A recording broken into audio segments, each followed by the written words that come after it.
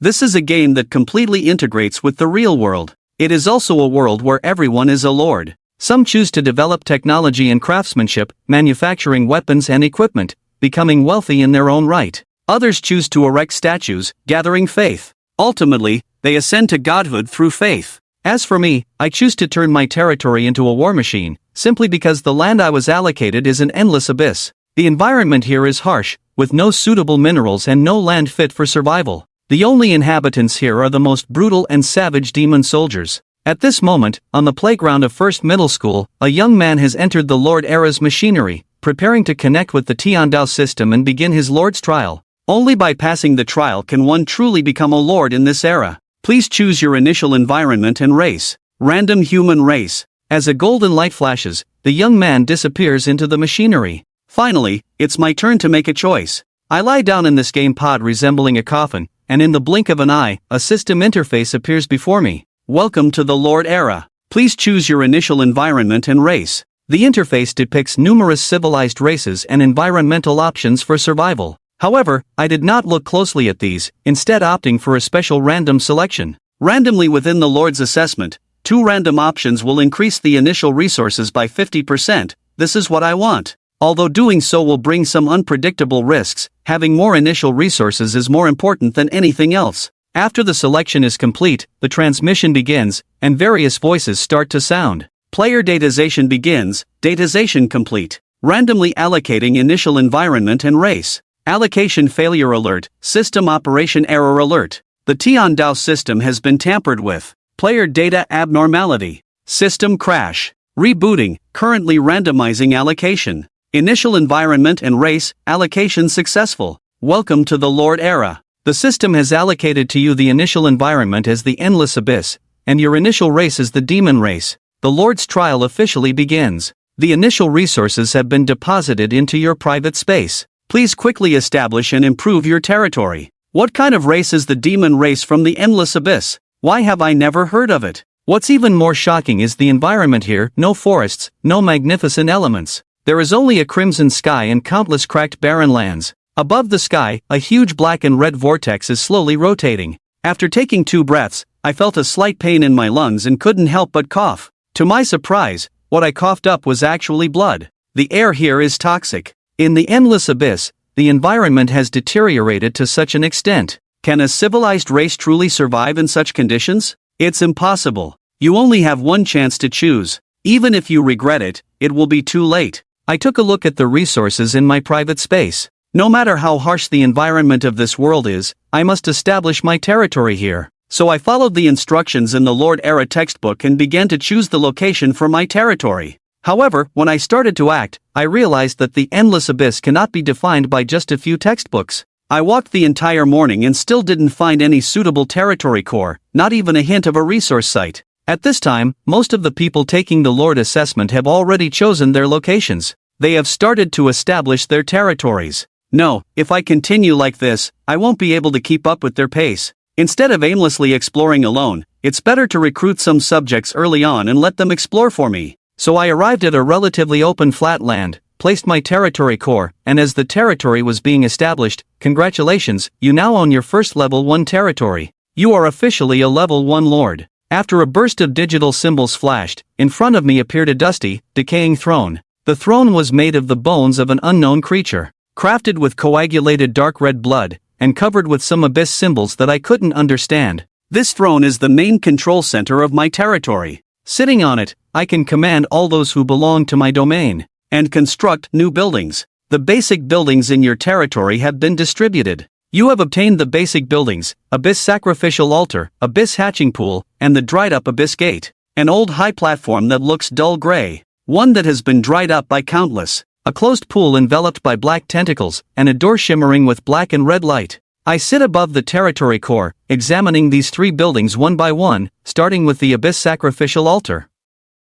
In a dried-up state, it can sacrifice anything valuable to protect resources. Even hopes and souls can be sacrificed to exchange for Abyss treasures. For some reason, my initial reaction was to sacrifice my own soul. After a moment of confusion, I quickly shook my head to dismiss the idea of sacrificing my soul. I examined the second building, the Abyss Hatching Pool. But why is it in a dried-up state? Does it need resources to activate? I clicked on the abyss hatching pool, and the next moment, I froze. What's going on? Why are there so many units available for exchange, and each one doesn't require any technology to unlock? Level 0 unit, small demon, price 0. 25 souls, 25 kilograms of flesh. Tier 1 unit, native demon hunters, priced at 0. 5 souls, 40 kilograms of flesh and blood. Tier 2 unit, sinuous membrane, priced at 1 soul, 60 kilograms of flesh and blood. Tier 10 unit, stone statue membrane, priced at 5 souls, 540 flesh and blood, precious metal 20 kilograms. Tier 50 unit, legendary rock membrane, priced at molten fire, core needs to be in an active volcano, build an abyss hatchery pool.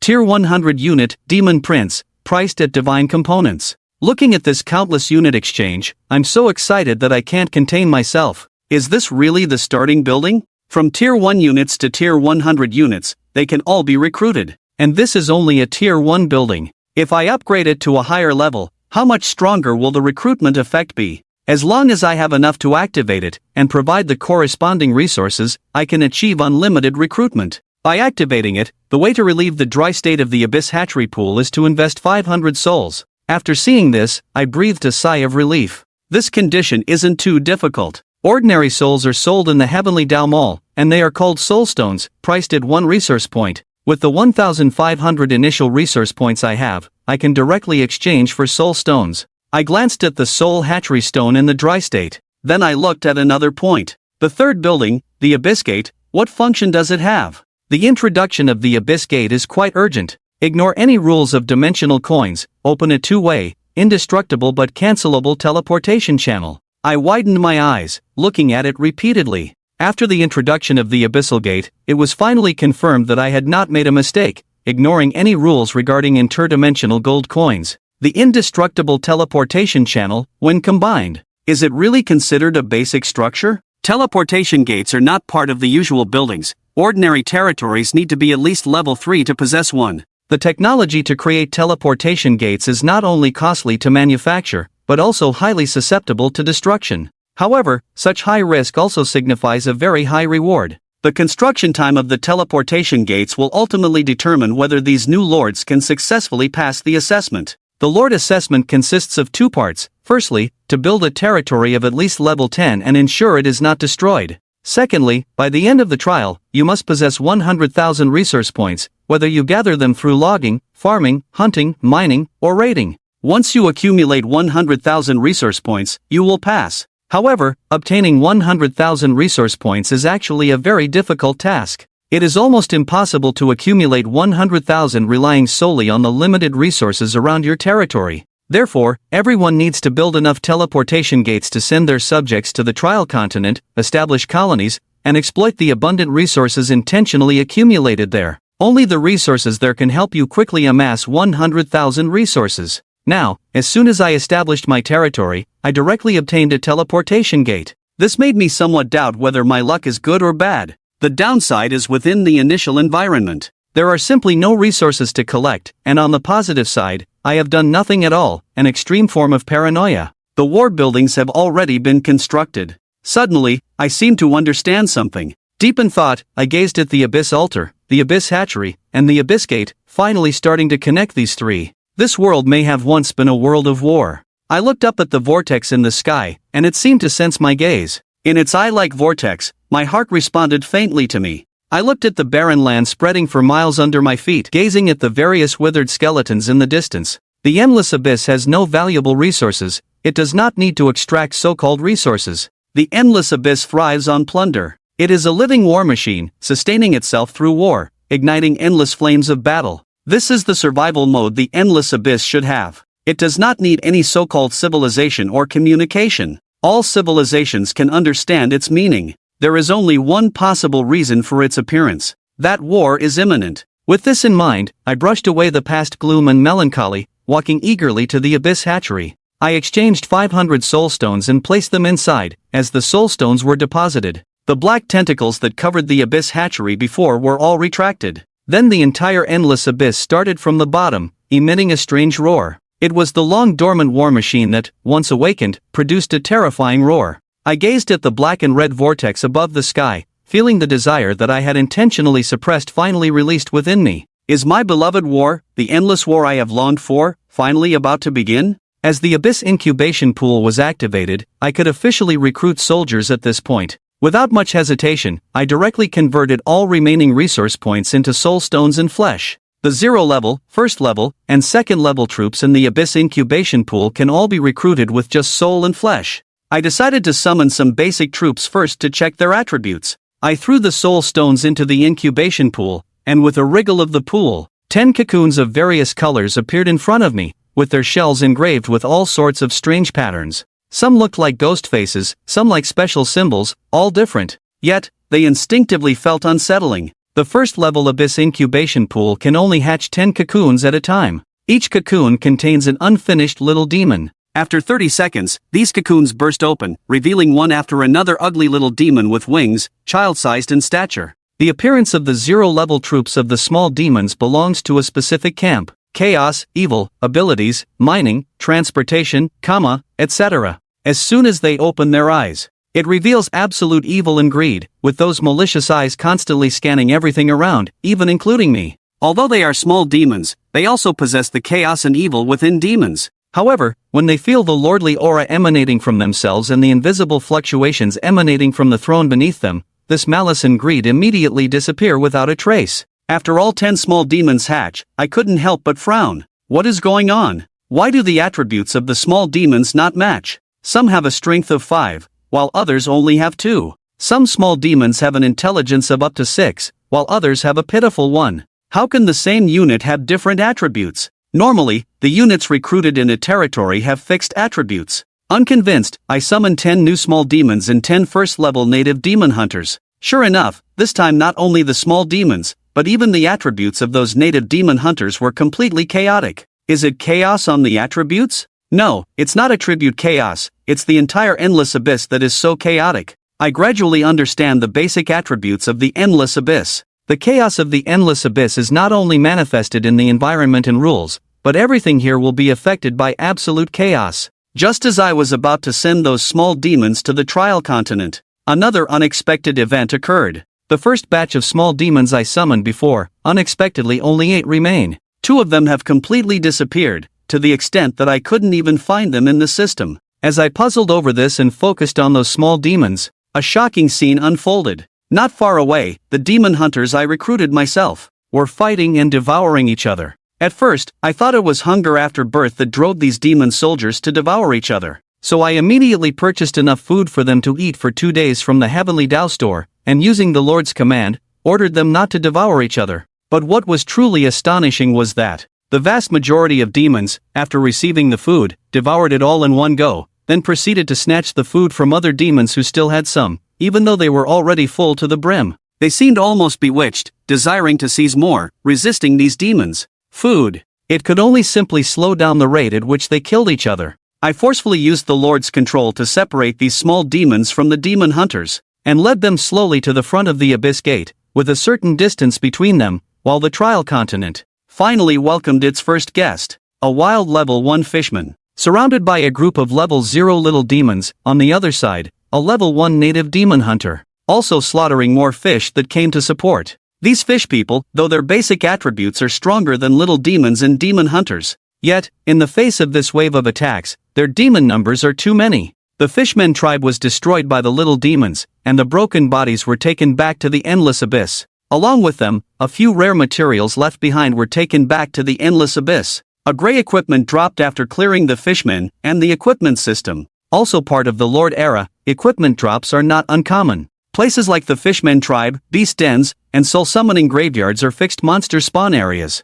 All have the chance to obtain equipment after clearing them. Smelly fishman boots. I looked at the equipment I obtained, directly sent it to the Heavenly Tao system, recycling and seeing the resources points credited immediately, my expression eased a lot. The completely depleted resource points finally started to rise, although the initial resource points I owned were half more than an ordinary lord. But these resource points are still too few. Only producing hundreds of little demons and 100 native demon hunters, I have reached the end of the road, but fortunately, the choice I made was correct. On the current trial continent, there is no opponent that can interfere with me. I can take advantage of this by prioritizing the elimination of wild monsters that may drop valuable items, marking valuable areas, and expanding my influence as much as possible. With this in mind, without hesitation, I sent this well-organized demon army to the next location, a goblin nest with strange statues already marked. On the throne of the abyssal territory, with my eyes closed, I am commanding my demon warriors through the Heavenly Way system to besiege a medium-sized goblin nest.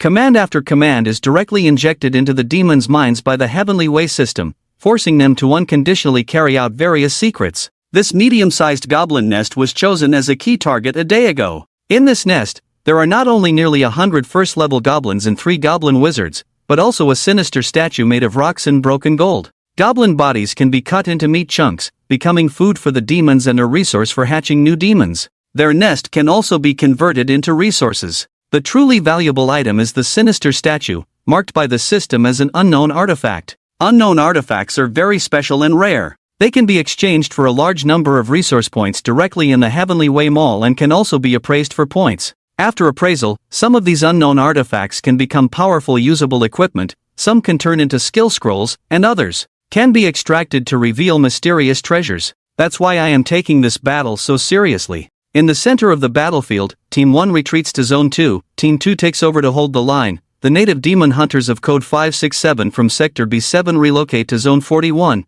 blocking their retreat route. Damn it, I told you to cooperate with your teammates, not devour them. Even though a native demon hunter faithfully carries out its orders. But this despicable demon, in the process of advancing, actually stomped on a little demon passing by, then swiftly joined other demons to feast on the little demon's corpse. The whole process was seamless. Before I could even react, the system displayed another loss of a little demon. Seeing this, I couldn't help but cover my face while sitting on the throne. Goodness, these damn bastards are truly beyond words. After more than a day of integration, I discovered the biggest advantage of demon warriors, which is their fearlessness of casualties, or rather, their disregard for morale penalties. They don't care if they are in the shadows, nor will they be deterred by the dying screams of their comrades. They don't even consider their own safety, all they want to do is spread chaos and destruction, much like war itself. All of the above firmly convinces me that this group of demons possesses immense war potential, but at the same time, the shortcomings of these demon warriors are very apparent. That is, although they unconditionally carry out their orders based on the wisdom of the Tian Dao system. But the problem is, occasionally, there are a few demons. In the process of executing orders, the execution was not thorough, although it won't affect my absolute control of the battlefield. But these uncertainties always give me a strong sense of disgust, as if these demon warriors are hunting thieves, constantly trying to resist me, resisting the supreme celestial system. With the primal demon hunter crushing the last goblin's head underfoot, I sat on the throne and breathed a sigh of relief, finally under my remote command. 200 level 0 and level 1 demons, with a casualty rate of less than 35%, wiped out this medium-sized goblin nest. Although the death rate of demons in this battle is close to 1/6, considering the level difference between the two sides, the chaos of the demons, and various geographical factors, this kind of performance can be considered a complete victory. It can even be said to be a complete victory. Whether it was the early ambush, midterm division, or the late revelations, my instructions as the Lord were carried out to the best, even considered perfect. But even so, as I looked at the dead bodies of 30-odd demons, I couldn't help but feel remorse. This remorse is not for the dead little demons. What I regret is that I could have suffered even fewer losses. Next time, I must improve my tactical system, making them more compatible with the demon warriors. I took a deep breath, temporarily setting aside these thoughts, and ordered the demons to bring back the cursed statue. I wonder how many resource points this strange item in this location can exchange for, or what items I will receive after identifying it. As dozens of small demons, like slaves, were moving the huge cursed statue towards the gate of the abyss, in the nearby jungle, a pair of sharp eyes suddenly opened from the shadows under the trees.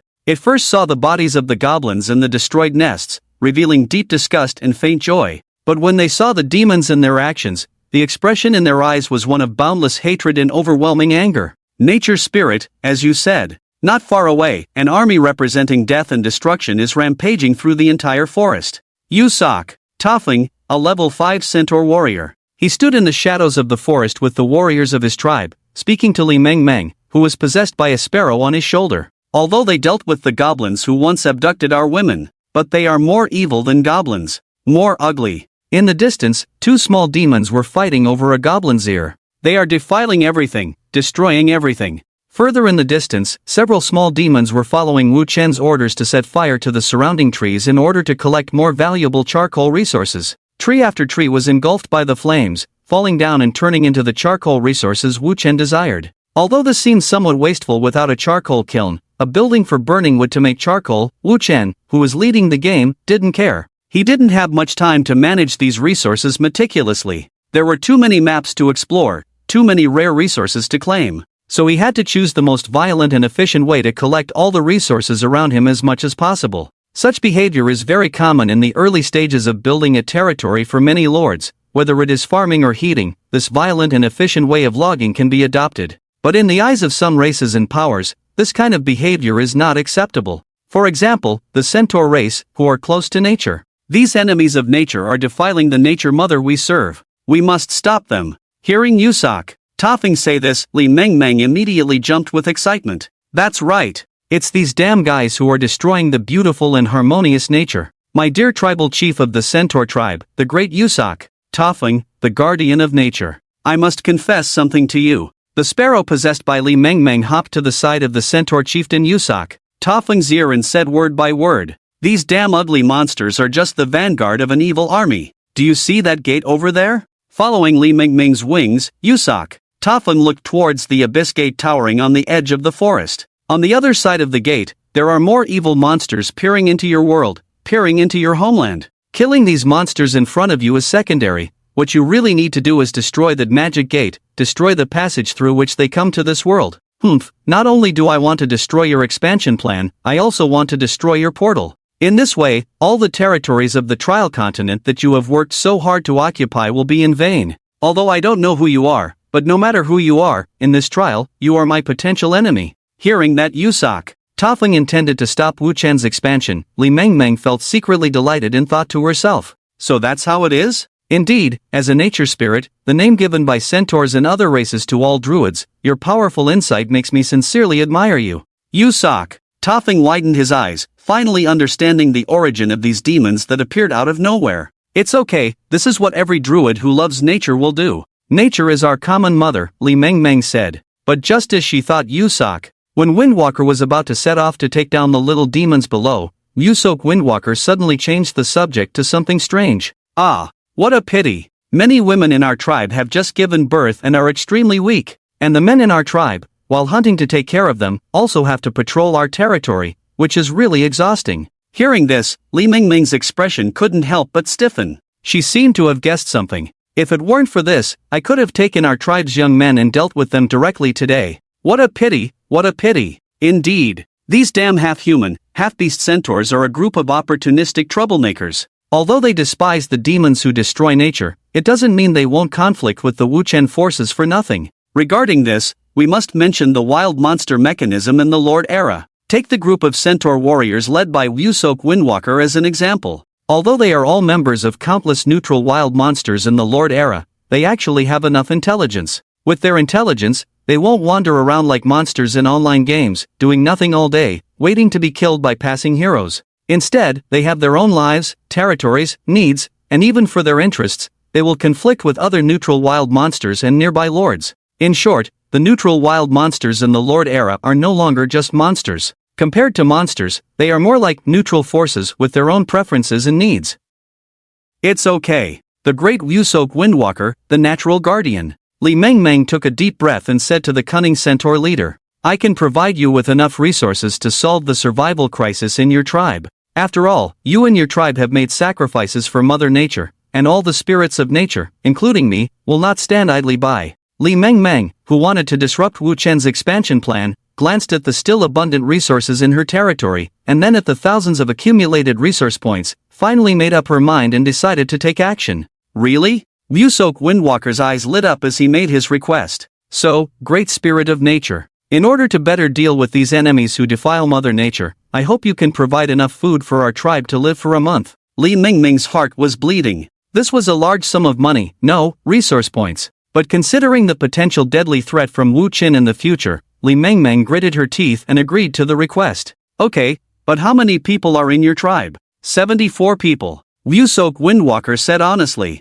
74? So many people? Li Mengmeng was stunned. She was puzzled because a typical half-human tribe usually had around 60 people. After all, it was the limit to support these on a centaur's territory. But why did Wusok Windwalker's tribe have so many people? Counting all the centaur warriors present, Li Mengmeng suddenly thought of a question, squinted her eyes, and looked at Wusok Windwalker beside her. Wait, did you include the newborns in your tribe in the count? That's right. Wusok Windwalker smiled brightly, being very honest. And for a moment, Li Mengmeng really wanted to use her sparrow wings to slap this half-human, half-beast's face. Unknown artifact. Wu Chen looked at the goblin statue in front of him, lost in thought for some reason. First of all, from an artistic point of view, he personally thinks that this statue is extremely ugly. Secondly, from other aspects, this statue crafted by goblins is ugly to death. Even Wu Chen cannot figure out what the goblins were trying to carve on this so-called statue. Several eyeballs, growing on a humanoid body? Or a person growing on several eyeballs? But no matter what, although this statue is ugly, Wu Chen still has to make use of it. If exchanged directly for resource points from the Tian Dao shop, it can be exchanged for 3,400 points. Wu Chen looked at the prompt from the Tian Dao system, and his eyes couldn't help but twitch a bit. This is too much of a loss. To only be able to buy so few resource points for an unknown rare item that was so hard to obtain. In the Lord era, resource points are important. But after getting through the early stages, at least after Wu Chen got through the early stages, these 3,400 points are really nothing to him.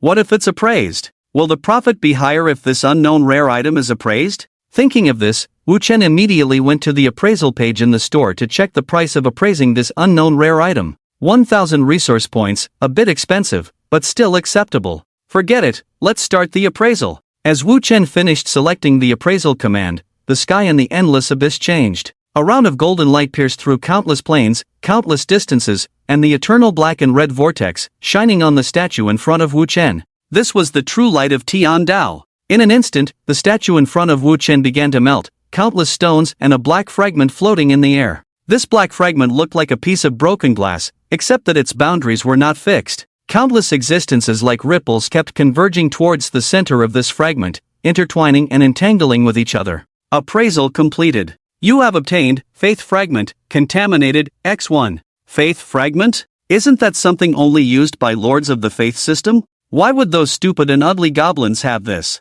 Wu Chen, seeing this kind of thing for the first time, picked up the fragment while thinking. In an instant, countless images flooded into Wu Chen's mind like a tide. It was the scene of goblins hunting down weak animals and spilling their blood on the statue. It was the scene of goblins binding helpless victims in front of the statue after breeding little goblins, preparing to torture them. It was the scene of goblins successfully ambushing stronger beings and smearing their organs and blood on the statue. Wu Chen didn't know how many images flashed before his eyes, but he knew. Each image revealed the despicable and cruel nature of the goblin race, who, with their low intelligence, did not even know that the statue they worshipped did not correspond to any deity. Their prayers were completely ineffective. But in their foolishness, they would only use such a cruel and twisted way to please their imagined god. And so, a strange phenomenon occurred. Although this statue did not correspond to any living being, due to the many deaths in front of it and the loud lamentations of the dying, as well as the intense emotions released by the goblins in front of the statue, this grim idol truly began to gather faith. Blood, death, slavery, humiliation. Countless terms of faith began to sprout. But because the emotions that the foolish goblins had placed on this statue were too complex, these faiths began to entangle and interfere with each other. In the end, inside the statue, these beliefs converged into a mess, contaminating each other. This is also the true reason why these fragments of faith are contaminated. Initially, if this group of goblins had chosen only one concept to worship the statue, what Wu Chen would have obtained would be uncontaminated fragments of faith. And that statue might even have a chance to come alive to some extent. At that time, the statue could very likely come alive through faith and become a terrifying existence. But now, this contaminated fragment of faith is worthless to Wu Chen. What a loss! I'm not going to follow the so-called path of faith, it has no value to me. Wu Chen somewhat regretted identifying this contaminated fragment of faith, but he had no room for regret. Because this contaminated fragment of faith cannot be reclaimed by the heavenly Dao system. Even if he wanted to exchange it for resource points, he would have to wait until after completing the Lord's trial and activating the auction house function. Therefore, this fragment of faith that Wu Chen spent a lot of time obtaining became a hot potato for him. It cannot be turned into the immediate combat power that Wu Chen needs, nor can it be converted back into resource points. Just as Wu Chen was feeling a bit frustrated, he suddenly remembered a special existence. That is his first basic building, the Abyss Sacrificial Altar. A special building that can sacrifice all valuable items in exchange for Abyss treasures. Right, I almost forgot about this building. It's not surprising that Wu Chen forgot about the Abyss Sacrificial Altar for so long. This is purely because, compared to the two basic buildings, the Abyss Hatching Pool and the Abyss Gate, the early value of the Abyss Sacrificial Altar is indeed relatively low. Sacrificing items requires items to sacrifice. Wu Chen's early resources are limited, and he himself cannot intentionally spend a large number of points to exchange valuable items for the Abyss Sacrificial Altar for lottery draws. He can't really sacrifice his own soul, can he? Moreover, according to Wu Chen's understanding of the chaotic nature of the Abyss, who knows what Abyss treasures he might obtain? He is not a gambler, he will not gamble on becoming a lucky one, and he will not bet his fate. Compared to the invisible and intangible future, the future that can be seen and touched is what he truly desires. Since the Abyss Sacrificial Altar can sacrifice all valuable things, then this fragment of faith must also be included. Wu Chen placed the fragment of faith on the sacrificial altar and clicked on the sacrificial function of the altar. And as the sacrifice began, the rotation speed of the vortex above Wu Chen's head seemed to accelerate intentionally or unintentionally. It's as if the endless abyss itself is also eager for the first sacrifice. Just as Wu Chen was still trying to sacrifice the contaminated fragment of faith, the heavenly Tao system began to frantically prompt. One after another, demon signals from the trial continent began to disappear. Swish! An arrow that any race would consider crudely made suddenly shot out from deep within the forest. Its presence was like a venomous snake spitting out poison. Dark and deadly. It completely caught people off guard. Thud! The next moment, this arrow pierced the head of a small demon, nailing its body to the trunk of the giant tree it was about to burn down. Not only did this arrow send the small demon back to the embrace of the abyss, but it also made its body look gruesome. Apart from the arrow lodged in the back of its head, the body of this small demon was suspended 30 centimeters above the ground due to the massive kinetic energy of the arrow, like a ragged doll nailed to a tree. But before its companions could start mocking this poor little demon, more arrows quickly shot out from behind them. Swish! Swish! Swish! The remaining 3 little demons also followed the footsteps of the first little demon and were nailed to the tree. In less than 2 seconds, the 4 little demons that Wu Chen had sent out to explore and collect resources quietly died in the forest. The information about this area on the trial continent map and Wu Chen's system was once again shrouded in the fog of war.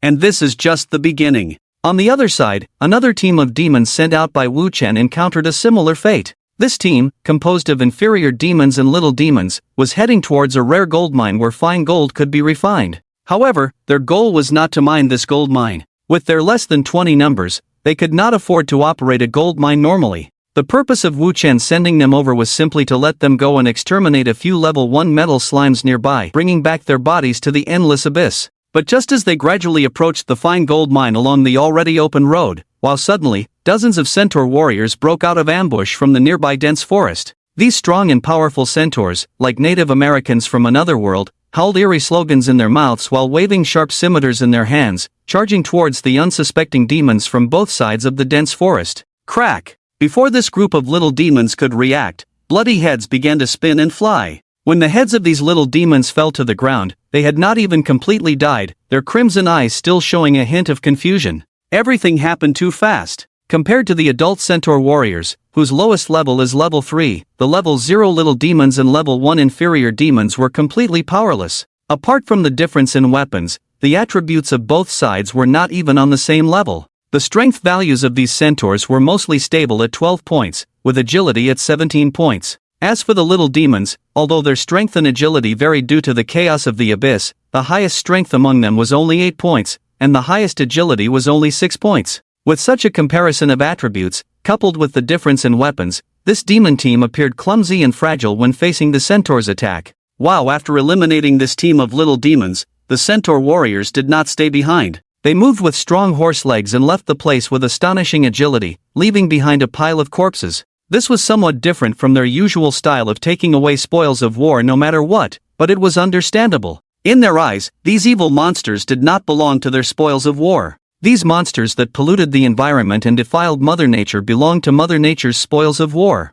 Because they were fighting for Mother Nature, the bodies of these demons had to remain in this forest, exposed to wind and sun, eaten by insects and birds, their souls never finding peace. and because of this, they did not notice. In the background as they left, in a corner of the dense forest, the eyes of a dying little demon were filled with endless resentment and unwillingness. It, and the endless abyss behind it, had been provoked. Well done, all the surprise attacks were successful. On the other side, Li Meng Meng, who was possessing a sparrow, watched as one team after another of little demons was taken out, silently sighing in her heart. I originally thought that these half-human, half-animal centaur warriors would use a more brutal way to deal with the monsters under this lord, but I didn't expect them to use such exquisite tactics. Not only do they have superb archery skills, but they also have strong melee capabilities, truly excellent troops. For a moment, she considered her own future. Li Meng Meng, who had paid a huge price to get the centaur tribe to take action, began to have new thoughts. She planned to bring this group of centaur warriors and Yusok Windwalker to her territory after building a portal, making them her subordinates.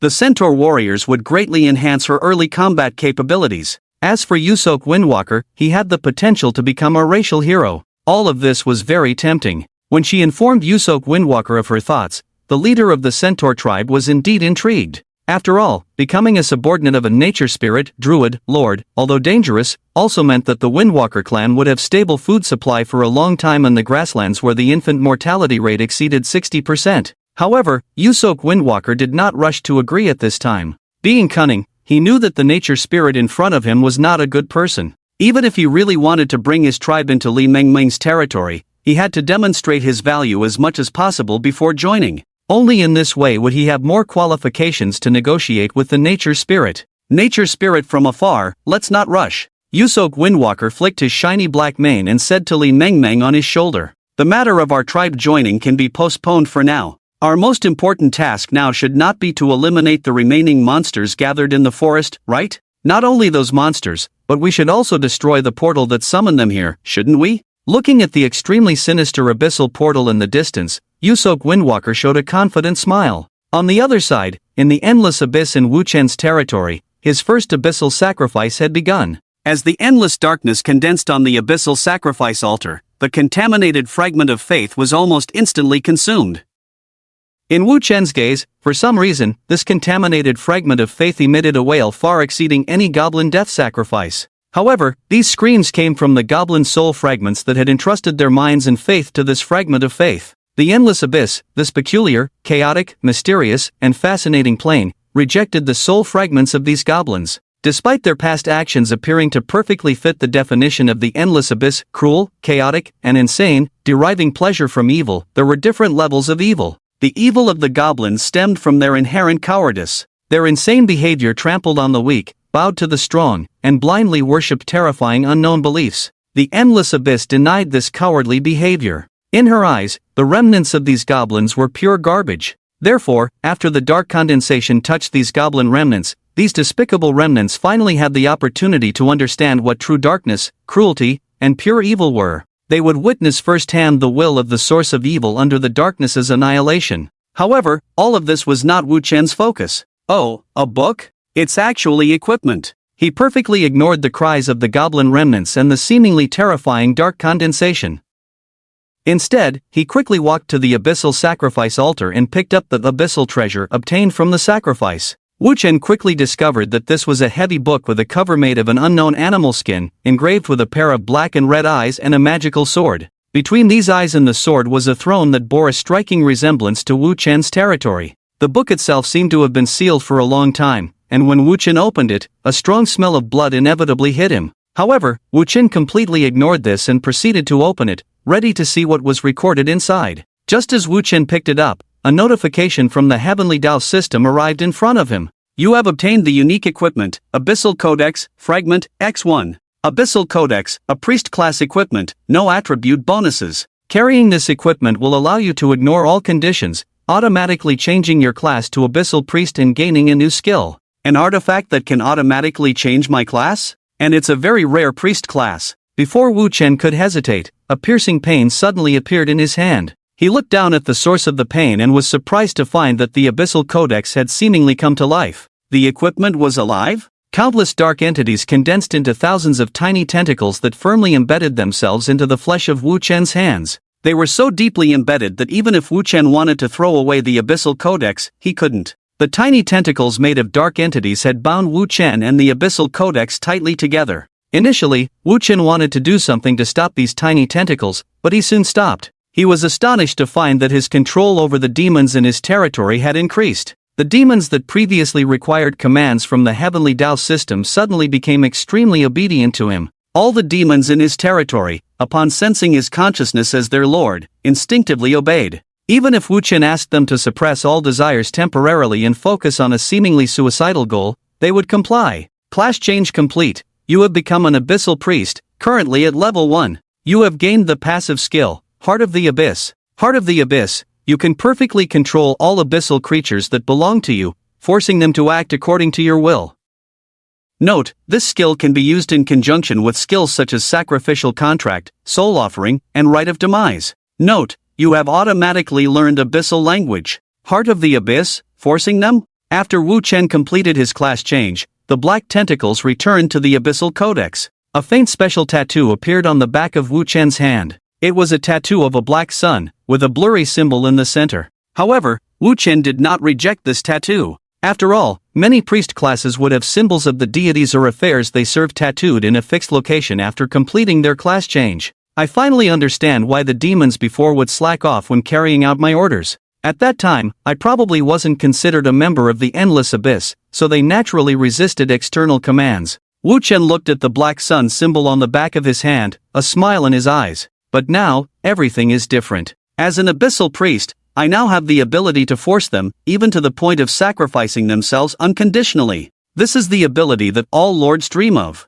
With this in mind, Wu Chen remembered to flip through the codex in his hand. Just as the system prompt indicated, the codex was incomplete, with only one page. On the first page of the Abyssal Codex, Wu Chen saw a cryptic poem written in Abyssal language. This black sun, is it referring to the situation in the abyss of the past? Wu Chen raised his head and looked up at the sky. At this moment, the long withered abyss had no black sun at all. The only thing Wu Chen could see was the ancient black-red vortex. However, just as Wu Chen was still looking for the black sun, he suddenly noticed an anomaly in the system. What's going on? Is someone attacking my demon soldiers? Are those wild monsters with chassis awareness? No. Wu Chen's eyes sharpened. In just a moment, he deduced from the disappearance of signals from various demon soldiers on the map that this was definitely not something wild monsters could do. It's a hostile force. They are consciously targeting my scouts. And they are not just attacking one team of demon soldiers, but all the demon soldiers I send out for reconnaissance are under attack.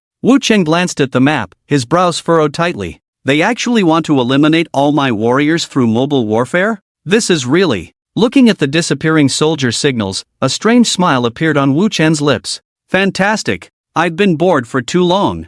The other side is reacting. Just as Li Mengmeng, who had just switched her view back from the territory, was pleasantly surprised to find that the demon soldiers who had been hunted down one by the centaur warriors were finally making a move. And the reason she was surprised was that she found out. This unknown new lord seemed to be a complete novice? In fact, at this moment, Li Mengmeng was standing on a branch of a giant tree in the center of the forest. At this height, she could fully utilize the druid's ability to monitor the movements of most of the forest at once. And in her view, the demons under Wu Chen's command were making a nearly fatal mistake under their lord's foolish command. This novice lord actually, knowing that his agility was not as good as the centaur warriors, chose not to retreat in a group, but divided into nearly 20 squads. It should be noted that if classified according to many worlds' military units, the centaur warriors could basically be classified as light cavalry, and they were cavalry archers with bow and arrow killing ability. The small demons and imps under Wu Chen's command should be classified as lightly armed infantry with no protective capabilities.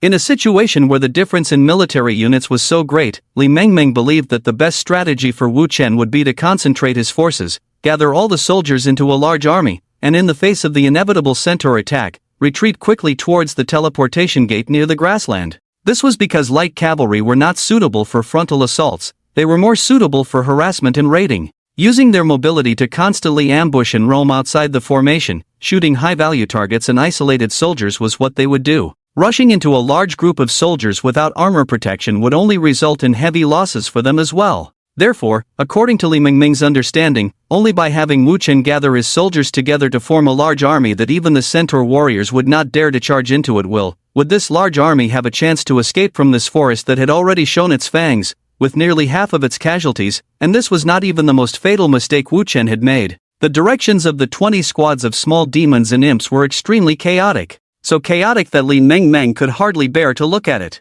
Some squads were heading towards the teleportation gate, while others were heading deep into the forest. And some squads were going in unknown directions, changing their goals every minute, and sometimes blocking the retreat routes of other squads. And around them, there were terrifying centaur warriors lurking everywhere. They were waiting to use their curved knives and bows on their backs to thirst for the blood of their enemies. These small teams fighting on their own had no way to compete with those agile and fierce centaur warriors.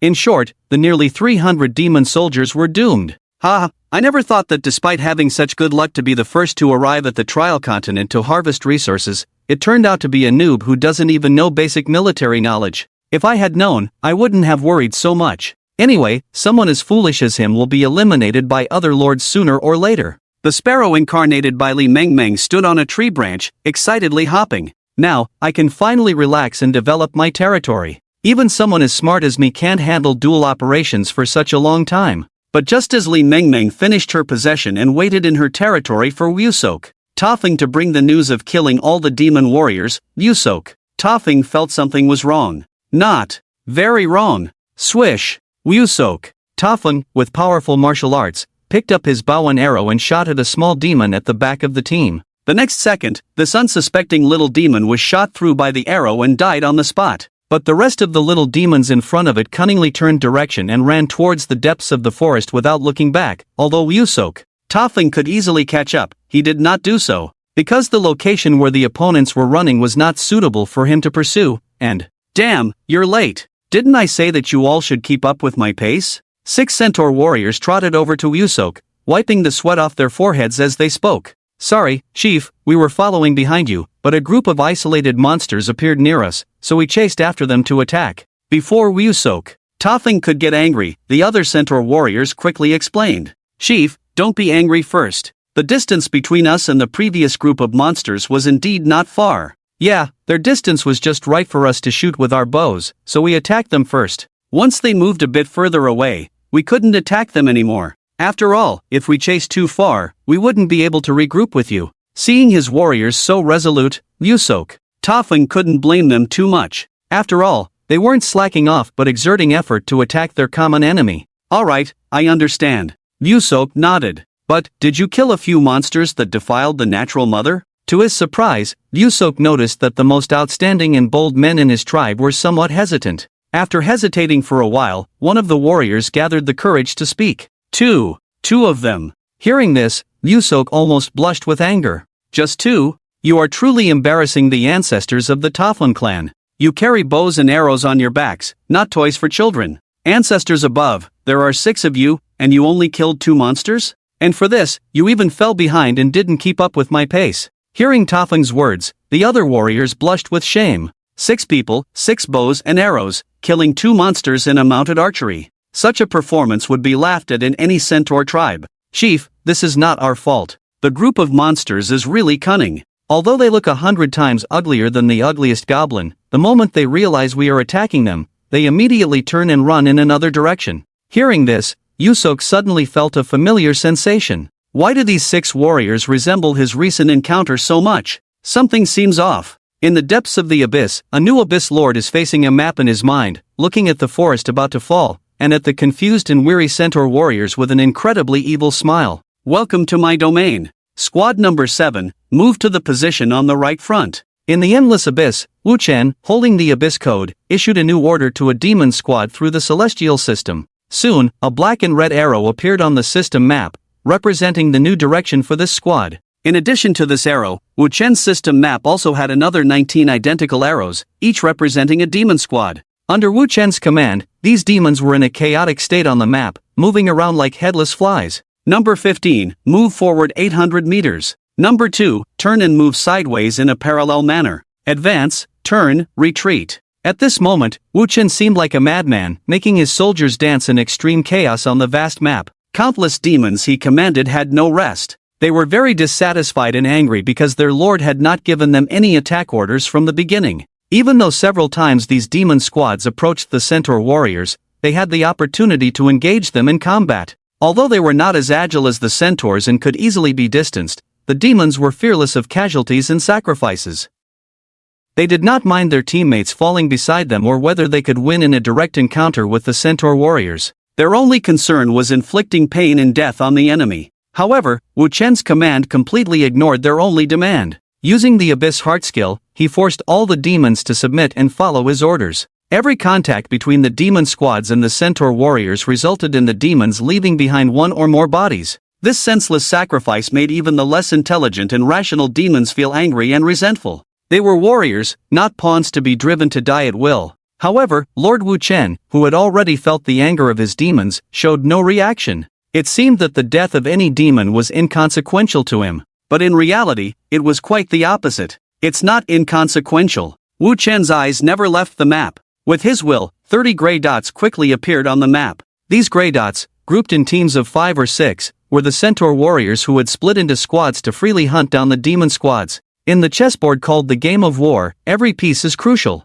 Because they are the key to victory, the movers of the game. Wu Chen said lightly, looking at the chessboard in front of him, his eyes shining with excitement. But no matter how important the chess pieces are, they are not as important as the ultimate goal of this chessboard. Because all the sacrifices of the chess pieces have always been to help me win this game. It's now. In the end, Wu Chen waited for the opportunity he wanted. Countless black and red arrows gradually formed 2 intersecting circles. And in the area where the 2 circles intersect, there were the centaur warriors chasing demons, chasing them until they were exhausted. After numerous deductions and contemplations, he finally found the opportunity to defeat all the centaur warriors with the size of these small demons. All demon squads. Wu Chen smiled and gave his command. In each team, eliminate the injured or weakest demons, consume them to replenish strength, then turn collectively and advance towards the circle, and finally, kill them all. In the intersection of the 2 circles, Music Topham widened his eyes in disbelief, looking at everything in front of him.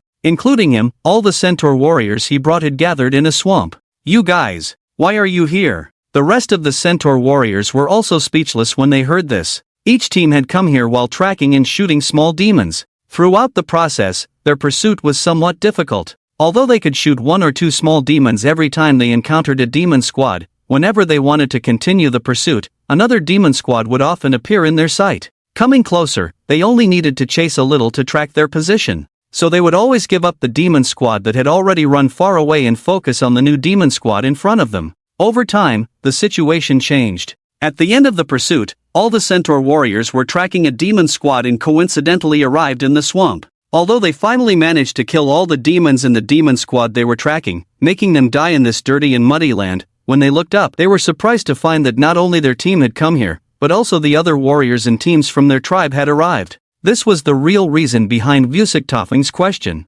Why were others here too? Suddenly, different screams came from behind them. Along with the screams of the small demons, more demons' laughter, chewing sounds, and panting appeared on the outskirts of the swamp. It was also the sound of Wu Chen's command being carried out. In such a long chase, the demons responded to Wu Chen's command for the first time so quickly and unreservedly. As one demon after another turned into food, most of the demons regained the strength they had consumed for a long time. Eating but not fully satisfied, they began to move inward step by step. Because in this circle composed of demons, there was more food waiting for them. How is this possible? Vusiktoffing turned his half-human, half-horse body and looked in horror outside the swamp. And beside him, the small demon that had long been dead had an evil smirk on its lips, silently mocking their foolishness. What just happened? However, more shocked than Vusiktoffing was Li Mengmeng, who had been watching the latter part of the game while possessing a sparrow on a branch. Eerie, chaotic, and insane. These 3 words summed up everything Li Mengmeng had just witnessed. Why is this happening?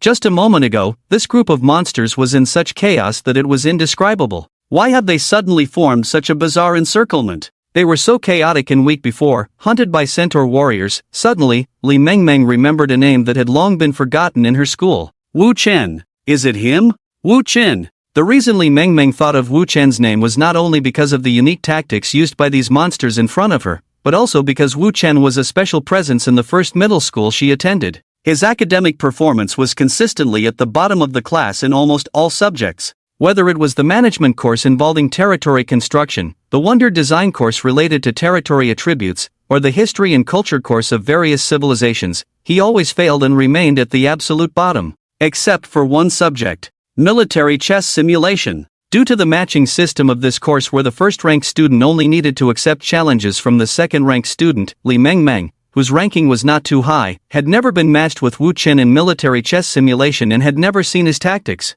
But as a student who was eager to climb higher in the rankings, she had heard of Wu Chen.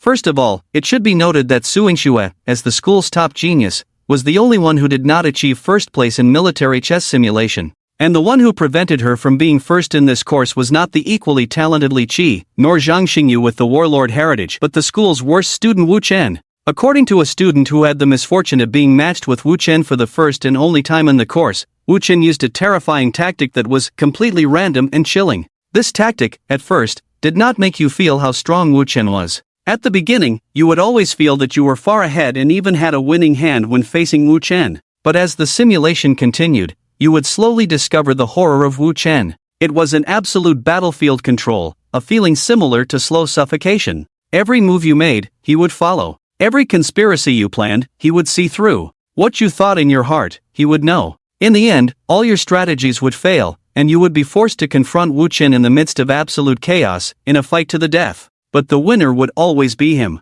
And Wu Chen's use of soldiers could be considered crazy from any perspective. Those who had the opportunity to be matched with Wu Chen in military chess simulation for the first time said that Wu Chen's tactics were very strange. They only had a chance to understand some of his strategies when they were on the verge of losing. His chaotic and incomprehensible arrangements and advances on the battlefield made it almost impossible to gather any useful information. The reason for this was that the so-called useful information referred to information that you could understand and use, which could be considered effective information. But the impression Wu Chen gave in military chess simulation was one of endless chaos and madness. People could not understand him, let alone figure out his thoughts and strategies. However, although many people said that Wu Chen's tactics were unique because his grades in other subjects were too poor and there were too few people who could be matched with him, many doubted that Wu Chen could become the first in military chess simulation. In addition, every subsequent challenger to Wu Chen in military chess simulation was always Su Yingxue, who ranked second. So, after all this, many people had a common view. That is, the kind and compassionate campus goddess Su Yingxue, in order to prevent Wu Chen from being forced to drop out due to poor grades, could only reluctantly give up her useless first place to protect him. Every time there is a military chess deduction, Su Yingxue will let Wu Chen win the useless champion throne by deliberately losing. As a result, Wu Chen's military chess deduction ranking is always first, just like his mysterious tactics. Together, they became the two. Campus Legends of Linjiang First High School? After becoming campus legends, everyone no longer cares about Wu Chen's performance in this subject. Instead, they are more willing to discuss Wu Chen's performance in other subjects. After all, only in this way can those who are not at the top of the rankings gain a little confidence from Wu Chen, who is known as the worst student in the school. But now, if it's really him. Li Mengmeng flew in the air, overlooking the battlefield, silently murmuring to herself. No. If the so-called campus legend is true, then everything makes sense. The strange and chaotic tactics, the madness of ignoring casualties among subordinates, and always knowing the layout only at the last moment, this person is very likely to be Wu Chen. After all, only he would use such. Li Mengmeng, who had originally thought it was impossible for it to be Wu Chen, suddenly thought of a very important doubt. Wait, even if it's really Wu Chen behind these monsters, how did Wu Chen, who was known for slow operation and construction, become the first to arrive on the trial continent? How did he manage to establish and support such an army in the early stages when most lords were still pioneering? However, before Li Mengmeng could finish denying these thoughts, a call from Wusuk pulled her back to reality. Spirit of nature, help us. Find the weak points in the enemy formation for us, help us break through. At this moment, Wusuk and others below were not completely desperate, not even in a panic. Because at this moment, although they were surrounded by a demon army more than 5 times their number, and their position was unfavorable in the marshland for their mobility, the physical qualities of these centaur warriors were still superior to these inferior demons. Moreover, the encirclement formed by these demons was not thick enough. If they could gather all their manpower together and wield their scimitars, there was still a high probability of escaping from the clutches of these demons. As long as they acted quickly, with minimal casualties, the outcome was still uncertain until the final moment. If they could escape, relying on their mobility and ranged abilities, these demons might once again become the hunted. Thinking of this, Li Mengmeng's desire to win was suddenly aroused. Although the centaur warriors under her had not officially become her subjects, She had already spent thousands of resource points and considered these warriors as her future subjects, even regarding the grasslands they occupied as her own property. So, even if you are Wu Chen, so what? I want to see if you can stop me with a higher vantage point? Li Mengmeng thought to herself, shouting loudly in the common language of nature to Wusuk Tafeng. Wusuk Tafeng, you and your warriors, follow my flight path to breakthrough. Li Mengmeng was so confident because of her intelligence. She had already seen through the weaknesses in Wu Chen's current formation. As long as she reacted quickly, she could lead her subjects through the blockade of these wild demons unscathed. The outcome is still uncertain. Wu Chen, watching the centaur warriors become active again, the lord holding the Abyss Codex in the Endless Abyss smiled even more happily. Interesting. Wusuk Tafeng, you and your warriors follow my flight path. Above the sky, Li Mengmeng was shouting in the natural language. Although Wu Chen's encirclement seems effective, he is not as strong as I thought. Possessed as a sparrow, Li Mengmeng was secretly calculating everything she saw. Just like this encirclement, although Wu Chen did lure the centaur warriors, who were good at mobile warfare, into the unsuitable swamp with his indescribable tactics, there are still flaws in Wu Chen's tactics. That is, the quality of the warriors he used to encircle these centaur warriors is too poor. Forming two semicircles to surround the enemy without any blind spots. This seems like a very perfect solution, but it's not the case in reality, because your double circular formation will significantly disperse your already limited forces. So I just need to lead these centaur warriors to charge towards the outermost perimeter of one of the circles, and we can escape smoothly. Wu Chen, it seems you are not as strong as the legends say. Thinking this, a hint of pride appeared in Li Mengmeng's eyes. In her imagination, as long as the centaur warriors below break free from the swamp's constraints on their hooves, everything will turn out fine. And the centaur warriors who have been deceived once will show Wu Chen the consequences of underestimating the enemy in the subsequent process. Alright, spirit of nature. Upon hearing Li Mengmeng's words, Wusuk Tafeng naturally did not dare to be negligent. After all, regardless of the future situation, he needs this spirit of nature in the sky to be the eyes to lead his warriors out of the encirclement. Oh, Wusuk Tafeng howled with his hand covering his mouth. Warriors, charge with me. After saying that, he took the lead and rushed out. Twin arrows. With a loud shout, two crude arrows shot one after the other hit two little demons not far away trying to stop the group of centaur warriors, sending their despicable souls back to the embrace of the abyss. Precise and deadly. Seeing this scene, Li Mengmeng couldn't help but admire Wusuk Tafeng. In her opinion, with a little more training and leveling up, Wusuk Tafeng would be just a step away from the weakest racial hero. But just as Li Mengmeng shifted her gaze away from Wusuk Tafeng for less than a second, she suddenly screamed. Not good. Quickly changed direction. Although Wusuk and the others didn't understand why Li Mengmeng was so nervous, they immediately turned in a different direction, following the spirit of nature. But just after they had turned in a new direction, Li Mengmeng anxiously shouted again. No! We can't break through from this position either. Quickly change the direction of advance. The centaur warriors chose to follow in silence. But what they didn't expect was that this was not the end but just the beginning.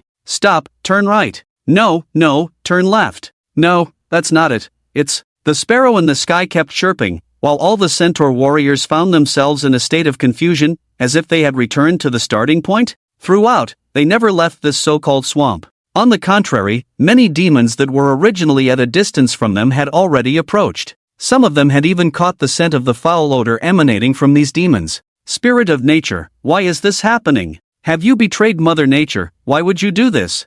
Yusak felt that he and the warriors of the Windwalker tribe had been deceived by this foreign spirit of nature, and he couldn't help but roar angrily at Li Mengmeng. But Li Mengmeng on the branch remained silent. The reason for her silence was that she had discovered a terrifying fact. That was Wu Chen himself, who seemed to be even more terrifying than the one in the school's ghost stories. No, 100 times more terrifying. When she thought she had found Wu Chen's weakness, she suddenly realized that what she saw was just a weakness that Wu Chen had deliberately exposed. He allowed her to see this weakness in order to blindly drive the group of centaur warriors to move. To drive them into another trap he had set up at an unknown time. These centaur warriors moved around the center formed by those two circles from start to finish. At the moment they moved, all the demons outside the intersection once again formed a dozen small formations. These small formations intersected without any pattern. But each of these formations could block the centaur warriors' breakout and delay them until other demons came to support. This was the real reason why Li Mengmeng kept directing the centaur warriors to change direction constantly. Every time Li Mengmeng tried to find a weak point in Wu Chen's formation, Wu Chen would sense it in action and intercept her very accurately, forcing her to go to another location he wanted her to go to.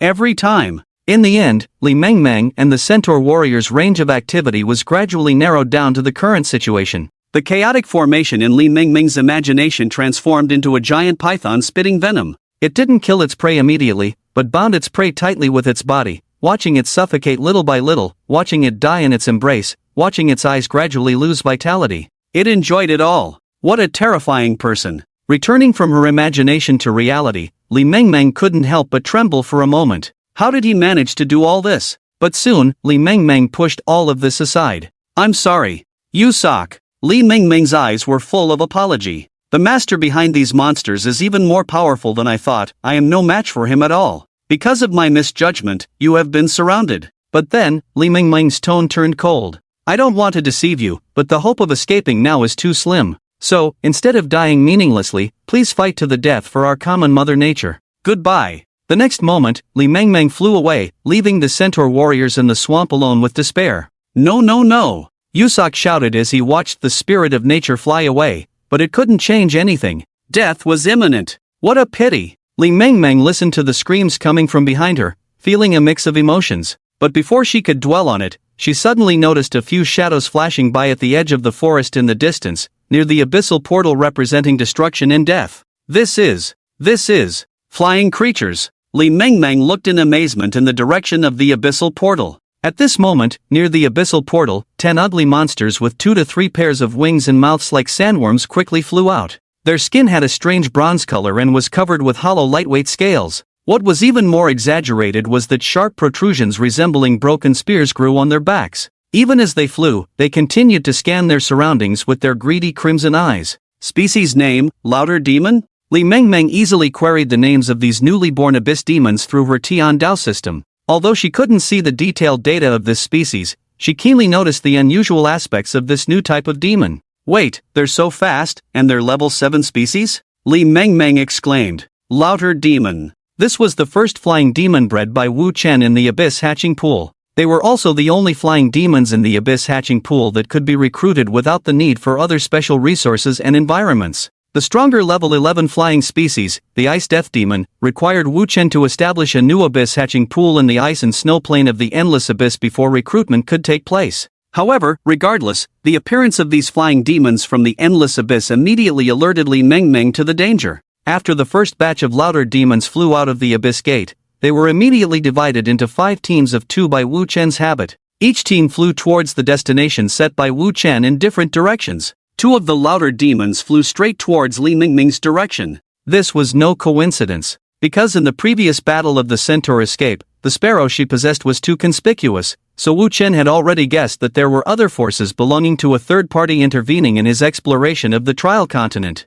Without much reasoning, Wu Chen could already guess, some other new lords participating in the lord assessment had somehow come to this trial continent, and they had malicious intentions towards him. Found you, you damn little mouse. In the Endless Abyss, Wu Chen grinned as he locked onto Li Mengmeng still possessing the sparrow through the perspective of the Louder demon. Different from the perspective of ordinary creatures, the Louder demon was a dual-perspective demon that could directly perceive changes in body temperature and have a normal perspective. No matter how the sparrow possessed by Li Mengmeng maneuvered through the forest, its small body could not escape the Louder demon's lock from a higher position. Even in terms of speed, the Louder demon, a predator by nature, was many times faster than the small sparrow. Where do you think you're going? Wu Chen, holding the Abyss Codex, directly commanded the 2 Louder demons to surround Li Mengmeng from both sides. Swish! Swish! Seeing the claws of these 2 demons getting closer, Li Mengmeng's eyes flickered for a moment, then she decisively gave up resistance. No way! The opponent is much faster than me,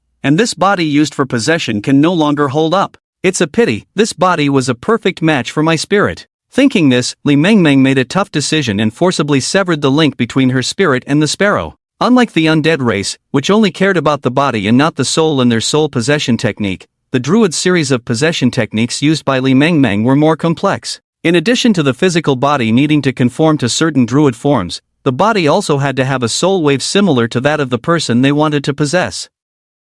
This was because the druid's possession technique was more like a somewhat unequal shared perspective and shared thinking. If one party died during possession, the other would also be affected. The possession technique of the undead race was more like a kind of alienated usurpation. The famous Lich's phylactery was an advanced use of this possession technique. In short, after the sparrow died, if Li Mengmeng wanted to sneak a peek at Wu Chen's progress on the trial continent, it would become very troublesome. But at this point, Li Mengmeng had no choice. The next second, this poor sparrow that had been possessed for a long time finally woke up completely and regained its freedom. However, this hard-won freedom lasted less than 2 seconds, as a pair of hands with sharp claws grabbed it tightly, and the last thing it could see was a fierce and bloody big mouth. Is it over? Has it been expelled? Through the perspective of his demon underlings, Wu Chen already knew that the lord who had once interfered with him had lost his eyes and ears in this world, and the trial continent where he was located became safe once again. However, it was only temporary. Being disturbed by this guy has interrupted my progress,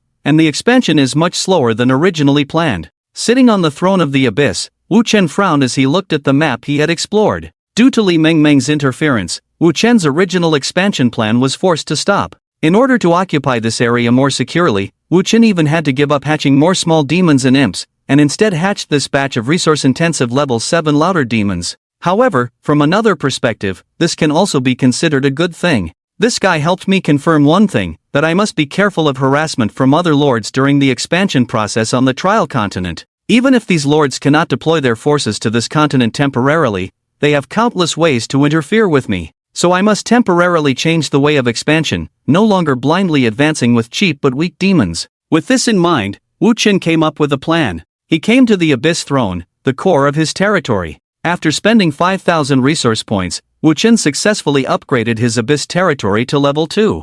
Your territory has been upgraded to level 2. Your territory range has been expanded. The building limit of your Abyss hatchery and Abyss portal has changed to 2. You can now spend resource points to build new basic buildings. The new basic building is Temple of Sin. Temple of Sin, the only basic building, costs 15,000 resource points. Temple of Sin function, recruit a racial hero of demon race. Recruiting a racial hero. This is currently the fastest way Wu Chen can think of to stabilize the situation on the entire trial continent. Unlike the heroes recruited from the Hall of Heroes, who can greatly enhance the army's strength, and the generals recruited from the military academy who can lead troops on their own, racial heroes are a more special existence. First of all, each hero belongs to a specific race, and can only be recruited within that race, leading to completely different characteristics for each race's hero. Secondly, many heroes also have the ability to enhance the army and lead troops, but their abilities in this regard are clearly weaker than those of the heroes and generals. However, this does not mean that heroes are weaker than so-called heroes and generals. On the contrary, in terms of individual strength and battlefield breakthroughs, heroes have unparalleled advantages. They can not only level up but also purchase and acquire more skills and attributes as they level up. As long as each hero's skills are equipped and matched reasonably, they can become a supreme presence that can influence the situation on the battlefield. Just like the legendary hero Telisiphan under the leadership of the legendary Lord Wu Rongshuan, who left countless classic battles in the Lord era. He was a diamond-level hero with dragon bloodline, always at the forefront in numerous wars recorded in textbooks. He liked to charge into the enemy lines first, and after tearing apart the enemy's formation, he would directly transform into a dragon, using dragon language magic skills to disrupt the entire battle around him. For example, there is the dual attribute elemental hero Greem under the avant-garde Lord Stone Tianlei. He is a special hero who can almost infinitely change the battlefield environment. Not only can he create stone walls out of thin air on the battlefield by communicating with earth elements, but he can also turn the entire battlefield into a muddy swamp with water elemental skills. Because of his presence, Stone Tianlei not only single-handedly wiped out the joint assassination of the other 4 legendary lords, but also caused the elite forces of these 4 lords to be nearly wiped out. In short, although heroes cannot command thousands of troops, they are the sharpest blade and the thickest shield in war. Therefore, they are the most capable of helping lords achieve various tactical objectives directly in war, known as the Lord's right-hand men. With powerful individual strength, almost infinite growth potential, and all kinds of incredible skills, these are the characteristics of heroes. This is also why Wu Chen, despite not being rich in his resource points, still spends a lot to upgrade his territory. Lacking elite forces at the moment, he urgently needs someone who can change the battlefield situation at any time. Wu Chen looked at the Temple of Sin in front of him, lost in thought. How should I put it? Although I already know that the characteristics of the Endless Abyss are extreme chaos, but I never expected that recruiting heroes from the Endless Abyss would be completely random. Different from Wu Chen's desire for fixed types of heroes, unlike other lords who can see the attributes of the heroes they recruit, the Temple of Sin only offers Wu Chen one option. Extract hero, first extraction cost, 2,000 kilograms of flesh and blood, 25 souls of the fallen in battle. Both of these conditions are easily met by Wu Chen, even readily available. Due to Wu Chen's previous successful extermination of Yusop Tafeng and his warriors, their strong bodies can easily fulfill the first condition. The fallen souls in battle are also not difficult, as the number of warriors who died in previous battles has long exceeded 25. After moving the flesh and blood of Yusop Tafeng and his warriors over, Wu Chen selected the option to extract a hero. Although Wu Chen was somewhat worried about this complete randomness, he gradually adapted to the Abyss environment and decided to trust the Abyss, trust this special world. Soon, there was movement in front of the Temple of Sin in front of Wu Chen. A crimson magic circle that looked extremely evil and profaned all beautiful life appeared in front of Wu Chen. Starting from a blacta, it quickly spread to the prepared flesh and blood in front of him. In the magic circle, the prepared flesh and blood began to change. The once dead bodies began to wriggle again. Countless bizarre limbs of various types rapidly grew out of their flesh and blood but disappeared just as quickly. The facial features on the bodies of the centaur warriors also began to melt and reshape. Eyeballs burst, ears and noses fell off, blood spilled everywhere. One evil eye after another, filled with greed and madness, emerged from this indescribable mass of flesh and blood. And ugly mouths also grew out of the bodies, screaming madly. All these changes made Wu Chen feel that there seemed to be countless souls inside this pile of flesh and blood fighting for control. In the end, all the extra facial features disappeared. Because of a powerful and special soul, after countless years of desolation in the endless abyss, it finally had the opportunity to be reborn and return to this reality. In front of Wu Chen, this pile of eerie flesh and blood formed a complete entity. It was a monstrous creature with a body as large as a small mountain, bloated to the extreme, but covered from top to bottom with blood-stained iron cages. Although these iron cages are empty, it is not difficult for Wu Chen to imagine the kind of tragic abuse the creatures once held in these iron cages must have suffered. Moreover, the purple-red skin of this monster is covered with large and small tumor-like wonders. With each breath of this monster, these flesh tumors even unabashedly emit some kind of dirty and foul-smelling gas outward. However, after this monster returned to this world, it did not immediately plunge into endless chaos like other demons. Instead, this monster, which is more than 3 meters taller than Wu Chen's head, obediently lowered its body. Like a loyal subject meeting his emperor, it knelt at Wu Chen's feet, looking at Wu Chen with its 4 pairs of crimson eyes, holding the Abyss Codex in its hands. In the moment it saw this codex, the greed and cruelty in its 4 crimson eyes instantly disappeared, replaced by endless fear and instinctive obedience. Supreme Abyss Lord, I thank you for the call you made from the endless darkness. I, humble as I am, offer you endless loyalty. You have drawn a new racial hero. Demon Mother, Caroline. You have drawn a new racial hero. A new panel appeared in front of Wu Chen. Demon Mother, Caroline. Hero level 1, experience 0/500, hero attributes, strength 42, intelligence 9, stamina 70, perception 13, agility 5, charisma -14. Health points, 1400, mana points, 160, physical defense, 4, magic defense, 0, hero skills, passive skill fetid poison gas, demon capture, demon throw, devour.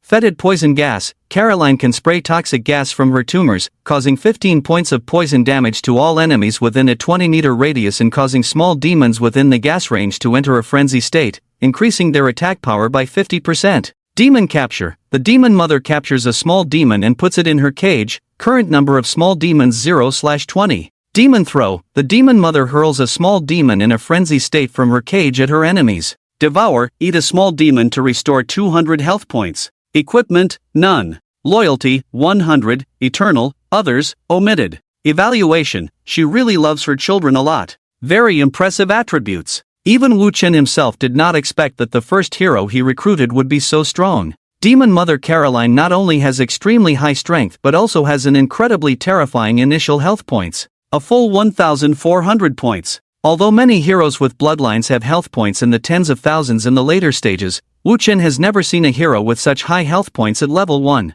Based on her attributes and skills, Caroline, with high strength and stamina, can be considered a very powerful frontline fighter. Moreover, she can form a perfect synergy with the small demons under Wu Chen through her skills. Although the small demons may resist forming such a synergy, it seems to be of no use. You don't have to kneel, stand up. After looking at the attributes of the demon mother, Wu Chen asked the kneeling demon mother Caroline to stand up in front of him. This was not out of sympathy for his subordinate, but simply because the current demon mother Caroline was too massive. Just by kneeling here, She had already begun to effect the normal passage through the Abyss portal over there. "Thank you, Great Abyss Lord." Upon hearing Wu Chen's request to stand up, Demon Mother Caroline immediately stood up.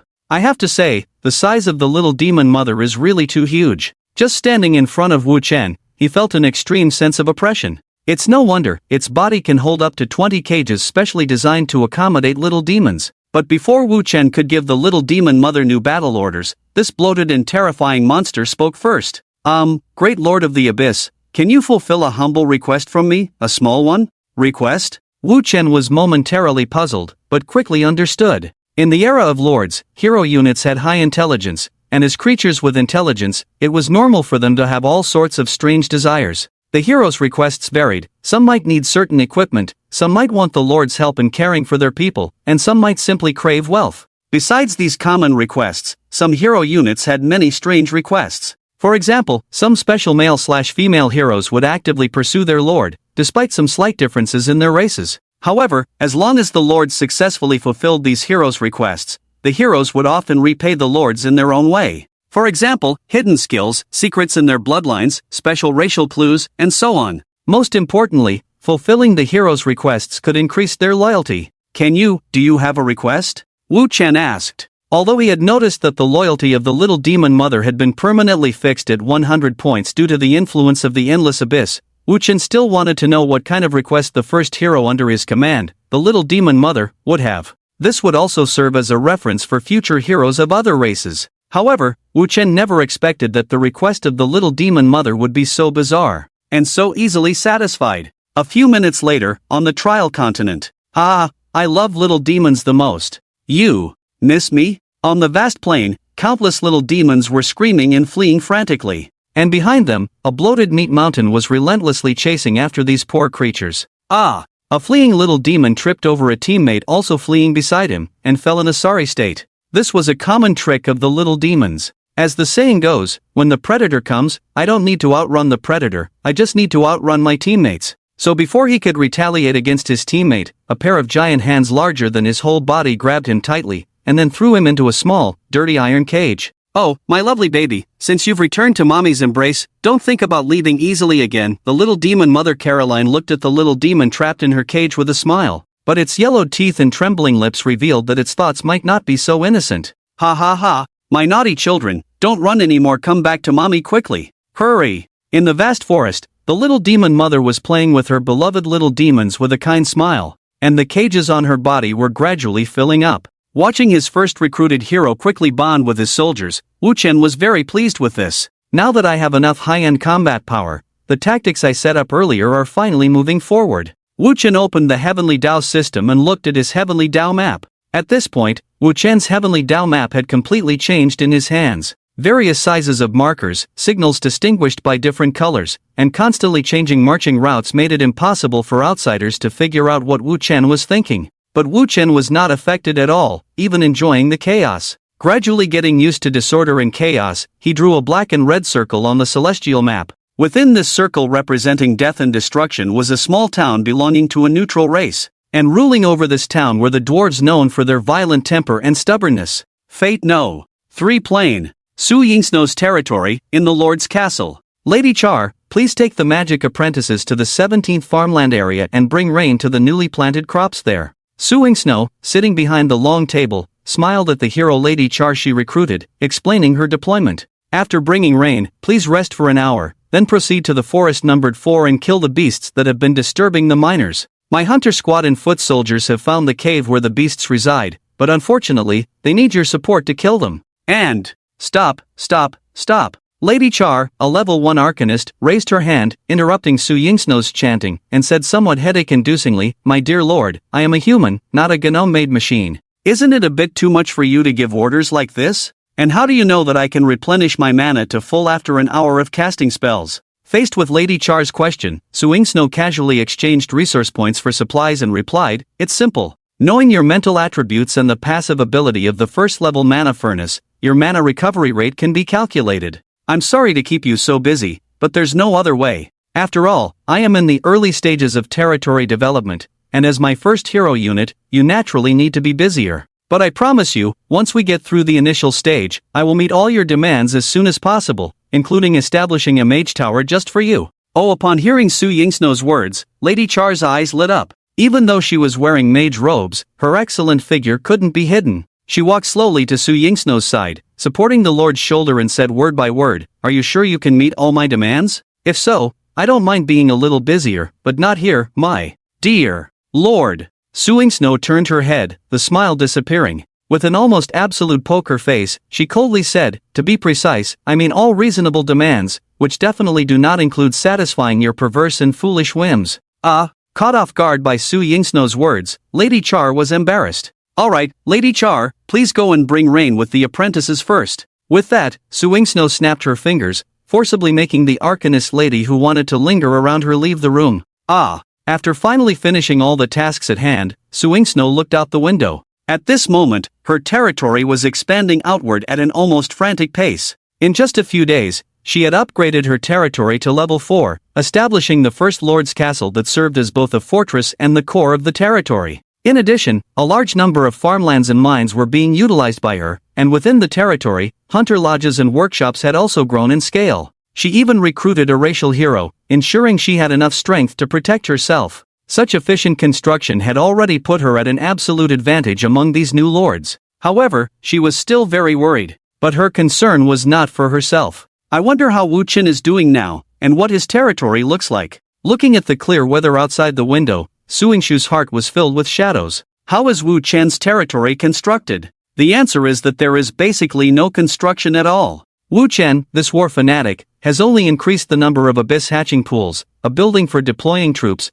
from 1 to 2 since obtaining the territory. Apart from this, there has been almost no change in the abyss territory where he is located. All the resources he owns have been invested in endless wars, except for upgrading the territory and recruiting heroes. At this moment, the total number of soldiers Wu Qin owns has reached a full 2,000. He has explored almost a tenth of the entire Trial Continent map. In the areas he has explored, besides resources, almost all valuable neutral creatures have been wiped out. Just like the centaur tribe similar to Yusok, Wu Qian has already slaughtered 3 batches. Creatures slightly weaker than them, such as goblins, slimes, and fairies, have suffered bloodshed at the hands of Wu Qian to an indescribable extent. However, all of this is just the beginning. Because Wu Qian has invested every bit of his resources into building the demon army in order to gain greater benefits in the shortest time possible. For example, occupying a neutral town inhabited by nearly 1,000 dwarves. The reason Wu Qian targeted this neutral town is not only because the town itself is highly valuable,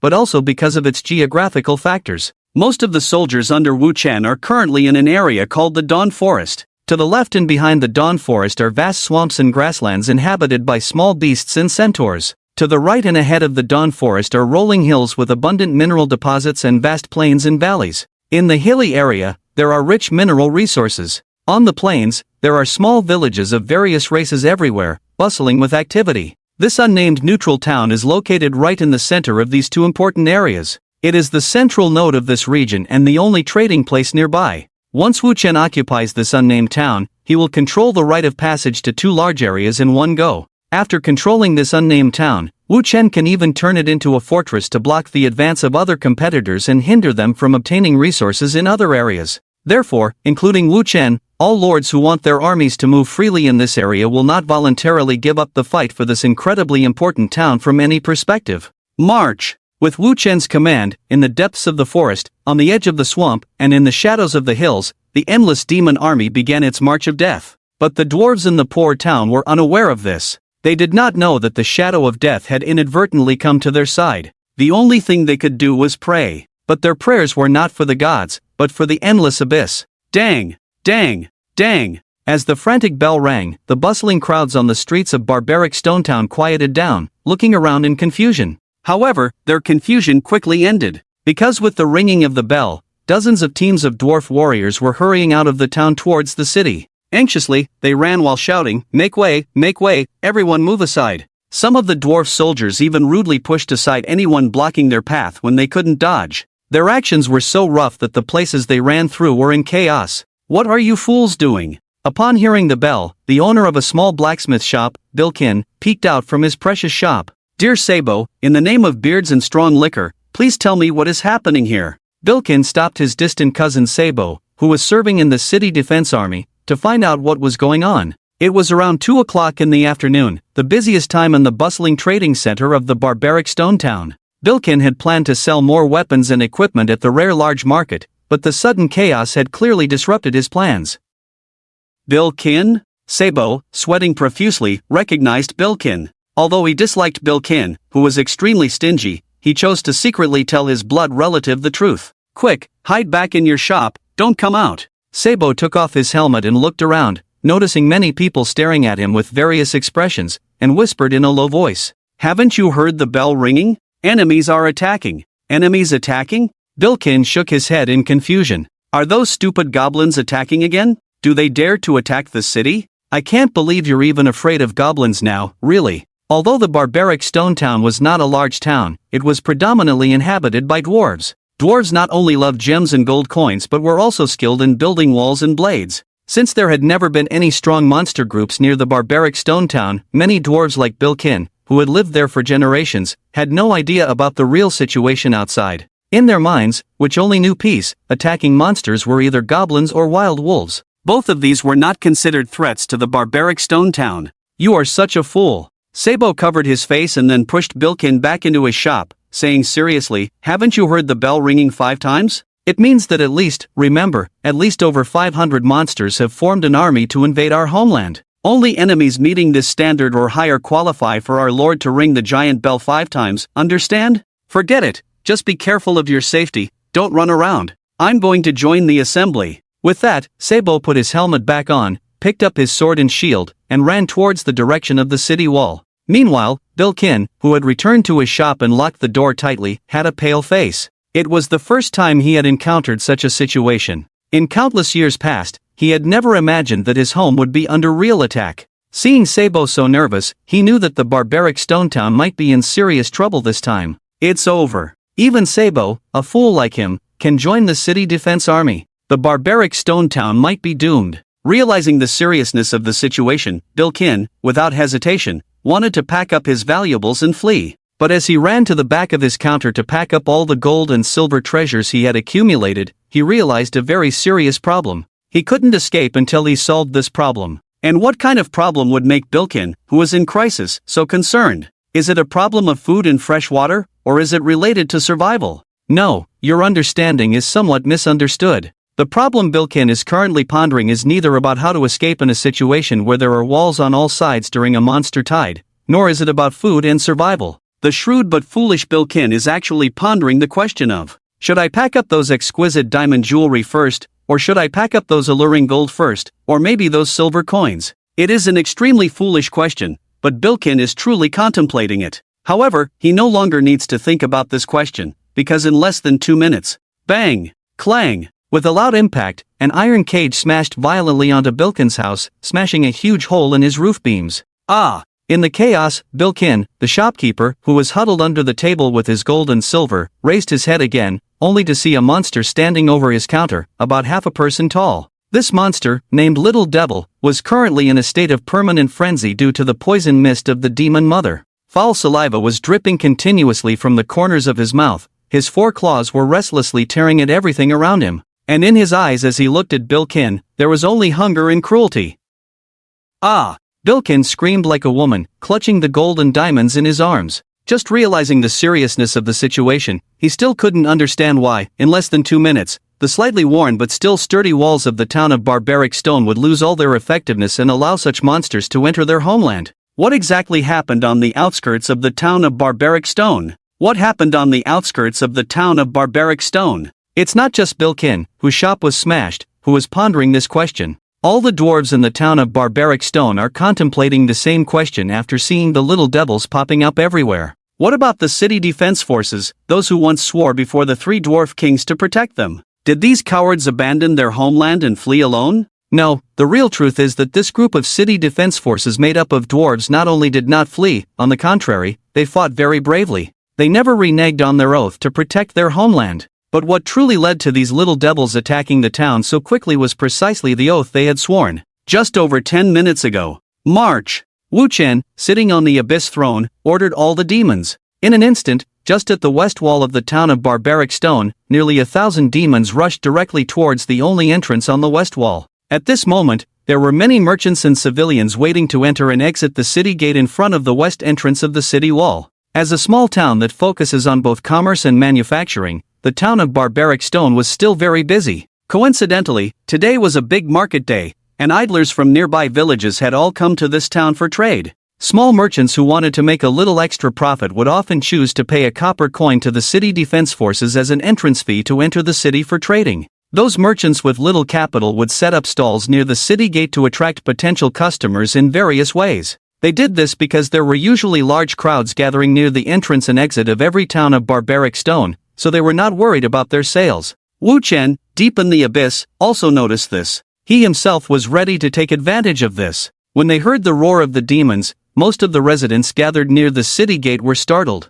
At first, before the demons were exposed in their sight, they only thought it was the cry of an unknown wild beast. But when the demons began to appear in groups in front of them, everything changed. Oh my god, it's monsters! Although these indigenous people did not know what these so-called monsters were, just the terrifying image of these demons and imps alone was enough to make them panic to the extreme. The ugliness and madness did not need much explanation. How can there be so many? Oh my god, run! In the moment they saw these demons, countless small vendors and passers-by each made their own choice. The lucky ones with quick thinking among them rushed into the safety of the city area before others and the city defense forces could react. Some people, however, made wrong decisions in the chaos. They started running towards another direction, which was the gate of another district. But more, the majority of ordinary people, chose to desperately push towards the only nearby entrance. The problem was, as the only entrance of Barbaric Stone Town was not large, the only outcome of so many people trying to squeeze in the chaos was that the gate would be firmly blocked by them, and no one could get in.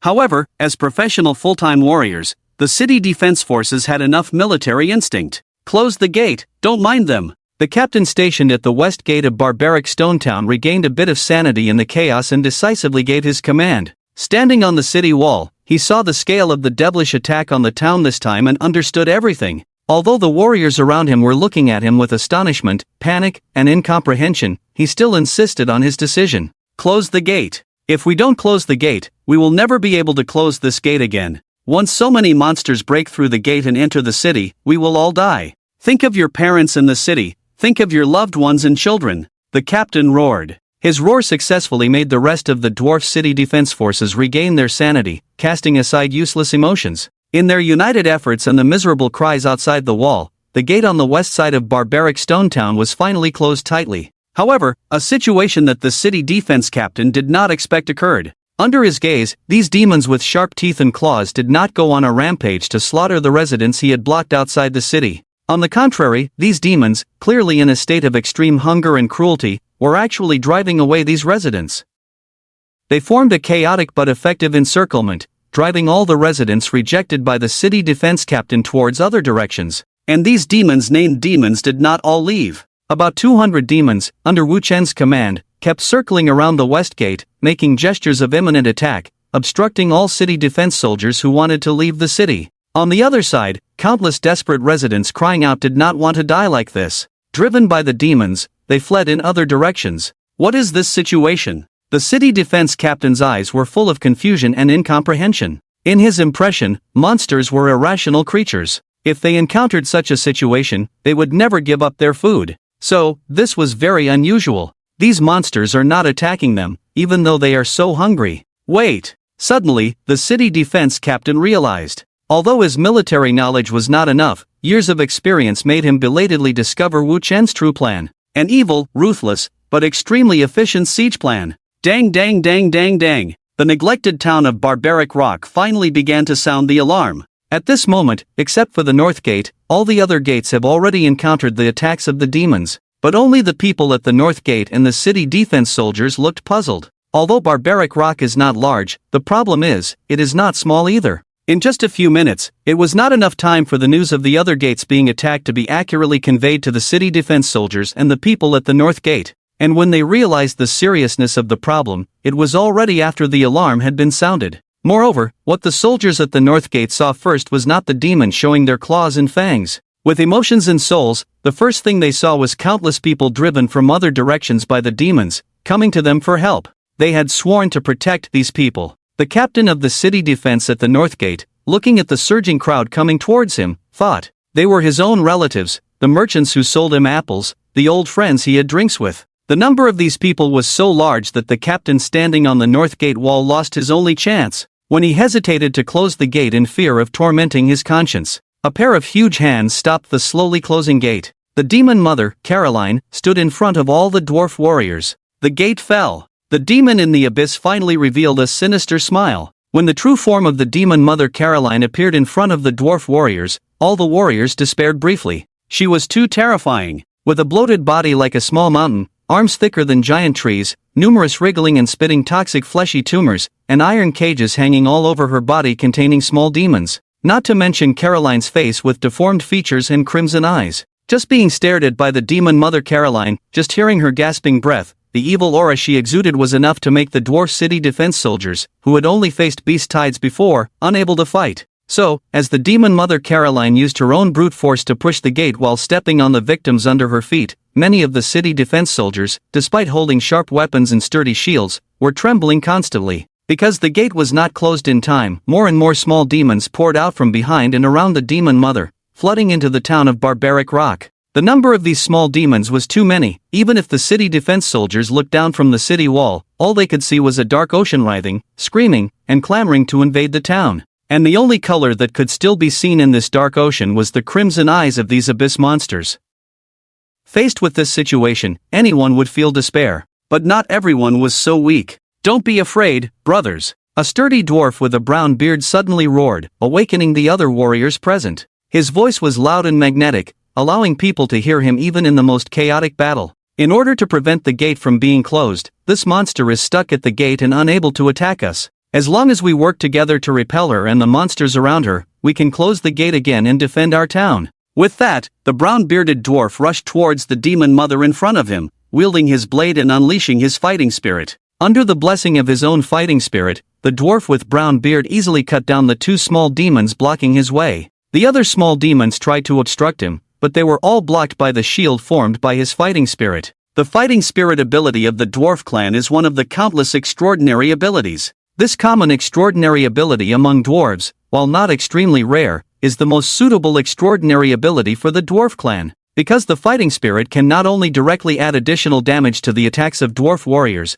but also form a layer of fighting spirit shield to protect the charging warriors in battle. "Charge with me, brothers." Upon hearing the words of the brown-bearded dwarf, the other dwarves around him finally ignited their fighting spirit. Their fear and cowardice retreated, replaced by courage and passion. Just like countless epic myths record, there will always be mortal heroes appearing in the silent darkness of hope, like arrows of light piercing through the darkness, bringing hope to everyone. There will always be mortal heroes appearing at the right time, igniting despair and darkness with their own fire. But unfortunately, the so-called mortal hero did not appear on the battlefield today. Today, there will be no heroes. When Wu Chen's constantly switching perspective returned to the vicinity of Caroline, the fate of this brown-bearded dwarf had already been sealed. Swish! After activating his fighting spirit, the dwarf's charge was extremely smooth. One after another, the small demons fell under his sword, and he was getting closer to Caroline, the little demon mother holding the city gate with both hands. As long as he could harm her in time and drive her back, the gates of the town would close once again. However, just as this dwarf was contemplating how the bards in the future tavern would compose his epic, a dozen small demons formed a strange formation in the chaotic city gate, blocking his path from the rear right side. This organized behavior, in contrast to their kind's frenzy and chaos, indicated that there was a more evil presence involved in this battle. However, the brown dwarf was not afraid of these small demons. As long as he slightly changed his position, he could evade their obstruction and break through their blockade. But just as he had adjusted his position, a foul and chilling cold wind struck from behind. It was several lesser demons that had been lurking there. They were extending their claws towards the dwarf's back. Stronger than the small demons, they were the real threat to the brown-bearded dwarf. In a situation where he had no choice, the brown-bearded dwarf was forced to change his position once again, retreating repeatedly with his shield raised. During the retreat, without any small demons blocking him, he backed away rapidly. But when he stopped, he was astonished to find himself so close to his target, the huge demon mother resembling a hill. However, he was facing her front, and she raised a foot aiming at his head. A foul stench wafted over, and with both hands occupied holding the gate, the little demon mother smiled at the little thing under her foot. Oh, meat! The meat came running on its own. With that, she viciously stomped down with her foot. Splurt! Neither the dwarf's armor nor his sturdy skull could withstand the tremendous force of the little demon mother's foot. The children of the little demon mother happily gathered around her feet, feasting on the dead dwarf's body. Hee, more meat! The little demon mother raised her head, staring into the distance. From a distance, the dwarf warriors who had mustered the courage to charge forward fell silent as they witnessed the fate of their comrades. Hope and courage are a double-edged sword. In times of despair, they can be the key to inspiring others to charge forward, the starting point for turning the tide. But once they are thwarted, they can be the beginning of collapse. Finally, after the only hope faded away, the group of dwarf warriors who had just gathered the courage to charge forward retreated, their cowardice driving them back to defend their previous lines. However, Wu Chen would not let this fleeting opportunity pass, directly commanding his demons to separate them in the chaos and have more demons kill the city defense soldiers trying to close the gates one by one. Eventually, as the demon queen was liberated, more and more demons began to pour into the town called Barbaric Stone. They were ready to destroy everything. Hurry, hurry, hurry! The north gate has fallen, the monsters have entered the city. Dozens of dwarf warriors received orders from their lord and were heading to various areas to reinforce the gates. But before they could reach their designated areas, the orders were already modified. They heard the specific reasons for the changes from their respective captains. The north gate had fallen. Despite their pessimism, the warriors never imagined that their town's north gate would fall so quickly. They also never expected that as soon as they entered the battlefield, or even before reaching it, they would be plunged into deadly chaos and street fighting. Ah, help! One squad encountered an unexpected situation on their way to the north gate. As the sound of heavy objects falling nearby gradually increased, the already chaotic barbaric stone town became even more chaotic. In a small alley, a petite and cute dwarf girl quickly found herself in danger. Wearing a patterned skirt, she ran and shouted for help. Behind her, a small demon had already fallen into a state of madness. This demon, foaming at the mouth like a rabid animal, chased the cute dwarf girl while roaring and biting at everything around. Don't be afraid. I'll help you. The youngest dwarf lad in the city defense force pulled out his weapon without hesitation and rushed forward. His captain was about to stop him, to inform him that their task was not to engage with individual enemies but to support the main forces, but he immediately closed his mouth. In an instant, the dwarf warrior was entangled in a fight with the demon. Other warriors also drew their weapons and moved forward to support. The captain saw the situation and knew he couldn't say much more. Although he was aware of their mission, he believed that dealing with a single demon wouldn't take much time. Rather than letting a wonderful girl die, it was better to waste these insignificant seconds.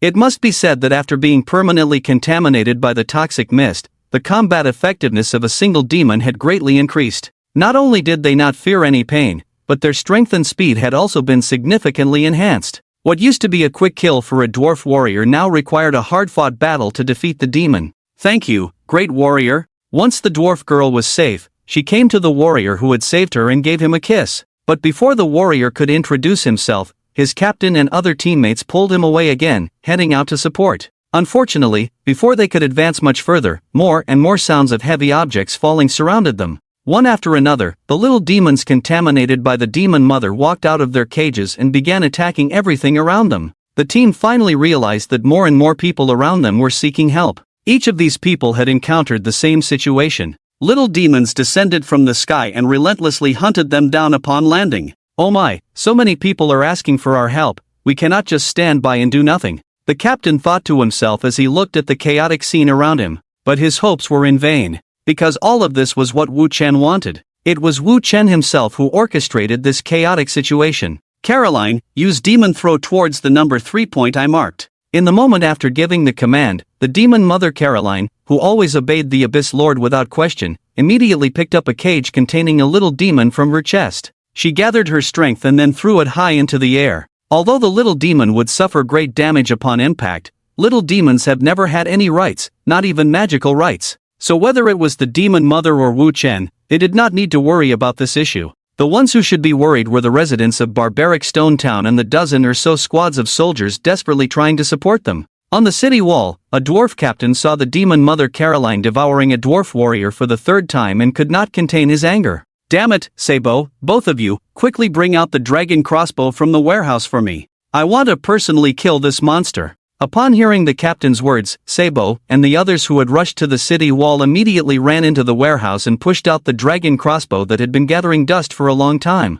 The so-called dragon crossbow was not made from materials of a dragon's body. It was named as such because the prototype of this crossbow had once shot down a dragon in an ancient battle. Captain, where did the captain go? Sabo and the others, sweating profusely, were surprised to find that their captain, the one who had given them orders, had disappeared. He might have gone to support someone else. Sabo, don't worry about him. Let's go kill that ugly monster first. You load, I'll aim, Sabo's teammate said. Upon hearing this, Sabo quickly loaded the dragon crossbow in front of him. But just as Sabo finished loading the crossbow bolt, he horrifyingly realized that his teammate who had been beside him had also disappeared? What was happening? Why were his teammates disappearing one after another? Just as Sabo felt a chill run down his spine, a small shadow appeared beside him. And as this shadow gradually expanded, boom! With a loud thud, two bloody bodies exploded next to Sabo. The puzzle was solved. As Sabo looked up, a louder demon grabbed his shoulder and took him away from the familiar ground.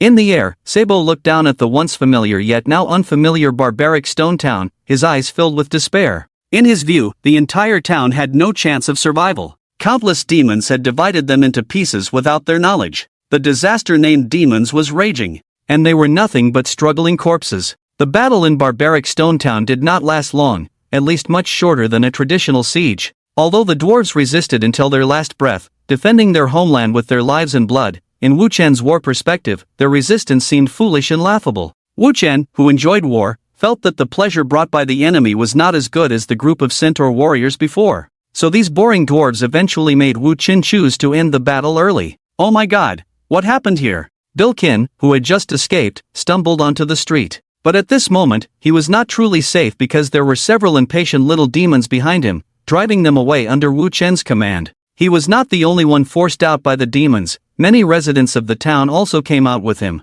One by one, the residents of the barbaric stone town were driven to the square by the demons. When they arrived at the square, they discovered that there were hundreds of city defense soldiers lying in disarray in the center of the square, or rather, the broken bodies of the city defense soldiers. Oh no, my poor Sabo. In a corner of the square, Bilkin saw the body of his distant relative Sabo, crying and rushing over. This guy, who was lively half an hour ago, was now unrecognizable due to the high-altitude fall, with incomplete remains mixed in with the bodies of other city defense soldiers. What, you ask? Since the other party's body is incomplete, how did Bilkin recognize that this was Sabo? The answer is not hard to guess. After seeing the body in front of him wearing an expensive dark gold ring, Bilkin called him Sabo regardless of whether he was actually Sabo now. While taking this expensive ring, Bilkin cried, "My poor Sabo, I swear in the name of diamonds and gold coins, I will definitely avenge you. I am at odds with these damn demons." Greedy and cunning Bilkin not only spoke sincerely at this moment but also expressed the thoughts of the other dwarves present. After experiencing the invasion of the demons, although this group of dwarves temporarily lost their resistance, it did not mean they submitted to the enemy. The flames of revenge were burning in the hearts of every dwarf. However, this situation quickly changed. What changed their situation were several special demons newly hatched by Wu Chen, the demon overlords. The demon overlords were a mid-level demon species marked as level 20 by the Abyss Hatchery, and each one was extremely expensive to produce. Moreover, they were tall demons whose bodies were not as slender as the succubus mothers. They each wielded large whips and, although they had humanoid upper bodies, their lower bodies were chaotic. Some demon overlords had lower bodies resembling crocodiles, with sturdy limbs and long tails. Others had lower bodies like deformed centaurs, and some had no limbs at all, only numerous thick tentacles carrying their bulky bodies forward. However, their ugly appearance was not the reason they were called special demons. What truly made the demon overlords special was their unique ability to rule and enslave. Each demon overlord could semi-independently rule over a whole territory. They could use their abilities to rule over hundreds or thousands of servants under them and compel these servants to carry out their lord's orders. Whether it was mining, planting, or more dangerous and deadly work, any servant under these demon overlords would far exceed other demons in work efficiency. This was not simply because the demon overlords used the fear of death to enslave these poor creatures. After all, death often meant near release for them. The true horror of the demon overlords lay in their skillful manipulation of human nature, or rather, their adept exploitation of others' desires. "Dear all, I need a little help from you." At this moment, a demon general with a snake-like lower body is surrounded by many demons, circling around the dwarves present, under the watchful eyes of the demons. He speaks with a tone that is as gentle as possible, but still cold, while his evil eyes scan each person present. Before leaving my warm and damp lair, the great Abyss Lord I serve gave me a command. That is to find all valuable things in this town after taking over, in order to expand my lord's never-ending great expedition. So, I need to find all valuable things in this town for this great lord, such as food, weapons, armor, as well as certain unknown information and secrets. However, I'm not asking for your help for nothing. The demon general chuckles, smiling at the dwarf commoners in front of him. Anyone willing to help me, I will reward them generously in the infinite future. Reward? Bah! A dwarf spits, addressing the demon general. Even if we die, we will not be your minions. That's right. You're right, we won't be your minions. Go to hell, scum. Don't try to divide us. These stubborn dwarves, with their proud bloodline, show unprecedented unity at this moment. Although they are currently unarmed, their pride as dwarves still drives them to resist the temptations from the demon general. The demon general, upon hearing this, is not too angry. Instead, he simply points with his thick fingers and sends those who dare to challenge him to the surrounding lesser demons as food. Amidst the pitiful screams of these dwarves, the remaining ones fall silent. The demon's methods of torture are among the most brutal and bloody in the infinite multiverse. No one wants to stand out now, at least not yet. Hee, everyone. Don't you desire to live on? Life is so precious. Don't you want to live more happily in the future? I promise, the lucky one who receives my favor will live a happier life than before. Whatever he desires, I can guarantee. The demon general's eyes sweep over everyone present. He has already chosen his target, but he is still waiting for the other party to cross his bottom line and join his side. Look, among you, the beautiful young lady can be chosen at will. Those of you who have enmity with him will face his reckoning. He can eat exquisite food, while others can only fight with rats for food. Moreover, the favored one can even keep his own wealth. The great Abyss Lord I serve does not care about that. Many dwarves waver upon hearing this. But it's just a moment of hesitation. After all, this group of people were part of the civilized world just a few hours ago. Morality and honor are still their constraints. So no one here will easily sell their soul. Until... Oh, the demon general sees this and smiles even more happily. I almost forgot to mention. Only the first one to step forward will have the chance to enjoy the treatments I mentioned. The rest will become mere slaves. And food. Tick-tock. Tick-tock. Tick-tock. Just as this demon general with a snake tail imitates the sound of a clock, he excitedly looks at the dwarves in front of him. Finally, the first person to sell his soul appears. Bill Kin. He is about to become the first person to sign a soul contract with the demon. After the demon general completes the procedures, the occupation of the town by the endless abyss quickly takes effect. Great Abyss Lord, I have collected 2 tons of gold, 4 tons of stone, and quantities of wood and food in the town of Barbaric Stone. My lord, after several rounds of screening, the number of demon slaves on our side has increased to 1,200. After taking over, we found a large number of armor and weapons within the entire Barbaric Stone town, including 247 worn weapons, ordinary quality.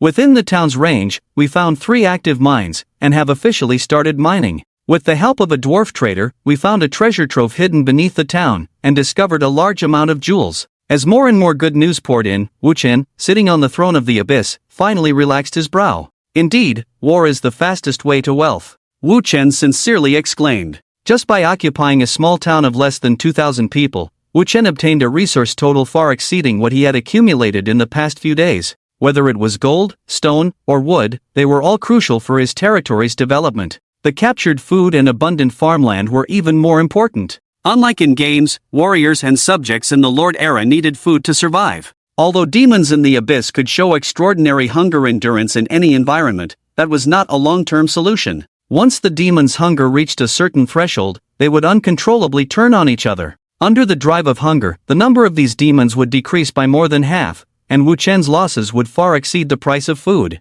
Therefore, food was crucial and would always be a topic that no lord could avoid. Besides the basic materials, Wu Chen's greatest gain was not the weapons and armor in the dwarf warehouses and shops. On the contrary, his greatest gain was this group of 1,200 demon slaves. Managed by 4 demon overseers, these demon slaves could maintain 120% production efficiency with fewer than 50 small demons maintaining order. This number, when compared to farmers, builders, and workers of other races, was quite exaggerated. And this was not the limit. If Wu Chen increased the demon slaves' rations or used more sinister methods to force them, their production efficiency would further increase. With such a large number and high production efficiency, they would work diligently in the newly acquired mines, farmlands, and logging sites, continuously providing resources for Wu Chen. This was why, after successfully occupying the barbaric stone town, Wu Chen did not engage in a massacre as the demons had expected. At the same time, this was the real reason why Wu Chen did not directly destroy the basic structures of the town.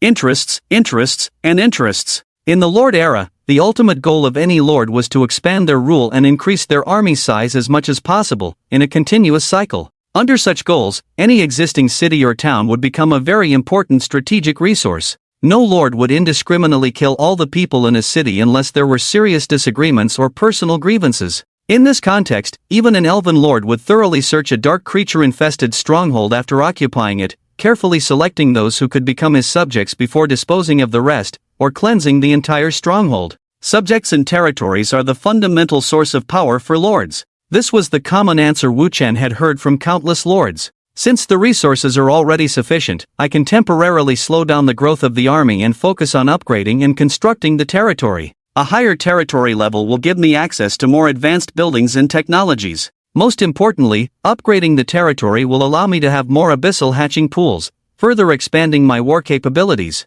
Currently, Wu Chen has 2 abyssal hatching pools, but they are already overloaded. Despite constantly hatching new demons, their speed cannot keep up with the consumption rate of Wu Chen's forces as his influence on the map expands. Wu Chen's main forces and material suppliers are small demons, and even though they are cheap to produce, they still occupy space in the abyssal hatching pools. With abundant resources, Wu Chen immediately chose to upgrade his territory by 3 levels. Unlike the initial resource scarcity, Wu Chen now directly upgraded his territory by 3 levels. Your territory has been upgraded to level 3. Your territory has expanded. Your territory has been upgraded to level 4. Your territory has expanded. Your territory has been upgraded to level 5. Your territory has expanded. The building limit for abyssal hatching pools and abyssal gateways has been increased to 5. You can now build new basic buildings. The new basic buildings are Demon Workshop, Hell Prison, and Bloodline Contamination Chamber. You can now build new special buildings. The new special building is the Profane Torch.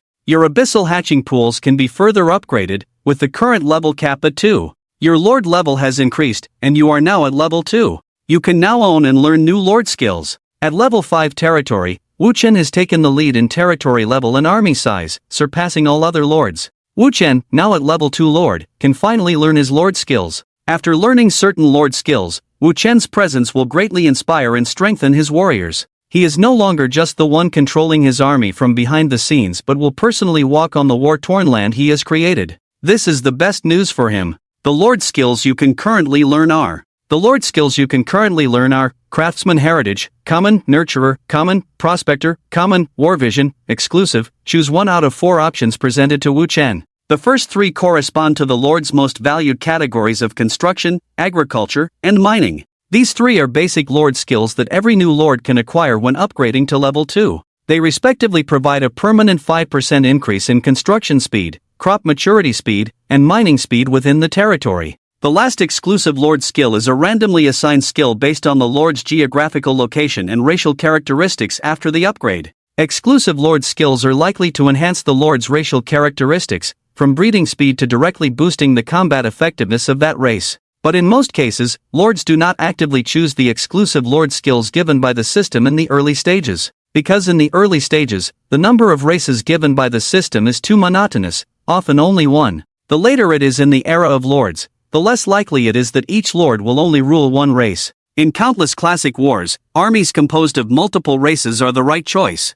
The Ocean Alliance composed of the Naga clan, Fish People, and Merfolk, the Tribal Alliance composed of Orcs, Trolls, and Tauren, and the Dragon Knight Legion that can rule the entire sky, are all armies formed after multiple races unite. Even most legendary lords do not have a dominant main race in their territories. Each race will serve its lord in its own advantageous field. Therefore, in most cases, those newly advanced lords often do not choose the exclusive lord skills given by the system too early, but focus on the first 3 basic lord skills. But Wu Chen is an exception. He not only has no intention of further developing his own territory, but also in his own judgment, the resource production in his own territory is very unstable. Having just occupied the barbarian stone town, he is currently in a state of overfishing. The demons he possesses are a group of powerful warriors, but they are not so qualified in acquiring resources. The only beings that can provide stable resource production for Wu Chen are the demon slaves captured by those demons. So in Wu Chen's view, instead of wasting an opportunity to improve the unstable territory production by choosing a lord skill,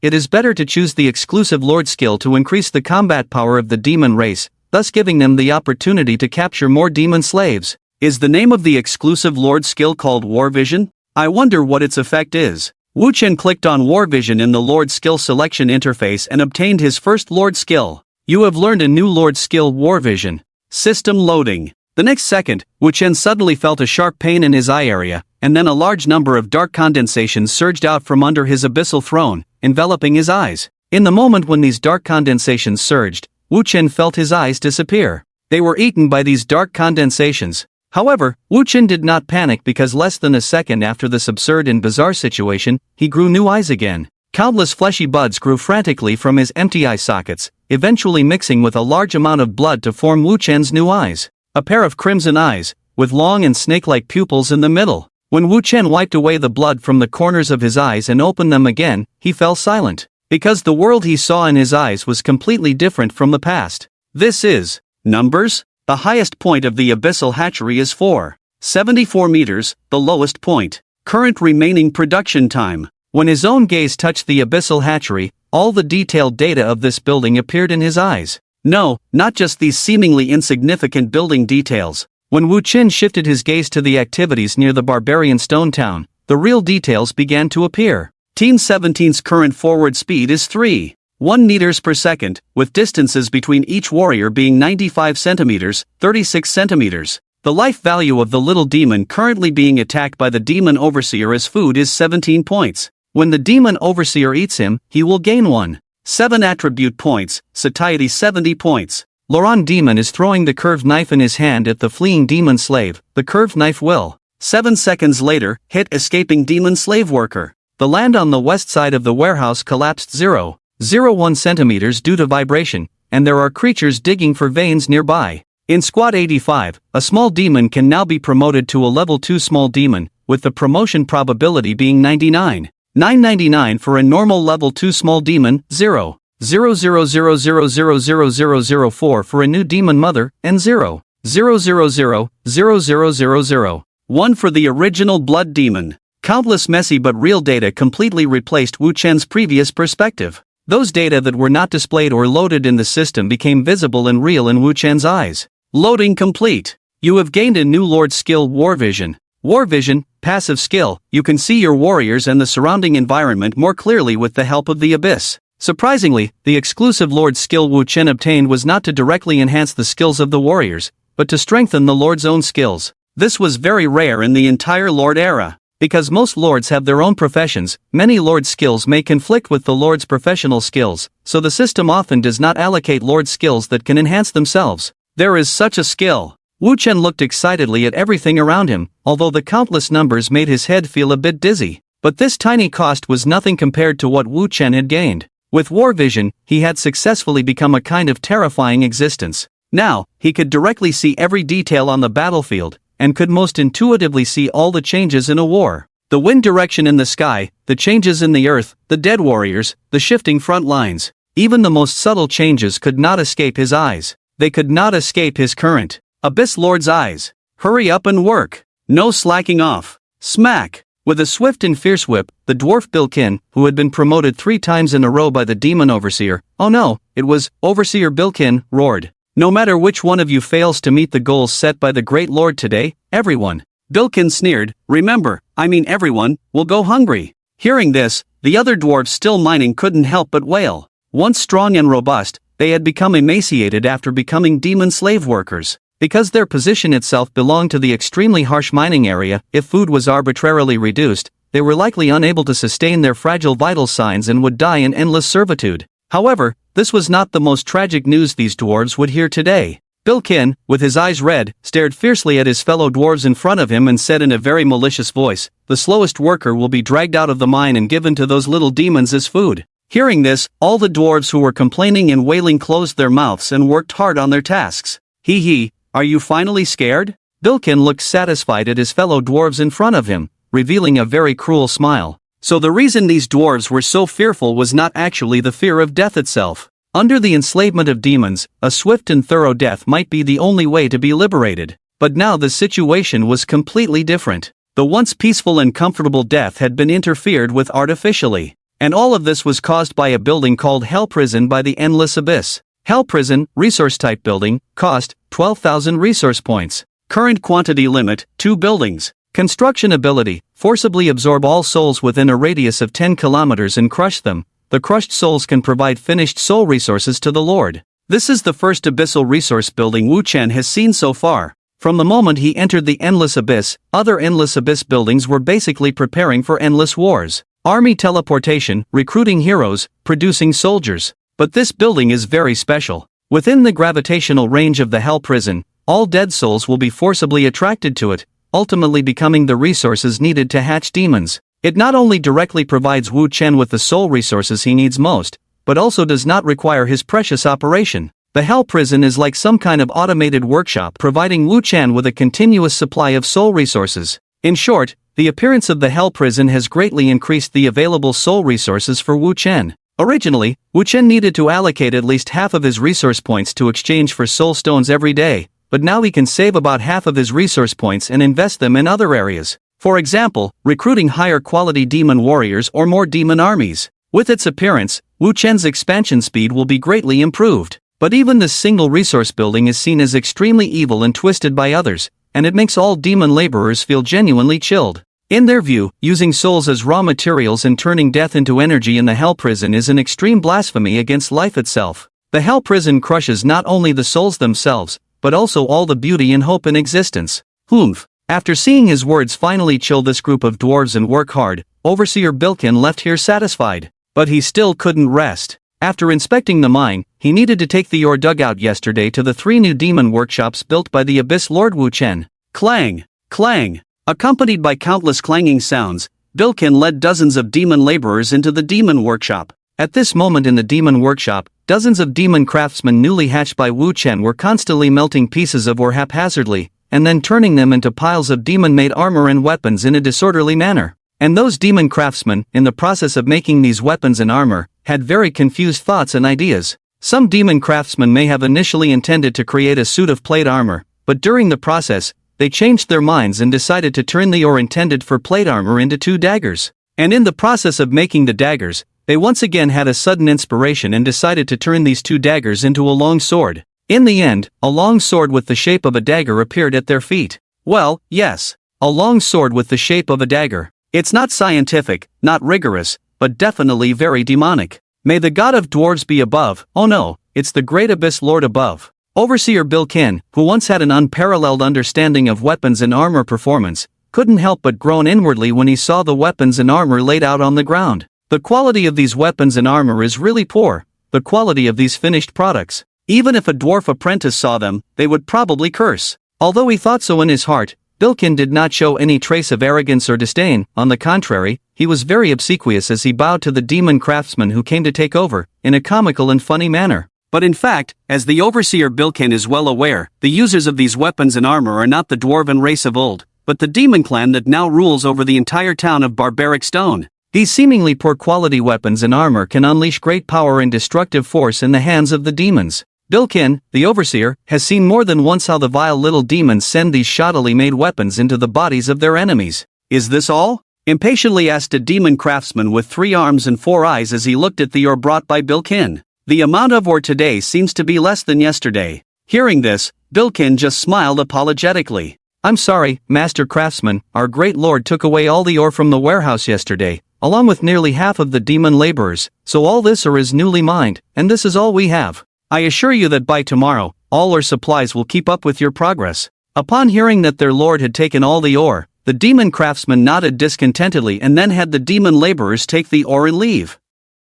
However, before leaving, the demon craftsman seemed to remember something. He turned to Bilkin and curiously asked, "Why did our lord take away so many demon laborers? Is he hungry?" Bilkin replied, somewhat hesitantly, No, the great Abyss Lord seems to be personally overseeing a construction project. He seems to be building some kind of thing called the Blasphemy Torch. Master, Blasphemy Torch number 1 has been completed, a demon foreman in charge of the Blasphemy Torch reported to the Abyss Lord. Meanwhile, Wu Chen temporarily withdrew his gaze from the demon army besieging a village in the distance and used the Heavenly Dao system to inspect the completed blasphemy torch. Sure enough, under the guidance of the Heavenly Dao system, this special building that took 2 days and nights to build with the efforts of hundreds of demon laborers was indeed usable. A building resembling a giant stone platform was erected in the former town center of barbaric stone. At the very top of this towering stone platform was a half-bowl-shaped structure. The moment it was erected, black flames immediately ignited at its top. These flames did not spread outward but gathered inward. Eventually, a black sun appeared at the top of the stone platform, casting its dark light in all directions. And as the black sun took shape, Wu Chen's now snake-like vertical pupils appeared in the center of the black sun. Seeing this, Wu Chen's furrowed brow finally relaxed a bit. Good, my territory can finally move forward temporarily, and I can finally establish a new abyss hatching pool on the trial continent. Wu Chen said this because the appearance of the blasphemy torch finally solved a problem he had been wanting to solve. How to build the abyss hatching pool outside the endless abyss. Blasphemy torch, special building, cost, 20,000 resource points, or equivalent stone and precious metals, construction time, 2,000 work hours. Building ability, transform an area into land corrupted by the endless abyss. The corrupted land will be considered your new territory,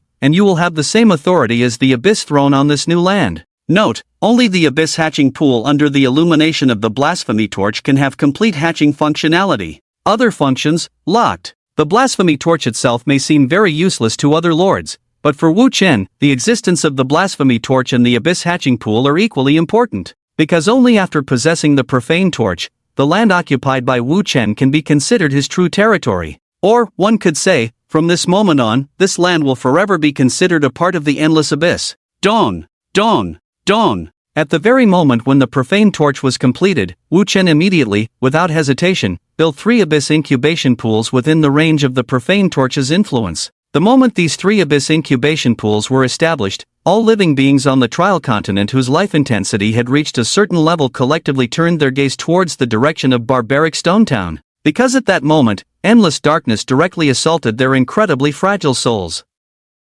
This assault was so powerful that, although it did not cause any direct harm, all the souls that were affected heard a similar sound at the same time. It was the whisper of demons in the abyss, the roar of the essence of the endless abyss towards all realities, the gathering sound of all evil and chaotic souls. It was the sound of the tolling bell of approaching evil and destruction. Under such an impact, even the most optimistic beings on the trial continent about their own future couldn't help but feel a moment of gloom. With the gathering of pairs of eyes, all the strong ones on the trial continent realized one thing: that there was an existence far stronger and extremely evil than themselves, extending its claws and tentacles over this world. Find out for me. In a certain hidden kingdom, the roar of the dwarf king echoed in the palace. With such authority in his voice, coupled with his anger, even the most beloved concubine of the dwarf king couldn't help but tremble. Find out what exactly happened. I must figure out what has come into our world. After all his attendants had left, the dwarf king looked at the silent palace and silently pondered. By the dwarf god above, I only hope it's not those damn ignorant goblins who have truly summoned some unspeakable evil presence, because there is no worse scenario than that. However, it was not only the dwarf king who was affected by this silent impact. At the other end of this dwarf kingdom, in a desolate corner of the sandy desert, a certain orc chieftain, burning with anger due to the impact, was also urging his priests to find out what had happened. Damn it! Even if all of you go insane from communicating with the spirits, you must find out the source of that impact. Watching the priests dancing around the flames to please the ancestors, shadows flickered on the face of the orc chieftain from time to time. What exactly has come into our world? By the seaside, on the plains, deep in the forests, in the swamps. One force after another was awakened, everyone instinctively alert to the changes around them, and frantically sending out their scouts to search for clues within their own forces. Even a long-dormant ancient presence within a certain volcano quietly opened its eyes. However, whether it was a coincidence or not, just at the moment when the impact caused by Wu Chen awakened the entire trial continent, other new lord candidates who were undergoing the lord's trial arrived on this trial continent. A flag bearing the emblem of the snowy castle, carried by musketeers and magic apprentices who emerged from a portal adorned with exquisite patterns, was planted on the ground. That was Suingshu's lord emblem. And less than half an hour after she first set foot on the trial continent, a flag bearing gears and wrenches, almost in the same manner, was planted on the land of the trial continent. That was Li Qi's lord emblem. Following that was the third, the fourth, the numerous new forces have descended upon the entire Trial Continent. Their arrival will only make the Trial Continent even more chaotic, as it brings with it conspiracies, trades, wars, and peace. Due to the impact of the Abyss, the natives of the Trial Continent are deeply suspicious of these foreign lords. However, in the Endless Abyss, Wu Chen, sitting on the throne, saw one teleportation gate after another appear, revealing a smile from the depths of his heart. Finally, the real chaotic era is about to begin. The third update is here in front of the teleportation gate of the new Lord Li Qi, Goblin No. 1 is ready to launch. Countdown to launch, 5, 4, 1. Launch! With a flame igniting, a crudely constructed rocket quickly ascended into the sky. Accompanying the rocket's ascent were several green-skinned goblins inside.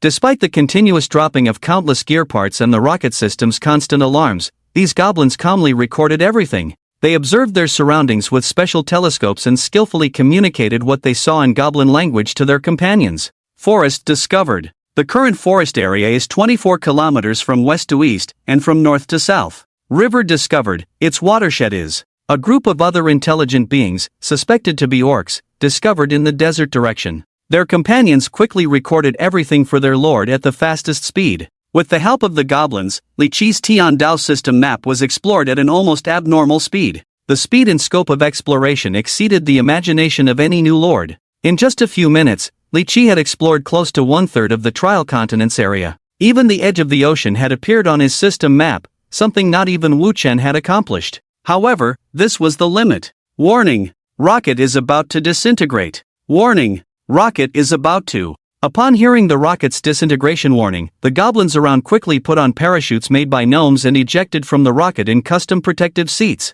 In the sky, several snow-white parachutes with the words "Gnomes are the strongest, goblins eat" appeared instantly. Just a few seconds later, the rocket, having completed its mission, disintegrated into a pile of parts, burning as it fell to the ground. The map is in hand.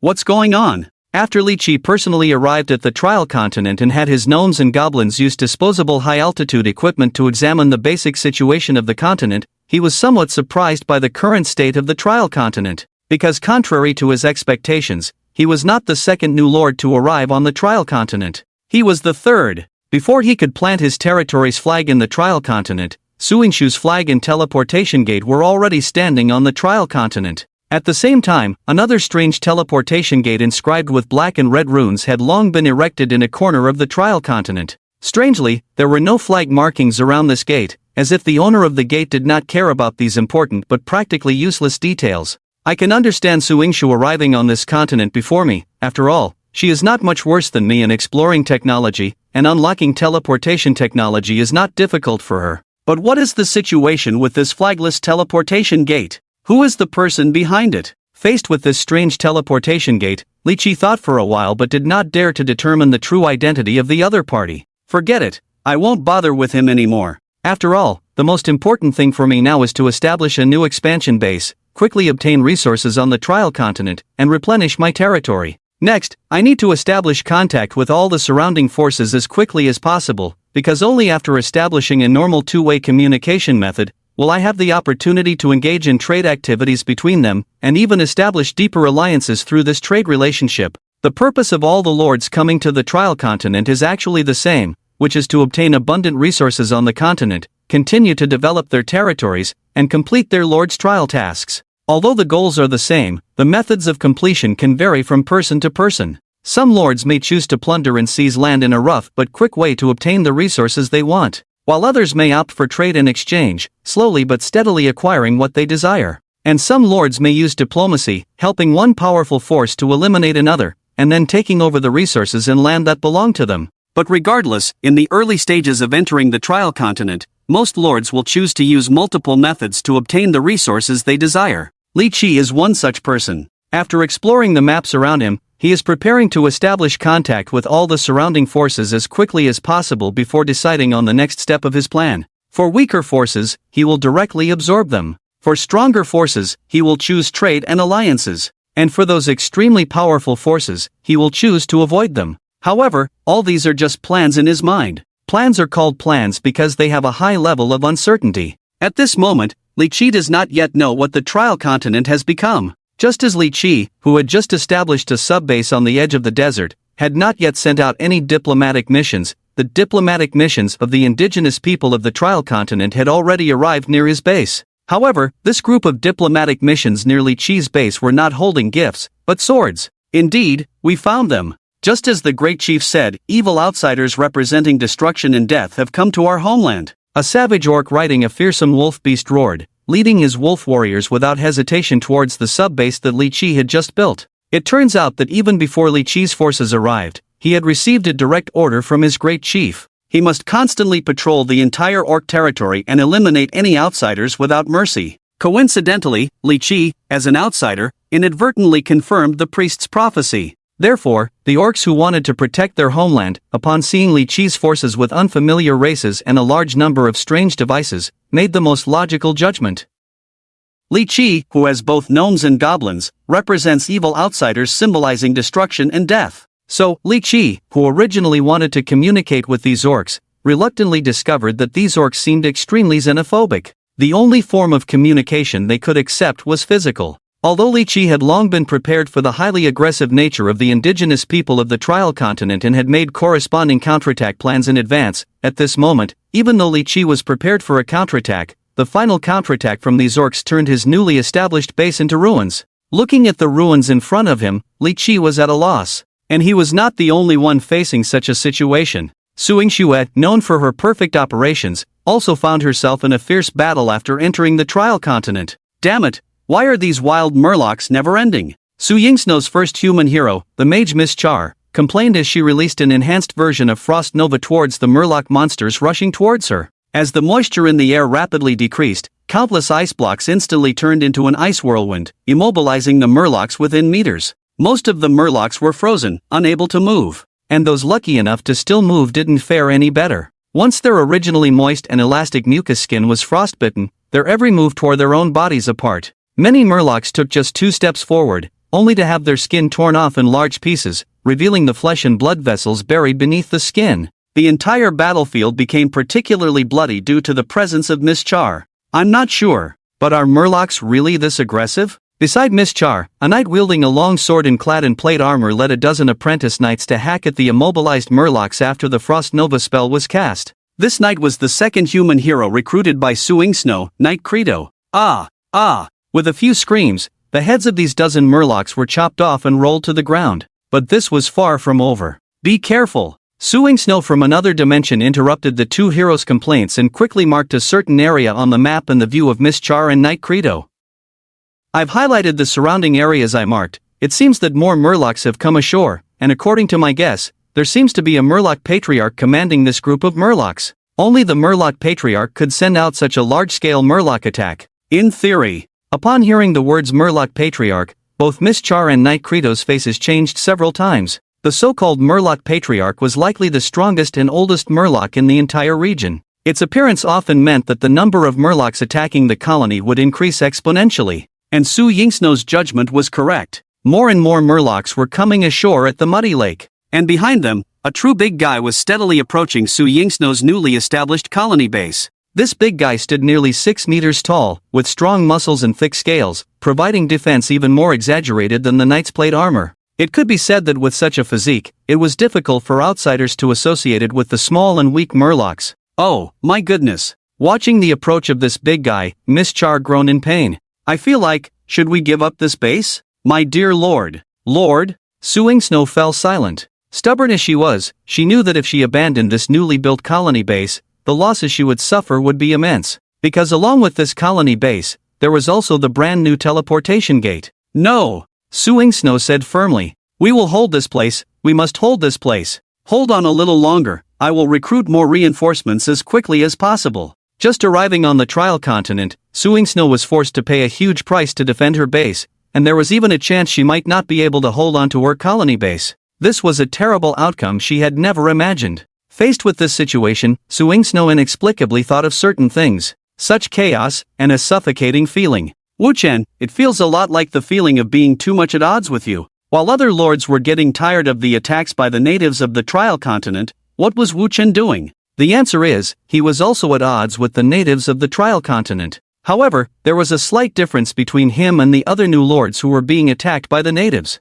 Wu Qin did not suffer any attacks. Instead, he was attacking the natives of the Trial Continent. Great Abyss Lord, just ahead. In a dark tunnel that could accommodate dozens of people passing through, a dwarf being led by a demon general on a chain excitedly shouted, "Just ahead, as long as you kill these guards, you can gain access to the road to the dwarf kingdom." The dwarf, too excited, caused his voice to be too loud, echoing throughout the dark tunnel. As a result, a crossbow bolt was quickly loaded. In the darkness, a pair of bright eyes aimed at the traitor and shot the crossbow bolt. "This demon general, you promised that if I helped the Great Abyss Lord find the way to the dwarf kingdom, I would regain my freedom and become a new overseer, right?" The demon general just nodded, unable to speak. The dwarf who had betrayed his own kind for his own selfish desires was shot in the head by the crossbow bolt. His body collapsed weakly in the darkness, convulsing continuously. The demon general holding his chain became excited and, while the demons around him were still rushing towards the dwarf guards at the end of the road, the demon general quickly devoured the dwarf's body.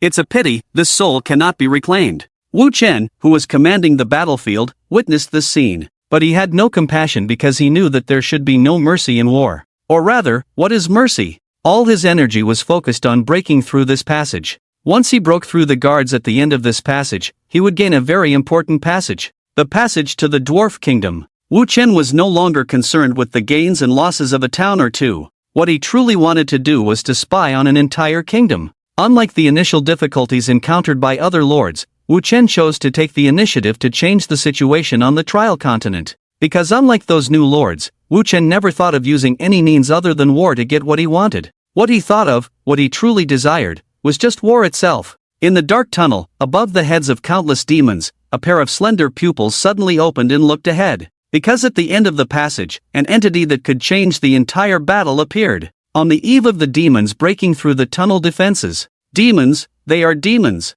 Those damn demons are surging up again. "My dwarf brethren, follow me, kill these damn monsters." A dwarf warrior at the end of the tunnel shouted, and his companions immediately rushed from all directions to support the dwarf who first discovered the traces of demons. The reason why Wu Qin called this dwarf a warrior was because the dwarf's actions could indeed be called heroic. In this terrifying tunnel battle, this dwarf had survived for over 6 hours. And in the entire 6 hours of the long time, this dwarf personally led his companions to repel the demons' attacks 3 times. Although he was already covered in wounds, his weapons and armor were tattered, he still stood resiliently at the forefront of the battle against the demon army, inspiring all the dwarf warriors around him. Even someone as picky as Wu Qin couldn't help but admire the dwarf's heroic actions in the war. But this still didn't change his and his teammates' fate, especially the tragic fate that awaited him. "Caroline, use a minor demon throw at a 37-degree angle towards the area I marked, then wait for 1-2 seconds and use the demon chain at that location."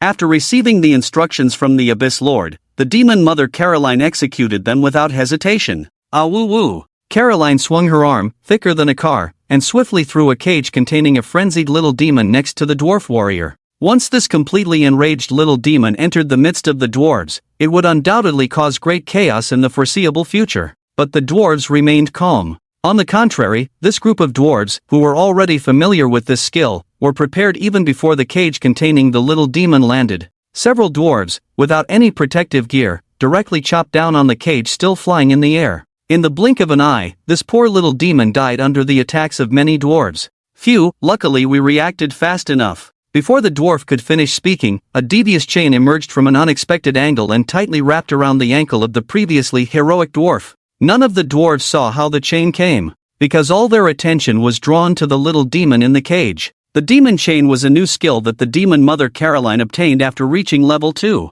This skill allowed the demon mother to throw a chain that would entangle the little demon she wanted to capture as well as enemies. This skill had a property judgment. This property judgment would entangle all enemies with strength lower than the demon mother for a period of time. Furthermore, if the strength of the hit enemy was half that of the demon mother, it would drag that enemy towards the demon mother. The group of dwarves may be much smarter than the demon mother, but when it came to strength, compared to the demon mother, this group of dwarves could only be considered children. How is this possible? Why? Quick, save him! Despite a large number of dwarf warriors rushing to rescue, the heroic dwarf trapped by the chain on his ankle still screamed and disappeared into the darkness in front of them. However, these screams quickly ended. Because under the illumination of nearby torches, the dwarves saw a scene they would never forget in their lives. Meat. Delicious. The plump demon mother was eating the heroic dwarf alive, laughing wickedly as she approached. And beside her, the countless children she cared for were frantically grabbing the meat scraps falling from the demon mother's mouth. But this was not the most terrifying part. The dwarves had already experienced the demon's cruelty and brutality in the previous few hours. What truly chilled them was that the demon mother started eating the dwarf from the feet. In other words, help me. No. The upper body of the heroic dwarf twisted like a worm, weakly reaching out to his companions less than 10 meters away. Kill me. With a heavy bite from the demon mother, the dwarf's chest completely collapsed, just like a broken doll. Oh my god. Monsters among monsters. Finally, their once high morale began to plummet, because even the strongest warriors were beings with reason and fear. Under the extreme pressure of the demons, the entire battlefield is developing towards hell. Misery, pain, blasphemy, corruption. One negative term after another is imprinted like snowflakes on the nerves of these dwarf warriors, engraved in their souls. Without the purification of the priests to cleanse their spirits, it is already a miracle that these dwarves have held on until now. Therefore, the first deserter naturally appeared. Although he was quickly executed, a second deserter appeared in another direction. The defense at the end of the tunnel began to descend into chaos. Your Majesty! On the other side, in the area where the dwarf kingdom is located, the copper hammer guard defending the kingdom's passage can't hold on. They need to regroup. Dwarf General Maze Copperhammer originally wanted to say that his subordinates had already suffered mental breakdowns, but considering the future of his subordinates, as their leader, he quickly changed his words to say they needed to regroup.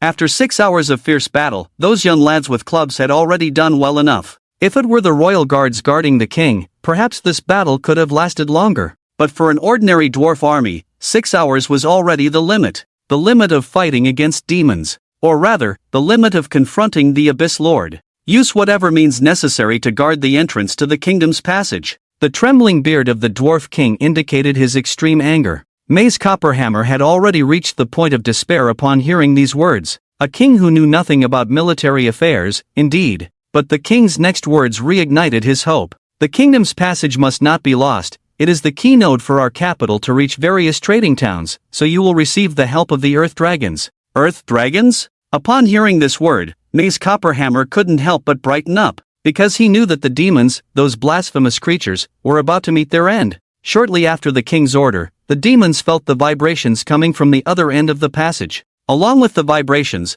there were terrifying and eerie roars. For some reason, the voices sounded like dragons? Roar! Ha ha ha, it's the Earth Dragons. Burn everything, burn these damned demons to death, purify this land defiled by flames. Amidst the roars of the dwarves, who were already bloodthirsty and possibly infected by the demon's spirits, one Earth Dragon after another was led into the tunnel by specially made chains. And these so-called Earth Dragons, do not misunderstand, they are not true dragons in the traditional sense. Compared to the powerful and proud dragon race, even the lowest of mythical beasts, the real Earth Dragons are more like a hybrid of some lizard and giant worm. Their protruding mouths and turned-out noses do resemble some kind of lizard, but for some unknown reason, their heads have degenerated to a state without eyes. Moreover, their body structure lacks scales like worms, replaced instead by bare and slimy semi-transparent skin. Even through a layer of skin, everyone can see the disgusting innards of the Earth Dragons beneath their skin. And on top of this semi-transparent skin, they constantly secrete a non-toxic but foul-smelling transparent mucus,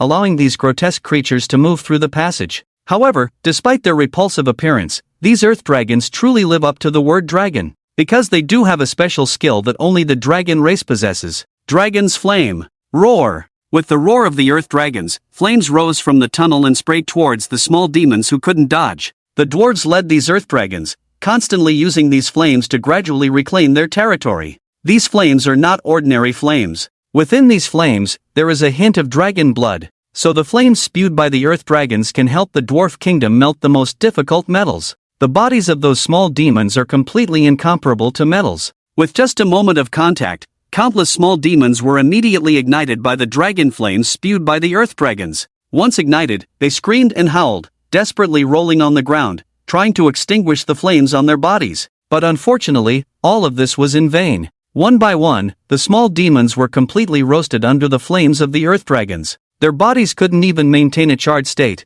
as these flames would completely burn their bodies to ashes. Ah, my children! The demon mother Caroline saw the miserable state of her beloved and cared for children, and immediately roared forward. After hugging a few small demons, Caroline immediately turned around and used her back to shield the small demons from the second wave of dragon flames. No matter how the flames raged on her back, she had no intention of leaving. Her plump but strong body also successfully prevented several small demons' souls from returning to the endless abyss. However, the flames of the earth dragons could also threaten the demon mother Caroline. Her plump body was also ignited like her children. Countless tumors burst open in an instant, turning into a foul-smelling pus that splattered everywhere, and the thick fat under her skin was quickly charred by the dragon flames. Her high life value instantly dropped by more than 1/5. Seeing this, Wu Chen immediately made the most timely response. However, he was somewhat different from the demon mother Caroline. He didn't truly care about the deaths of those small demons and lesser demons. What he truly cared about were the earth dragons themselves. Finally, it appeared. The monster that can be used in the blood contamination chamber has appeared. In the darkness, a pair of slender-eyed eyes appeared. These eyes, separated by an immense distance, gazed from the other end through the silent darkness at the ugly earth dragons. Unlike other demons who feared flames, Wu Chen's eyes lit up. No, this time, no matter the cost, even if it means temporarily abandoning the strategy of conquering this passage entrance, I must capture an earth dragon alive. With this in mind, Wu Chen's command began. In the blink of an eye, the chaotic battlefield that had become chaotic due to the appearance of the earth dragons was reversed. Countless small demons, under the suppression of the Abyss Code, forcibly obeyed Wu Chen's plan. One by one, the small demons fleeing and avoiding the flames formed a line almost 10 meters long in an instant. And there were dozens of such lines. Under this formation, the first dozens of small demons would almost instantly die once they were sprayed with dragon flames. But this was exactly what Wu Chen wanted. He didn't care about the lives of these small demons, he cared more about his goal. Because the small demons at the back still had sufficient combat power after the earth dragons spewed dragon flames, at least until the next eruption of dragon flames. Therefore, in this formation, countless small demons immediately surrounded several earth dragons. Their rapid attacks and eerie formation caught many dwarf warriors stationed next to the earth dragons off guard, causing them to die on the spot. And the little demon mother Caroline, under Wu Chen's command, forcibly endured the pain of cutting off her love, swallowing a few small demons to restore her own blood volume. Then, she used her chain to lock a ground dragon and began dragging it back with all her might. Seeing the little demon mother do this, the rest of the dwarves immediately launched a charge, wanting to protect this precious ground dragon from being dragged away. But it was futile, as Wu Chen had anticipated this.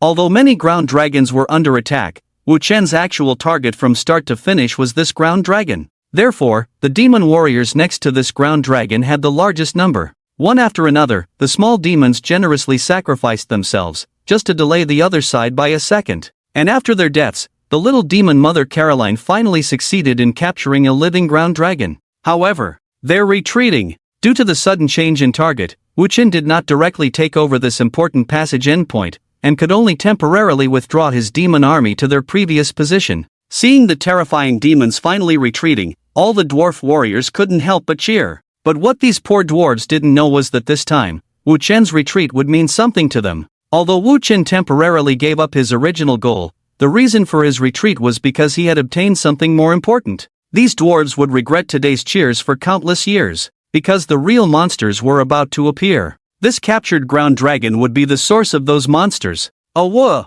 After being dragged back to the abyss of endless by the little demon mother all the way with a chain, this poor ground dragon immediately began to howl in pain. Despite being exhausted from the journey, when it truly entered the abyss of endless, it had long lost the desire to resist and completely fell into extreme fear. This is the abyss of endless, a place filled with evil, a gathering place for all negative emotions. This is the home of demons, but also the final resting place for evil and chaotic souls. Faced with such an environment, the ground dragon as a creature from the ordinary plane would definitely feel fear, even though it couldn't see its surroundings clearly. But the low-dimensional aura of the abyss of endless itself had already made it feel extremely uncomfortable. Unfortunately, in front of the abyss of endless, all its struggles were in vain. Throw it into the blood contamination chamber. Wu Chen, sitting on the throne of the abyss, gave the order. Yes, great lord of the abyss. The little demon mother immediately responded to his call and threw the ground dragon she was dragging behind her into a huge building prepared long ago,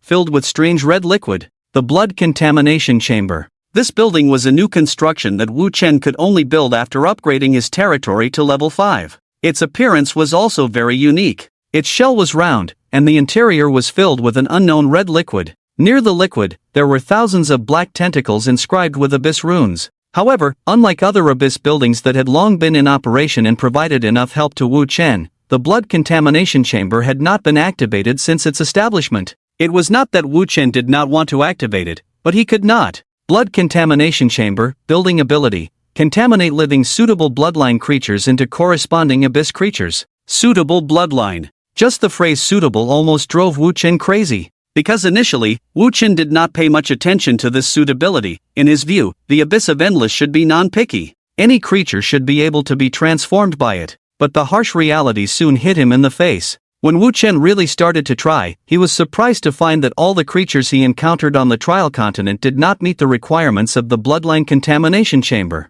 Whether it was goblins, centaur warriors, merfolk, naga, or goblin dwarves stolen from Lichi's territory, or captured dwarves, orcs, and other creatures, none of them met the transformation requirements of the bloodline contamination chamber. Wu Chen was able to confirm this because he personally observed that all the creatures thrown into the bloodline contamination chamber basically could not survive more than 2 seconds, and directly turned into a puddle of blood in the transformation process. Although Wu Chen, as a poor student, did not understand the principle of the bloodline contamination chamber, after many inhumane experiments, he still came up with a hypothesis. That is, the bloodline contamination chamber may require some kind of powerful and rare bloodline. For example, the Highland falcon he captured, which had a very weak barbaric beast lineage, survived longer in the transformation than dwarves and other creatures, and even vaguely showed signs of successful transformation. So when Wu Chen saw the appearance of the earth dragon with dragon bloodline, he was so excited at that moment. Even if he had to temporarily give up the kingdom tunnel he was halfway through to capture this earth dragon,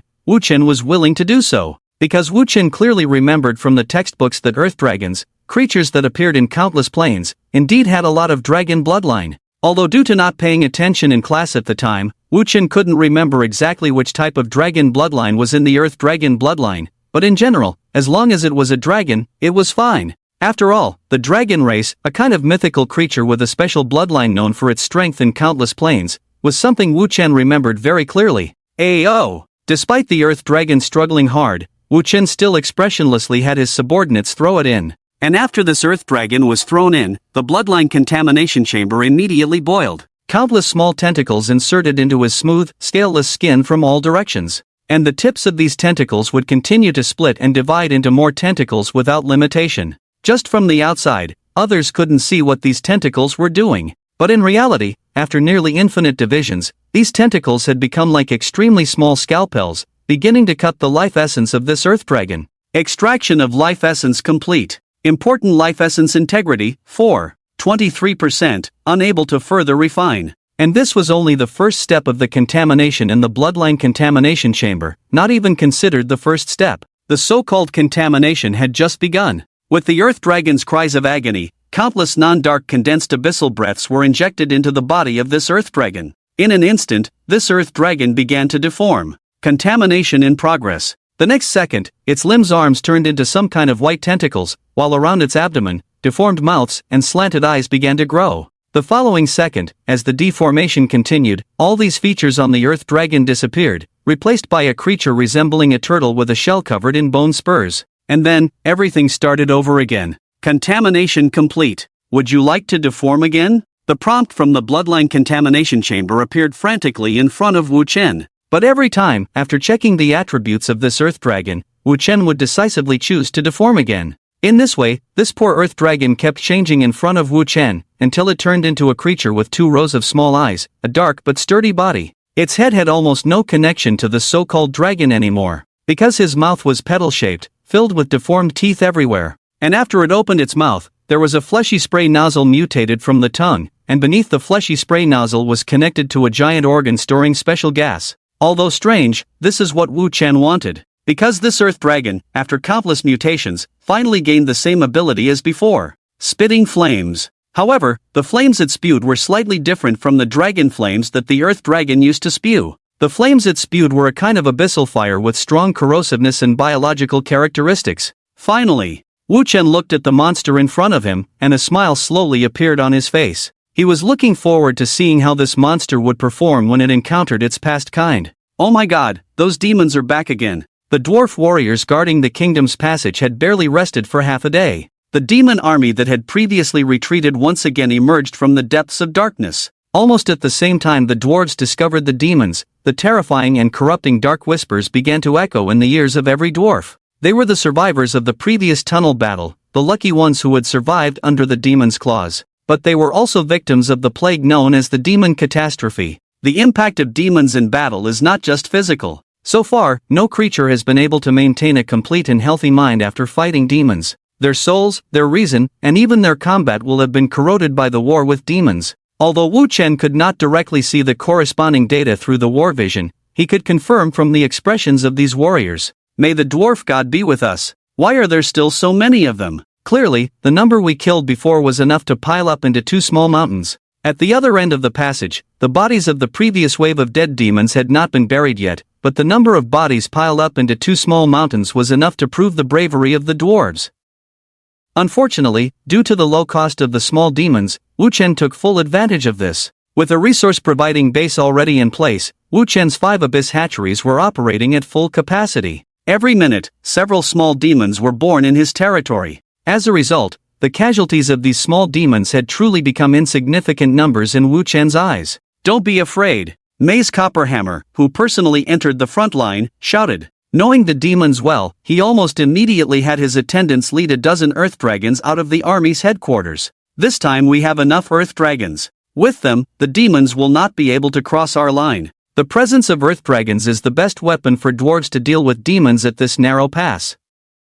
So when Maze Copperhammer said this, many dwarves became spirited. These dwarves were the reserve team from before, and unlike the pale survivors, they were more easily motivated without having seen the horrors of demons. However, their enthusiasm and excitement would soon be extinguished by harsh reality. Here they come, they have surged up. In the darkness, the dwarves could see countless pairs of crimson eyes rushing towards them under the steps without the need for torches or lighting. These crimson eyes were filled with malice, greed, and cruelty. Just seeing them was unsettling. However, before these small demons could get close, the earth dragons at the edge of the kingdom's passage had already begun to spew dragon flames. In an instant, flames began to emerge from the entrance of the huge tunnel, forming a dense net of fire. Almost all the demons touched by this net of fire were instantly ignited and died screaming. "Ha, useless, you damn monsters," sneered Maze Copperhammer as he looked down at the burning little demons below. "In this terrain, as long as there are earth dragons present, you will never be able to charge up." This time, in order to securely guard this precious kingdom passage, Maze Copperhammer specially requested more precious earth dragons from the kingdom. Although he lost one in the last battle, the generous king obviously didn't care about just one earth dragon. After all, as special creatures raised in the dwarf kingdom, the number of earth dragons in the entire kingdom exceeded double digits. But Maze Copperhammer and his soldiers had not been happy for long before they vaguely noticed something. In the middle section of the passage, there were a few blurry black-red strands shimmering, and the next moment, flames also began to spew from the midst of the demon army. However, unlike the crimson dragon flames spewed by the earth dragons, the flames appearing in the demon army were a dark purplish-red color. Moreover, the composition of these purplish-red flames was not in the form of dragon flames. They looked more like one fireball after another. Danger! Although Maze Copperhammer reacted quickly, pulling his deputy and attendants as he retreated, 2 attendants and the earth dragons beside them were hit hard by those purplish-red fireballs. And what Maze Copperhammer couldn't believe was that these purplish-red flames could spread just like dragon flames. However, there was a difference in how they spread. "Ah, the flames are burrowing under my skin," shouted an attendant with half of his face charred, as he frantically removed his armor and undergarments meant for protection. And when he removed his armor, the other dwarves realized from his exposed wounds how terrifying those eerie purplish-red flames were. With the flames continuing to burn the warrior's skin, his skin was disappearing at an almost collapsing speed, and as the skin disappeared, the burning flames were also burning inward.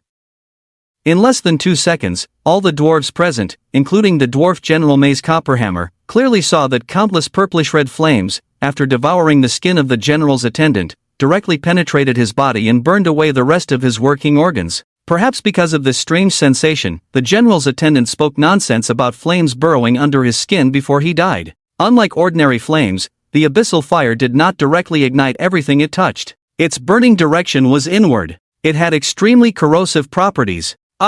The other earth dragons hit by the abyssal fire were also screaming in agony. Under the corrosion of the abyssal fire, these exotic creatures with a trace of true dragon blood began to die in droves, as their fragile organs and skin were also harshly corroded by the abyssal fire.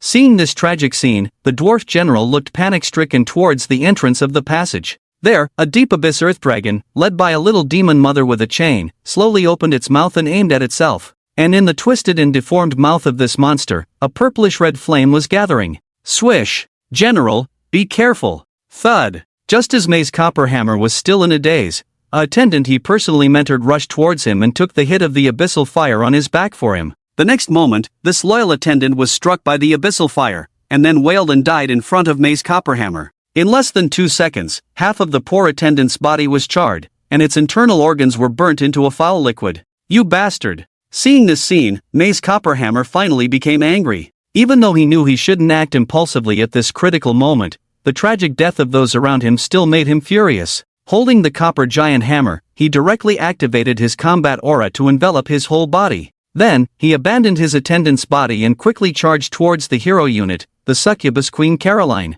The battles between ordinary creatures and demons often unfold like this. Either the ordinary creatures are influenced by the cruelty of the demons in battle, becoming weak and timid, or they are tempted by the demons' cruelty in battle, becoming as brutal as the demons. However, Mace Copperhammer's attendants showed extraordinary courage at this moment. These warriors who had sworn to fight for the general split into 2 groups. One group blocked Mace Copperhammer, who was willing to sacrifice himself, while the other group rushed towards the succubus Queen Caroline, who also wanted to take down her opponent. Unfortunately, the second group's real enemy at this moment was not the succubus Queen Caroline or the abyssal earth dragon by her side. Their true enemy was the abyssal lord who commanded the former 2. As the group of dwarf attendants bravely charged forward, Wu Chen, who possessed the vision of war, had already seen their respective movements. Therefore, Wu Chen temporarily diverted his attention and personally commanded about 12 small demons to stand in front of the succubus Queen Caroline. Whenever the group of dwarf attendants swung their weapons, small demons would promptly appear in the path of their attacks, rendering their strikes ineffective. And when they tried to change positions, a precise small demon would block their path, preventing them from moving. Wu Chen saw through all their attacks. The succubus Queen Caroline was so happy that she didn't even need to attack much. She just slapped each of the confused dwarves around her, knocking them out. Although she could easily kill them, she chose not to. In her twisted evil mind, living dwarves were tastier than dead ones, especially when they struggled in her bloodthirsty mouth. General, we can't hold on any longer. More and more demons have broken through our defenses and poured into the kingdom's passage core. The attendants responsible for stopping the commanding general urgently reported. No matter how angry you are, don't forget that you are the commander. Only you can lead the remaining brothers to escape from here. They cannot die in vain, that's thousands of lives. Hearing this, Mace Copperhammer finally emerged from the mental frenzy caused by the demonic infection. He looked around at the battlefield. His attendants were right, the battle for the kingdom's passage had come to an end. The demons had won. Node after node was cleared by the demons, and warrior after warrior was captured and slaughtered. Although many dwarf warriors had knelt and begged for mercy due to the demons' cruelty, there were still a considerable number of dwarf warriors fighting to the death for their kingdom. If he were to die here, all these people would have died in vain. Instead of letting everyone die here, he decided to quickly lead the army to retreat, establish a second line of defense from the rear, and wait for reinforcements. After all, the demons' invasion of the king's passage was not deep enough at the moment. As long as the reinforcements were sufficient, the dwarves still had hope of reclaiming this passage. Thinking of this, Mace Copperhammer finally ordered the surviving warriors to approach him and then evacuate from here. However, Wu Chen, who was well versed in the ways of war, the thing he was best at and liked to do the most was to extinguish the hope of the enemy.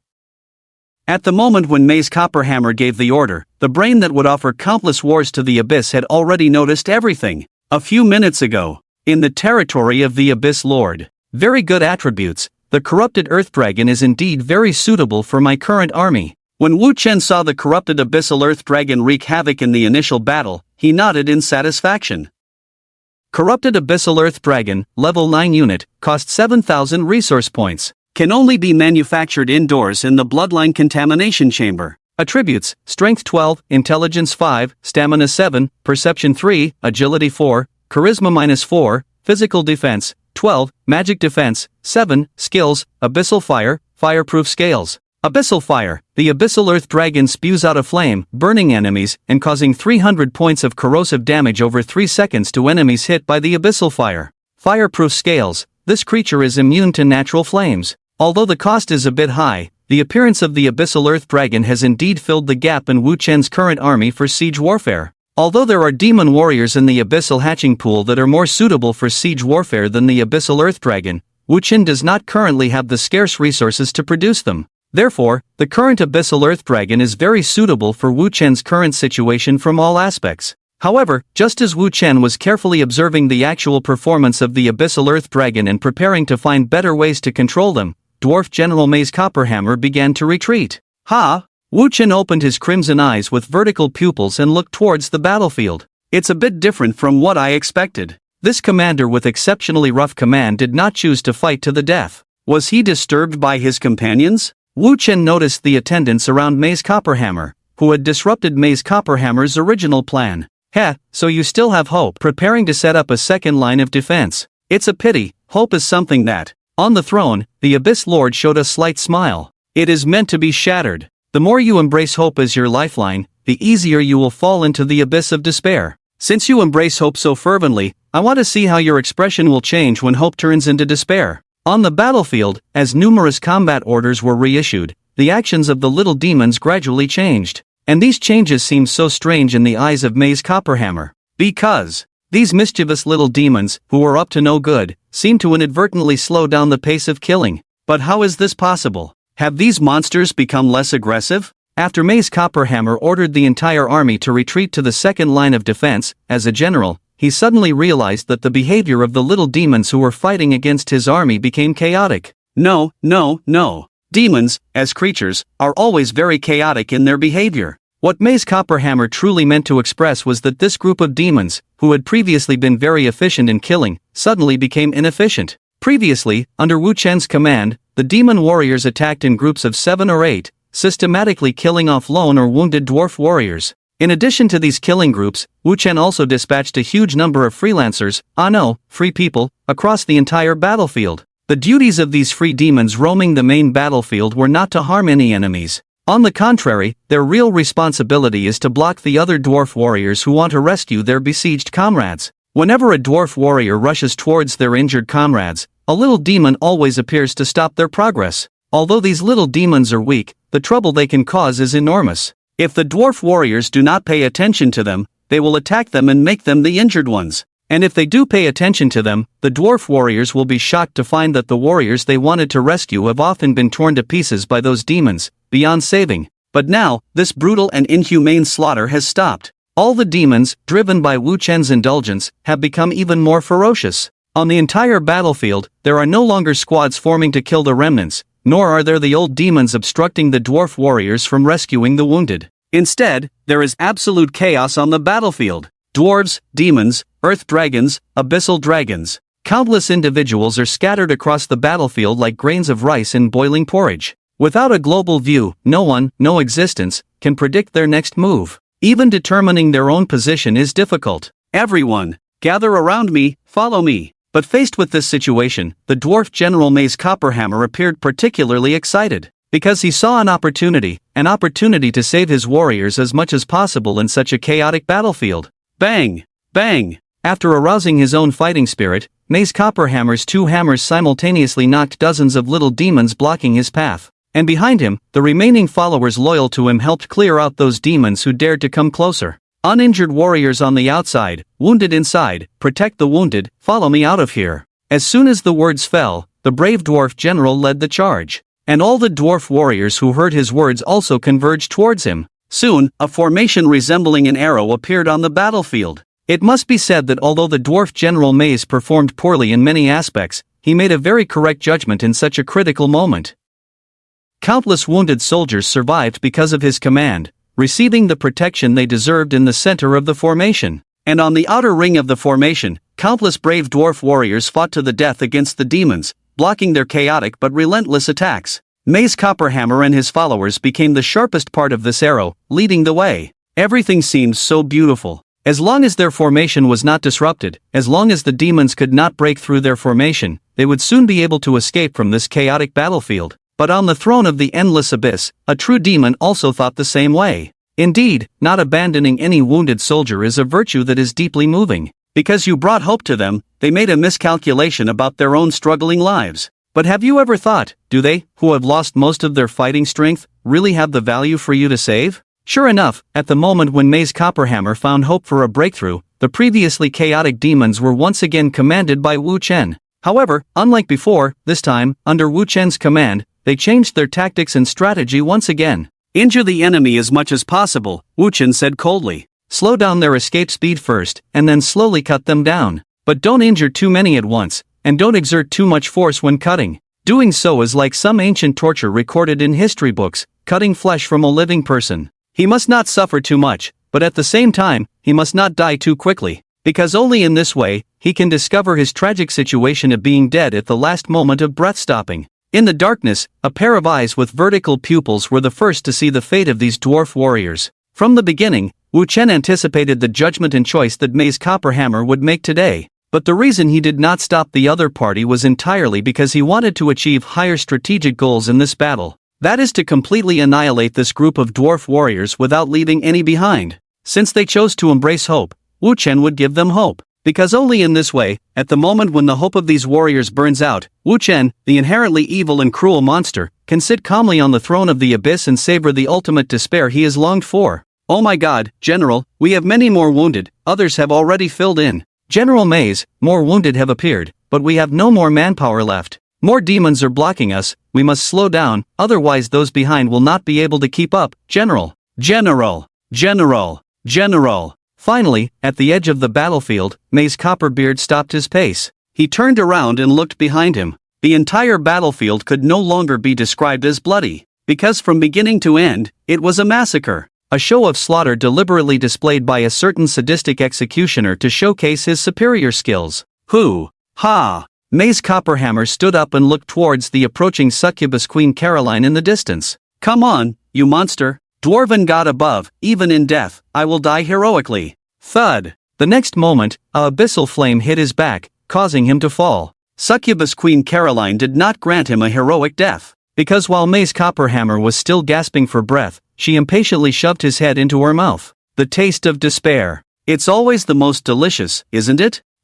Not bad. At this moment, Wu Chen finally gained full control of the kingdom's passages after Maze Copperhammer's death. However, he did not rush to continue the march, but began to clean up the battlefield while sending out dozens of demon squads of varying sizes to check the situation at other passages. And although these dozens of demon squads were attacked by the enemy shortly after leaving and died in the nearby passages, Wu Chen still had no reaction, just mechanically sending out more squads to check the situation he had long known. The reason for this was determined by Wu Chen's current situation. The Dwarven kingdom, or rather, the underground kingdom of the Dwarven race, is divided into two parts. One part is composed of various underground cities of the Dwarven kingdom. If counted by size, there are a total of 7 underground cities. Among them are mining towns dedicated to mining, food towns for growing mushrooms and light-hating plants, and a forging town near the volcanic area. They rely on the kingdom's passages for trade and material flow with other towns. In short, these small dwarven towns are like certain independent city functional zones,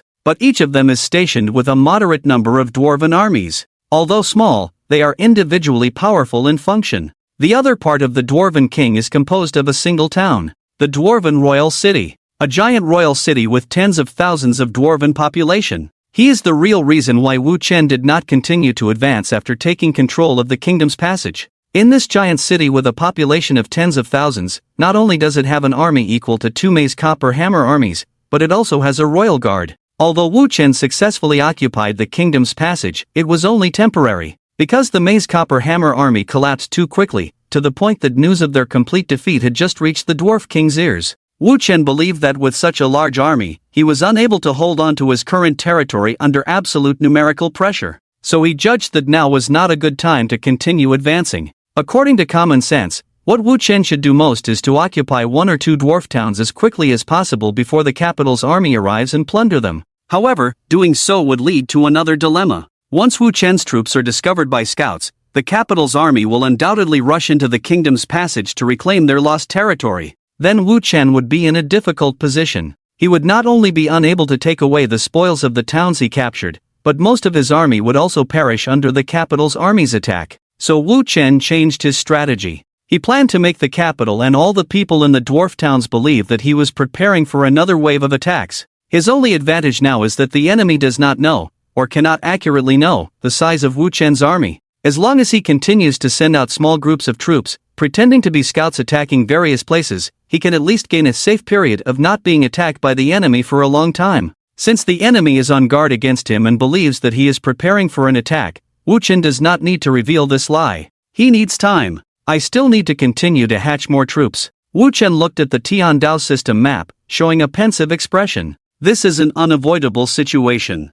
Although the number of troops is not everything, in the face of absolute numbers, everything loses its meaning. Wu Chen, as a new lord, has already achieved a very strong record by completely annihilating a dwarf army so quickly. But that is far from enough. Because the endless abyss, as a living war machine, cannot stop. Stopping means extinction. Wu Chen must find a way to keep this machine running as much as possible, no matter what method he uses. On the other side, in the dwarf capital, faced with Wu Chen's evil invasion, the dwarf king is also considering countermeasures. However, unlike Wu Chen, the dwarf king has almost no knowledge of the actual situation on Wu Chen's side. After all, Wu Chen's attack speed is too fast. He is like a ghost that suddenly emerges from the darkness, unreasonably attacking the dwarf kingdom and then ruthlessly annihilating the Maize Copper Hammer army. This evil monster has not engaged in any meaningful diplomacy with the dwarves, nor has he expressed their demands in any way. Whether it is food or supplies, Wu Chen has never made any demands on the dwarf side.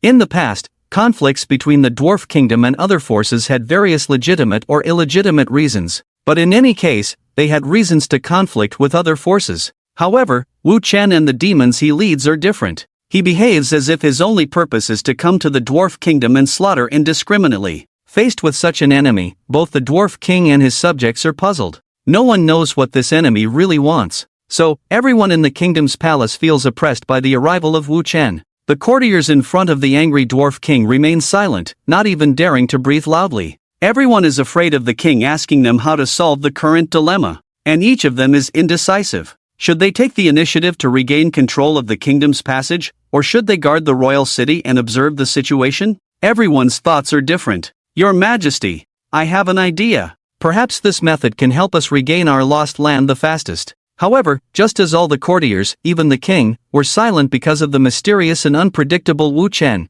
a dwarf minister in charge of trade took the initiative to speak. Hearing him speak first, the courtiers and the king were very surprised. After all, they had never heard that this minister in charge of trade had any military talent. But when this minister actually revealed his idea to everyone, including the king, they were all stunned. Because the suggestion brought by this trade minister was to establish an alliance. And the target of his alliance was actually an outsider lord. A new force is about to intervene in the war between the Abyss and the Dwarf King. Your Majesty, the trade minister of the Dwarf Kingdom, Aegis, took out a flag with the emblem of a certain lord from his arms and handed it to the Dwarf King, to whom he pledged his loyalty. The alliance I mentioned is with an outsider lord. Upon hearing this, the other ministers exclaimed in surprise. The voices of traitors were heard constantly, but the trade minister Aegis did not care about this. After years of working together, he knew very well what kind of useless people these shouting ministers were. Shut up! The Dwarf King shouted.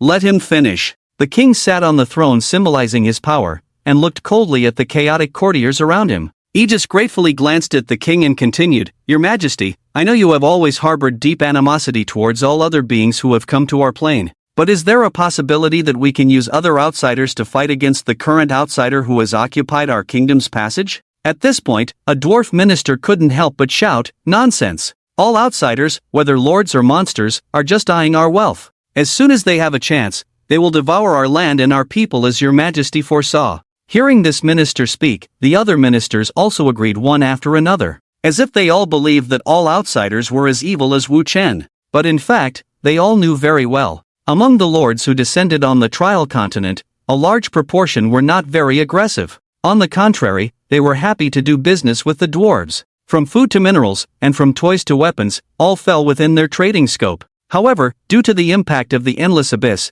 the Dwarf King was influenced by illusions and has been rejecting all trade requests from these lords since their arrival. Even in recent times, he has shown great hostility towards all new lord arrivals. In this situation, not to mention doing business, there have been deviations and misunderstandings in the normal communication between the two sides. Because all the new lords who have descended to the trial continent have begun to realize that there is a group of hostile dwarves underground on this continent. So in the endless chain of suspicion, these lords naturally began to guard against the dwarves. The atmosphere between the new lords and the Dwarven Empire has been getting increasingly tense. That's right, Aegis exclaimed loudly. These outsider lords will not hesitate to swallow us whole at the first opportunity. But I must remind everyone of one thing. Such a situation will only arise when there is an opportunity. Aegis looked around, gazing into the eyes of every dwarf. And now, what we truly need to do is not give them that chance. Our Dwarven kingdom must act before they become too powerful, take action ahead of them, strengthen ourselves, weaken the enemy.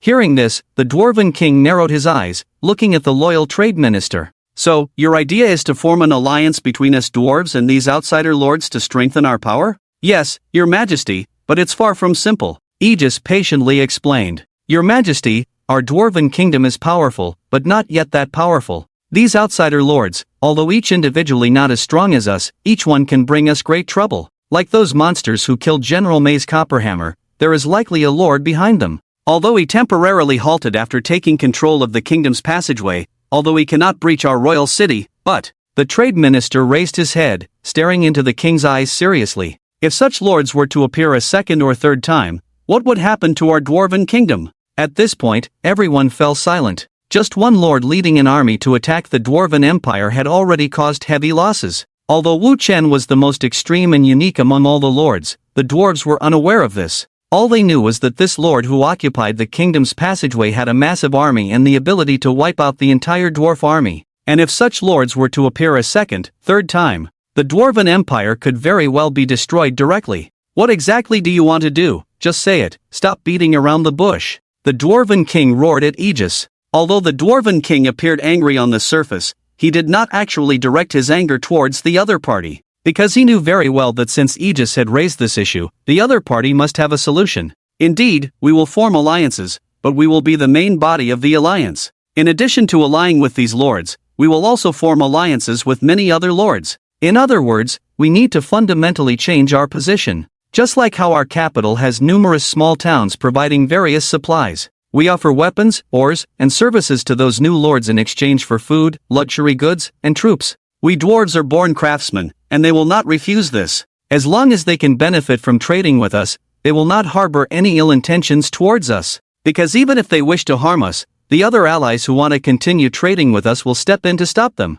The lord's internal affairs are not set in stone. So we must open our doors, welcome all lords who wish to trade with us, and form a collective of common interests. Only then can we continue to strengthen our Dwarven Empire as more and more lords arrive in this world. My king, do not forget the teachings of the Dwarven gods. Friends may betray you, family may abandon you, but gold and gems will never leave you. Hearing this, the Dwarven king nodded. Aegis, you have spoken very well, but I think you may not be suitable to be a trade minister. Hearing this, Aegis lowered his head, his face pale, while the other dwarf ministers showed mocking expressions.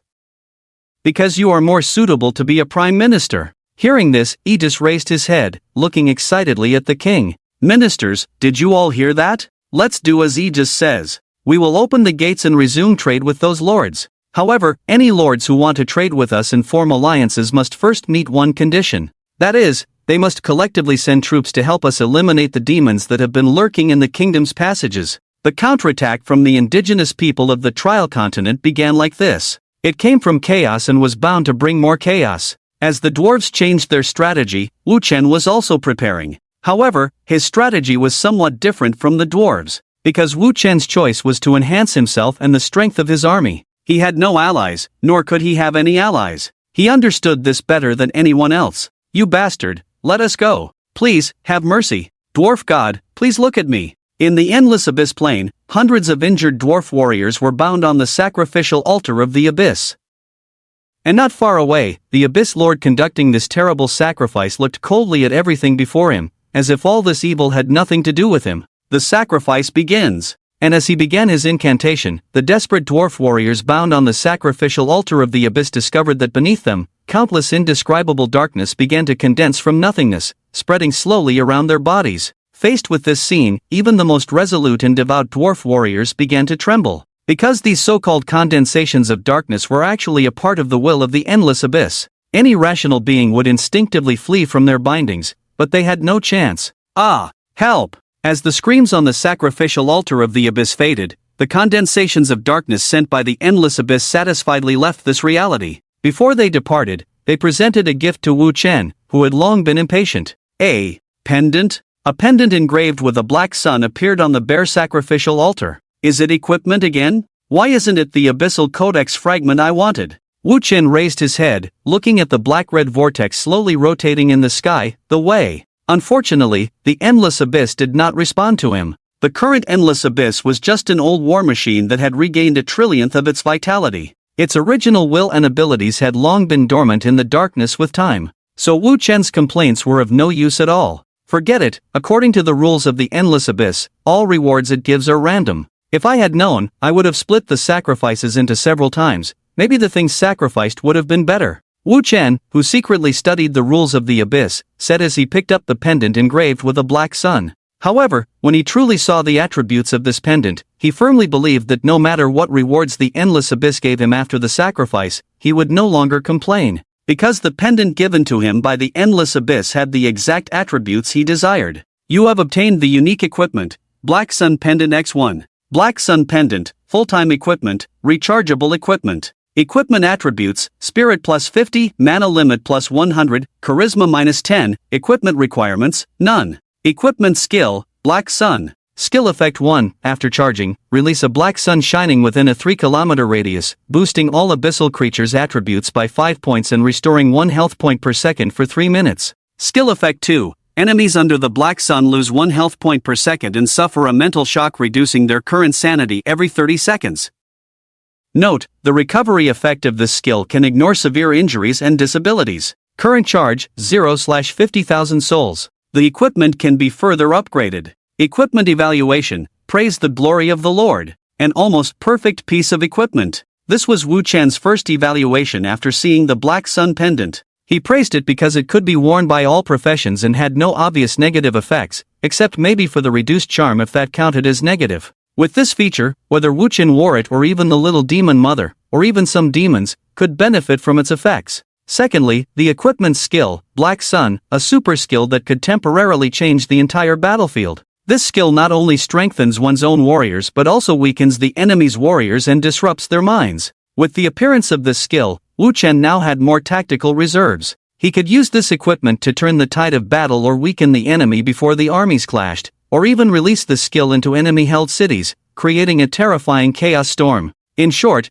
this equipment was almost perfect in terms of attributes and skills. Except for one thing, the charging cost of the Black Sun Pendant. Wu Chen was not unfamiliar with the concept of charging, as many Lord-era equipment, hero equipment, and even standard sets used by warriors had charging effects. The charging conditions varied, from using sunlight to magic crystals. Even equipment that charged using souls was not uncommon. Wu Chen's only concern was that fully charging the Black Sun Pendant required a whopping 50,000 souls. And 50,000 souls in the Heavenly Dao system store equated to 50,000 soul points. Even a slightly smaller kingdom city had a population of around 50,000. Even if Wu Chen occupied the entire city and turned all the population into resource points, it would be difficult to gather 50,000 points in one go. So, the amount of charging required was a bit exaggerated. Glancing at the charging number on the Black Sun Pendant showing 0, Wu Chen couldn't help but sigh. Forget it, let's not think about this equipment for now. After all, this equipment is not a conventional weapon for me at the moment.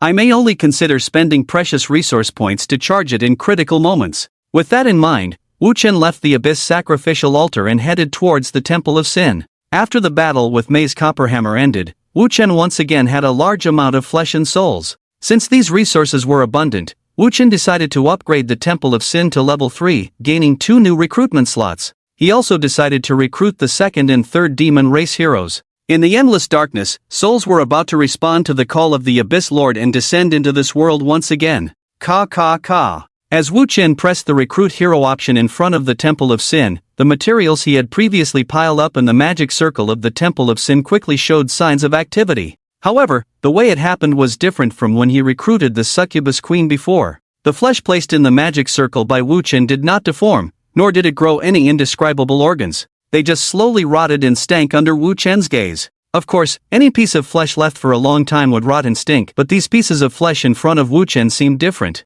Because Wu Chen found that the lifeless flesh was decaying at an incredibly fast rate. In just a few seconds, these pieces of flesh had turned into a large puddle of pus. However, these pieces of flesh that turned into pus did not lose their vitality. On the contrary, a new form of life rapidly spread out from this thick water. That is disease and plague. With a crisp sound, somewhere the pus burst open, and a huge blister like a transparent grape grew on a piece of flesh that had not completely rotted. And more of these blisters appeared on this piece of flesh that had long been dead, absorbing its nutrients. Their appearance caused this piece of flesh to come alive in a somewhat illogical form. On the other hand, the organs that were not ordinary flesh began to inexplicably grow unknown black mold as they soaked in the pus. These molds spread very quickly, infecting almost everything in the blink of an eye. And between these molds and blisters were various kinds of slimy mucus with bizarre insect eggs growing for unknown reasons. These insect eggs in the mucus would hatch in less than a minute, turning into ugly tiny flies in the magic circle. As soon as these tiny flies were born, they began to fly around, competing with each other in the magic circle. However, their flying ritual was not just for mating, but for killing each other. Each tiny fly would strive to seek the most deadly and infectious toxin from the surrounding blisters and molds, turning it into their weapon. They would try to immunize themselves against these toxins with their strong disease resistance, and then use the toxins to infect other flies, eliminating those that did not acquire immunity. The blisters and molds in the magic circle then evolved once again due to the appearance of these flies. The blisters growing on the flesh began to differentiate, some turning into small pus blisters the size of rice grains, while others turned into huge blisters filled with plague gas. The molds changed even more rapidly, their colors becoming diverse, with many types of molds transforming the organs they inhabited into a more terrifying form than deformity. These diseases and viruses dedicated to spreading the plague, like the flies, began a chilling survival competition from the putrid pus they were in. Every minute, every second, the diseases in this magic circle became more deadly. Every minute, every second, the diseases in this magic circle became more infectious. However, just as Wu Chen was still watching this lively evolution feast of all things, he suddenly noticed a new prompt from the Heavenly Tao system. What's going on? Just now my system showed that I had used up all the slots in the Temple of Sin? But how is that possible? Wu Chen was puzzled, because he had specifically prepared 2 sets of resources for this hero recruitment. However, this time, he only recruited a hero once. The Heavenly Tao system had already determined that he had used up all the slots for racial heroes. Such a strange problem, Wu Chen had never heard of during his time as a lord. Did the Tian Dao system have a bug? Or is it that the Temple of Sin itself has a problem? Just as Wu Chen was checking the Tian Dao system, the evolutionary feast in the magic array finally came to an end. You have drawn a new racial hero, Plague Breeder, Mara. The new prompt temporarily shifted Wu Chen's attention away from the Tian Dao system and onto the new hero appearing in front of the Temple of Sin. In the endless thick water, a humanoid creature about 4 meters tall walked out. This humanoid creature was very strong in physique, covered all over with various bandages. However, in the gaps of the bandages, his skin occasionally revealed countless tiny holes. These easily triggered fearsome tiny cavities would occasionally release one disease fly after another, or occasionally ooze pus with disease factors. But compared to his skin, his eyes were even more terrifying, because his eyes were above his forehead, and there was only one. And if you carefully observe his eye, you will find that there are many golden worms constantly shuttling inside, using it as their nest. After this humanoid creature, who was much smaller than the little demon mother Caroline, walked out of the magic array, he immediately looked around with his eye parasitized by worms. And in that terrifying eye, there was both a sense of new joy and a deep fear of the endless vortex above. This fear deepened when he saw the Abyss Codex in Wu Chen's hand. So this monster, covered in bandages, did not greedily observe his surroundings, but quickly half-knelt in front of Wu Chen.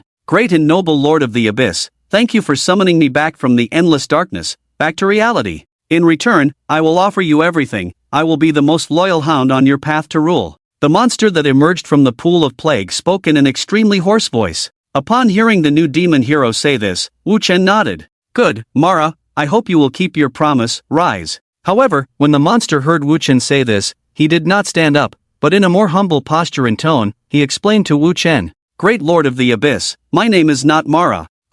Wu Chen was a bit confused. Did the system prompt make a mistake again? However, Wu Chen did not hesitate too long, and the answer to this question became clear. My lord, Mara that you mentioned is my sister. She is a bit shy in front of outsiders, not very willing to come out of my body. With that, the bandaged monster patted his chest, and from a hole in his chest, a large maggot with a human face crawled out. She was Mara, the source of the plague, the impure symbol, and the true breeder of the plague. Lo, Lord, hello. Inside the hole in the bandaged monster's chest, the large maggot with a human face trembled as it crawled out of the hole, looking at Wu Chen with a frightened expression. And Wu Chen also looked at her at the same time. But just at the moment when the Lord of the Abyss turned his crimson eyes with vertical pupils towards her. Mara, this little thing, was immediately scared and crawled back into the hole, nervously saying, "The Lord really looked at me, his eyes are so scary. If I run away like this, will he be angry? No, he is the Lord, I can't speak ill of him. Will he think I'm useless, and then strangle me? Woo, the real world is so scary. It's all your fault, I didn't want to come to the real world. It was so safe and warm in the darkness before." Although the plague bearer Mara was only talking to her brother, her enemies were listening through the pores under her skin. Thanks to the spread of the pores, Wu Chen could hear every word she said very clearly. Lord, my sister she's a bit socially anxious, and very shy. Wu Chen, is that a bit? After Mara's disturbance, Wu Chen realized a problem. After extracting the hero, he missed a message. The Heavenly Dao System's prompt did not show any problems. He did indeed use all the hero slots, because this time the Temple of Sin gave him not one hero, but two. In response to Wu Chen's summon this time, two souls appeared. You have obtained a new racial hero. Son of Purity, Hele. You have obtained a new racial hero. Plague Bearer, Mara. The attributes of the two heroes with slightly different forms are as follows. Son of Purity, Hele, Hero Level 1, Experience, 0 out of 500, Hero Attributes, Strength 25, Intelligence 9, Stamina 90, Perception 7, Agility 11, Charisma -7, Health 400, Mana 0, Physical Defense 189, Magic Defense 124, Hero Skill 1, Pure Body, Passive Skill. Skill Effect. Because of his perfect body emerging from disease, Hele is permanently immune to any disease and bleeding effects. Hero Skill 2, Pure Blood, Passive Skill, Skill Effect, Hele's blood, tempered by the plague, has strong vitality, so he can restore 3% of his maximum health per second. Hero Skill 3, Plague Bandage, Passive Skill, Skill Effect, due to long-term infection, the bandages on Hele's body will have strong infectious bacteria. Any enemy that comes into contact with Hele will inevitably be infected with bacteria, and there is no limit to the types of bacteria infected. Equipment, none. Loyalty, 100, Eternal. Others, slight. Evaluation, although Hele's blood can immunize against every disease in the world, if you want to drink it to gain the same immunity, I swear, you will die miserably. Plague Bearer, Mara. Hero Level 1, Experience, 0/500, Hero Attributes, Strength 1, Intelligence 19, Stamina 1, Perception 1, Agility 1, Charisma -1, Health 1, Mana 0, Physical Defense 0, Magic Defense 0, Hero Skill 1, Source of Plague, Passive Skill. Skill Effect, Mara will generate 3 unstable diseases per second and store them in her brother Hele's body. Current disease storage, 360/999, Hero Skill 2, Mother of Flies, Passive Skill, Skill Effect, as the source of all plague flies, Mara will generate fly eggs in Hele's body. Each fly has a chance to infect a certain disease from the source of the plague, and each plague fly can only infect one disease at a time. Hero Skill 3, Directed Evolution, Passive Skill, Skill Effect, Mara can significantly change the characteristics of a disease according to her or the Lord's needs, and spread it to demons and enemies. Equipment, none. Loyalty, 100, Eternal. Others, slight. Review, the shy plague bearer Mara refused all interviews, so there is no evaluation for now. Note that the plague flies created by Mara do not belong to the category of Abyss Hatchery, and their attributes are as follows. Plague Fly. Health points, 1. Survival time, 3 hours, 180 minutes.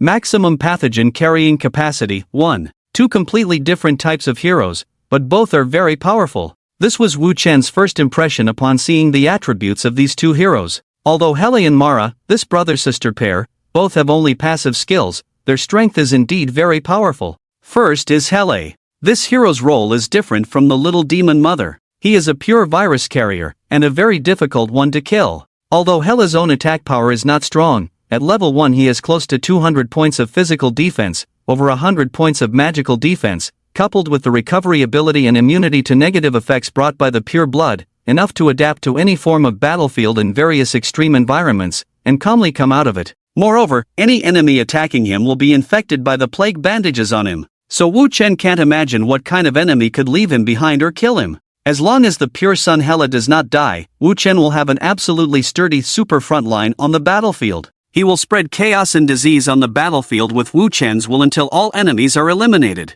As for his sister, the plague bearer Mara, she is equally powerful, but Wu Chen still has many doubts about her skill effects. Wu Chen needs to ask her some questions and get answers before making a final judgment. To the beloved audience, please add this book to your bookshelf and review it in time. Mara, I have some questions to ask you, Wu Chen said to the pure sun Hele. And Hele immediately understood Wu Chen's meaning, patting his chest, ready to call out his sister parasitized in his body. But the problem is, this, Lord. If you have any questions, just ask. The voice of the plague bearer Mara came weakly from the holes on Hela's body. I'll stay here. Yes, stay here to answer your questions.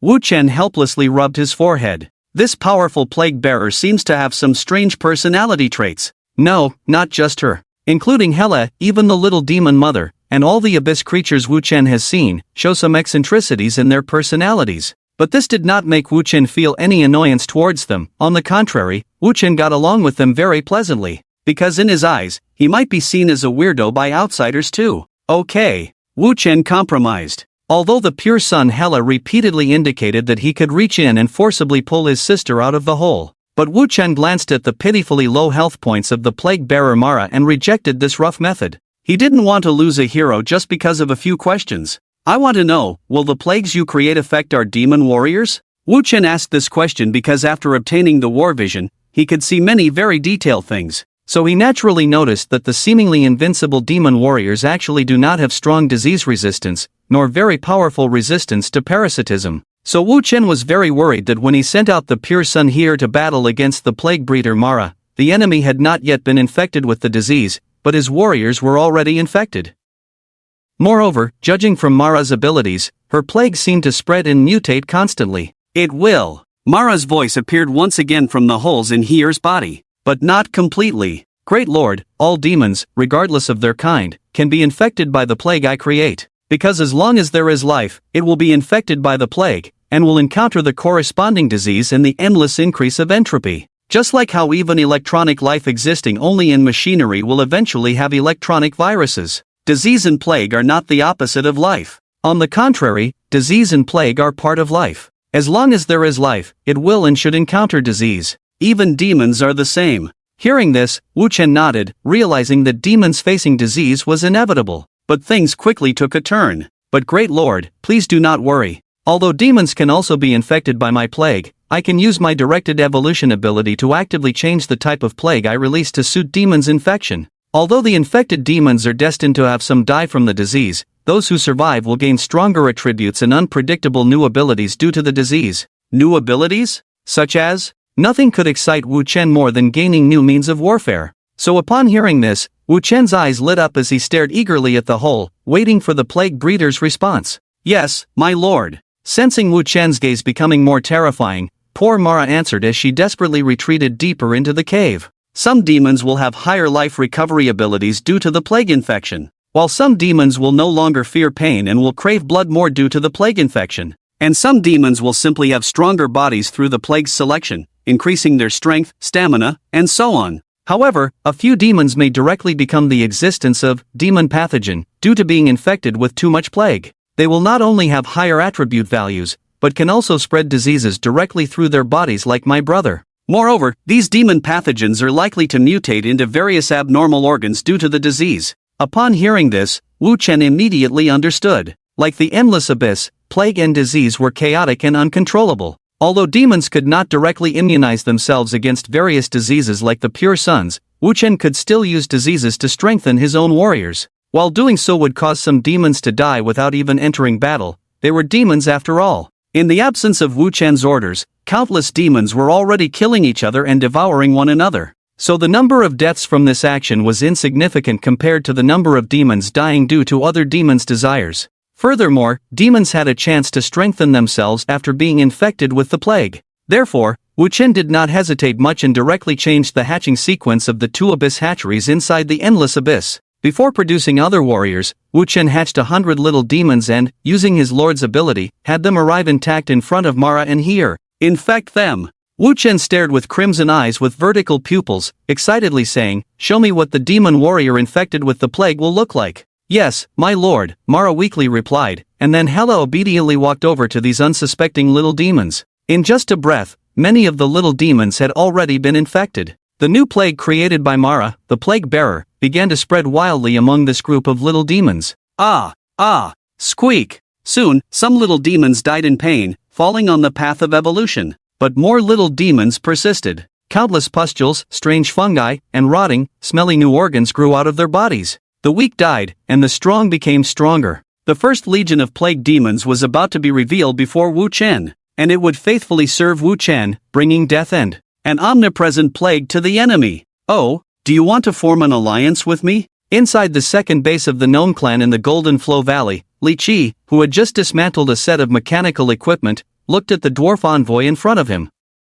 Unlike many new lords, Li Qi himself did not like to stay in his main base and watch his territory grow from a distance. Instead, he preferred to be on the front lines, studying machinery and technology together with gnomes and goblin engineers. Although this behavior might damage the dignity of a lord in the eyes of many races, in the eyes of gnomes and goblins who were filled with bombs and machinery, this was the true behavior a qualified lord should have. Yes, this foreign lord. The dwarf envoy looked around at the gnomes and goblins who were even shorter than himself, raising his head proudly. "Our dwarf king is seeking possibilities for cooperation with all willing lords." Seeking possibilities for cooperation? It wasn't like this before in the dwarf kingdom. This closed underground kingdom had always harbored hostility towards all outsiders since the lords arrived on the trial continent. Even Li Qi, a new lord specializing in lord technology who had not shown any aggression, received the same treatment in front of the dwarf king. But why would they suddenly seek an alliance now? What had happened within the dwarf kingdom during this time? Li Qi pondered over these words, looking at the envoy thoughtfully. He had guessed some things from the change in attitude of the dwarf kingdom, but not enough, so he needed to learn more from the envoy. Since it's cooperation, I want to know what I can gain, and most importantly, Li Qi glanced at the map of the Golden Flow Valley, saying to the envoy, "What do I have to give in return?" Upon hearing this, the dwarf envoy quickly recited the words instructed by the new prime minister. "As a member of our dwarf alliance, please remember, you are just one of them. You will receive the same trade permits as all other allies, and you will be able to buy large quantities of rare ores such as food and wood from our dwarf kingdom." When he heard the word ores, Li Qi's eyes lit up. "In addition to ores, you will also be able to purchase weapons and armor made within our kingdom at a fair price. Mind you, I'm talking about weapons and armor crafted by the dwarf race, all of which are top-notch." The dwarf envoy glanced at a nearby green-skinned goblin holding a wrench and assembling a mysterious device, squinting his eyes. Definitely not the junk made by some other races. Upon hearing this, the green-skinned goblin narrowed his eyes and silently pulled out a live bomb robot from behind him. As soon as the bomb robot appeared, it immediately started emitting a system alert indicating an imminent explosion. Judging by their expressions, there seemed to be a hierarchy of disdain even among the dwarf race. Ahem! Li Qi quickly stepped in front of the green-skinned goblin and swiftly dismantled the bomb robot into parts, while addressing the dwarf envoy, "Armor and swords, I understand. Please continue." The dwarf envoy nodded and revealed the ultimate goal. "But maintaining such trade comes at a cost. All lords participating in our trade must work together to uphold the dwarf alliance we belong to. Any lords or enemies attempting to disrupt trade through illegitimate means must be eradicated." Upon hearing this, Li Qi understood many things. There are actually intelligent individuals among these indigenous dwarves in the trial continent. Li Qi believed that these so-called intelligent individuals not only had a keen understanding of the current situation but also knew how to use diplomatic means to form a community of shared interests. With more lords entering the trial continent, the strength of the dwarf kingdom was no longer as formidable as before.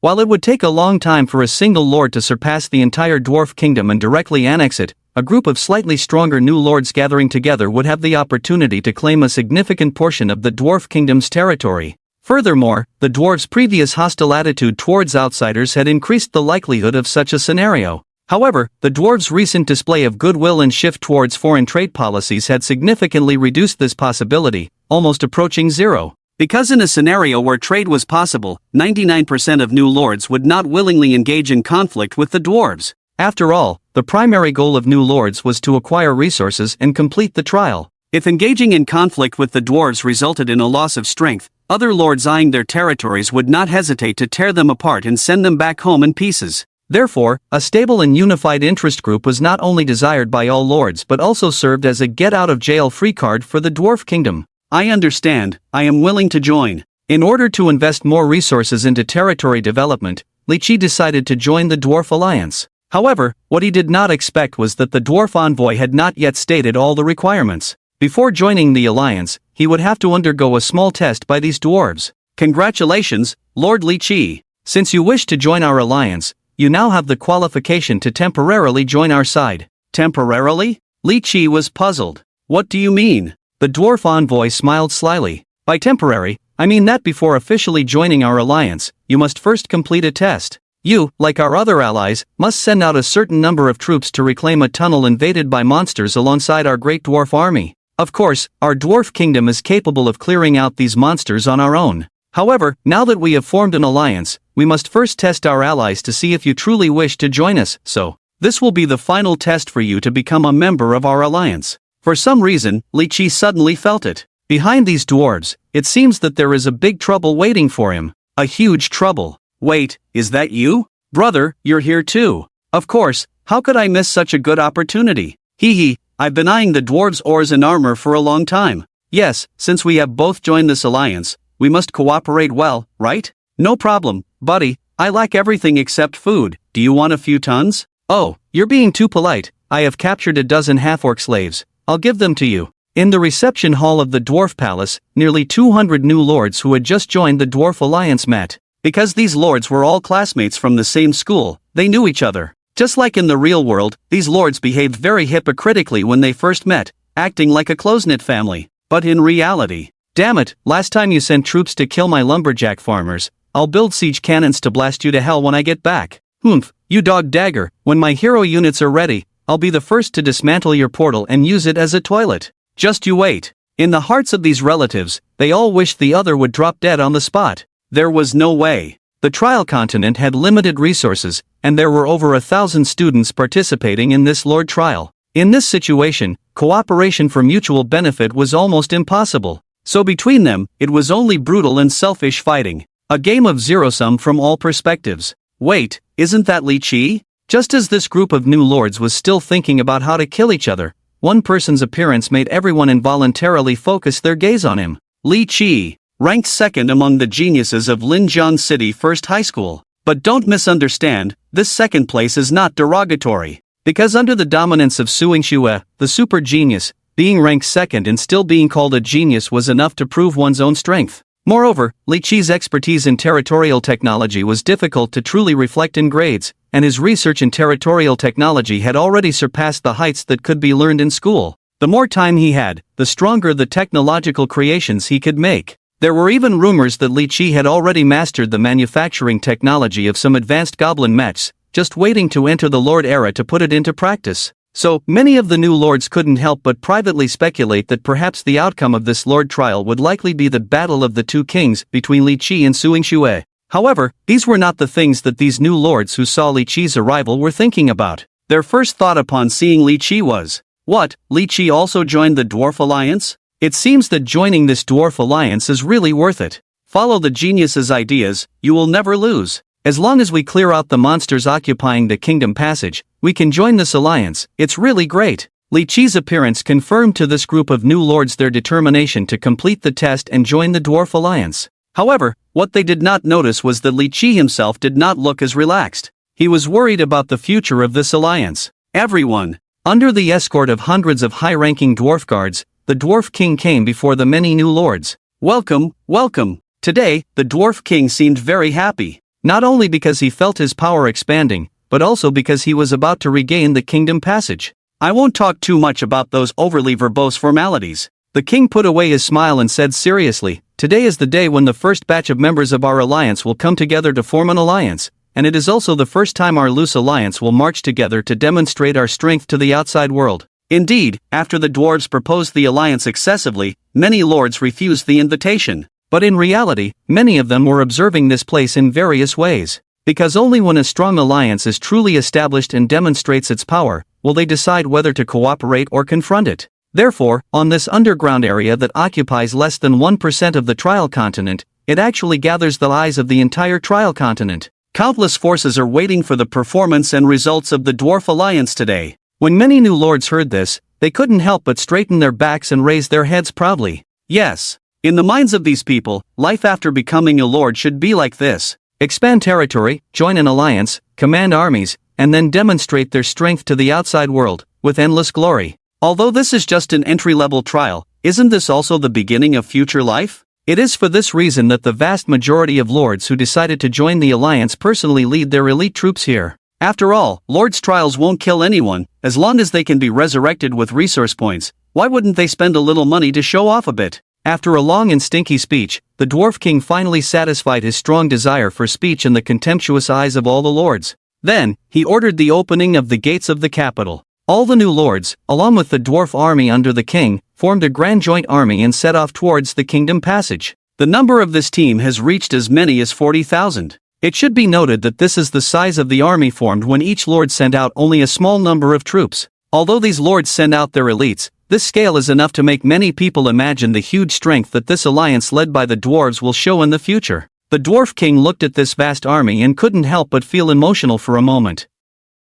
Perhaps a huge empire is really about to come true under his rule. The other new lords also saw such a large army in reality for the first time, so they were extremely excited. Only Li Qi still frowned and looked anxiously towards the distant darkness. However, shortly after this army set off towards the Kingdom Passage in a grand manner, the monsters from the dwarves' mouths began their first wave of attacks in a way that was contrary to the norm. However, in stark contrast to the 40,000-strong army, this time, the number of troops sent out by Wu Chen was only 40? Seeing these 40 monsters die under the blades of their own troops, all the lords, including the Dwarf King, couldn't help but show happy smiles. In this battle, they, who already had a 40,000-strong army in the early stages of the Lord's era, would surely win. Isn't that right? At the far end of the dark distance, a pair of crimson eyes with vertical pupils also revealed a smile. Faced with a 40,000-strong army, the 40 little demons sent out by Wu Chen were simply a joke. These 40 little demons were like stones thrown into the sea, not even causing a splash.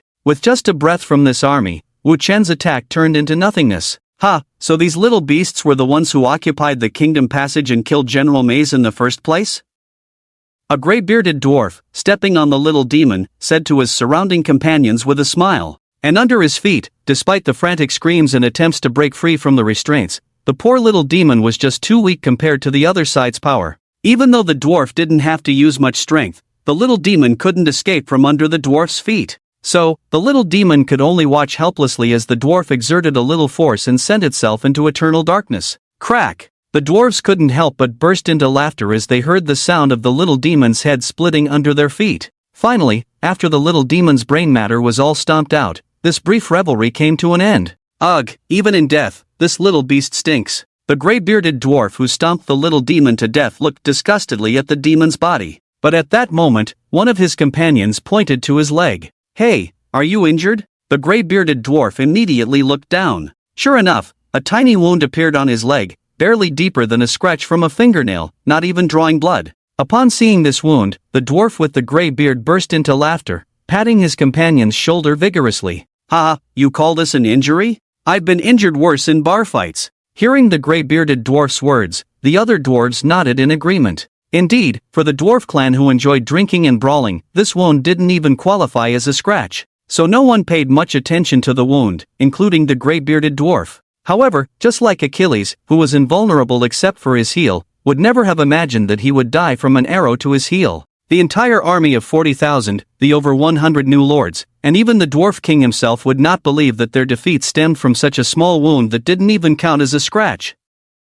Cough, cough, cough. Half an hour after the wound appeared, the gray-bearded dwarf began to cough and develop a fever. At the same time, the army once again destroyed the 3 demon squads sent out by Wu Chen. The entire army emerged unscathed, with only 1 blood slave and 1 Naga warrior scratched by the little demons. An hour after the wound appeared, the gray-bearded dwarf lay weakly on the supply cart at the rear of the army. He told his companions that he wasn't sick, just tired from walking and needed to rest for a while. When they reached the other end of the Kingdom Passage, he would wreak havoc. Meanwhile, a black mold grew on the neck of the blood slave. But since the blood slave was originally food for a certain bloodline hero and not even considered standard cannon fodder, everyone ignored his condition. The Naga warrior developed a few small boils on his body, but because they were underground, the other Naga warriors dismissed it as an environmental issue. Furthermore, as they were less than an hour away from Wu Chen's stronghold, the resistance from Wu Chen had increased significantly. This army of 40,000 had defeated dozens of demon squads, with only 2 casualties and a total of 632 wounded. So these monsters were sent by other lords. Their race is demons, never heard of them, don't know what kind of trash race they are, a new lord said to Li Qi and the other lords. At that moment, he was holding his nose and using a sword to flip over a dead demon's body. But don't misunderstand, it wasn't due to any high hygiene standards, he was only covering his nose because the little demon's body was just too foul. Moreover, there were maggots wriggling in the demon's abdomen that had been cut open by the sword, indicating that it had been infected with some kind of disease while still alive. Although this lord has a large number of troops, he is really foolish. Yes, when facing an army with both higher quantity and quality, he is still using this ineffective tactic, clearly showing that he is incompetent in military strategy. Exactly, if it were me in this situation, I would gather my troops as much as possible, then find a way to engage in mobile warfare to delay time, or seize the opportunity for a decisive battle. At this moment, the lords were discussing enthusiastically which comrade would make such a foolish mistake. A terrible mutation was already brewing. The dwarf with a grey beard lying on the grain cart suddenly opened his eyes that had been tightly closed. However, he only opened one eye, while the other eye remained tightly shut. And it was not his own wool that helped him open his eyes, but a small plague fly. This cute little plague fly struggled to crawl out from under the dwarf's motionless eyelid, wiping the blood and mucus off its wings. Finally, after a wipe, the plague fly prepared for flight and mating. It shook its head and flew up into the dim sky. Behind it, more and more plague flies crawled out of the dwarf's nostrils, ears, mouth, and even belly button. As the first batch of plague flies flew out, the dwarf's cold body deflated rapidly like a balloon losing air. Buzzing in the dim tunnel, faint voices began to appear from all directions. Hey, did you hear that? A dwarf pushing a grain cart suddenly felt an itch on his neck, swatted it, and said to his companion, "Cough, cough." "Hear what?" Another dwarf pushing the cart coughed and asked in confusion. "I think I heard the sound of flies." "The sound of flies?" "No. It was the laughter of the death messenger, practicing that all things decay, hovering above everyone's heads. Cough, cough, cough, cough, cough, cough." As the army of over 40,000 people marched through the dark tunnel, coughing sounds began to appear sporadically. Countless soldiers, despite their different races, lifespans, and life forms, all suffered from the same strange symptom. And this was just one of the countless inconspicuous symptoms of the plague. Ugh, my stomach hurts. Apart from those lucky ones with just a cough, many soldiers contracted a new disease. Their symptoms were more embarrassing. Abdominal pain, stomach pain, causing many soldiers to run to the roadside to relieve themselves. In a short moment, the nauseating stench spread from all directions of the army. Many natural race soldiers began to doubt if they had arrived in hell. But in a sense, patients with these two symptoms could be considered lucky, because compared to other plague symptoms, these two were relatively mild. The truly deadly diseases that had already caused real casualties had spread throughout the entire army.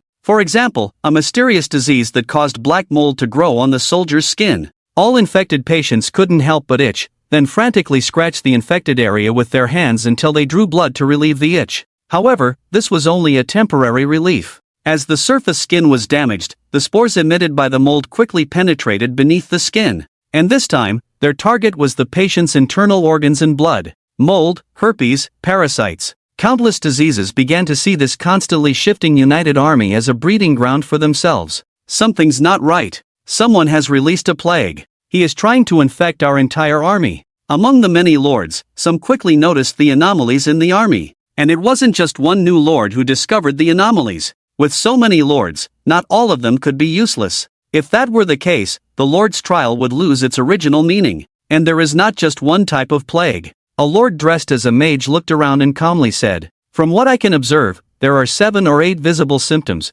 and when you break down the symptoms, this number will continue to rise." That's right, and the speed at which this plague is spreading is very fast. A quarter of the warriors have already been infected. Another lord, along with Li Qi, checked several dead warriors and said, lifting his head, "And from my judgment, the common source of these diseases comes from those damn flies." The lords immediately looked up. Sure enough, above their heads, above all the warriors' heads, countless plague-carrying flies were hovering overhead. These tiny creatures that were almost negligible in size were actually the incarnations of death gods wielding invisible scythes. After successfully confirming this, the lords, who had learned various lord skills from the school, quickly found a way to deal with the plague. First, several hero units specializing in mages joined forces to create a weak storm above the army that did not distinguish between friend and foe. Although this storm would cause damage to both sides, the damage was only 3 points. While this 3-point damage was not enough to harm most warriors, it was a deadly blow to the plague-carrying flies with only 1 point of health. As a result, the countless plague-carrying flies perished in the seemingly weak but actually treacherous storm. The plague factors they carried also lost their threat with their deaths. Then, after the mages performed their magical miracles, it was time for the priests and alchemists to show their abilities. Drink this, it will make you feel better. Bottle after bottle of well-prepared potion was distributed to each infected soldier. Great God, touch these poor souls, drive away the diseases and pains from their bodies. Countless priests prayed to the gods, asking their deities to perform miracles to cleanse the diseases hidden in the flesh and blood. With the combined efforts of all the lords, the army was visibly recovering at a rapid pace. The skin of the soldiers covered in countless boils began to heal. The soldiers who had been vomiting and shivering non-stop regained their vitality. The soldiers who had been coughing incessantly before were able to breathe smoothly again. The malfunctioning war machine was back to normal operation. After a brief forced march, they were less than 10 minutes away from the kingdom's gateway node that had been invaded by Wu Chen. It seemed that everything was improving. It seems that Lord is really cunning, learning how to use the plague in secret. He is trying to stop our advance with this method. It's despicable. Well, so what? Even if he can spread the plague, it still won't change the outcome of this war, right? All the lords were celebrating their success in resolving a deadly plague crisis. Something's not right. Li Qi couldn't help but frown, looking at a corner not far away. There, a dwarf warrior who had just recovered his health after drinking the potion was showing off his strong shoulders to his companions. But on his shoulder, a small inconspicuous blister slowly emerged. Not only him, but also his companions who were laughing together did not notice that certain hidden diseases were starting to resurface on their bodies. An exceptionally terrifying thought appeared in Li Qi's mind. However, before he could confirm this terrifying thought, the situation changed. In the dark passage in the distance, a small demon with green mold growing on its skin and wielding a decaying weapon appeared in front of this army after a long absence. All the warriors immediately quieted down, each one involuntarily tightening their grip on their weapons. Everyone knew that the reappearance of this small demon meant that the countdown to war had begun. As long as they successfully cleared out this group of monsters lurking in the passage nodes, a powerful and invincible alliance would be established as a result of this battle. However, on the other side of this army, the small demon revealed an extremely evil smile. Something's not right. Li Qi widened his eyes, looking fearfully into the darkness. And at that moment, everyone heard a faint cough coming from within their own army. Several different diseases with symptoms had indeed been eradicated by the pharmacists and priests, but who said that they were only infected with these several diseases? Li Qi, who understood this immediately, shouted, "This is bad, we've been tricked. The Lord who possesses the power of plague controls more than just those several types of plagues."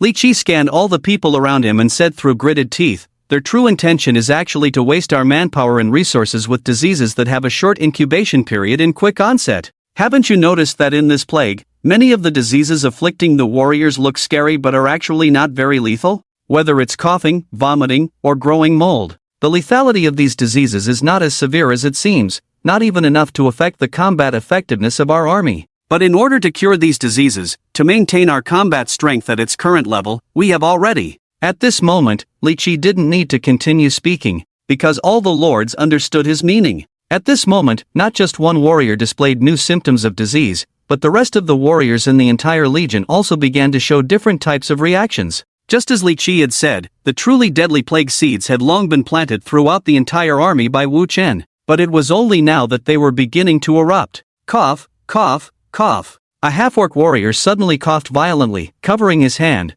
but only after he finished coughing did he suddenly realize he had just coughed up blood, and an unbearable and intense pain was attacking his lungs. At his feet, a female druid priestess was rolling on the ground in pain. Looking along the smooth back of this druid, one could see festering ulcers growing one after another. The appearance of these ulcers made the druid's back twisted and dirty, like a wooden board covered with mushrooms. In the further distance, countless warriors began their own wails. One deadly disease after another began to erupt within them, and the plague flies that had disappeared before reappeared above the heads of the people. It seemed as if they were mocking them, indicating that their time of death was near. Damn, this guy is really a ruthless monster. Looking at the warriors around him falling to the ground in agony, Li Qi looked in the direction where the small demon had appeared. using life as pawns, using disease and death as weapons. Regardless of how he achieved such precise control over the epidemic, in terms of this person's methods, can he really be considered human? At the moment when the disease broke out within the legion, roars echoed from the other end of the legion.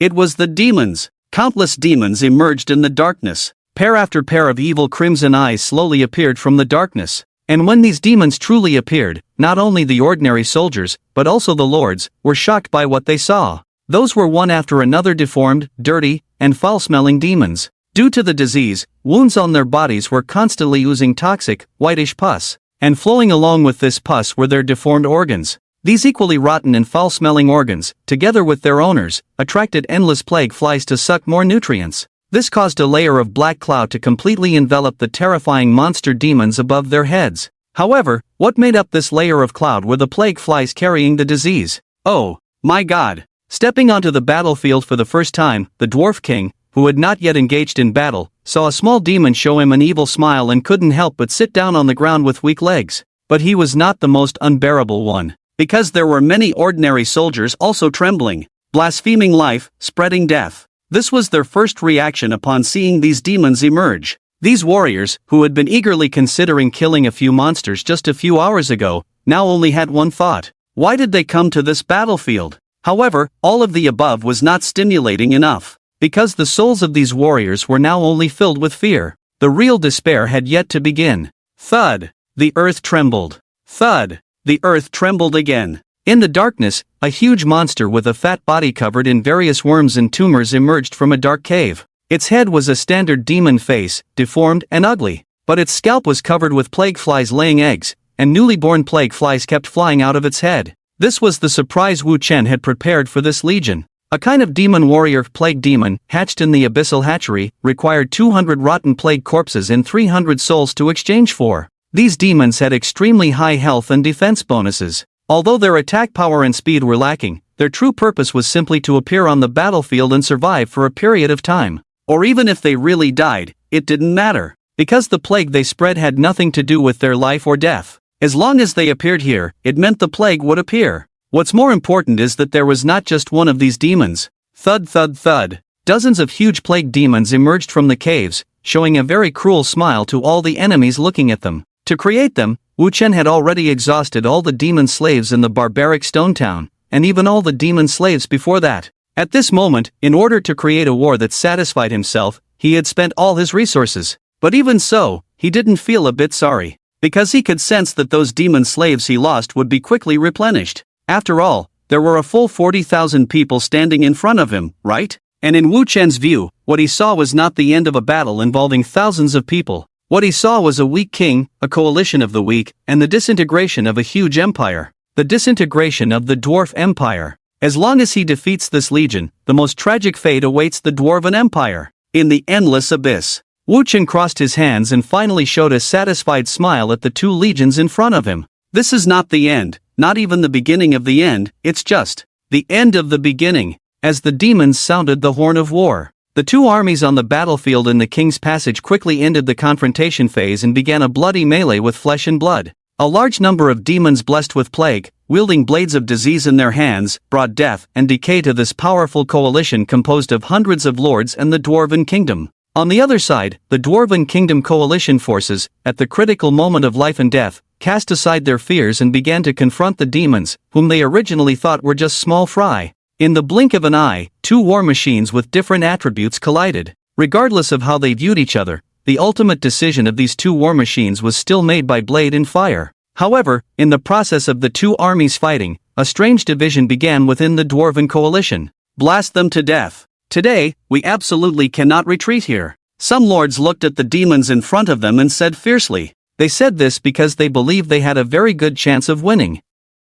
The attributes of the demons are not excellent. It can even be said that they are very trashy. Due to the early pursuit of the size of the army, more than 90% of Wu Chen's current army is still firmly occupied by small demons. So even though this wave of demon attacks seems to be similar in quantity to the Dwarven Kingdom coalition forces, the actual quality gap between the two sides is very large. Even though Wu Chen has spent a huge amount of effort to infect the demons with plague and create more than a dozen giant plague demons, the appearance of these dozen behemoths still does not change the overall situation. because corresponding to these dozen plague demons are more than 100 elite warriors under each lord and the hero units they possess. These huge plague demons, with more than 4 of them already being killed on the battlefield by the hero units after the first contact between the two sides. The remaining plague demons, even though Wu Chen has desperately used small demons as flesh shields to protect them, their health bars are still rapidly decreasing. It can be foreseen that these few plague demons will die on this battlefield together with their kind. We can win! This is the only thought in the minds of all the main combatants. Even though Wu Chen has used such despicable means to infect almost all the warriors with plague, even though his subordinates are all terrifying monsters with ugly and deformed faces, but in the face of the absolute strength of both sides, he is definitely not invincible. But besides that group of main combatants, there is another group with completely different opinions. We must retreat. Otherwise, we will suffer huge losses, and even the entire army may be wiped out here. Unlike the main combatants, the other group, the more calm and rational faction, believes that they have already lost this war. In their eyes, this battle has already ended. Now they are just struggling in the quagmire called war. And their theory is supported by the current number of casualties among the coalition soldiers and the ratio of casualties on both sides. Currently, the number of coalition soldiers killed is only 1/10, not many. Even this 1/10 includes soldiers who died of illness during the march. But these lords have already noticed the continuing impact of the plague. Under the influence of the plague, more and more coalition soldiers are starting to die violently, and the number of soldiers dying from the plague is increasing geometrically, far from reaching the turning point of this epidemic. In other words, as the war drags on, this coalition will continue to suffer increasing losses. Besides the deaths caused by the plague, there is another more important reason that the rational faction believes it is time to retreat. It is inexplicable why the demon warriors sent by Wu Chen are not immune to the plague. These terrifying dark monsters, like the dwarf coalition, are also being plagued by the epidemic. But this is actually the most terrifying thing, because all the dwarf coalition members infected with the plague, regardless of their symptoms, have experienced a decline in combat effectiveness. On the other hand, the twisted and filthy demons not only have not been negatively affected by the plague, but have become stronger because of its presence. In other words, the extremely terrifying symptoms of the plague in the eyes of ordinary creatures are essentially benign mutations that strengthen the demon creatures. After realizing this, many lords immediately understood that they were in a war that could not be prolonged. Although the quality of the dwarf coalition is far superior to that of the demons, the gap between the two sides is rapidly narrowing under the influence of the plague. With time passing, the strength of both sides will eventually reach a critical point, a point of inevitable defeat. This is the real reason why this faction wants to withdraw quickly, and Li Qi is a staunch supporter of this faction. What? You want us all to retreat, Li Qi? Are you joking with us? A lord questioned Li Qi in front of the dwarf king, and the dwarf king and other lords also looked at Li Qi with displeasure, wanting a response from him.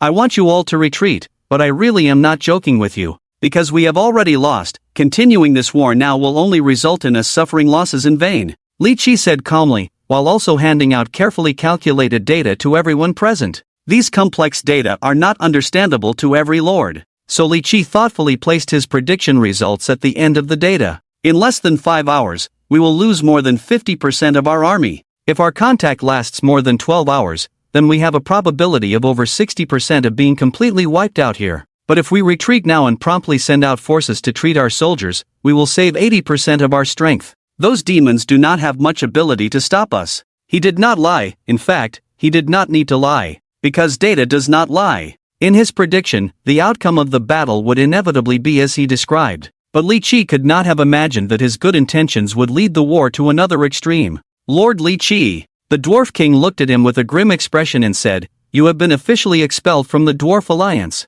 And from now on, you will no longer have any trade relations with the dwarf alliance. You are now an enemy of the dwarf alliance." What led the dwarf king to make such a decision? Enemy? Upon hearing these words, Li Qi finally became angry. He looked at the other lords around him and said fiercely, "What about you? Do you also see me as an enemy like this arrogant and conceited guy?" But in response to Li Qi, there were only countless cold eyes. The vast majority of lords did not see the huge danger hidden behind this war. In their eyes, there were only the benefits gained from entering this alliance. Of course, there were also many rationalists who believed that now was indeed a good opportunity to retreat, but they also remained silent. Because in their view, the current situation is not yet so dire that it requires persuading the dwarf king to withdraw his troops. Li Qi is too impatient. They have a massive army of 40,000 men, Even if the impact of the plague may cause them to lose this war, at this moment, they are far from the point of speaking out. Only when the losses from the plague reach a certain peak will they then start persuading those around them to withdraw.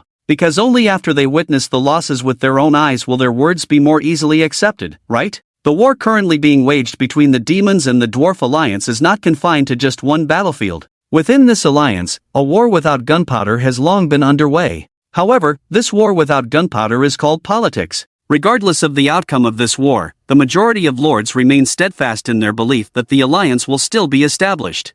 So instead of debating how to withdraw from a war that is bound to be lost, they might as well remain silent at this opportunity and speak out only when the impact of the plague reaches a critical point. In this way, even if they are defeated, this group of rationalists will gain more influence within the alliance. Therefore, not a single lord stands on Li Qi's side. They either choose to continue fighting the demons to the end, or passively withdraw after the losses reach a certain level. However, the two words stubborn and arrogant refer to the great dwarf king. So when the dwarf king heard Li Qi's words, his face quickly turned red, and the lords present could vaguely see steam rising from the dwarf king's head. Endless anger almost made the dwarf king want to hysterically order his attendants to kill Li Qi the next second. But he couldn't. The last vestige of reason prevented the dwarf king from making that decision, because the civilized world has rules. Even though Li Qi is now considered an enemy of the Dwarf Alliance, the Dwarf King still cannot harm him, because if he did, his angry actions would have a very negative political impact within the alliance he had painstakingly built.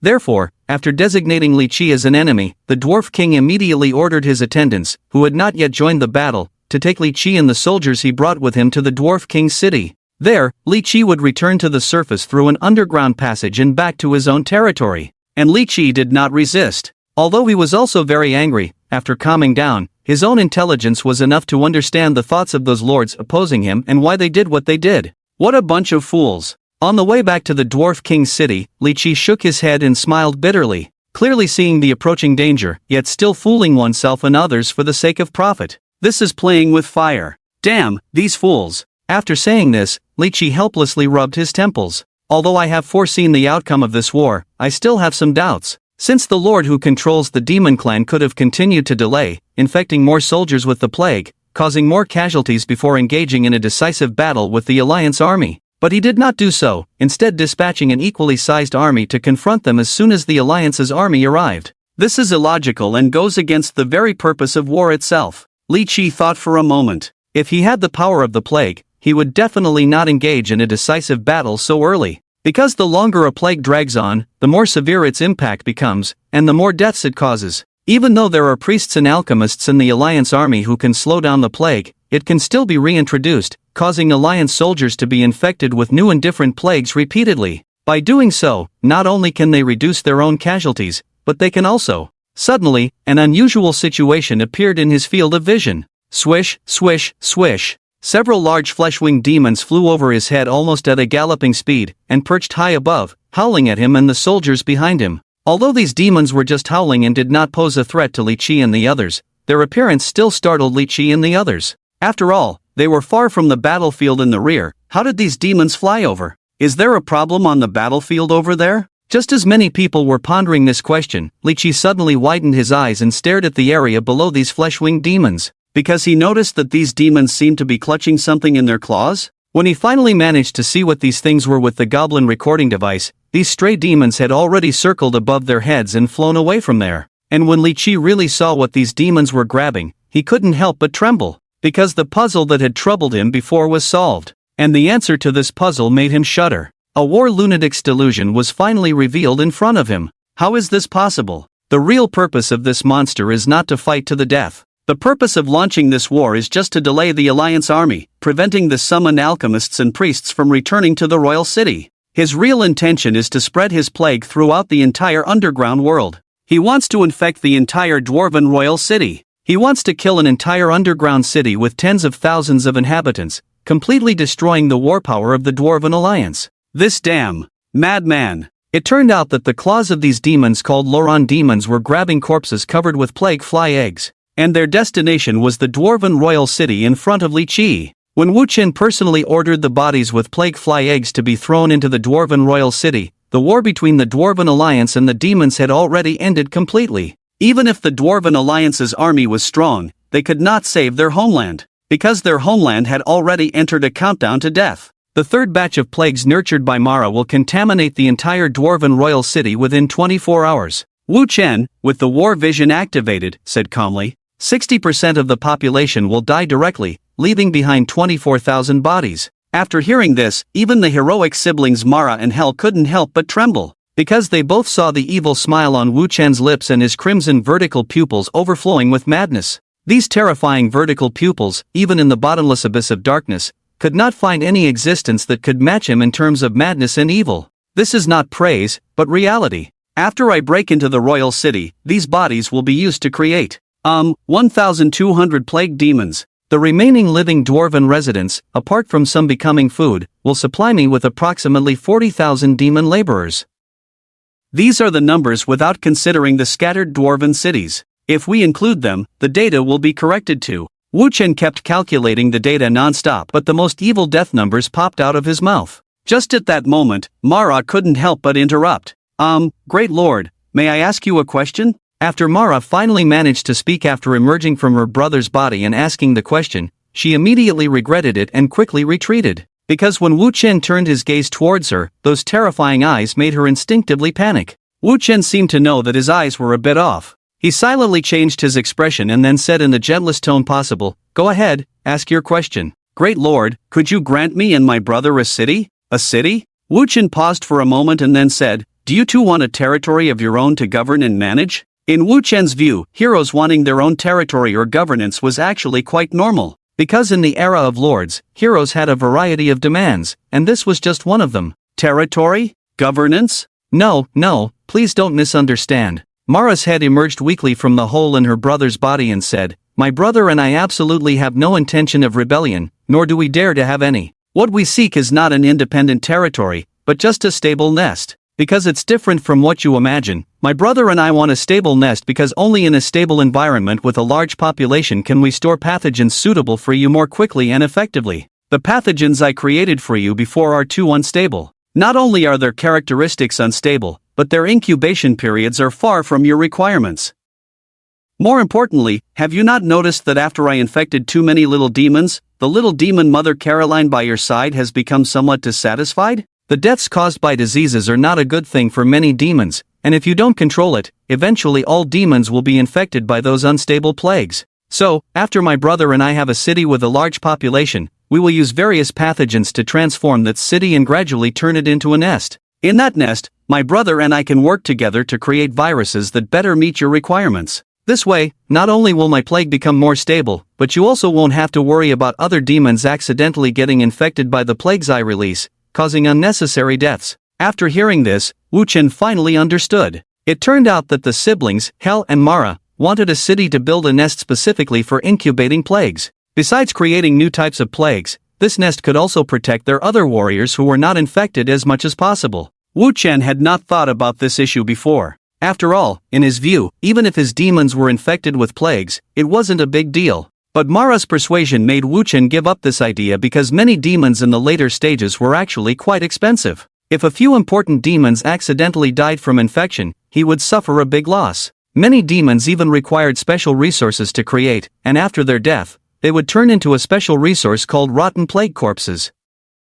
The gap between these two was quite significant. So, Mara's request inadvertently reminded Wu Chen of this point. "I agree to your request," Wu Chen nodded. Then he smiled and said, "So, I will give you both the Dwarven King City, how about that?" Dwarf King City? Hearing Wu Chen say this, not only Hel, but even Mara was shocked. That was the city that Wu Chen was about to obtain, the largest and most productive city. Was it not a waste to use such a city as their siblings' lair? But before they could object, Wu Chen spoke first. "No need to refuse anymore. This is what you two should get. If it weren't for the plague you created, I might not have been able to capture this huge city with hundreds of thousands of royal cities so quickly. So, I have decided like this, no more changes." After that, Wu Chen closed his eyes and sat back on the throne of the abyss, continuing to command the ongoing tunnel war. However, in the final stages of the tunnel war, the actions of some lords took Wu Chen by surprise. They actually wanted to negotiate for peace? This idea indeed caught Wu Chen off guard.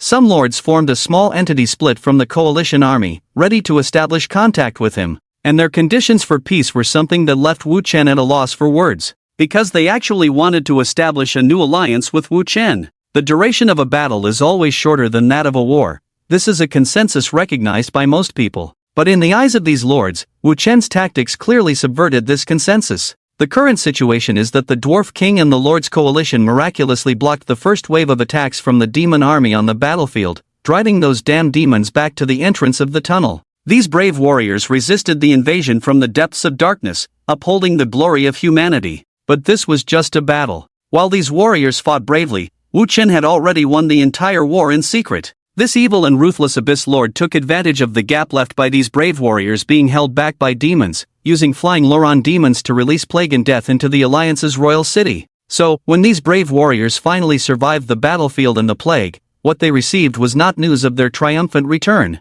Instead, they received the news of their families' deaths and the devastation of their homes. Tens of thousands of innocent residents died from the plague. Among these deceased residents were the parents, spouses, friends, and everything they fought for of these warriors. But now, they had lost everything completely. No one could imagine how desperate these warriors must have felt upon learning all of this. Wu Chen's actions were like a greedy python successfully trapping its prey and slowly savoring its death. To survive, the prey's every breath would make the next one even more difficult. But for the Abyss Lord, the despair of the prey was an exquisite delicacy. He enjoyed savoring this kind of despair. So, even though the Dwarf Coalition army had won a hard-fought victory on the battlefield, no one was cheering. They only had burning anger and despair for their future. Except for some lords with dirty and despicable thoughts. I wonder if the message we sent to the opposing lord has reached him. In a corner of the battlefield, Gu Chongqing was exchanging intelligence with several new lords who were in his team. From the current situation, it seems that the Dwarf Alliance we want to join is already a lost cause. No, not just the Dwarf Alliance. This man with a long, thin face had a hint of coldness in his eyes. The entire Dwarf Empire is doomed. The Lord's initial goal was not to win this battle, but to hunt down the entire Dwarf Kingdom. Hearing this, several lords who teamed up with Gu Changqing also nodded in agreement. Yes. No one could have imagined that this war would end just as it began. The Lord's thoughts and ideas are truly terrifying. If we really encounter him on the battlefield. Hearing this, many people shuddered. The pressure that Wu Chen brought upon them invisibly was too strong. This group of dogmatic lords saw the true face of war for the first time in actual combat, and for the first time witnessed the cruel nature of war, feeling somewhat unprepared. But Gu Chongqing just smiled, unconcerned. Because he was different from these people, being the eldest son of the Gu family, the lord of Linjiang City, who possessed a large amount of resources from the Lord era, the Lord War was no longer so mysterious to him. Wu Chen's actions only slightly shocked him, as there were plenty of people in the vast Lord era who used more ruthless means to win. So Gu Chongqing did not think Wu Chen's methods were particularly cruel, and in his view, Wu Chen's methods were somewhat naive, compared to those of his elders. It's okay, we don't need to worry about this issue, because we won't become enemies with him, Gu Chongqing said confidently. Really? Of course, because of interests, understand? The crowd shook their heads. Gu Chongqing sneered, looking at the disappointed expressions of the family waste who were in his team. Until now, this group still did not understand his thoughts. Indeed, the wisdom of the Gu family was far superior. But before Gu Chongqing could explain further, a chilling and terrifying voice suddenly sounded from behind him. Gu Chongqing turned around and immediately screamed in horror, as the source of the voice was a grotesque demon the size of a leg, covered with tongues all over its body. This demon had no eyes, its skin was an abnormal black-gray color, and it was covered with various scars. In fact, these scars could be opened voluntarily.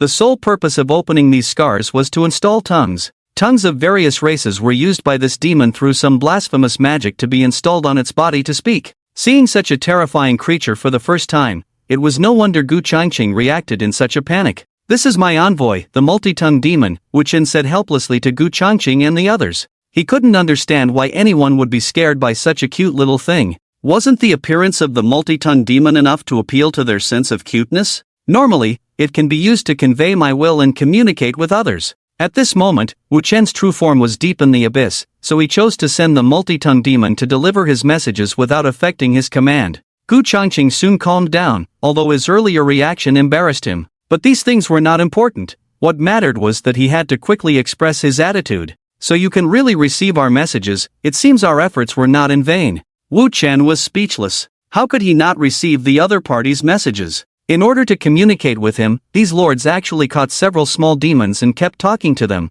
claiming they wanted to communicate with him. Even the most obtuse lord would probably receive the other party's information, not to mention Wu Chen, who had the vision of war. So, let's get to the point. Oh, I almost forgot to mention, my name is Gu Changqing. I believe that as a student of Linjiang First High School, you must have heard of my name. Because Gu Changqing, as the eldest son of the Gu family, with his good grades and handsome appearance, his name was basically well known in Linjiang First High School. But, Gu Changqing? The gossipy demon in front of Gu Changqing scratched his head. Oh, I've heard of you. Hearing the Lord say this, a smile appeared on Gu Changqing's lips. Indeed, reputation is important when one is away from home. But his smile only lasted for a second. So, the waste that the Gu family raised turns out to be you. The gossipy demon shrugged in a very human way, speaking for Wu Chen. If I had known that it was you waste wanting to form an alliance with me, I would have crushed you directly. It's really a waste of time. The waste raised by the Gu family.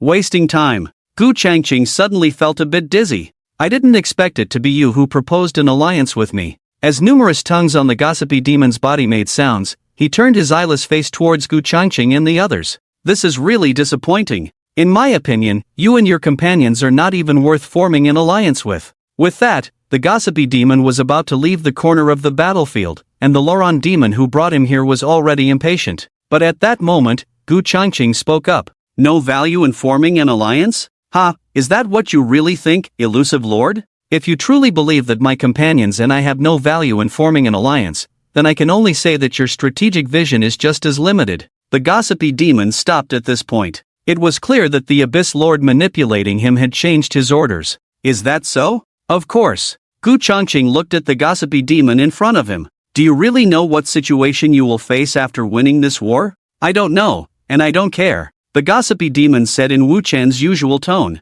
Ha ha ha, as expected. Gu Changqing suddenly laughed, and he laughed heartily. You, who constantly call others waste, are actually the real waste. This eldest son of the Gu family had confirmed one thing, that his strategic vision was much stronger than the lord in front of him. Although you have won the war against the dwarf kingdom, captured the dwarf's capital, do you know what that means? It means that you have attracted the attention of everyone participating in the lord assessment. Everyone will launch relentless attacks and harassment against you until you fall. An exceptionally real future slowly unfolded from the mouth of the Gu family's eldest son. But do you really know why? Let me explain it to you. Everything inside the Dwarf King's capital now is like a fresh and meaty elephant carcass fallen on the grassland. And all the carnivores and scavengers on the grassland will gather here when they smell the scent of meat. Everyone wants a piece of this meaty kingdom carcass to strengthen themselves, but you want to swallow the entire carcass in front of all of them, which is undoubtedly a delusional idea. You see, there is an old saying in the era of lords.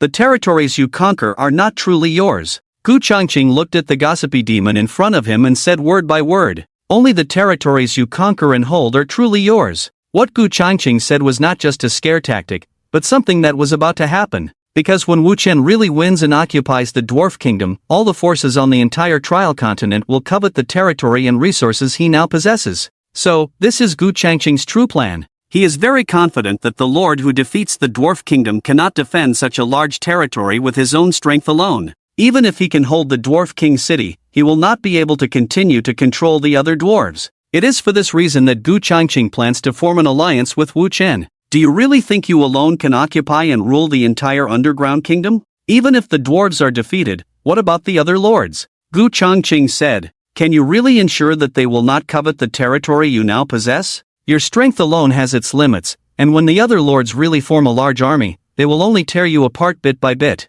But it's different if you form an alliance with me, Gu Changqing said. At this point, he no longer cares about Wu Chen's previous remarks. After all, a qualified lord should learn to manage his emotions and not be swayed by them. In the eyes of qualified lords, interests should come first. As long as you and I form an alliance, we will jointly rule this underground kingdom and divide the interests of the dwarves. And, you don't really think I represent myself, do you? Gu Changqing pointed to the teammates behind him who were in the same team, saying to Wu Chen, I actually represent the entire Gu family. In this assessment, there are a dozen other members of the Gu family like me. These dozen lords each have their own teams, collectively forming a huge but invisible alliance. So, can you understand the power behind me? Gu Changqing threatened. If we are your friends, it's fine, we can share the benefits. But what if we are your enemies? Do you really think you can survive under such power? Shortly after you enter the Dwarf King city, we will destroy your army, dismantle your teleporters, and turn everything you rule into ashes. So, do you still think I'm worthless? Do you still think I'm someone you can insult at will?" Hearing this, the talkative demon stood still as if silenced. Seeing this scene, Gu Changqing finally smiled, because he knew the other party was afraid. But what he didn't expect was, "Ha ha!" A sinister laughter came from the talkative demon. "Ha ha ha ha!" Even more crazy and frenzied laughter appeared. His laughter was so wild that all the tongues on the talkative demon's body trembled. "Of course. In my eyes, you are still worthless. No, you are even lower than worthless. You are now in my eyes a mentally handicapped existence." Wu Chen's voice emerged from the talkative demon. "Do you know what you just said? You actually threatened me with war? Are you using the war that I have always desired, the war that I have always pursued, to threaten me? Do you know who I am?" Gu Changqing's face turned cold. He really didn't know who this mysterious lord in front of him was, which high school student he was. "Who are you?" Wu Chen's response came quickly. "I am Wu Chen." "Gu Changqing, tell your companions about my identity, tell all the lords, tell all the forces, tell them. I, Wu Chen. I will not form an alliance with any force, nor will I care about how much profit I can gain, because I just want to start a war that will not stop, even if it means the extinction of all creatures on the trial continent. To obtain what I want, I will use war, because what I pursue is an endless war." Hearing this, Gu Changqing couldn't help but raise his head. The other party turned out to be Wu Chen. Not only Gu Changqing was surprised, even the companions behind them were very surprised to hear Wu Chen's name, because Wu Chen's name was much more well known in the school than the eldest son of the Gu family. How could it be possible for someone who was only first in one subject and last in all other subjects to have such a powerful army? According to common sense, shouldn't his operation be a mess? Gu Changqing's face turned pale. He did not expect that the first lord to defeat the major forces of the trial continent would actually be Wu Chen. And, it seemed like he had just declared war on all the forces on the trial continent?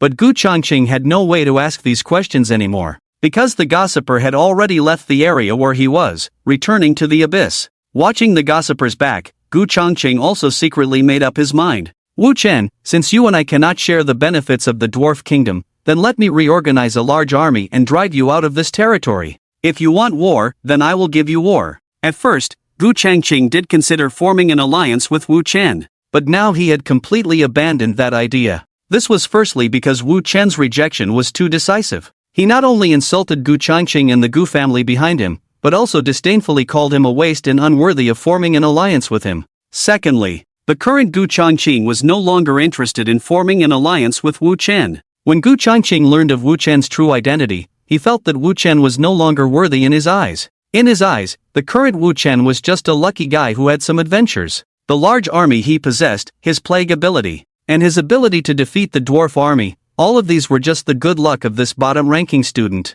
Now filled with greed, Gu Changqing decided to take this opportunity to reorganize a huge alliance, defeat Wu Chen's army, and turn the former dwarf kingdom into his own territory. Therefore, after the second battle between the dwarf kingdom and the demon army ended, Gu Changqing, along with many other lords, voluntarily withdrew from the dwarf alliance. Even though the dwarf king angrily accused them of being shameless and treacherous, swearing to let the world know of their betrayal of their allies, they all left resolutely, because they knew that the dwarf king was already a corpse. The insults of a corpse were meaningless to them. Shortly after they left, the dwarf king, along with the remaining dwarf warriors, was destroyed by the third batch of demon army created by Wu Chen, becoming a stinking corpse on the battlefield. And Wu Chen finally entered the dwarf king city as he had wished. A city where more than 60% of the population had already died. And perhaps it was no coincidence. The moment Wu Chen sat on the throne that originally belonged to the dwarf kingdom, the entire trial continent simultaneously received a message deliberately spread by someone,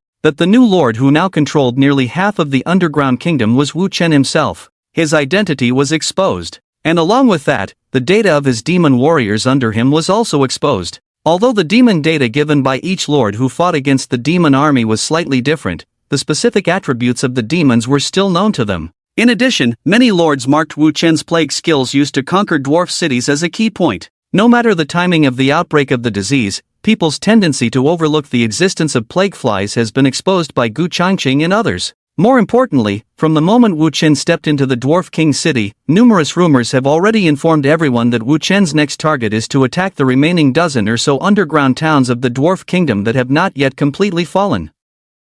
and Wu Chen's marching route has been exposed to all the lords. Some of these marching routes are correct, some are wrong. But overall, most of the marching routes are logical and indeed the ones Wu Chen is prepared to use. It can be said that every move Wu Chen makes is being monitored by countless lords. Every lord is watching Wu Chen's movements. Every lord is thinking about how to carve out a piece of land for themselves in Wu Chen's territory. Every lord is considering who to ally with in order to better destroy Wu Chen, who has no ally power. Countless lords are becoming envious. After all, the benefits of capturing the dwarf kingdom are so great that this group of people cannot help but be tempted. So, with Wu Chen's great success comes great danger. More and more lords are beginning to test Wu Chen subtly. They are trying to find suitable weak points to attack from the defenses in Wu Chen's territory. But Wu Chen has never paid attention to them. This proud abyss lord simply ignores these ants attempts, while at a speed that no one can react to, he captures one dwarf territory after another that has not yet fallen, turning them into his own territory.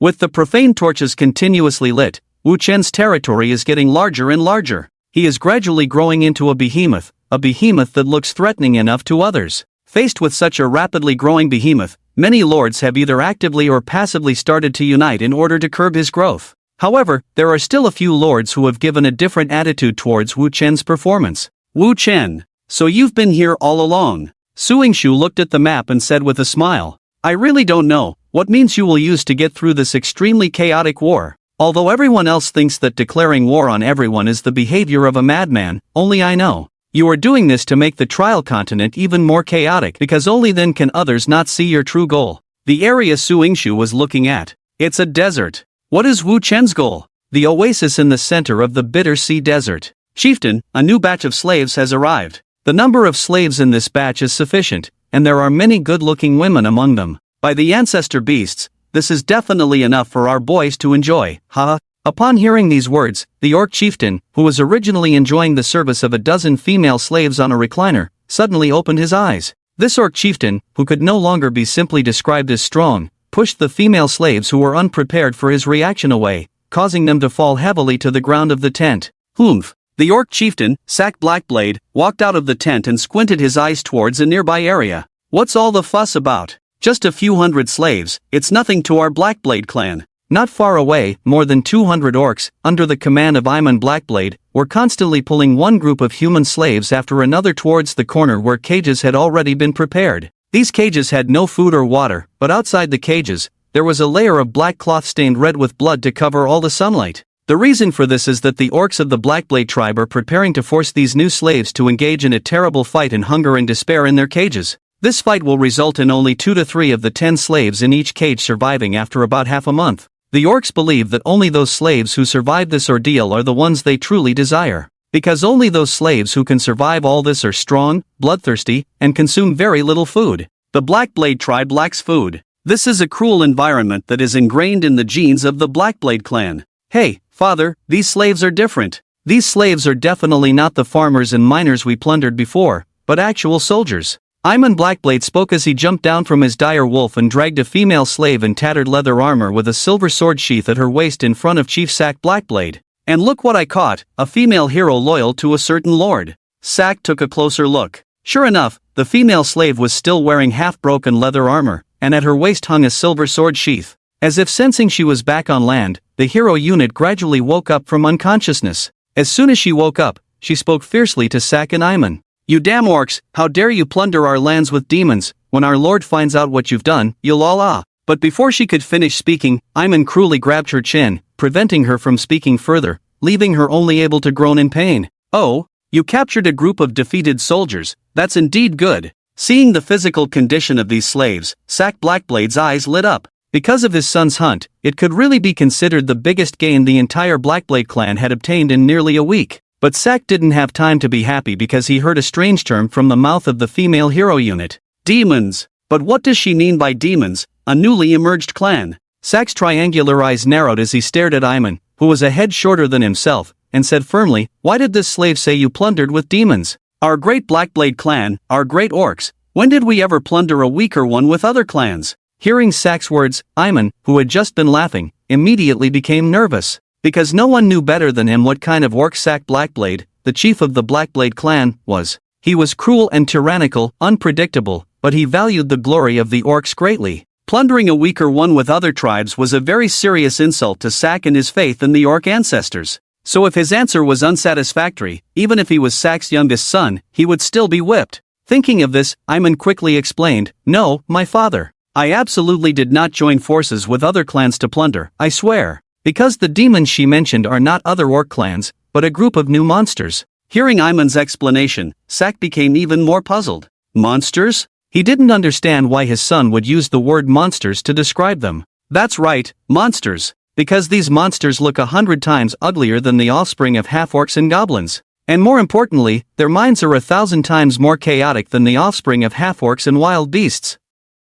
We encountered them during the plundering of that foreign lord, but at the time we didn't pay attention to their presence. Because after we fought against this group of humans, they appeared at the other end of the plundered base. These monsters called demons, upon discovering us, launched indiscriminate attacks against us orcs and this group of humans. Ayman recalled the actions of those demons and couldn't help but tremble a bit. But they are different from us orcs. We plunder others to obtain food and wealth for survival. They are simply about killing and destruction, with no rationality in their eyes, and they. Sak Blackblade couldn't listen anymore and roared, "Stop talking nonsense. Did you defeat them?" Ayman quickly nodded. "Of course, my father. After breaking through the human defenses, we didn't hesitate to eliminate those demons together. But what? Speak up." But, before they were defeated, the demons captured one of our orc warriors and took him somewhere unknown. Although I tried to bring back the orc warrior, more demons blocked me, and I couldn't save him. Hearing this, Sak placed his hand on Ayman's head. Just as Ayman nervously thought his chieftain father was about to explode in anger due to his mistake. "Well done, Ayman, my boy." Sak's tone suddenly softened. "Although you couldn't save a brave orc warrior, you brought back more slaves for us and defeated 2 races at the same time. In short, Ayman, you did not disappoint me. You are gradually growing into a qualified Blackblade clan warrior." Hearing this, Ayman smiled. And his father, Sak, the great chieftain of the Blackblade clan, also smiled. But do you know who couldn't smile? That orc warrior taken by the demons. Because at this moment, he had been taken by the demons to the depths of the endless abyss. Across from him was the Abyss Lord, sneering. "Finally caught an orc." Wu Chen sneered as he looked at the orc in front of him. At this moment, the orc's attributes had appeared in Wu Chen's war vision, completely exposed. "But, roar, let me go, you bastard. I am a warrior of the Blackblade clan. Kneel down now and beg for mercy, and our clan may consider sparing you." After hearing the orc's threat, Wu Chen was stunned for a moment. Then he raised his head, looking at the eternal swirling vortex above him. Then he lowered his head, glanced at the bound orc warrior in front of him, and then at the little demon mother standing not far away, eagerly licking her lips while staring at the orc warrior. Ha ha ha. Even Wu Chen couldn't help it, sitting on the throne, laughing. Interesting, orcs are truly an interesting race. The orc race is very special. Even in the era of lords with countless races, the orc race remains very unique. The most special point is that the attribute limit of the orc race is a mystery. They exist in many planes, but the attribute limits of orcs in different planes vary greatly. In ordinary planes, the attribute limit of orcs is only slightly higher than that of humans, and sometimes even lower than some human heroes. But in planes with powerful monsters, the attribute limits of orcs can be much higher. Some powerful orcs' attributes even approach those of certain half-blood dragon races. However, the attribute limit is not the only special thing about orcs. After all, demons can achieve this too, and even surpass orcs in strength. What truly makes orcs special is their mental resistance. Many orcs who have faith will receive the protection of a spiritual entity called the Beast Ancestor. And those orcs who are protected by the Beast Ancestor will give birth to extremely strong mental resistance abilities. These mental resistance abilities not only ensure that this group of orcs does not go completely insane when receiving enhanced skills such as bloodthirsty techniques, but also enable them to resist the intrusion of other faiths or evil beings. For example, the evil of the endless abyss. Very interesting indeed. Wu Chen stared fixedly at the orc in front of him, revealing an evil smile. To actually have beings who can ignore the endless abyss itself and still talk tough within the endless abyss. Although the orc was only threatening Wu Chen verbally, this courage still piqued Wu Chen's interest. Originally, I just wanted to find a group of convenient war slaves, orcs, naga, druids, etc. are all my backup options. But your current performance has caught my attention. With crimson eyes with vertical pupils, Wu Chen looked down at the orc from his throne. I believe that on this current continent of trials, there is no race more suitable to be my war slaves than orcs. Do you know why? Despite being in such a terrifying environment, the orc still fearlessly faced the Abyss Lord in front of him and roared, "Slaves? Roar! We orcs will never be slaves, our great beast ancestor protects us." Wu Chen smiled. "Because besides war, there is nothing that brings me more joy than breaking the spirit of a brave and resilient race.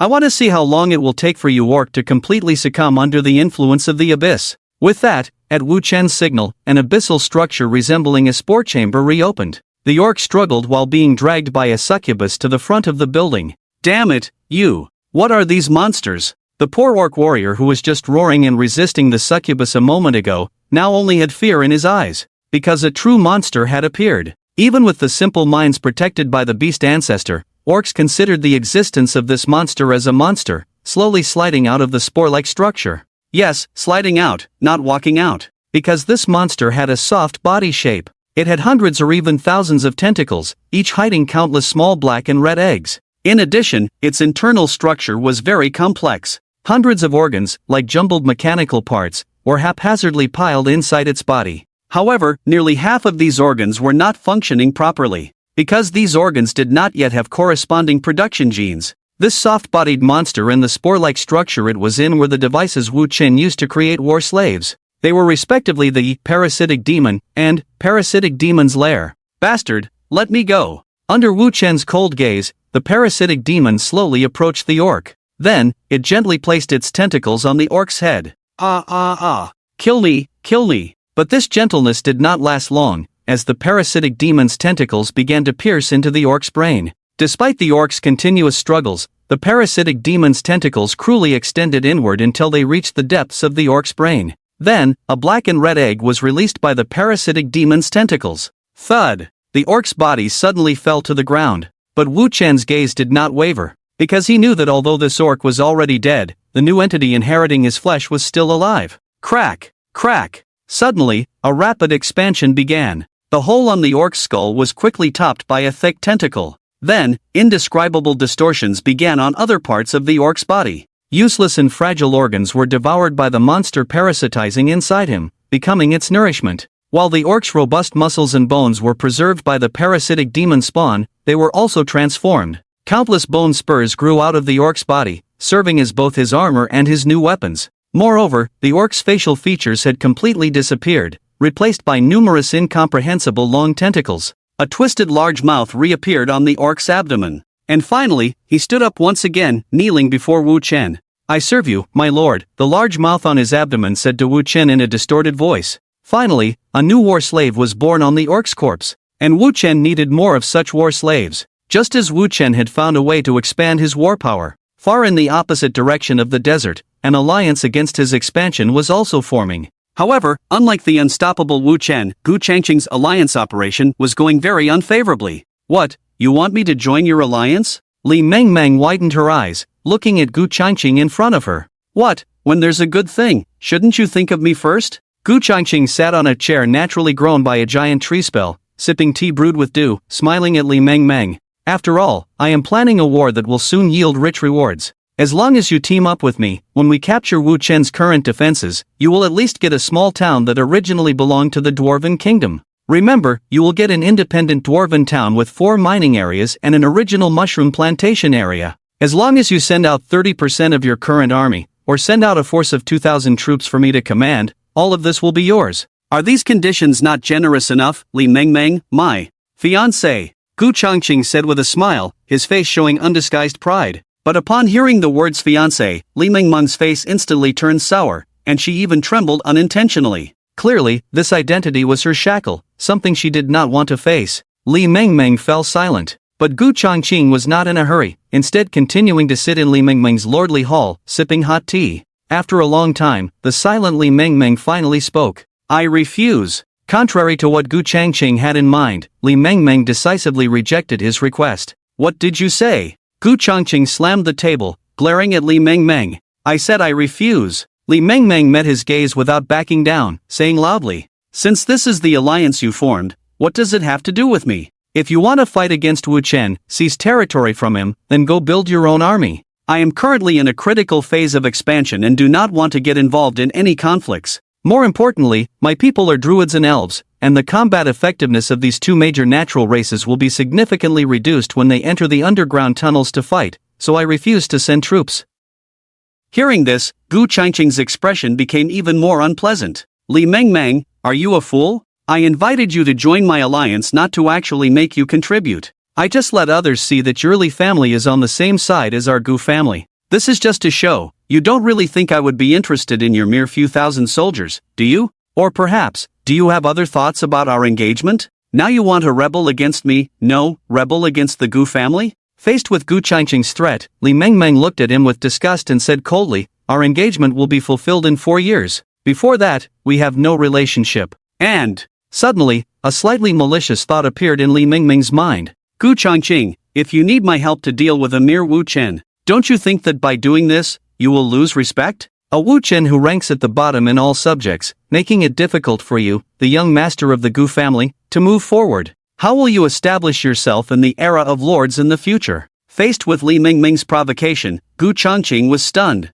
He never expected Li Mengmeng to say such things. "You don't understand, Wu Chen he." The words stopped at Gu Changqing's lips. Indeed, Wu Chen's performance at school was really poor. Ranking at the bottom in all subjects, he couldn't be considered a strong opponent. So, for a moment, Gu Changqing couldn't find a way to explain that Wu Chen was becoming stronger and that he needed allies to defeat him. At this moment, he simply didn't know how to explain this issue to Li Mengmeng because, in his view, Li Mengmeng, who had never confronted Wu Chen, didn't know how formidable Wu Chen was. In fact, he didn't need to explain at all. Because at that moment, Li Mengmeng, who had already fought against Wu Chen, was planning to have Wu Chen take care of Gu Changqing for her.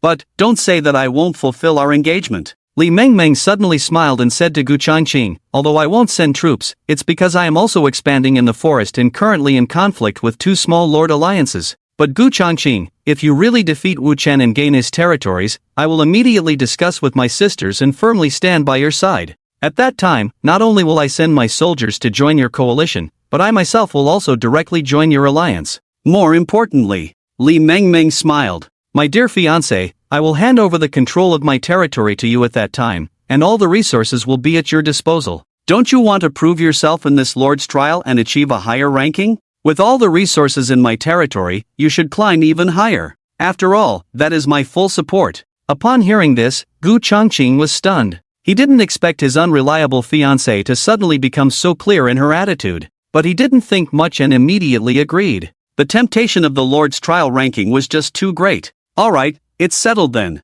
Li Mengmeng, I hope you won't regret it later." Hearing Gu Changqing's words, Li Mengmeng smiled. "Of course, I never regret." With that in mind, Gu Changqing left Li Mengmeng's territory satisfied, his blood boiling as he constantly thought about how to defeat Wu Chen and his demon army. However, he did not see that after he left, Li Mengmeng's eyes were becoming extremely cold. "Please, Wu Chen, you will now be my only hope to break off the engagement." Li Mengmeng looked at Gu Changqing with disgust. "And you, just wait to die. I have prepared my gift for you, my dear fiancé." An inconspicuous plant seed is stuck on Gu Changqing's clothes. Li Mengmeng really had murderous intentions. Although lords can be resurrected with resources in the trial, it is not absolute. Moreover, isn't it common for lords to fall in the era of lords on the trial continent? With the increasing influx of lords, the conflicts between various regions have also become more frequent. However, at the same time, trade and communication between lords and the natives of the trial continent have also become more frequent. This originally undeveloped virgin land is almost changing every day under the hard work of countless lords. Countless farmlands have been cultivated, countless mineral deposits have become mines, and countless forests have become logging sites. The appearance of roads, the establishment of bases, has made the trial continent begin to show signs of civilization. However, these lords, appearing like locusts, are oblivious to the changes on the trial continent. Because they are well aware that their farming and development behaviors on the trial continent are ultimately for better warfare. And the ultimate goal of war is to acquire more resources. War and construction have formed a strange vicious cycle. Although most lords are caught in this cycle, there are still some special lords who see the essence of things and have their own unique insights into this cycle. In the eyes of these special lords, avoiding meaningless wars and maintaining trade and development of their own territories is paramount. In their minds, war is just a tool to achieve their goals, and developing and strengthening themselves is everything, the original meaning of the era of lords. And they are destined to become the strongest group of lords. You're back? Has that human town named Morstan been captured? What is the casualty situation? Lord Suingshu looked at the map in front of her and said to her close friend Li Sinuo, who was in the team with her, Casualties are minimal, almost negligible. Li Sinuo, dressed in armor, casually threw the blood-stained helmet aside and sat down on the chair. After all, with Lady Charles, a level 5 mage, a small town in the agricultural era is basically defenseless, and it was taken down in no time. But although not tired in battle, Lady Charles' enthusiasm is unbearable. I don't know how you managed to avoid her harassment, but then again, with such a hero by your side, hee. Su Yingshu turned her head, saying helplessly, I didn't ask about the casualties of your warriors, I asked about the casualties of the residents of Morstan. When you attacked this town, did you not harm too many innocents? Hearing this, Li Sinuo rolled her eyes directly, raised her hands in surrender. I swear, absolutely not. During this attack, no innocent people were involved. Except for a few panicked townspeople who fled, the remaining 3,000 plus townspeople were all intact and incorporated into your territory. Oh, and there were 230 defected guards. Last time I accidentally killed only 2 farmers, and you scolded me for an hour, so this time I was extra careful. Li Sinuo said, somewhat puzzled. By the way, my dear Lady Su Yingshu, why can't you treat these subjects like slaves like other lords do? You know, we are in an expansion phase now. Keeping so many people for free is a losing deal. Turning them into slaves can not only save a lot of food, but also let them go directly to mine, cut trees. Isn't this better than collecting taxes? When Su Yingshu heard this, she turned her head, looked at the map, and said, what you said makes sense. But this is not something a qualified lord should do. A lord is only a lord when he has subjects. If he treats his subjects as slaves, he might as well be called a slave owner. Only when your subjects acknowledge and accept you. Stop. Li Sinuo couldn't stand the self-righteous preaching anymore and quickly interrupted. I know I was wrong, please stop. Although I can't understand your way of ruling, considering the rapid expansion of your territory, I admit that you are right. With that, Li Sinuo walked over and shared the updated system map with Su Yingshu. By the way, after we capture Morstan, the Stag Duchy in the north of the Trial Continent will only have 2 cities and 6 towns left. Meanwhile, we have more than 80% of the entire plain, making us the largest power in terms of territory on the entire Trial Continent, ranking first. In fact, Li Sinuo was not wrong when he said first. Although Wu Chen quickly conquered the entire Dwarven kingdom, the underground nature of the kingdom meant that the land he occupied was not that extensive. Moreover, Wu Chen's expansion was now facing opposition, so in terms of territorial expansion, Su Yingshu and Li Sinuo, located at the westernmost end of the continent, were actually the fastest, at least for now. Next, where should we attack? Should we continue to attack the Stag Duchy and bring the entire kingdom under our control, or should we change our target and attack the Orc tribe in the Bitter Sea Desert?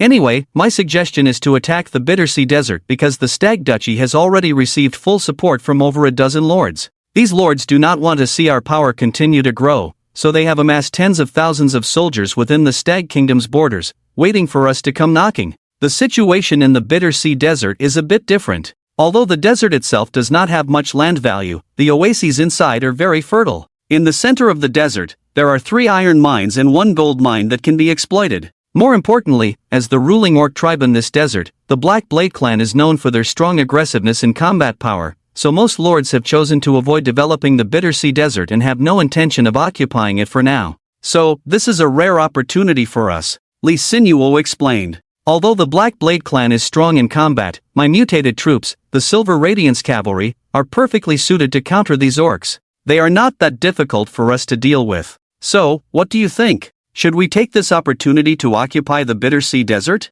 Hearing this, Su Yingshu glanced at the map. She hesitated. But not long after, she rejected Li Sinuo's suggestion. No, let's not attack the Bitter Sea Desert for now. Instead, we should actively avoid that area, concentrate our superior forces, quickly break through the last few towns of the Stag Duchy, and drive those dozen lords back to their homes. Hearing Su Yingshu's words, Li Sinuo couldn't help but ask, what? If we're not attacking, why do we need to actively avoid the Bitter Sea Desert? Why? Su Yingshu took a deep breath and pointed to the Tian Dao system map, saying to Li Sinuo, because I have a feeling. The Bitter Sea Desert is likely to be his potential target for attack, so I choose to avoid that area proactively. He? His target? Who is he? Li Sinuo was completely puzzled. Su Yingshu slowly uttered a name. Wu Chen. Wu Chen's target. Wu Chen. Upon hearing this name, Li Sinuo's eyes immediately widened in surprise. She understood. Oh my god. My dear MS. Su Yingshu, I beg you to think more clearly. Li Sinuo placed her hand on Su Yingshu's shoulder and spoke with great seriousness. Firstly, Wu Chen is really not worthy of you. No matter how much you help him, he is like a wallowing mud that cannot be helped. Secondly, we are in the midst of the Lord's trial, sister. Moreover, I am your staunch ally in the preformed team. We share honor and disgrace, so please do not let your personal feelings delay both our lives. At this point, Lee Sinuo was truly helpless. I really don't know what you see in Wu Chen. Talented? Impossible. He ranked last in every subject, and the only subject he excelled in was because of your help. Family background? Also impossible. The Wu family has long declined since his parents passed away. Looks? Honestly, I don't think Wu Chen's gloomy face has anything to do with handsomeness. So why are you doing this? Just because your father adopted him after Wu Chen's parents died, and you grew up together, so you think he is your childhood sweetheart? The meaning of childhood sweetheart is not like this. Hearing Lee Sinuo say this, Su Yingshua's expression became serious. No, Lee Sinuo, you misunderstand. I absolutely did not choose to bypass the desert of suffering because of personal feelings. On the contrary, I did it for my own benefit, and for your benefit as well. Believe me, if Wu Chen's goal is truly the desert of suffering, our rash intervention in that area would be a very dangerous act. Because all his goals are to expand his war. Whether it's dwarves or orcs, even the coalition of other lords, once they intervene in his war unprepared, everything will become chaotic, truly chaotic. I have a premonition that the desert of suffering will be dyed red with blood and death. Hearing this, Lee Sinuo's eyes widened in disbelief. Clearly, she did not believe everything Su Yingxue said. Well, forget it. I'll assume you're not doing this out of personal feelings. I'll go to the warehouse to gather resources and recruit more Silver Radiance Knights. I hope that brat Wu Chen remembers what you did for him. Watching Lee Sinuo walk away, Su Yingxue shook her head helplessly, then she looked at the map marked with Wu Chen's forces. There, countless arrows representing Wu Chen's soldiers were tangled together in confusion. They intersected, entwined, and even clashed with each other. Such a marching route, even Su Yingxue could not discern a single bit, unable to guess what Wu Chen was up to. And besides Su Yingxue, there were others like Gu Changqing who were also unable to guess what Wu Chen was planning, just as they were preparing to launch a joint attack against Wu Chen, near the entrance of the Dwarf Kingdom. Damn it, Wu Chen is mobilizing his troops again. Too many, their numbers are too many. Gu Changqing, where the hell are the reinforcements you mentioned? Boom, boom, boom, click. As the cursed catapults crafted by demon artisans launched one abyssal fire-infused stone after another, the gate of a forward base housing 2,000 barbarian warriors was directly blasted into pieces. Then, this group of barbarian soldiers, who were preparing to bravely fight the enemy, were horrified to find that a group of demons even more brutal, bloodthirsty, and ruthless than them flooded into the forward base like a tide. The number of these demons was more than 10 times that of their own, and the army was also mixed with a large number of sinuous demon warriors. These demon assassins with snake-like figures, mixed among countless lesser demons, continuously stabbed one barbarian warrior after another with poison daggers. Although these barbarians fought bravely despite the overwhelming numbers and being caught off guard, battling fiercely against all incoming demons, the demons showed no mercy or reverence in their killings. Under the command of the Abyss Lord, not a single barbarian was spared by this group. They were all brutally killed. And upon the arrival of other reinforcements, they angrily and fearfully discovered that the heads of these barbarian warriors had been severed and piled up in the center of the damaged forward base as if in some blasphemous ritual. Countless plague flies had already swarmed around, laying their eggs inside these heads that appeared before them like a gift. Countless maggots wriggled in and out of the mouths, noses, ears, and neck wounds of these brave warriors. This was the sign of the demon's arrival, as well as the sign of evil and destruction. What truly angered the reinforcements was that due to the disturbance and contamination by the plague flies, the bodies of these fallen barbarian warriors could no longer be buried properly. Many lords agreed after the battle with Wu Chen that burying them would pose a greater risk of spreading the plague. Therefore, these fallen barbarians, who were supposed to have a sky burial, were subjected to a humiliating cremation. Witnessing this scene, the leader of these barbarians trembled with anger, as he had not expected to face such a ferocious counterattack from Wu Chen's possible expansion range just after establishing a forward base. This cruel, inhuman monster. And what he did not expect was, just after cremating the first batch of barbarian warriors, he was about to hold another cremation for the reinforcements supporting these barbarian warriors, as the demons who had left earlier had somehow circled back and eerily appeared behind these reinforcements. And this time, the demons even brought reinforcements of their own. A group of monsters called Eye-Demons. These bloodline mages from the Abyss, with their Eye of Magic skill, managed to suppress the second batch of barbarian shamans before they could unleash their bloodthirsty spells and petrification spells. The encounter of the first batch of barbarians was perfectly replicated in the second batch of supporting barbarian warriors. But did you think it ended there?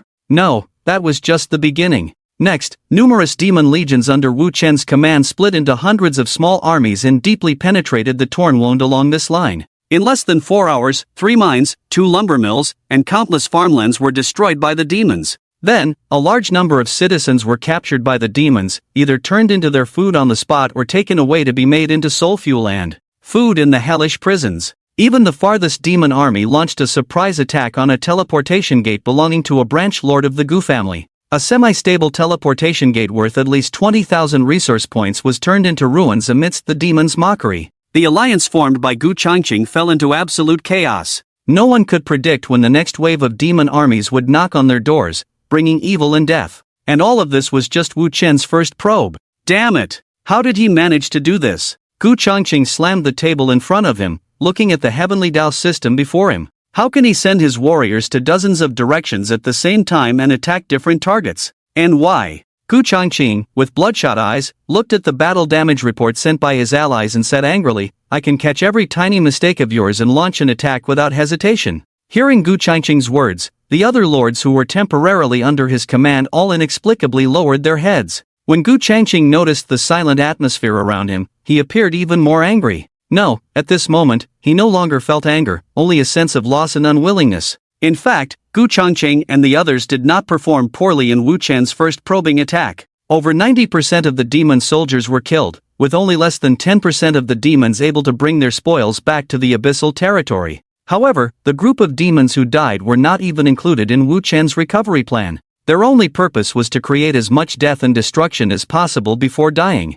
And they did achieve that. Hundreds of small demon armies entered the heart of Gu Changqing's alliance through the gaps in the defense line, killing and destroying everything. Besides the important production facilities, these damn beasts did not spare even farmers, lumberjacks, and others. Countless civilian units were burned, killed, and looted by the demons, with a large number of them taken back to the abyssal territory, their fate unknown. Not to mention, a teleportation gate of a branch lord of the Gu family was forcibly destroyed by the demons. Countless valuable resource points were thus lost. This painful loss was the real reason Gu Changqing and the others could not accept. There's no way, every time these dark beasts move, it's beyond our expectations. Either they lead our main forces, not giving us a chance to attack, or they deceive our small units into a trap, outnumbering and eliminating them. And many times, our troops have to protect resource sites and can only passively take hits. So there's nothing we can do. Hearing someone say this, Gu Changqing's head was spinning with anger. What did you say?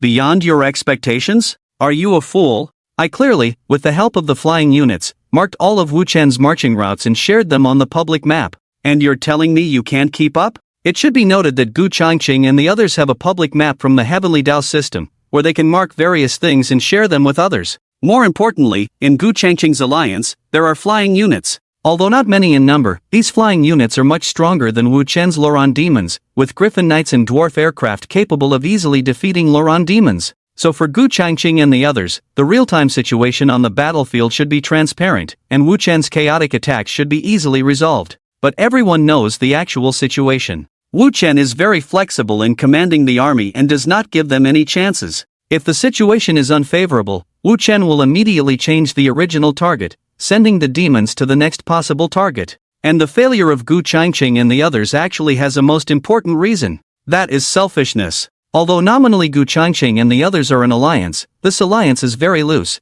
and their command is even more chaotic. When they act as individual alliance entities, they often find themselves at a loss against Wu Chen's attacks, no matter how hard they try. Because their army not only has to attack the demon army sent by Wu Chen but also has to guard against possible attacks from other demon armies. Their own private property is the most important thing. Who knows if these so-called allies will become enemies in the future? So this is what every member of the alliance, including Gu Changqing, is thinking and doing. They try to preserve their own strength as much as possible and make others suffer more losses. This is the real reason for the defeat of Gu Changqing and others. The thoughts within an alliance are naturally diverse. So without strong leadership, command will only become more chaotic. But Wu Chen is different. Although the demons under his command are chaotic, as the Lord of the Abyss, he is extremely clear and decisive. Therefore, after the battle began, Wu Chen's seemingly chaotic attack actually showed a strong offensive effect. He not only saw the weaknesses in the Lord's defenses but also their true intentions and desires. Forget it, although the losses are great, they are not unacceptable. While we lost many resource-producing areas, Wu Chen also lost a large number of soldiers. So strictly speaking, we just made an exchange. Gu Changqing looked at Wu Chen's recent movements and confirmed a message.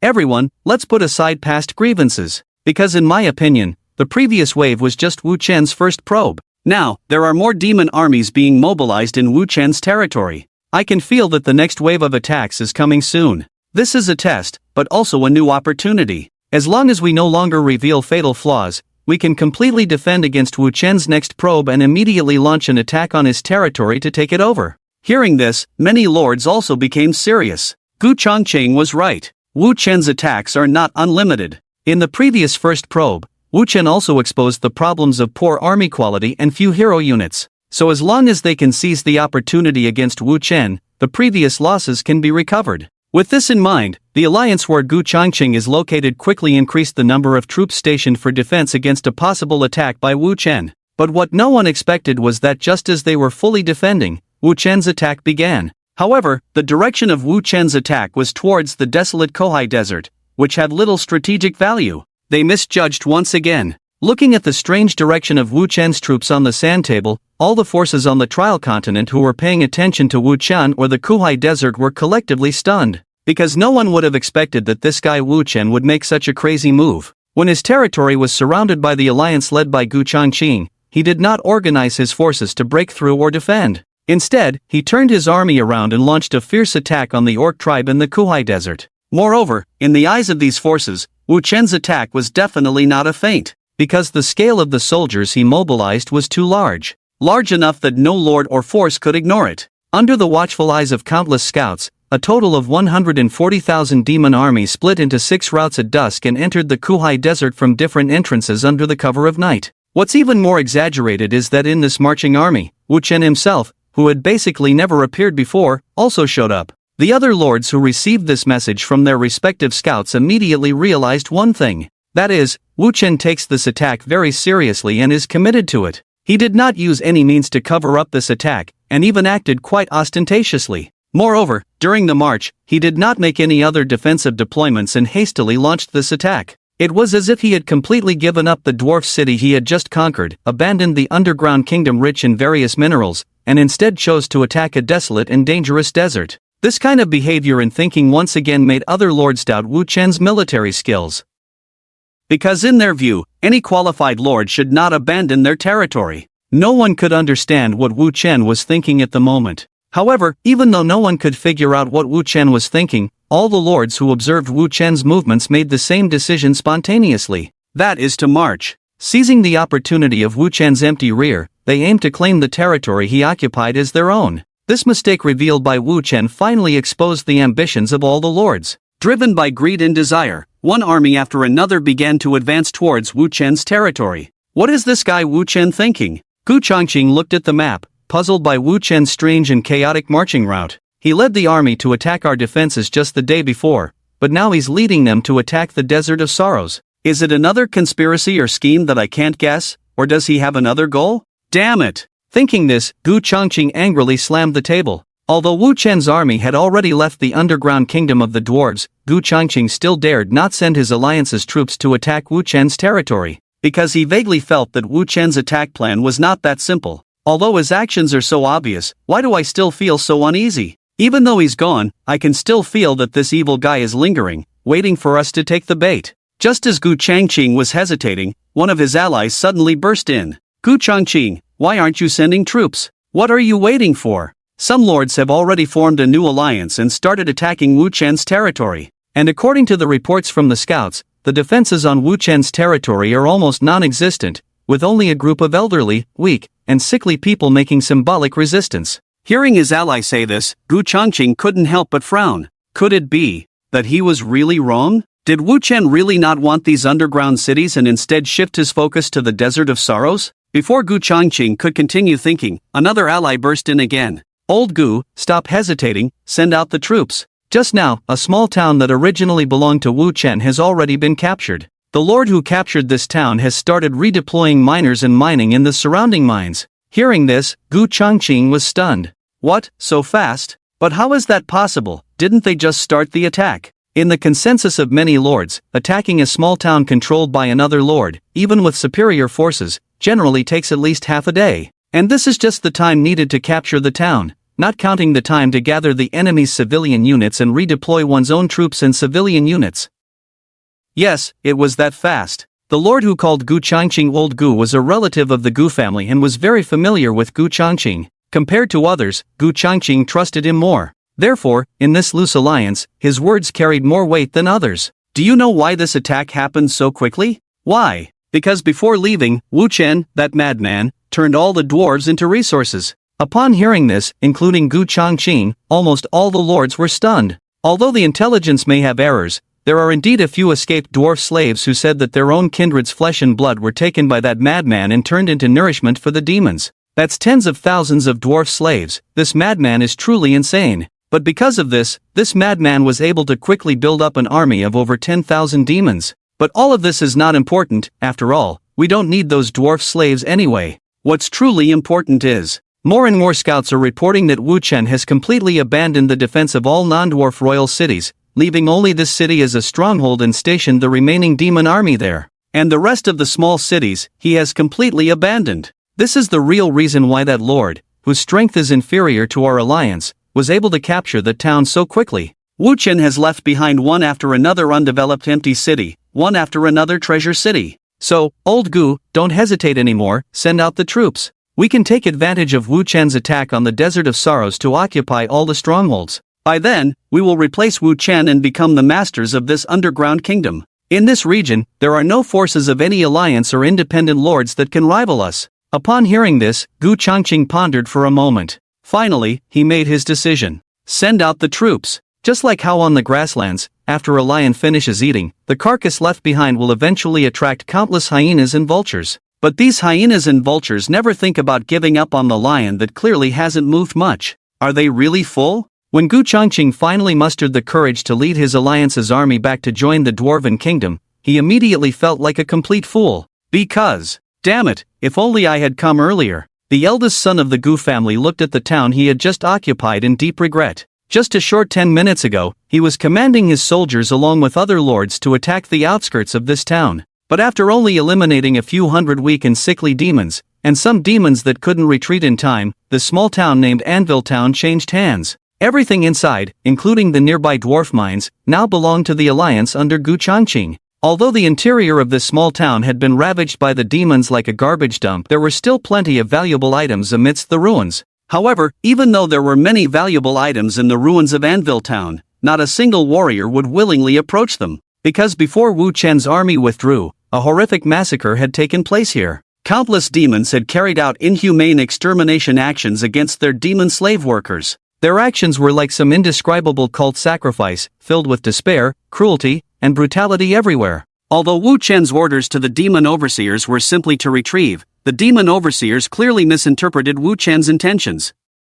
While it was indeed about retrieval, these demons didn't mind adding a little extra reward for themselves during the retrieval process. So when they were retrieving these dwarves, their methods far exceeded the understanding of many creatures. When the soldiers under each lord entered one after another of the cities left behind by Wu Chen, the scenes they saw were almost incomprehensible to them. The bodies hanging on the wall, the dismembered limbs, and the skeletons bitten alive. The sacrilegious gifts left by the demons made all the soldiers feel genuine fear. However, for other lords, these scenes were of little concern. After all, what they wanted was profit, territory, not a group of dwarf refugees. Although the fate of those dwarf slaves was very tragic, what did it have to do with them? Some lords, in fact, were very grateful in their dark hearts for what Wu Chen had done. They thanked Wu Chen for clearing out that useless group of dwarves before leaving. Otherwise, those dwarf refugees would have been a kind of invisible trouble for them. They got sick, they had to be treated, they were hungry, they had to provide valuable food. More importantly, what they currently occupied was the former homeland of these dwarves. If they really made any demands. But no matter what, if they were really asked to drive these dwarves out of their territory, watching them die, then whether it was these lords themselves or their heroes, generals, or soldiers, they would feel pity. So, they were actually very grateful to Wu Chen, the demon, for dealing with this trouble for them. But then again, leaving behind this recycled ruin, in a sense, was also a very troublesome thing. Because in this pile of ruins, due to the inhumane massacre, many corpses were left behind, so a large number of plague flies had taken over this ruin, using it as a breeding nest for their kind. And these plague flies were a very dangerous presence for ordinary creatures. So when Gu Changqing entered Ironfell town, the first thing he did was not to send troops to clear the ruins and rubble, but to use the mages and engineers in the Alliance to burn the ruins to prevent the spread of the plague. The next step was for him and the Alliance to move civilian units to major resource areas. However, this was just the first town. After only making preliminary defense plans, Gu Changqing immediately led the second batch of arriving troops to join the first batch of troops and headed to the second Dwarf Kingdom town. There, another town almost unguarded was waiting for him to occupy. As expected, the second town also fell into the hands of Gu Changqing and his companions. The ease of capturing these two towns completely exceeded the expectations of Gu Changqing and the others. Next was the third, fourth town. In just half a day, Gu Changqing and his alliance controlled 4 towns in the Dwarf Kingdom and a fifth of the kingdom's passageways. This expansion speed made the members of Gu Changqing's alliance very pleased. But this joy lasted for less than a few hours. However, do not misunderstand. Wu Chen did not start a counterattack. He did indeed abandon all the towns in the Dwarf Kingdom except for the Dwarf King City and launched a fierce attack towards the Bitter Sea Desert. What really made Gu Changqing and the others lose their joy was the other lords who were also eyeing the wealth of the Dwarf Kingdom. These lords, upon seeing the rapid expansion of Gu Changqing and the others, also joined in the process of dividing up the Dwarf Kingdom. They also coveted the territory left by Wu Chen, and their preparations were more thorough than the hesitant Gu Changqing at the beginning. When Gu Changqing and the others began to attack the fifth town, in a nearby tunnel, a lord led his army and, riding the known war chariot purchased from Li Qi, directly ambushed these unsuspecting warriors from behind. Such despicable behavior directly angered the alliance where Gu Changqing and the others belonged. Two forces clashed directly in the kingdom passage, and for a moment, the passage, which had long been silent, was once again stained red with blood. And this was just the beginning. As time passed, more and more lords or alliances of lords entered the kingdom passage, joining in this feast of division. Even many natives of the Trial Continent found this opportunity and wanted to get a piece of the action. The environment inside the kingdom passage became chaotic once again, and just as Gu Changqing and his alliance were struggling with the new war, they received new messages. These messages were very chaotic, but they all had one thing in common. That is, in the Bitter Sea Desert, a black sun rises. A black sun? What is that? Bitter Sea Desert? Isn't that Wu Chen's attack area? Gu Changqing and the others in the underground kingdom did not know what this sentence meant or what was happening outside. The entire Trial Continent fell silent, because no matter where they were, they all saw at the same time that round black sun mentioned in the message. At the edge of the Bitter Sea Desert, 12 hours before the black sun rose, when Wu Chen, holding the Abyss Codex and wearing the black sunset pendant, appeared at the edge of the desert. All the abyssal creatures, regardless of their race or strength in battle, knelt before Wu Chen at the moment they saw the Abyss Codex. Their attitude could no longer be described as loyal. It was true humility, worship, and longing engraved in their bones and souls. As for Wu Chen, he coldly ignored all of this, took a deep breath of the dry desert air around him. Ah, it's been a long time since I've seen the outside world. Wu Chen looked at the setting sun in the distance and smiled. I've been in the endless abyss for too long, always feeling like I'm about to be assimilated by the abyss in the next second. After regaining a pleasant mood, Wu Chen immediately returned to his normal state. After all, he was not here to admire the scenery or to travel. On the contrary, he came to this desert to bring death and disaster with his own hands. So after greedily taking one last look at the beautiful desert, Wu Chen began to give his demon warriors his own battle orders and started moving them to designated areas. It must be said that after leaving the Abyss Throne, Wu Chen lost the ability to carefully observe the development of his territory, and he could no longer receive much information. However, this did not affect his command of his army and the issuance of orders to various hero units and special units. This was already enough. After all, he knew better than anyone else that the Dwarf Kingdom he had left behind would soon fall. Only the Dwarf King City could hold out until his return, so losing the ability to observe his territory in detail at this moment was actually a good thing for him. He could focus all his body and mind on leading his army. March! As night fell, Wu Chen's demon army set off one after another, entering the Bitter Sea Desert under the cover of night. And these restless demons had long been hungry. Although many of them had already feasted in various dwarf towns, the demons' hunger came from their souls, from their desires. So even though they had just eaten their fill, they were always in a state of hunger. But in order to prevent too many casualties, Wu Chen directly used his Abyss Heart skill as an Abyss Lord and Abyss Priest to force all the demons not to kill their own kind. Although this would make the demons more likely to go mad and become more violent, Wu Chen still insisted on doing so, because he knew that he would not receive any reinforcements before completely defeating all the orc tribes in the vast desert of the Bitter Sea. He had to minimize his own casualties in order to achieve his strategic goals. However, with the Abyss Code in hand and the Abyss Heart being quite effective, these demons did indeed follow orders. Even if Wu Chen ordered them to march frantically along the edge of the desert, they would not have any complaints. However, it must be said that Wu Chen's marching route this time, just like his decision to attack the Bitter Sea Desert, was puzzling to other lords. Normally, a regular army marches according to a predetermined route, staying close together to ensure mutual support. But Wu Chen did the opposite. He divided his army in half. Half of the demon warriors marched desperately along the edge of the Bitter Sea Desert, destined not to encounter enemies and easily affected by harsh weather, resulting in unnecessary casualties. However, Wu Chen persisted in doing so, as if he wanted to use this large group of demon warriors to surround the entire Bitter Sea Desert. Secondly, Wu Chen divided the remaining few tens of thousands of demon warriors into smaller groups. 30,000 demons directly obeyed Wu Chen and followed him. The rest of the demons were divided into smaller groups of less than 1,000 people, like roots of plants penetrating into the Bitter Sea Desert.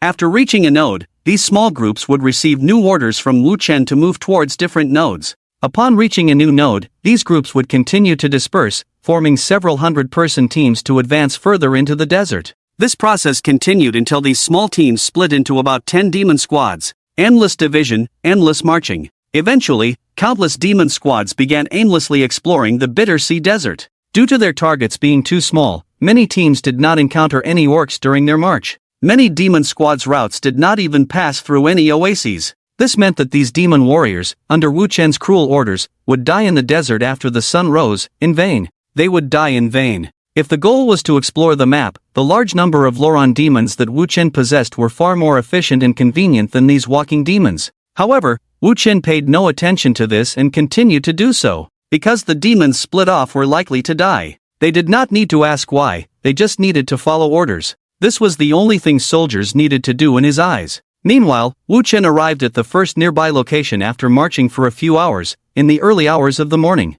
It was an oasis area that had been turned into an orc outpost. Despite the wolves in the outpost continuously howling warnings into the night, the orcs, who were indulging in releasing their desires with various slaves, paid no attention. Besides the sense of security brought by the half-orc sentinels, they did not believe that any creature on the trial continent would dare to attack them in the middle of the Bitter Sea Desert. So, while they were still reveling in pleasure, as they continued to celebrate, outside the outpost in the darkness of the night, pairs of crimson eyes began to flicker. In these crimson demon eyes, there was no trace of anything resembling positive emotions. The emotions contained in their eyes were only cruelty and madness, bestowed upon them by the endless abyss. Just like the orcs, they also had their own desires to unleash. The desire for slaughter. What? Our outpost was attacked? In the early hours of the morning. Upon hearing the news, the chieftain of the Blackblade clan, Sack Blackblade, burst out of his tent in anger. Which clan is the enemy? How many of them came? This was Sack Blackblade's first reaction upon hearing the news.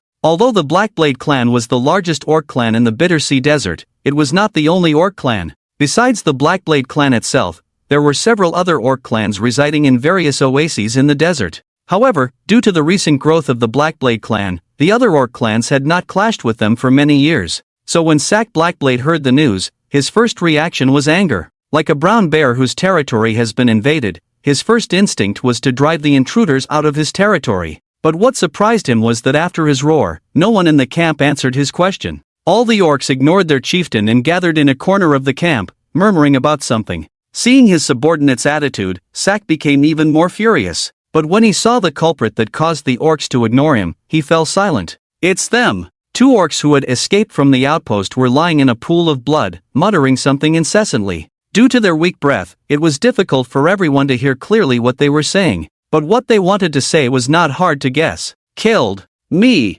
Let me be free. These 2 orcs, whose limbs had been gnawed off by demons, looked around at their fellow orcs with their remaining eyes. In their once fierce eyes, all that remained now was pain and supplication. They were tied to a frenzied dire wolf and brought back, enduring unimaginable torture along the way. One of the orcs even had bite marks on his abdomen from the demons feasting. It was clear that he was an unlucky lucky one. He did not die, but the torture he endured was prolonged indefinitely. Wu Chen's only reason for bringing them back was not to show his mercy. Instead, he wanted to display his cruelty and contempt for the orc race. He was provoking the Blackblade clan, trying to enrage them. And he succeeded, perfectly. Swish! Swish! Sack Blackblade raised his hand and ended the pain of the two orcs himself. Father! Iman Blackblade, with eyes red, trembling all over, looked at his father. Not only him, but all the orc warriors who witnessed the scene looked at the orc chieftain. And Sack could not ignore their meaning. Spread the word, all warriors of the Blackblade clan gather here. No, all warriors of the clans in the Bitter Sea Desert. Sack roared with an extremely high voice. We orcs have been provoked, and we will respond to their provocation with the blood and souls of our enemies. As news of the Blackblade clan's encounter spread, the entire Bitter Sea Desert boiled. One by one, scattered orc clans began to gather, and their gathering direction was towards the area where Wu Chen was. On the other side, Wu Chen, who was in the ruins of the outpost, opened his eyes. Have they finally come? As I expected, the temperament of these orcs is so impulsive, even a slight provocation is enough to ignite their raging fury. Wu Chen looked at the map of the celestial path, pointing to the countless arrows representing the orc forces. The advancing speed of these orc warriors is very fast, but the overall number is far less than the demons under Wu Chen's command. Even if all the orcs are counted together, they are still outnumbered by the 30,000 demon army under Wu Chen. This is because although the area of the Bitter Sea Desert is large, its natural carrying capacity is limited. Only a few oases are suitable for orc survival in such a large area, so the number of orcs is naturally scarce. Secondly, the reproduction of the orc race is very difficult. Only pureblood orcs and their descendants can be called orcs. Descendants of pureblood orcs and other races are generally only referred to as half-orcs. Although the names of the two are only one word apart, the difference between them is like night and day. The potential of orcs is not comparable to that of half-orcs. Even ordinary pureblood orcs can have extremely strong physical qualities without the need for any training, and the abilities in their bloodlines allow them to cooperate with dire wolves as wolf cavalry when they reach adulthood, or become orc priests who can communicate with the will of the ancestors of beasts. Half-orcs, on the other hand, are just cannon fodder in the eyes of orcs, slightly higher in status than slaves. Their weak and powerless nature severely limits their effectiveness in war, so orcs generally use them as sentinels or overseers of slaves. Therefore, the main force behind orc raids and wars is usually the orcs themselves. So even though Wu Chen has incited the entire Bitter Sea Desert, the orc army coming to eliminate him is not the real reason. But do not forget, although the number of orc warriors is small, each orc is a truly powerful warrior. So even though this group of orcs may be outnumbered by the demon warriors under Wu Chen, once the two armies truly engage in battle, the scales of victory are likely to tip in favor of the orcs. However, Wu Chen, who has long been aware of this situation, has already made preparations. He first ordered his demon warriors to prepare for defense, then had the demon armies scattered throughout the desert to mobilize. However, the destination of these demon armies is not to support Wu Chen in a critical situation. Instead, their target is the various major oasis areas that have lost orc protection and are now defended only by slaves and half-orcs.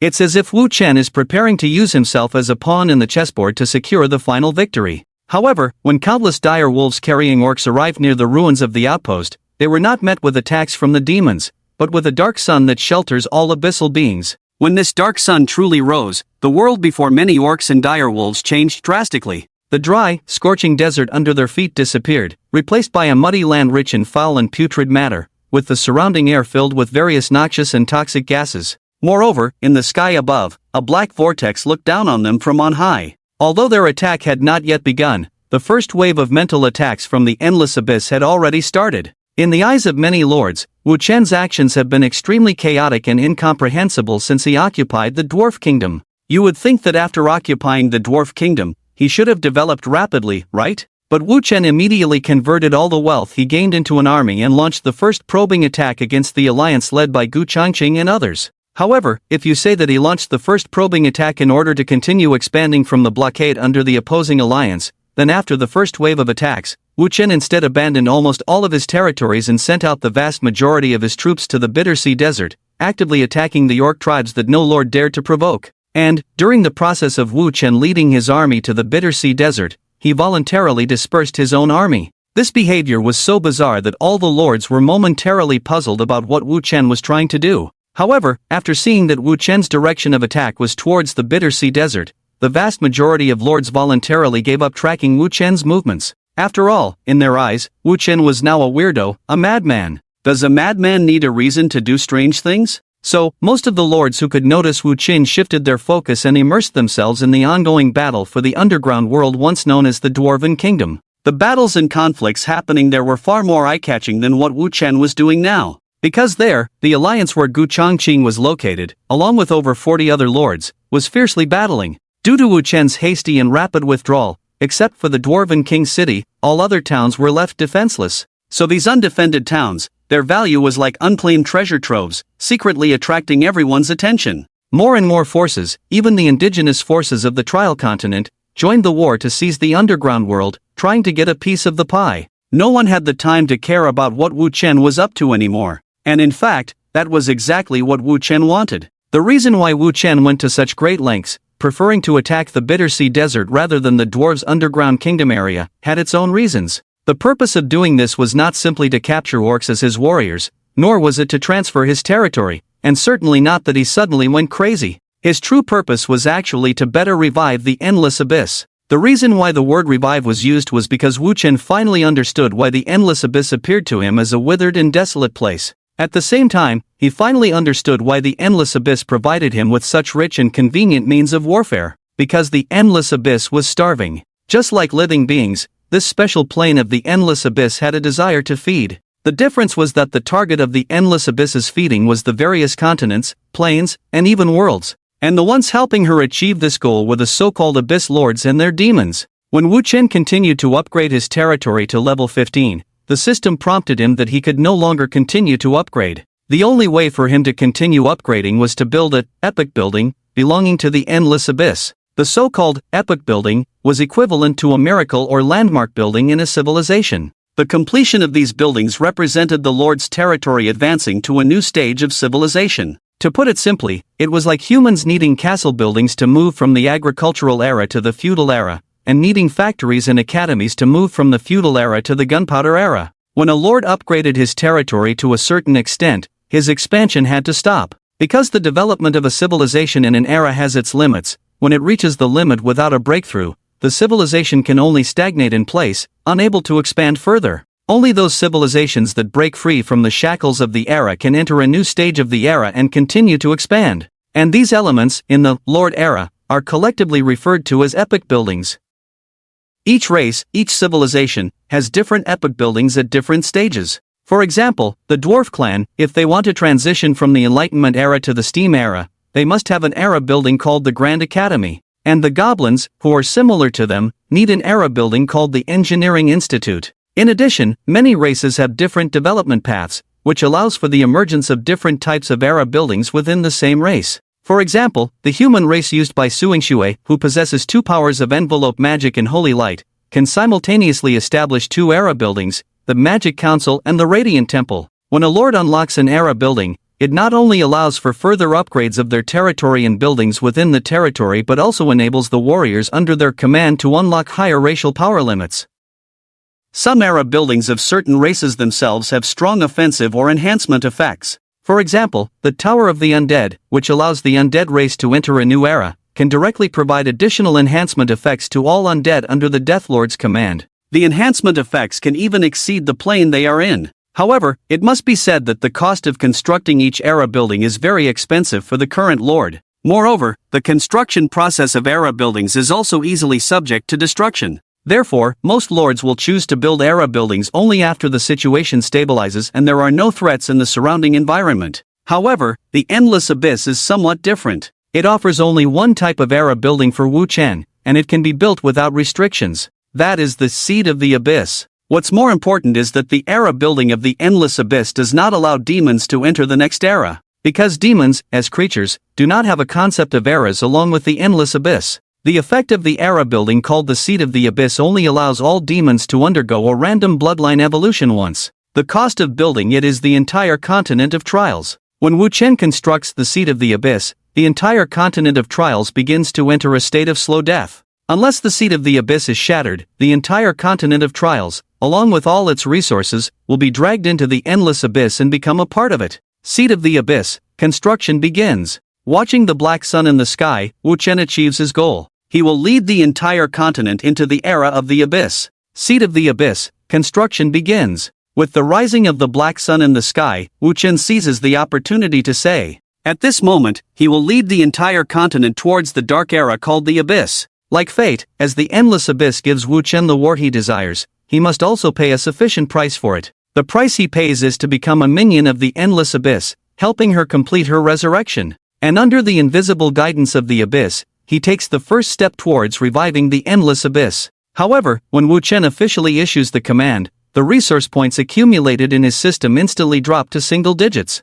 The over 70,000 resource points turn into a black, sphere-like object resembling a black hole core, appearing in Wu Chen's hand. This is the prototype of the Seed of the Abyss. Seed of the Abyss. Era building, prototype stage. Usage, plant in any area, and once planted, the Seed of the Abyss will automatically begin to grow and gradually develop into a giant tunnel that connects to the abyss. Once this giant tunnel is completed, the continent/plane/world will automatically become a part of the endless abyss 20 days later, and the resources within it will be included in the system of the Abyss Lord who owns this building. Resources required for construction, 70,000 resource points. The first Abyss Seed requires resources for construction, sacrificing 100,000 creatures affected by the Abyss, 100,000 for the first time, 300,000 for the second time. Building effect provides all demons with a random bloodline evolution option, including all future demons. Building limit, none. Note, each continent/plane/world can only have one Abyss Seed.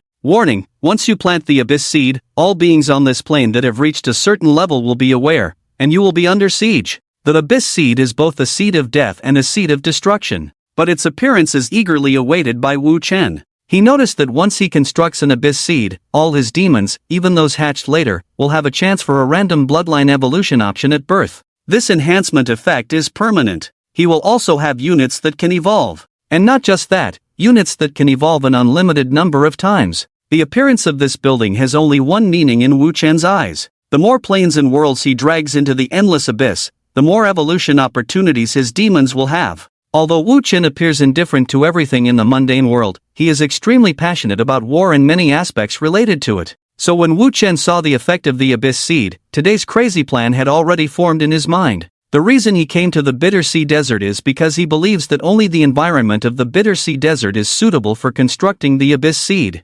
Besides the fact that the location of the Bitter Sea Desert itself belongs to a desert area that is easy to defend and difficult to attack, the interior of the Bitter Sea Desert is also more likely to have a large number of creatures affected by the abyss. These are the slaves that the foolish orcs have long prepared for Wu Chen. There is no group of beings more suitable to be transformed into creatures affected by the abyss than these desperate slaves with shattered worldviews, right? However, the appearance of the Abyss Seed and its construction will cause the entire trial continent to enter a state of complete silence after 20 days. In addition, the Heavenly Dao system has already warned Wu Chen that once he truly establishes the Abyss Seed, all beings on the trial continent that have reached a certain level will be aware, and he and his demons will be under siege.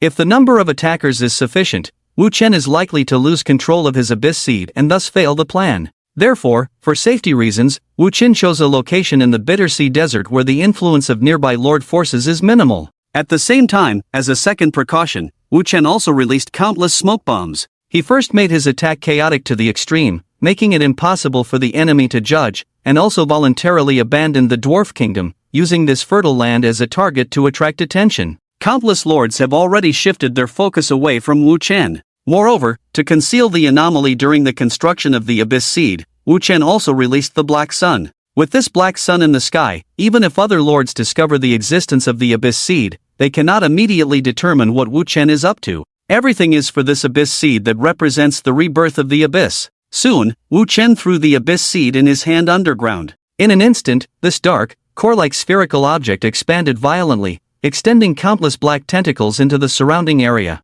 However, after it expanded, there was no substantial appearance inside because the essence of the Abyss Seed is simply a low-latitude channel preparing to connect the trial continent to the endless abyss. With Wu Chen continuously investing in creatures affected by the abyss, this passage will expand rapidly until it completely becomes a true low-latitude passage. The so-called low-latitude passage is an extremely complex knowledge of planes. Wu Chen does not possess this knowledge because it is not covered in the high school curriculum he is currently in. Only in certain universities are there researchers specializing in these obscure subjects. However, that's a story for another time. As Wu Chen successfully planted the seeds of the abyss, a sense of peace from the endless abyss quickly occupied his heart. Moreover, there was a vague sense of anticipation within him. A 20-day countdown to death? It also means that within 20 days, there will be endless wars. A smile appeared on Wu Chen's face. Although Wu Chen had planned well, there was still a problem. The stage Wu Chen was currently in was just a plan. As long as it's a plan, there is no guarantee of 100% success.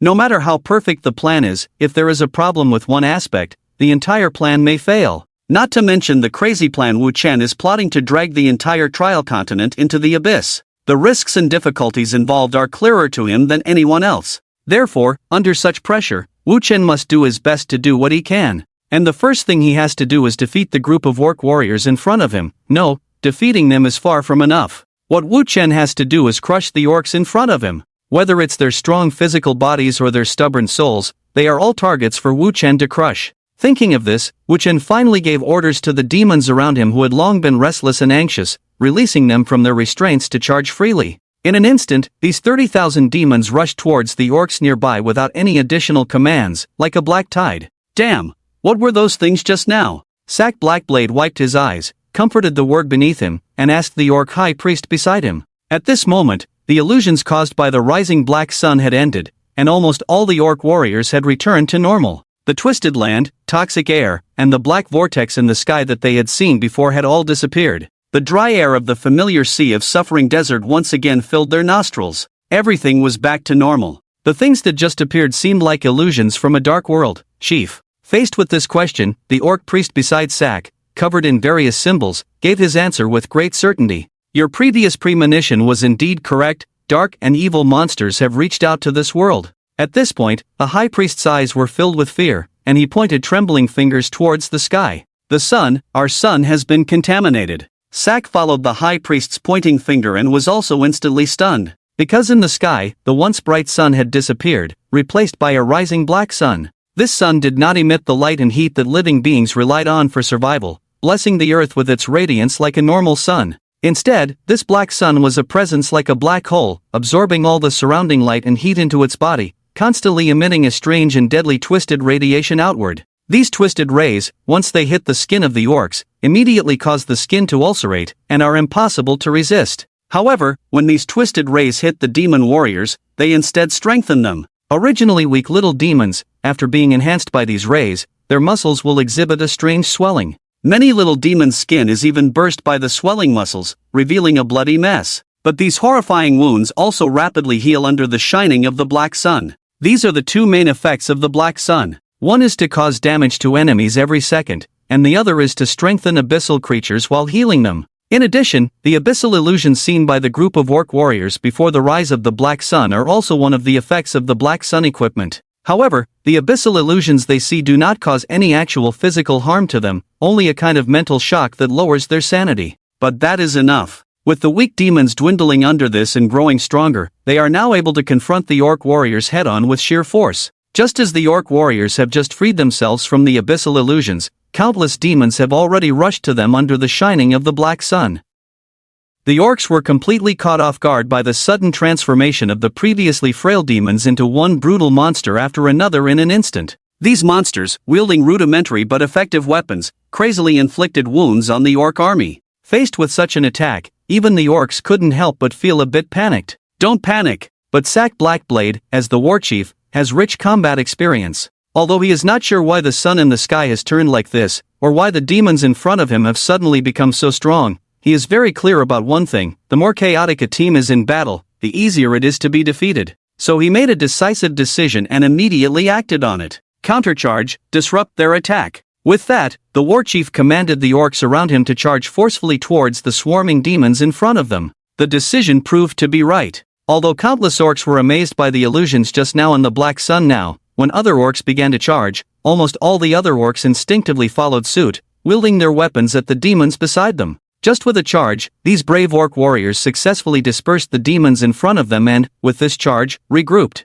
Other orc clans also followed suit, launching a countercharge against the demons from different directions. And in the process of this charge, The first to respond to the warchief's call was his son, Imon Blackblade. The next warchief of the Blackblade clan wielded his twin blades, cutting down one demon head after another while roaring loudly, inspiring his surrounding comrades. Despite the demons around him charging madly at him, he showed no fear, fighting more bravely. Obviously, the previous illusions and the current Black Sun did not make Imon Blackblade feel any fear. Imon, protected by the ancestral beast, is a qualified orc warrior, tough, powerful, and fearless. But just as Sak saw this scene and felt proud of his son in secret, Imon's charge suddenly came to a halt, because his charge hit a mountain. A huge, fleshy mountain emitting a foul stench. This fleshy mountain seemed to feel Imon's impact, slowly lowered its head, and smiled at this little dot beneath it. Flesh. The reason why Imon Blackblade collided with the little demon mother was not because he didn't look where he was going. It was because when Wu Chen saw him performing exceptionally well in the chaotic battlefield, the little demon mother was already on the road.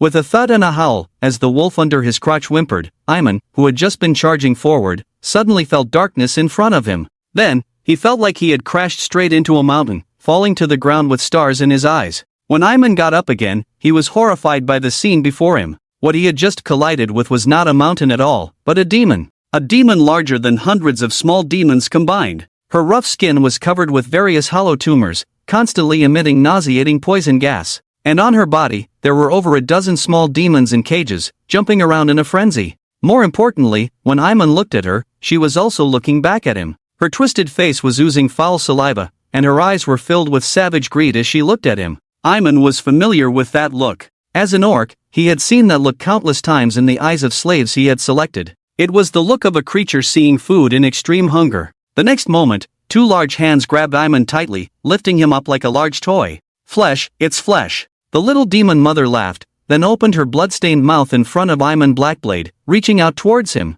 Damn it! Imon gripped his long knife and frantically slashed at the demon mother's arm, trying to make her let go of him. In an instant, the demon mother's arm was cut with several gashes, blood flowing freely. But when the demon mother felt the pain, she instantly flew into a rage. The food is misbehaving. Strengthened by the black setting sun, the little demon mother with a strength of up to 50 points felt Imon struggling and immediately squeezed his chest with all her might. Crack! In just a moment, Imon felt his bones breaking, his internal organs being crushed, and the extreme pain almost made him faint. Save him! Seeing his son in danger, Sak Blackblade immediately roared, wielding his blade and charging towards them. The orc priest beside him did not hesitate to crush a small vial and release a red lightning towards the little demon mother in the distance. Almost at the same time, the group of orcs who had been charging alongside Imon began wielding their swords and rushing towards the demon mother Caroline. With the rescue efforts from these three sides, Imon could be saved by any one of them. However, on the entire battlefield, no one noticed that on the ruins of the outpost, the Lord holding the Abyss Codex was looking up at the sky, watching the black sun symbolizing doom and destruction.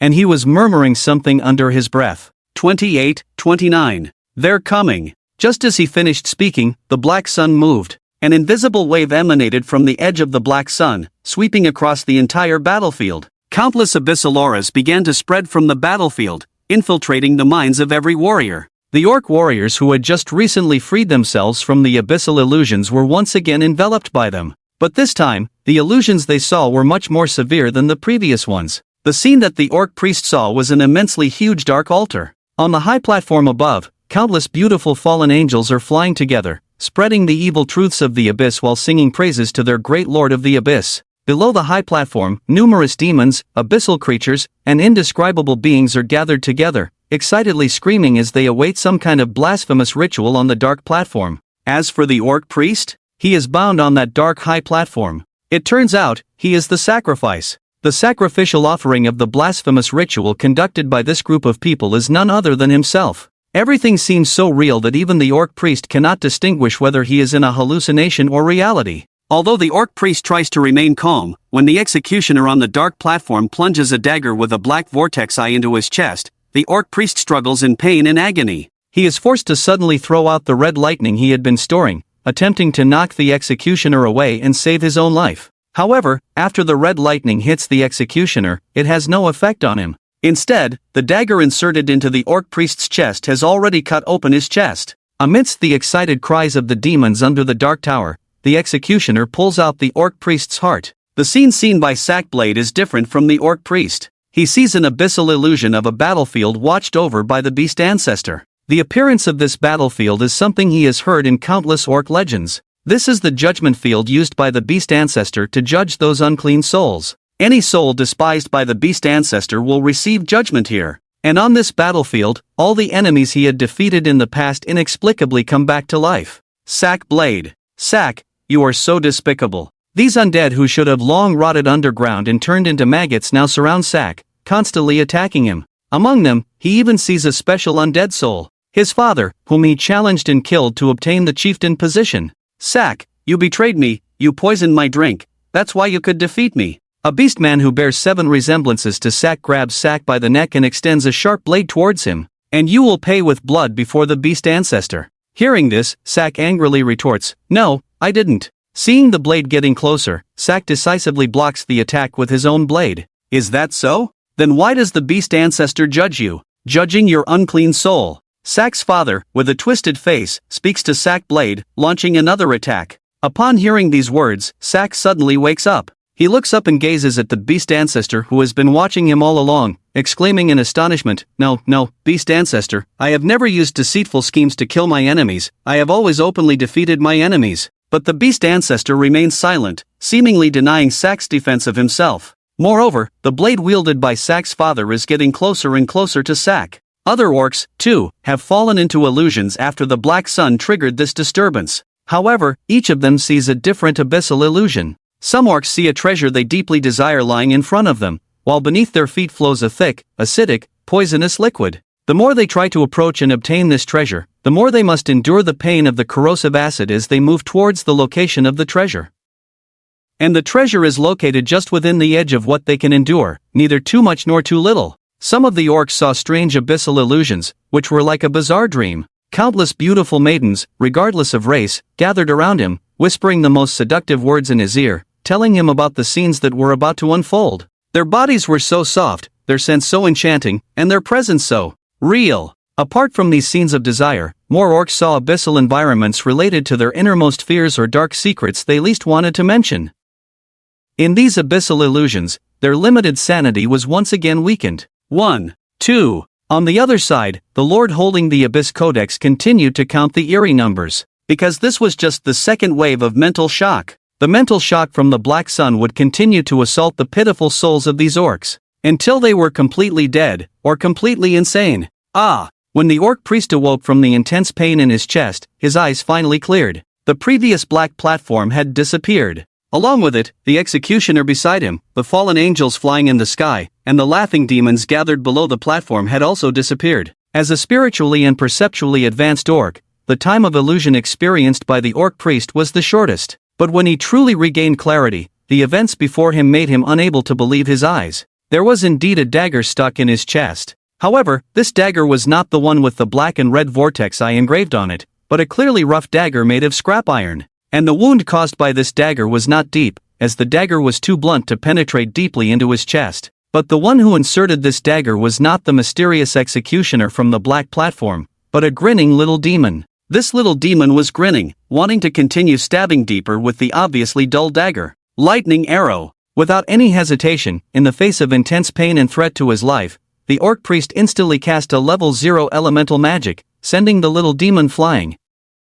Then, the orc priest endured the pain to pull out the dagger from his chest, and took out a piece of ancestral skull left behind, casting a spiritual spell called Ancestral Healing on himself. As the piece of skull turned into ashes, the wound on the orc priest's chest quickly healed. Although his condition improved, the scene he saw once again plunged him into despair, because he discovered that the red lightning he had charged before entering the illusion did not hit the demon mother Carolyn who was about to devour the chieftain's son Iman. On the contrary, the target hit by the red lightning he had charged was his own direct disciple, a young orc priest apprentice who had been following him all along. The poor young orc, who had just come of age, had his head shattered by the red lightning released by the orc priest. His body lay on the ground, being looted by a dozen little demons. At that moment when he sought his disciple's body, a little demon cruelly opened his disciple's abdomen, took out the liver, and stuffed it into his own mouth. Seemingly noticing his gaze, the little demon turned his head, grinned at the orc priest, and showed a cruel smile. And at that moment,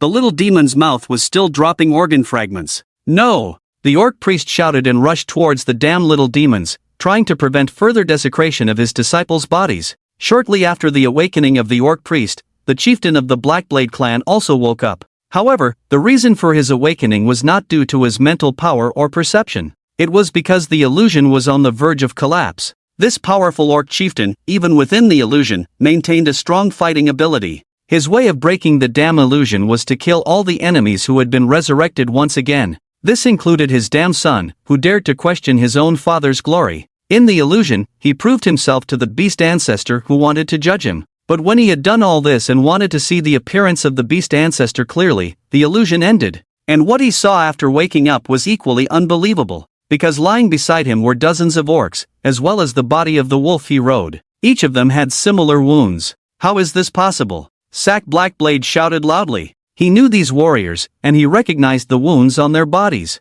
because the bodies of these warriors told him that all these orc warriors were killed by himself. Only his weapon could cause such unique wounds. And more importantly, the number of these bodies was consistent with the number of dead he killed in the illusion. Thinking of this, Sack Blackblade's head began to ache. He couldn't believe that he had killed all the warriors around him in the illusion with his own weapon in hands, just as Sack Blackblade was still self-doubting. Thud! A bloody body suddenly smashed in front of Sack. "Father, save me!" Sack looked closely and saw that this body, covered in blood and with an unclear face, was actually his son, Iman. This poor and brave warrior had been bitten into a meat stick by the succubus Mother Caroline. As a retaliation for injuring himself, the succubus Mother Caroline only ate his limbs, not taking his life. And this was far more evil than killing him. No, no, no! Sack futilely tried to cover Iman's bleeding spot, but the pain Iman suffered only made him beg his father for release. Sack raised his head in pain. At this moment, more and more orcs were waking up from the abyssal illusion on the battlefield.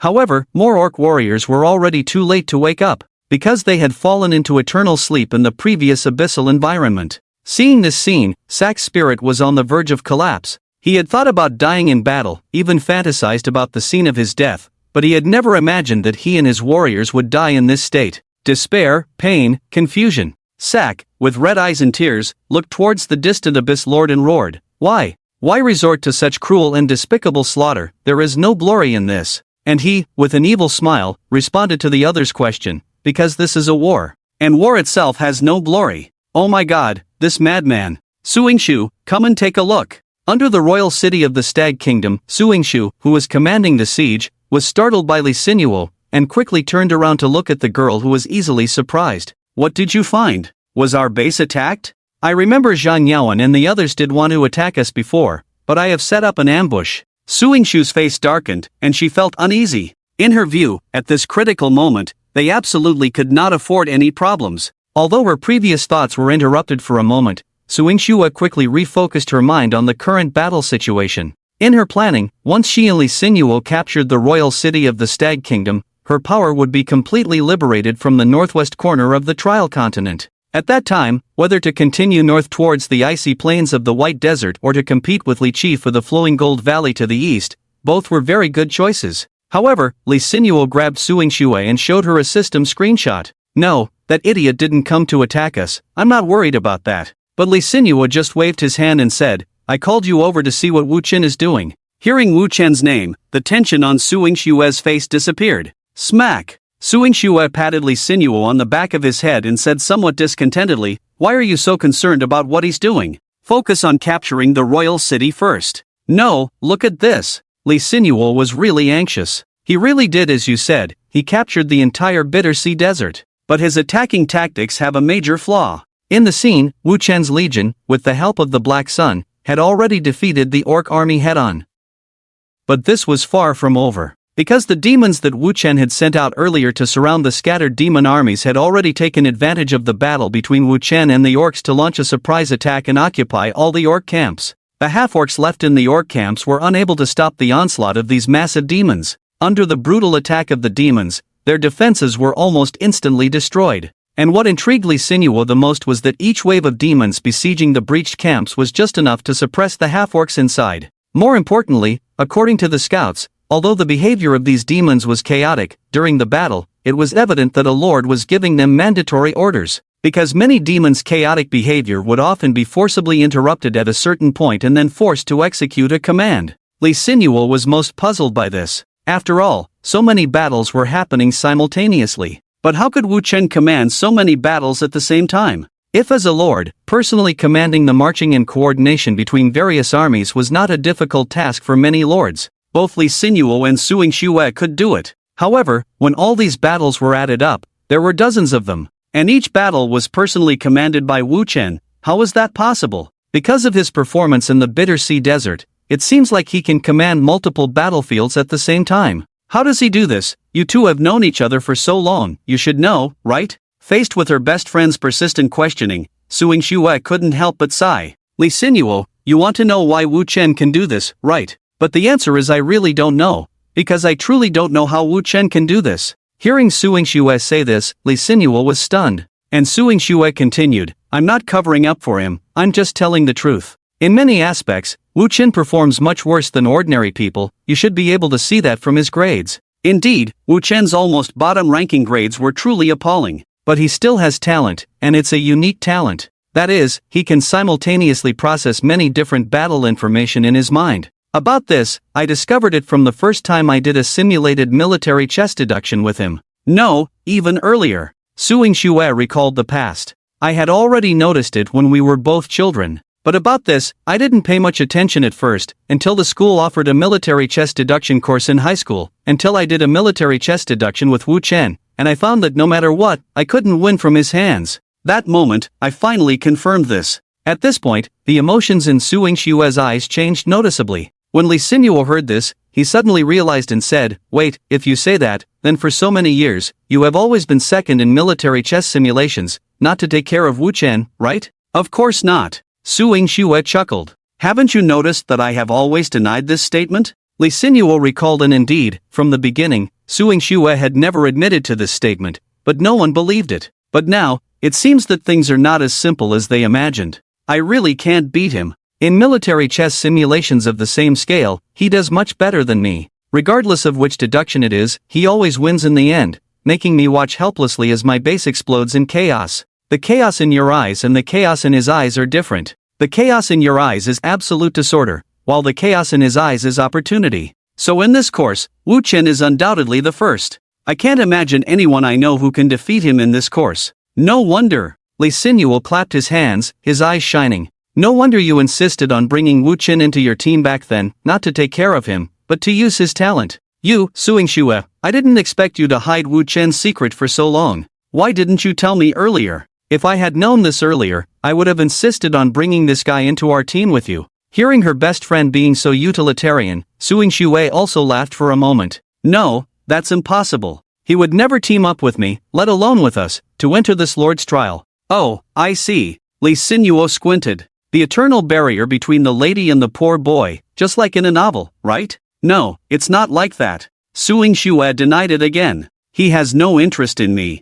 And the real reason he won't team up with me is because in Wu Chen's heart, he is eager to enter this Lord's trial. Although his goal is not to get the so-called first place, he is very likely to win the first place. And I also want this first place, more than ever. After all, the rewards of the Lord's trial will determine our future. And if I could really invite him in, then this first place would definitely be ours. But looking at it now, we have no chance to invite him into our alliance anymore. Hearing this, Li Xinyuo felt a little regretful. But at the same time, she suddenly remembered an important question. Wait, Suing Xue, you knew that when Wu Chen's territory developed, it would pose a huge threat to both of us, so why did you let Wu Chen attack the Bitter Sea Desert? If at that time, we had teamed up, launched a surprise attack, and taken out Wu Chen, wouldn't we have been able to eliminate this trouble early? Were you acting out of personal feelings at that time? Suing Xue shook her head and smiled bitterly. No, I wasn't. At that time, actually, I was actively avoiding him to gain more development time. And believe me, Li Xinyuo,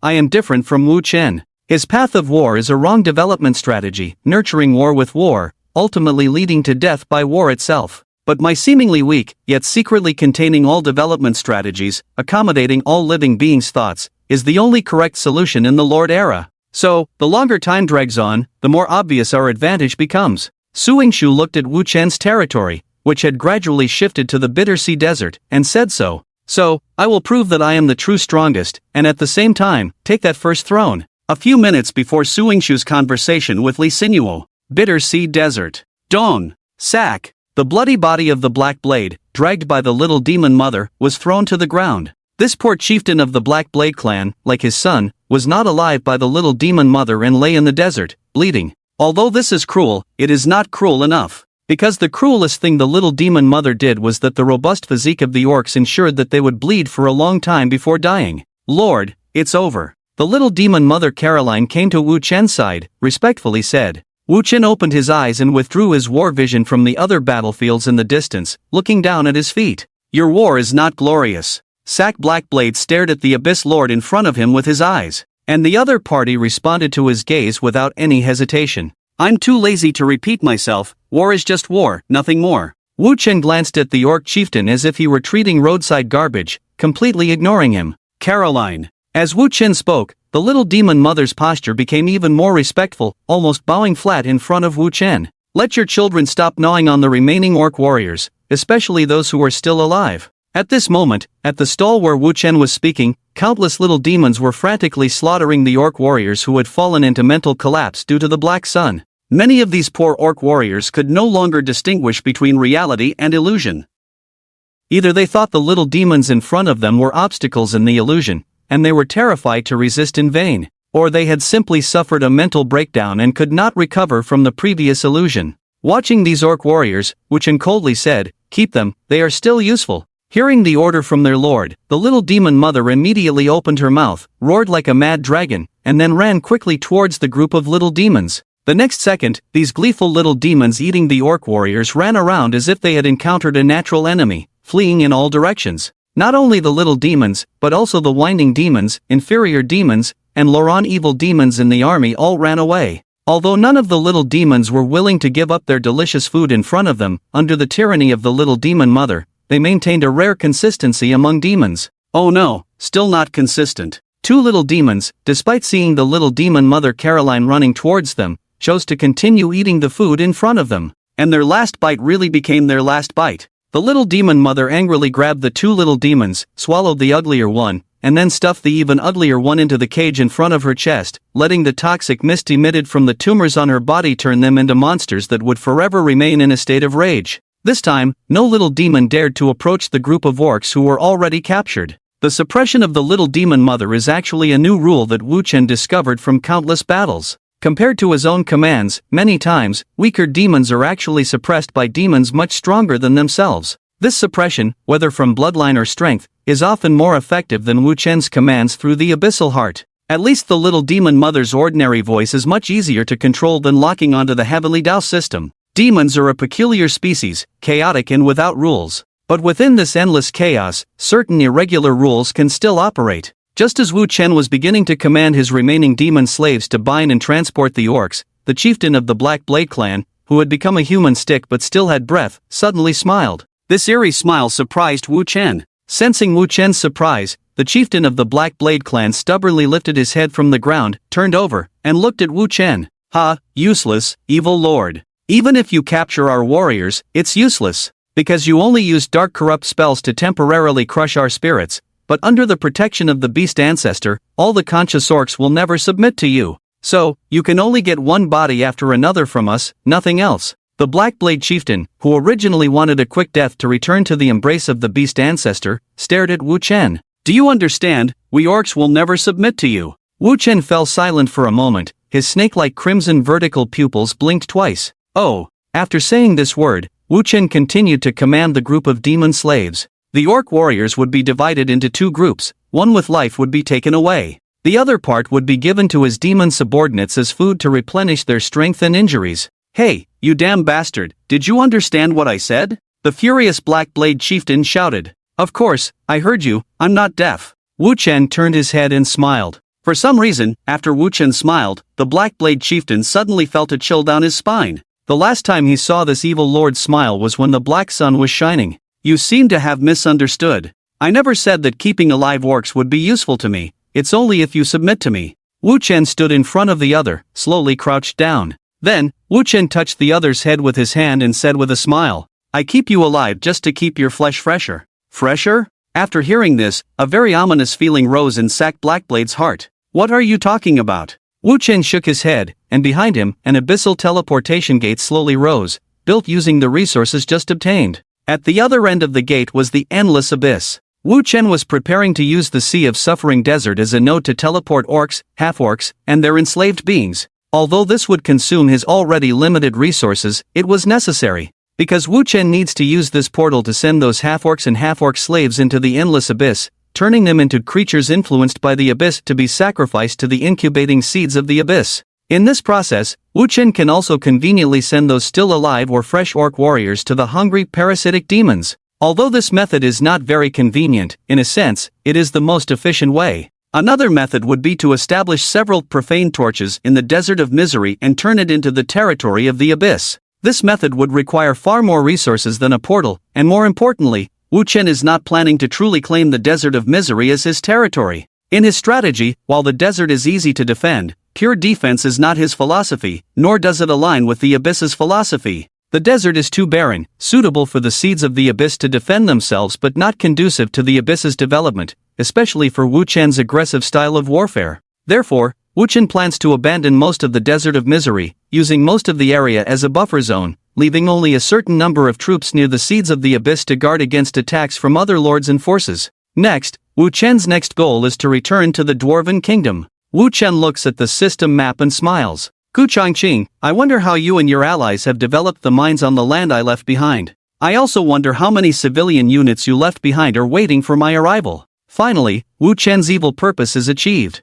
He successfully deceived Gu Changqing and others into the battlefield he had prepared for them, which is the entire Dwarven kingdom and even the kingdom passage. Then, Wu Chen took advantage of the fact that the other side would not pursue him deeply after seeing so many resource-rich areas within the original Dwarven kingdom, and he focused most of his superior forces on conquering the Desert of Misery. This plan was also successful. Wu Chen not only gained a large number of resources originally belonging to the Orc tribe but also gained control of the entire Desert of Misery. Most importantly, Wu Chen's losses this time were not significant in a sense, because his current army originally consisted of dwarf miners who were no longer able to resist. It was their corpses and sacrifices that formed this army. Although this demon army suffered considerable losses in the battle in the Desert of Misery, the surviving demons still outnumbered Wu Chen's forces in the Dwarven kingdom, even nearly doubled from before. More importantly, Wu Chen believes in a result that is unlikely to go wrong. Despite several days passing, Gu Changqing and his alliance still cannot control the entire Dwarven kingdom.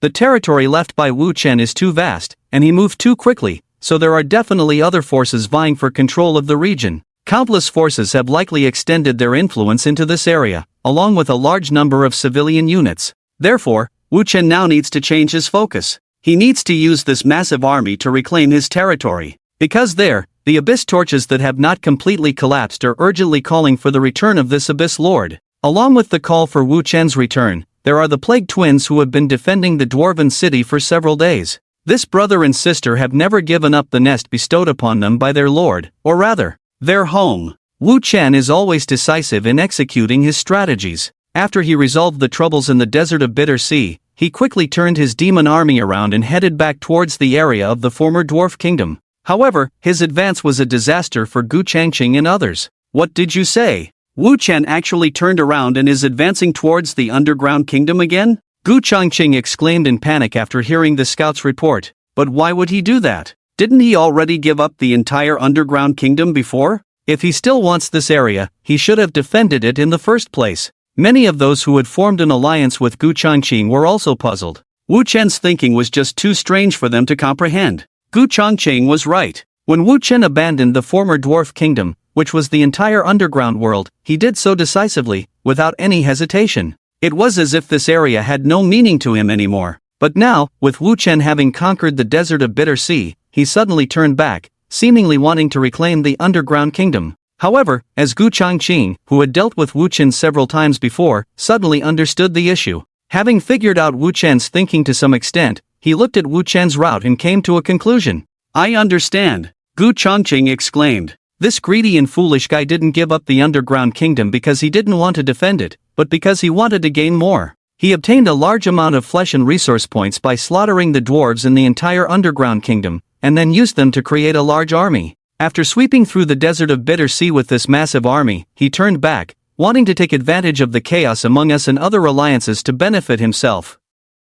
This way, he can reclaim the mines that we have painstakingly rebuilt and bring them back under his control. Once we can't hold on and lose, all our investments in the entire area will belong to him, whether it's the mines or our civilian units. He really is greedy. Many people frowned upon hearing this. If Gu Changqing's words were true, then Wu Chen was truly greedy to the extreme. But a problem arose. But if Wu Chen really thinks like this, how do we stop him? Should we gradually shrink our defense line from now on and temporarily cease fire with the other lords? Or should we prepare a large army and actively attack him when Wu Chen arrives? Hearing the uninteresting suggestions from his allies, Gu Changqing shook his head. No, your ideas are all wrong. First, we don't need to actively cease fire with the other lords. Because when Wu Chen's large army really returns to the underground kingdom, they will naturally cease fire with us, and I even guess that some of them will actively form an alliance with us. After all, the threat posed by Wu Chen is too great for them to resist. Secondly, we absolutely cannot actively attack Wu Chen. Gu Changqing extended his slender fingers and pointed to the Dwarf King's city on the map. In a direct confrontation, we will always suffer losses against Wu Chen, so this time we must not take the initiative to attack. But that doesn't mean we will surrender without a fight. Do you remember what I said about Wu Chen's biggest weakness right now? It's poverty. Poverty? Hearing Gu Changqing say this, the other allies were puzzled. What was he talking about? Did the Lord's trial have something to do with wealth and reality? That's right, it's poverty. Gu Changqing slowly explained. Although Wu Chen's army has always outnumbered us by far, he is still too poor, so poor that he can only use a large number of small demons of this species to launch attacks. And this poverty comes from his extravagant military spending. Although Wu Chen can easily achieve victory, due to the large number of small demons that are easily killed in battle, he must spend a lot of resources on remaking small demons after each war he wins. So don't be fooled by the size of Wu Chen's army, because his poverty makes the quality of his army a big issue. Do you understand? Everyone shook their heads. Seeing this, Gu Changqing couldn't help but rub his forehead. What I really want to say is actually very simple. Now we are no longer at the stage when we first entered the trial continent. Many lords in our alliance have already completed their first era buildings, right? And the composition of our army members is no longer the basic units of that time. In other words, as long as we can gather superior forces, station and defend in front of the Dwarf King city, which is the only Wu Chen territory that has not fallen, then with our higher quality army, we will have a better chance of winning than launching an offensive. Moreover, within the entire underground kingdom, the only node where Wu Chen can freely send his army into the kingdom passage is the Dwarf King city. And more importantly, after we have obtained our respective era buildings, many of us have the ability to build defensive structures such as watchtowers and arrow towers, right? As long as we can use elite warriors, combined with our respective defensive structures, to block the path in front of the Dwarf King city, then we don't have to worry about the problems caused by Wu Chen.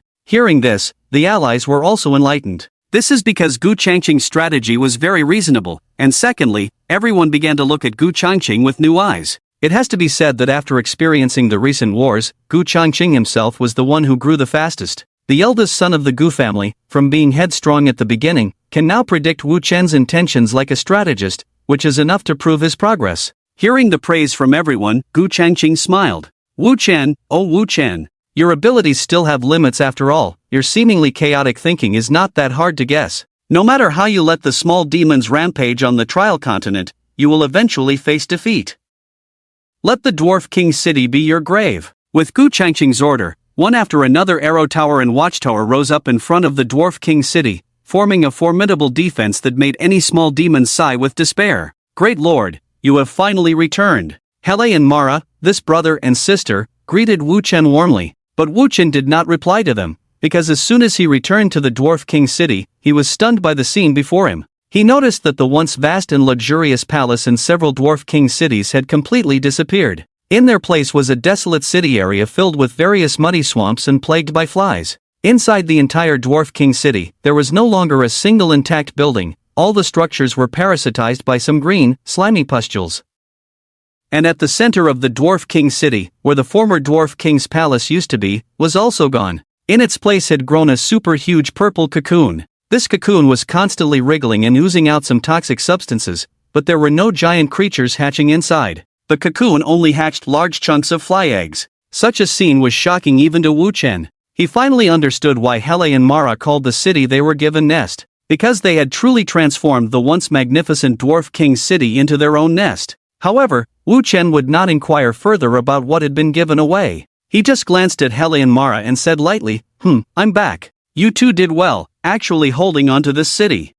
This nest for so long under the scrutiny of so many lords. Hearing his lord praise them, Hela, as the younger brother, chuckled. My lord, you flatter us. In fact, we didn't do much. Many times, I thought those lords would do whatever it takes to take over my sisters and my home. But most of them just took a look around the Dwarf King's city and left. And the few who stayed were turned by my sister and me into a sticky substance rich in biomass, for those flying cuties to thrive and multiply. Hearing Hela's words, Wu Chen could understand. After all, if he were an ordinary lord, seeing the Dwarf King's city in its current state, he would hesitate to continue occupying it. But now Wu Chen had no time for pleasantries. After dealing with Hela and his sister, Wu Chen immediately had his demon warriors under him prepare for war. Time is of the essence. Wu Chen needed to quickly consolidate the underground kingdom, which originally belonged to him. However, at this moment, Hela suddenly reminded his lord. My lord, I think now may not be a good time for an attack. Oh, why is that? Hela pointed to the newly built arrow towers and watchtowers outside the Dwarf King's city and said to Wu Chen, there are already enemies trying to block your unstoppable expedition. The defensive structures they have built are very strong. Before your arrival, I tried to destroy them. But the problem is, even the most fearless plague demons cannot break through the blockade in this area. Their defense is very tight, and their division of labor is very clear. I suggest you wait patiently for a few more days. My sister has already started creating a disease that can spread to the entire trial continent.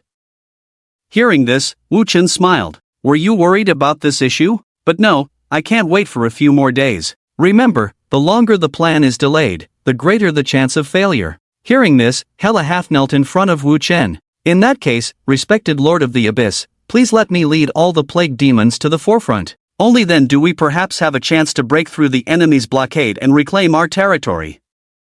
No need. Wu Chen stopped Hela's plea. I already have my own plan for dealing with these enemies' arrangements. Let them come for this charge. With that, one after another, orcs controlled by parasitic demons walked out of the teleportation gate behind Wu Chen. These parasitized orcs, besides maintaining their previous robust physique, had also been greatly enhanced. And at Wu Chen's request, the parasitic demons removed the pain sensation from these orcs' bodies and added certain hormones that would make them more excited.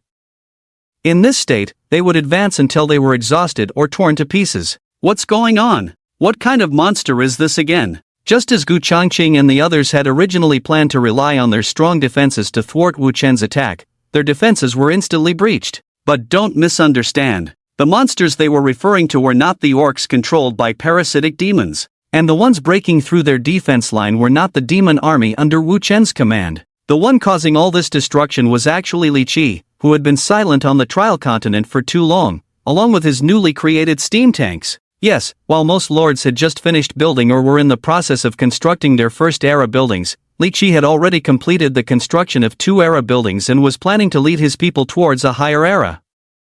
While most lords were still relying on basic troops as their main force, Li Qi, who prioritized technology, had already started producing miniature goblin tanks powered by steam technology. Although these miniature tanks seemed like toys to slightly stronger lords, in this era, they were invincible beings crossing eras. Li Qi, a lord with immense ambition, also got involved in the conflict between Wu Chen and Gu Changqing. However, just as Li Qi broke through Gu Changqing's rear defense line, Wu Chen, leading the parasitic orcs and demon army, also broke through Gu Changqing's front defense line.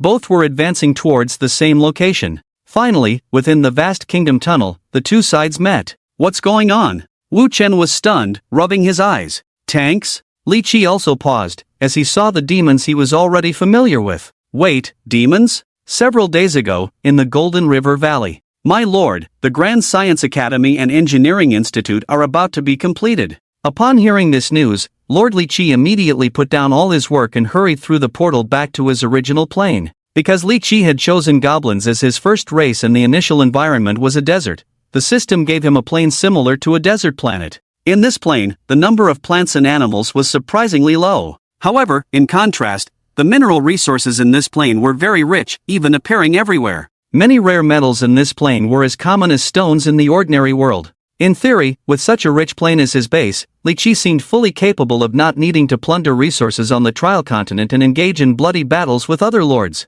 But the reality was not that simple. Although the resources in these planes were abundant, they also hid enormous dangers. Even including Li Qi, many lords participating in the trial had planes that were much more dangerous than the trial continent. For example, in the desert planet where Li Qi was located, there were giant scorpions with deadly poison, native giants more dangerous than orcs, and desert storms that occurred daily. Therefore, in such a perilous situation, Li Qi, as a new lord, had a slightly different strategy in operation. While other lords often chose to expand their territory, gather resources, and gradually accumulate strength before going to the trial continent to plunder resources, Li Qi was different. His choice was to directly advance in technology. Watching the Grand Science Academy and Engineering Institute being established one after another, Li Qi's eyes couldn't help but light up. With the establishment of the institutes, his goblins and gnomes under his command simultaneously received corresponding buff bonuses. Firstly, all creations of the goblins would receive a 5% damage bonus under the influence of the Engineering Institute,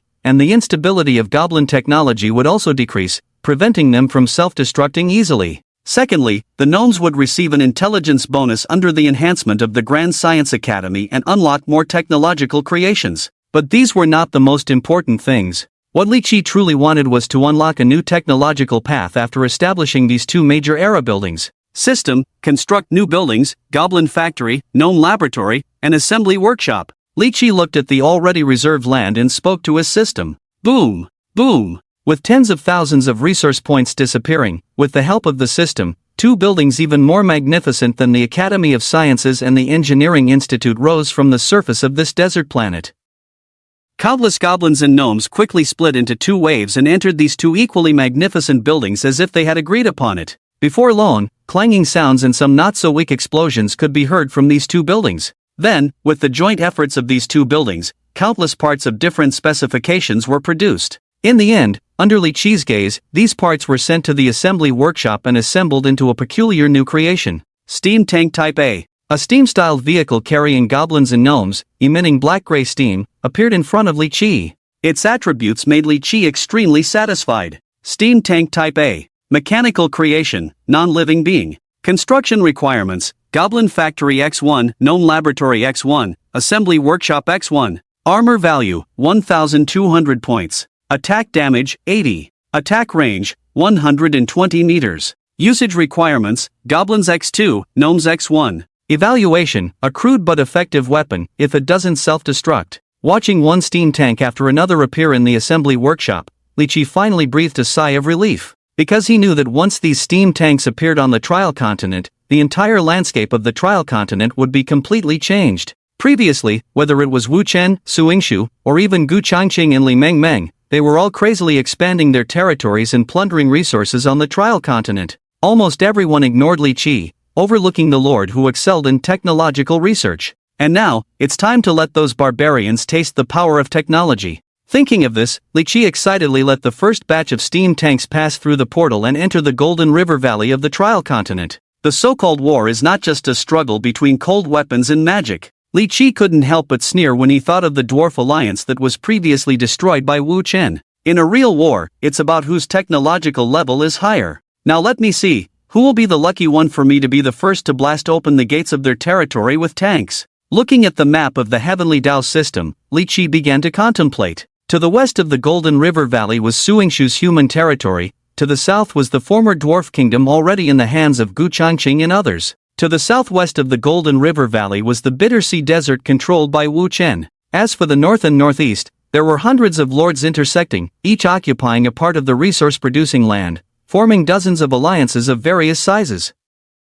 After seeing this situation, Li Qi didn't think too long before making a decision. He decided to first attack south, occupy the former dwarf kingdom, drive out the forces of Gu Changqing and others, then advance southwest to expel Wu Chen's forces. Then, once his power stabilized, he could deal with the others. Li Qi thought this way because, in terms of visible strength, Wu Chen and Gu Changqing seemed to be the weakest. However, all of this was wishful thinking, because when Li Qi finally mobilized his army to the entrance of the underground kingdom, he was not met by Gu Changqing's alliance army. Waiting for him was unexpectedly the group of demons that he was very familiar with. Not only was Li Qi a little confused, even Wu Chen himself was a bit stunned when he saw the group of war chariots forming a formation entering the kingdom passage. Is this a war chariot? Li Qi couldn't help but wonder as he looked at the group of orcs controlled by parasitic demons in front of him. Is this a combination of orcs and demons? The two sides, in this eerie manner, collided in the same area. It was a surprising turn of events for both Wu Chen and Li Qi to suddenly encounter the enemy army here.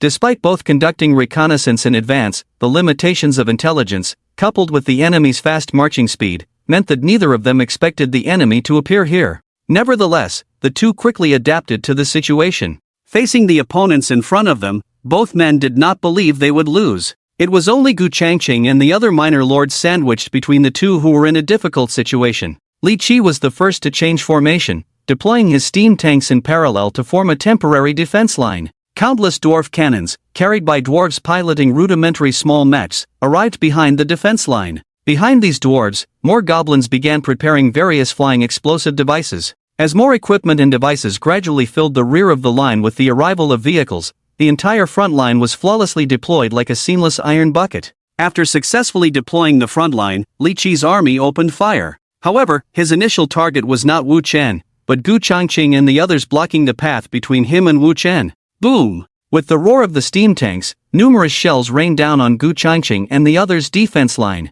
In an instant, countless explosions erupted. Whether it was Gu Changqing and the others' army or the defensive structures they had built, all began to crumble. In the early stages of the Lord era, especially during the Lord's trial phase, the appearance of steam tanks represented a leap across eras. Therefore, regardless of the size of Gu Changqing and the others' army, they could not withstand the onslaught of these war machines. At least until their army grew to the same era as the steam tanks, they would be unable to resist. Li Qi understood this point very well. Keep firing. Blast through this defense line and occupy it. Li Qi watched as Gu Changqing's defense line gradually collapsed and issued his orders. He understood the importance of this defense line. Although he was initially unaware that Wu Chen had turned his army around and was attacking the underground kingdom again, upon discovering Wu Chen's demon army, he quickly understood why Gu Changqing and the others had established such rudimentary defenses in this area near the Dwarf King's city. They wanted to block Wu Chen's path. In their minds, as long as they could block this area, Wu Chen's army would not be able to deploy into the kingdom passage. But now, it seemed impossible. Shortly after Li Qi engaged in battle with Gu Changqing and the others, Wu Chen's army also mobilized. He was also attacking Gu Changqing's defense line, and his efficiency in attacking was far more effective than Li Qi's. Unlike the previous large numbers of small demons charging, this time the vanguard used by Wu Chen was a group of orcs that had been modified by parasitic demons. These orcs, who had lost their sense of pain and undergone significant physical mutations, almost like a landslide, crashed into Gu Changqing's defense line. Despite countless arrow towers, watchtowers, and even mage units pouring all their firepower on them, they still did not slow down their advance speed. My god, what kind of monster is this? Boom! As an orc broke through the fence, a soldier under Gu Changqing's command looked in horror at this truly monstrous creature. The muscles on this creature's body were almost as hard as metal. Although his limbs had been bitten off, after being injected with the bodies of 4 different parasitic demon larvae, he gained new limbs. Limbs made up of countless tentacles. Moreover, countless bone spurs, like spreading cancer, spread across his entire body and most of his head.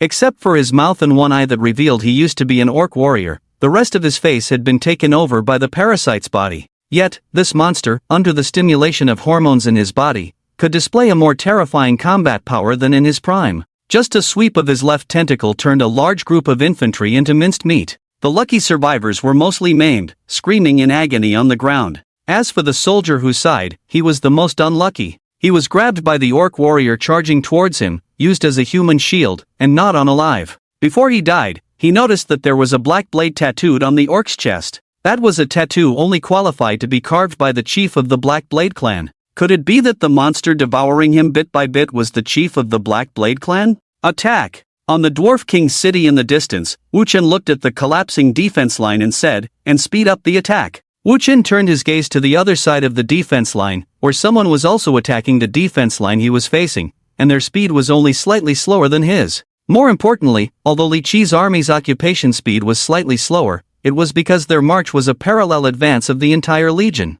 The cannons of these steam tanks caused more terror to the defense line and the soldiers on it than the orcs' flesh and blood bodies. At this moment, there was still Gu Changqing's army acting as a cover between the two major legions, unable to directly confront each other. However, the problem was that Gu Changqing's army clearly could not hold on for much longer. Once Gu Changqing's army on this defense line was completely wiped out by Wu Chen and the others, the demons would have to face Li Qi's artillery directly. Thinking of this, Wu Chen turned around and gave new orders to the siblings, Hel and Mara. Get your Plague Legion and Plague Flies ready. When the time comes, you will immediately charge with the orcs. You don't need to pursue efficient killing, you just need to ensure spreading chaos as much as possible within the enemy's legion. Although the plague could not directly affect machines, they could indirectly influence the goblins and dwarves who controlled these machines. This seemed like a feasible strategy, but it was only on the surface. Because Li Qi also had corresponding methods, both of them were closely watching each other. Only the unfortunate Gu Changqing and his allies were gradually being forgotten.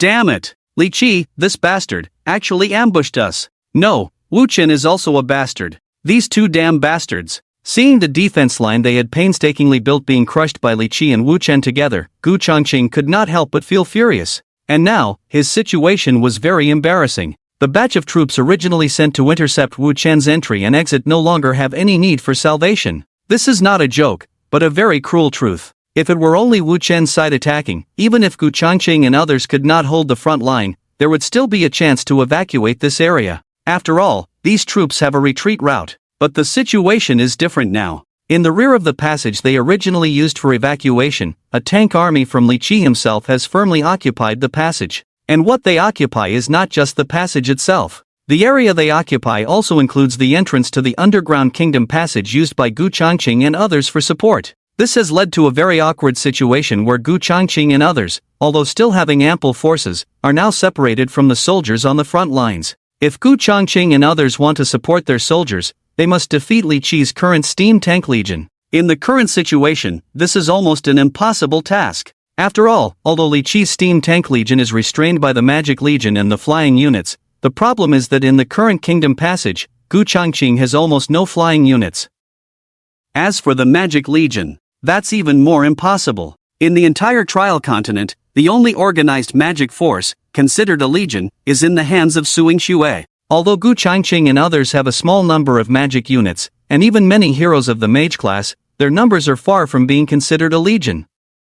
In addition, goblin flying explosive devices have a strong restraining effect on small numbers of mage units, so these small magic forces and heroes are simply unable to destroy Li Qi's steam tank legion. Thinking about this, not only Gu Changqing, but even his allies have fallen into pessimism. These soldiers are doomed. What a pity. Looking at the death data popping up frantically on their respective systems, many lords sighed. It can be said that for every minute that passes, a large number of these soldiers will die. Whether torn to pieces by Wu Chen's demon warriors or turned to ashes by Li Qi's artillery fire, death will come to these soldiers in the same way. It's just that the way it comes is slightly different. However, no one among this group blamed Gu Changqing for this defeat, because they are very clear that Gu Changqing's strategy is correct, and his ideas and actions are not a problem. The only problem is that he did not anticipate Li Qi's appearance. In fact, Li Qi's appearance could not have been anticipated by anyone. Regardless of who it is, no one believes they could do better than Gu Changqing in the same situation. No! Suddenly, Gu Changqing said, "We cannot abandon these soldiers. We cannot let them die in such despair. We must support them." Hearing this, not only Gu Changqing's allies, but also many descendants of the Gu family, could not help but question. Almost all the lords expressed opposition. After all, in their view, this group of soldiers is already doomed, they have no need for any salvation.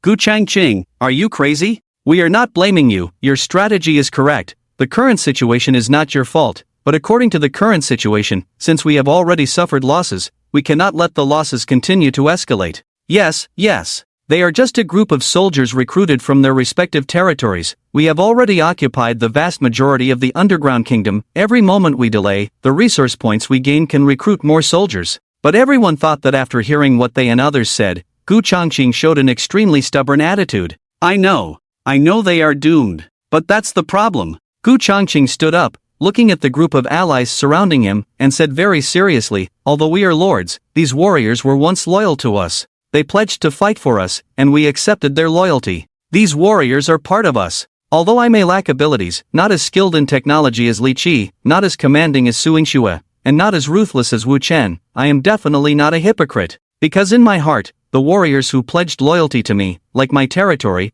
are all part of me as a lord. So I will not give up on any warrior under my command, even if it puts me in danger. I am willing, at least I must ensure that what they see before they die is not complete despair under enemy siege, but our warriors support in the distance, even if they can't wait for our support. When I first entered the Lord's trial, many times I did not achieve this, I was wrong. But I will not make the same mistake again." Hearing this, everyone fell silent, especially the descendants of the Gu family. Only at this moment did they think of one thing. That is, Gu Changqing in front of them is the eldest son of the younger generation of the Gu family. And the leadership style of the Gu family in the Lord era is like this. Every warrior recruited by the Gu family knows that even if their battles encounter difficulties, they will not fall into complete despair. As long as they are alive, there will always be reinforcements to pull them out of danger. Even if the price paid for this is much higher than saving them. The reason why the Gu family was able to establish their own Gu family dynasty in countless planes was not because their army was stronger than other lords, nor because of their superior technology and skills. They relied on the absolute loyalty of their subjects and warriors. And at this moment, Gu Changqing, even though he was only in a beginner-level lord's trial, still adhered to this point. But this is just the philosophy of the Gu family after all. Many more lords remained rational in this matter. "Sorry, Gu Changqing, if you insist on doing this, we will have to withdraw from this alliance. There is no way, the basis for maintaining the alliance between us is interest. When the interest is no longer enough to compensate for the risk, we cannot support you anymore. I am the same, I am withdrawing from this alliance." One lord after another withdrew from the alliance where Gu Changqing was, taking away large territories and resource control rights from this loose alliance. But the remaining group was the Gu family's descendants, and a few of the Gu family's relatives. "Hey, old Gu." A hand was placed on Gu Changqing's shoulder, smiling and saying, "I will listen to you, because my father was saved by your Gu family from the siege of other lords, so I believe in you. Don't give up on them." When Gu Changqing's defense line was breached, a part of the parasitic orcs on the battlefield immediately changed their attack target. These monsters, who no longer felt any pain and only knew to mindlessly charge forward, were attacking everything in front of them while quickly rushing towards Li Qi's army. I have to say, after removing the sense of pain and even most of their thoughts, and with the support of hormones, these orcs had no intention of dodging even when facing cannons, firearms, or goblin bombs. They charged towards the steam tanks with their flesh and blood, like a group of madmen. They didn't hesitate even when the cannons turned them into a bloody mess. Even if their bodies were blown into two pieces by the steam tank's cannons, they would still be forced to get up and move forward under the control of the parasitic demons. This horrifying scene was beyond the comprehension of goblins and dwarves who controlled the steam tanks. Despite their terrifying nature, these orc warriors were still just flesh and blood. Under more artillery fire, these moving chunks would soon be unable to move. However, Wu Chen had already anticipated this outcome. Facing weapons of higher technological levels, flesh and blood could not resist. So his real trump card was not the orcs controlled by the parasitic demons, but the plague legions and plague flies that were already prepared. After one round of artillery fire, at the moment when the second round of artillery fire was not yet loaded, countless demon legions corrupted by the plague suddenly entered the battlefield amidst the howls of more orc warriors. The plague legions at this moment were even more terrifying and distorted than the plague legions Li Qi had seen initially. The demons in this legion had survived multiple, even dozens of plague infections, and their skeletons had been deformed by the disease. Countless holes on their bodies oozed black viscous fluid composed of discarded organs and tissue. Their blood harbored numerous diseases ready to infect anything. What was even more terrifying was the dark clouds formed by plague flies above their heads, emitting terrifying sounds and sweeping towards the enemy like a tide. However, facing such an army, Li Qi, who controlled the entire steam tank corps, just sneered. "Oh, you still want to use the plague? Don't you think it's too cliché? I have to say, Wu Chen, your warriors are indeed becoming more and more frightening, but the problem is, your tactics remain the same. Just a plague, in the face of science, it's just the side that gets crushed." With that, Li Qi ordered his soldiers to bring out the weapons they had prepared. Soon, several teams of dwarves distributed the weapons to goblins, and the weapons they distributed were flamethrowers. Ah, burn, baby, burn! Boom! In just over 10 seconds, these small green-skinned goblins, armed with flamethrowers and wearing special equipment, jumped onto the tops of the steam tanks and aimed their flamethrowers in the direction of the plague legions. As these flamethrowers unleashed their power, even the plague, more terrifying than death, began to retreat. Countless plague flies with only 1 point of life turned into ashes and fell from the sky. The warriors infected with the disease were turned into moving torches on the battlefield under the power of flames, screaming in agony as they died. It must be said that the flamethrower device built by Li Qi for the purpose of attacking the city finally came in handy. Watching these legions of plague turn into ashes one by one, a smug smile appeared on Li Qi's face. "Humph, Wu Chen, you're nothing special. Although many lords fear your attacks, I am not afraid. After all, while your attacks always win, in my eyes, they lack too much variability. As long as I systematically dismantle your attack steps, all that awaits you is defeat." On the other side, after seeing his attack being thwarted, Wu Chen himself did not feel any disappointment. He simply closed his eyes, took a deep breath, and then, when he opened his snake-like crimson eyes again, a portal, an indestructible portal, appeared on the battlefield. On the other side, within the depths of the abyss, a dozen huge eggs began to hatch. The abyss has plenty of means to achieve its goals in war. The only difference lies in whether the Abyss Lord is willing to pay a sufficient price for it and drive them. Boom! Boom! In the abyss, a dozen demon cocoons were wriggling frantically, and with each of their movements, the seemingly never-ending giant heartbeat resounded throughout the abyss like thunder. These eerie and bizarre heartbeats even transmitted their sounds to another world through a newly risen portal nearby. That world was called the Trial Continent. Is this guy crazy? When Li Qi saw Wu Chen establish a new portal on the battlefield, he couldn't help but doubt. The reason he said this was because Wu Chen had actually built a new portal in the center of the battlefield. The center. Yes, this was not his imagination. He was surprised because Wu Chen had really built a costly and very easily destroyed portal in the center of the battlefield. Although Li Qi could understand Wu Chen's urgency, his desire to quickly recruit troops from his initial plane and free his army from the encirclement of steam tanks. But no matter what, establishing a portal in the center of the battlefield was a fatal mistake.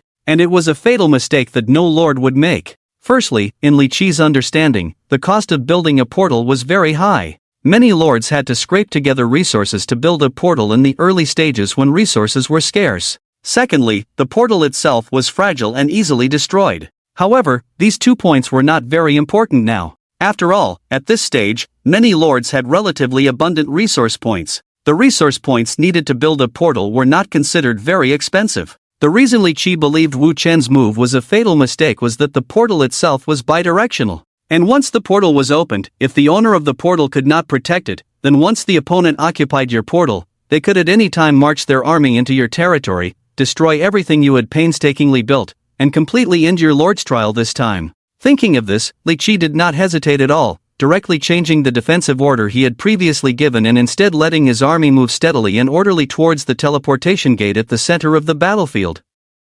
Wu Chen, whether you are truly crazy or pretending to be crazy, this move of yours will be your biggest mistake. Li Qi, standing in the center of the legion, raised his head and looked towards Wu Chen, who was standing on the top of the Dwarf King's city in the distance. Let me take this opportunity to drive you out of this trial in one go. You, a ruthless and heartless person, are not suitable to be a lord. Instead of letting you harm countless creatures after passing the lord's trial, it's better for me to end your path of evil here. Li Qi remembered Wu Chen's previous war tactics, as well as the Dwarf King's city that had turned into a mountain of corpses and a sea of blood, strengthening his resolve. Although Li Qi was well aware that the war tactics between lords might not be much cleaner than Wu Chen's, in the early stages of the lord's trial, Wu Chen's methods were so crazy and dirty that he was the first. This was the real reason why many lords, even those who had not been attacked by Wu Chen, held ill will towards him. Wu Chen was a war fanatic, for whom the methods of war were inconsequential, but others, the other lords, were not. They were still human, still had compassion for ordinary beings.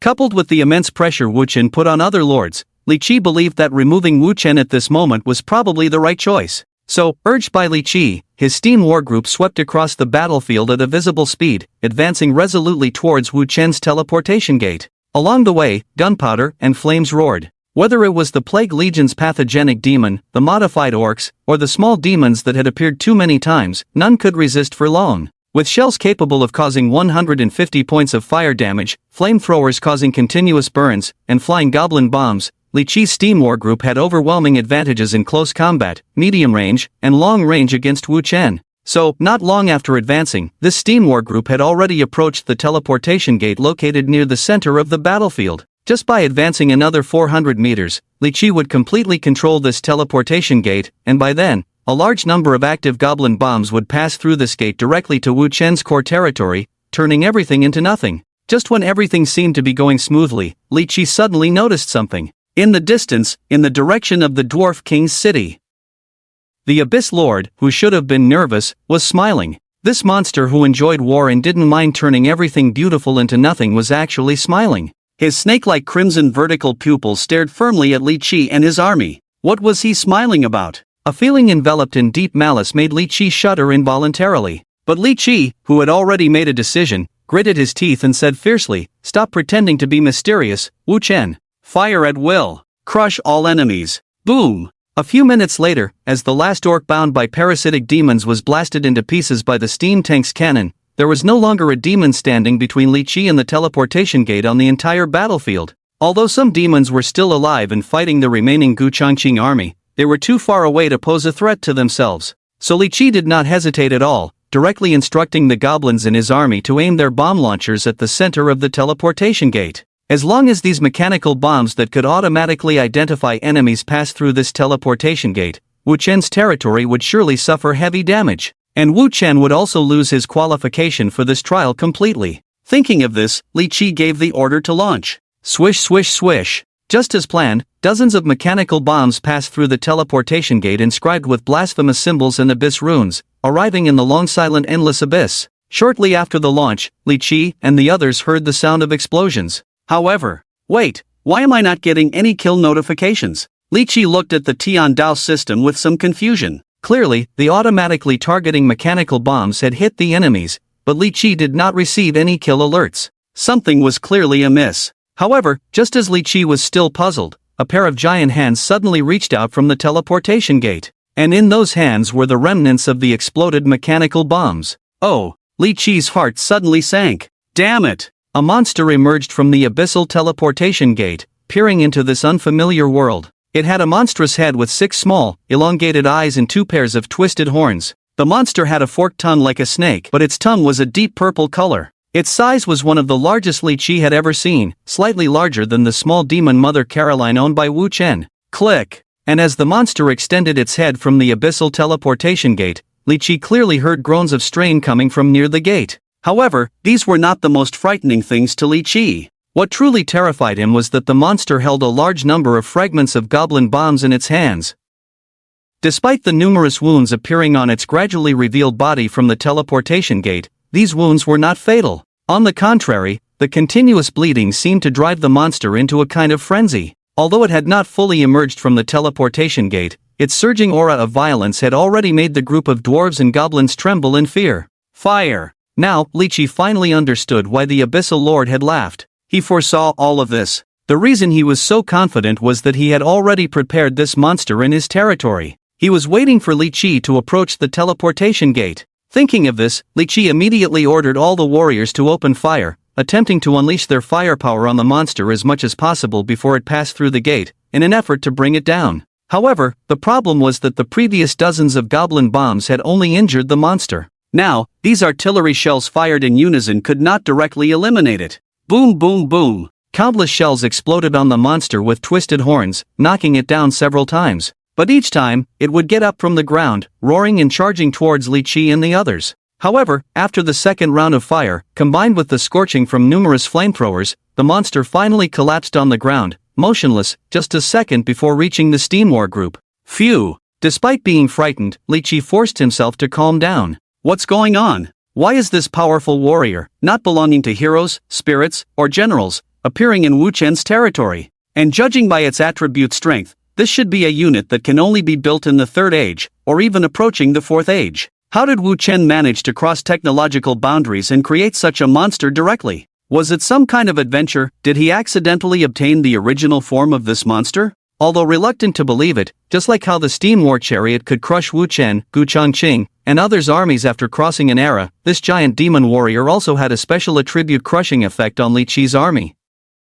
Although Li Qi's warriors had eliminated the opponent, it took the combined firepower of all the warriors to kill just one. Li Qi had reason to believe that if more of these monsters appeared, his army would surely click, click. Suddenly, Li Qi's face turned extremely pale, because after that monster fell, the 2nd, 3rd, 4th, and similar monsters began emerging from the gate of the abyss. Unlike the first one that appeared already wounded, these new monsters were all in their prime state. What's even more terrifying is that as these monsters left the portal, more footsteps could be heard, indicating that more monsters were waiting on the other side of the portal to enter this world. This can't be. Li Qi widened his eyes, feeling somewhat doubtful about life. But the current situation didn't allow him to do anything else. Everyone, open fire quickly and destroy the portal. Then, he snatched a firearm from a bewildered dwarf next to him and began firing at the portal. Li Qi's reaction was quick. In the current situation, he and his army had no energy left to deal with more monsters,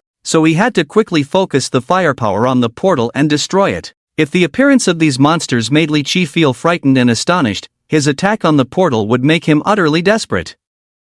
Boom! Regardless of how the artillery covered the portals, Li Qi did not receive any notification from his celestial system about causing damage to the enemy portals. Assuming there were no errors in the celestial system, only one possibility could lead to this situation. That is, the abyssal portals built by Wu Chen were indestructible. He was in a kind of absolute invincible state. Perhaps magic, arcane, psychic abilities could expel the abyssal portals, but it was absurd to think that brute force alone could destroy these portals from the abyss. This can't be, there must be a mistake. Faced with this result, Li Qi's eyes turned red, and he kept firing at the abyssal portal, rapidly making judgments in his mind. It is impossible to have such a structure in the Lord era because the existence of such a structure itself is equivalent to breaking the rules of the celestial system. Moreover, according to normal logic, it is impossible to create warriors at this stage. But Li Qi didn't have time to say more. Those monsters pouring out of the abyssal portals had already deprived him of the opportunity to speak.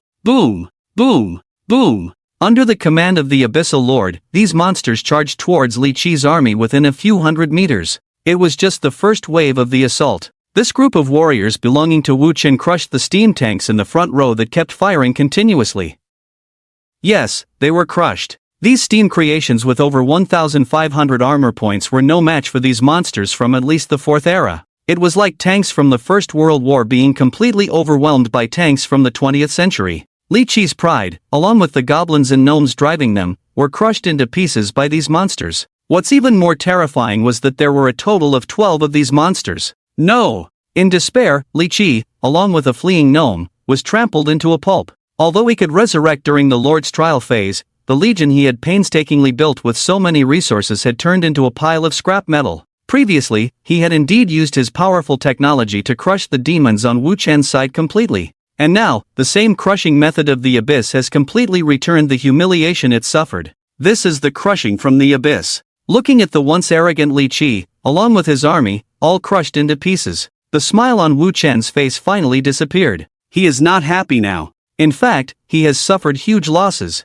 In order to deal with the trouble caused by Li Qi, he has spent all the resource points he just obtained from the Desert of Misery. And this is just the initial expense. What really gives Wu Chen a headache is the 12 giant spirit demons that are constantly wreaking havoc on the battlefield. These monsters that have entered the 4th stage, known as the giant spirit demons, are actually a group of money-burning machines that need to be spent on constantly. Their appearance has completely disrupted Wu Chen's rhythm. The reason why Wu Chen says this is because the giant spirit demons have a very peculiar trait, and their attribute values are as follows. Giant spirit demon. Level 47 unit. Built from the abyss hatching pool, no special building required. Cost, 7,000 resource points, or equivalent flesh and soul. Attribute values, Strength 79, Intelligence 2, Stamina 60, Perception 1, Agility 4, Charisma -23. Health, 840, Mana, 0. Physical Defense, 24, Magic Defense, 25. Passive Skills, Twisted Titan's Body, Hungry Summoning.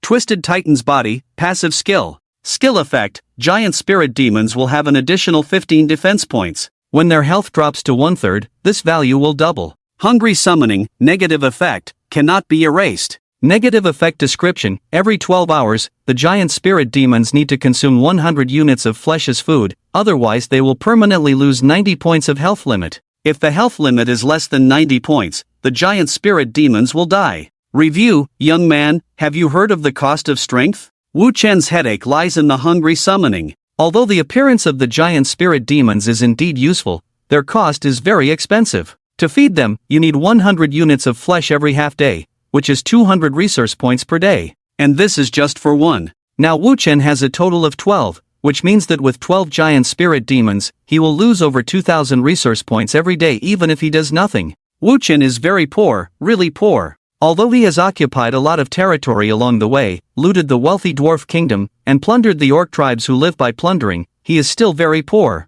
Every time he gains some wealth, the situation of war always forces him to invest all his remaining resources back into the war. And up to now, Wu Chen's territory construction is still very rudimentary. All his belongings, all his resource points, are the armies in front of him now. Once this group of armies is completely wiped out, he will have nothing. Even the chance of making a comeback is hard to come by. Even Wu Chen, a war-crazed madman, gradually feels suffocated because of the endless abyss and the special nature of the demons. For some reason, Wu Chen always feels that at the moment he was sent into the endless abyss, everything was already predetermined. It's as if he didn't actually control the abyss, let alone the demons in front of him. He is not their master, nor is he using them. On the contrary, he is the one being used. The demons, and the endless abyss behind them, are pushing him forward regardless of everything. Their desire for war seemed to exceed even that of Wu Chen himself. This was the second biggest reason for the disappearance of the smile on Wu Chen's face. He seemed to be able to feel that the more he entangled himself with the abyss and the demons, the more countless transparent invisible chains bound him firmly to the throne of the abyss.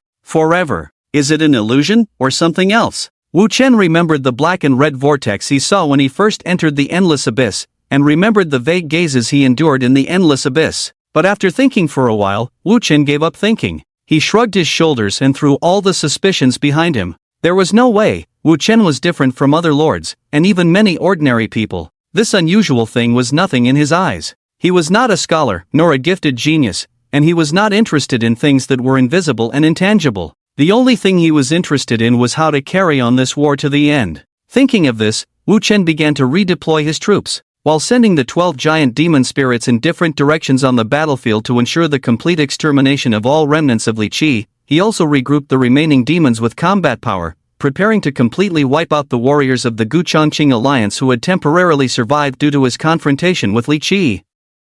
After doing all this, Wu Chen could launch attacks on other towns in the underground kingdom again. These territories, which had fallen into the hands of others in his absence, would once again return to Wu Chen's hands, and he urgently needed these territories to make up for his current war losses. However, just as Wu Chen was still deploying his troops across the entire battlefield, Gu Changqing's reinforcements arrived at the battlefield again. The eldest son of the Gu family, holding on to the beliefs of the Gu family, was ready to rescue his troops, who were gradually falling into despair.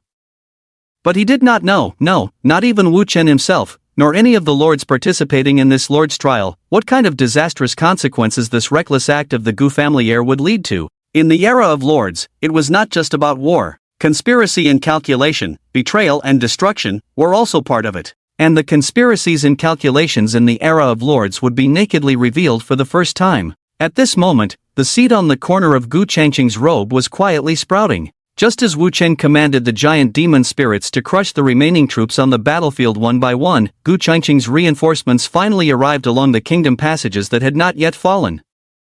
However, to his surprise, when he led the reinforcements to the battlefield, Li Qi had already died and returned to his territory to resurrect. The steam-powered army led by Li Qi had now turned into a pile of debris, and all over the battlefield were burning corpses and shattered mechanical fragments. In the wreckage of the steam tanks consumed by the flames, gnomes and goblins were being burned alive in despair. Watching the soldiers who were slowly turning into charred corpses in despair, Gu Changqing fell silent. At this moment, he already knew the gap between himself and Wu Chen, because the terrifying army that could have shattered his position in just over 10 minutes seemed no different from a toy in front of Wu Chen. And if it was just a difference in tactics between the two, Gu Changqing would not be in such a situation. After all, in the aspect of intellectual confrontation, there were many uncertainties. What really made Gu Changqing unable to accept was the 12 giant demon spirits rampaging on the battlefield. He was not a fool. The moment Gu Changqing saw these 12 giant demon spirits, he immediately understood. These demons with twisted horns on their heads are actually a type of unit that is at least one era ahead of steam tanks,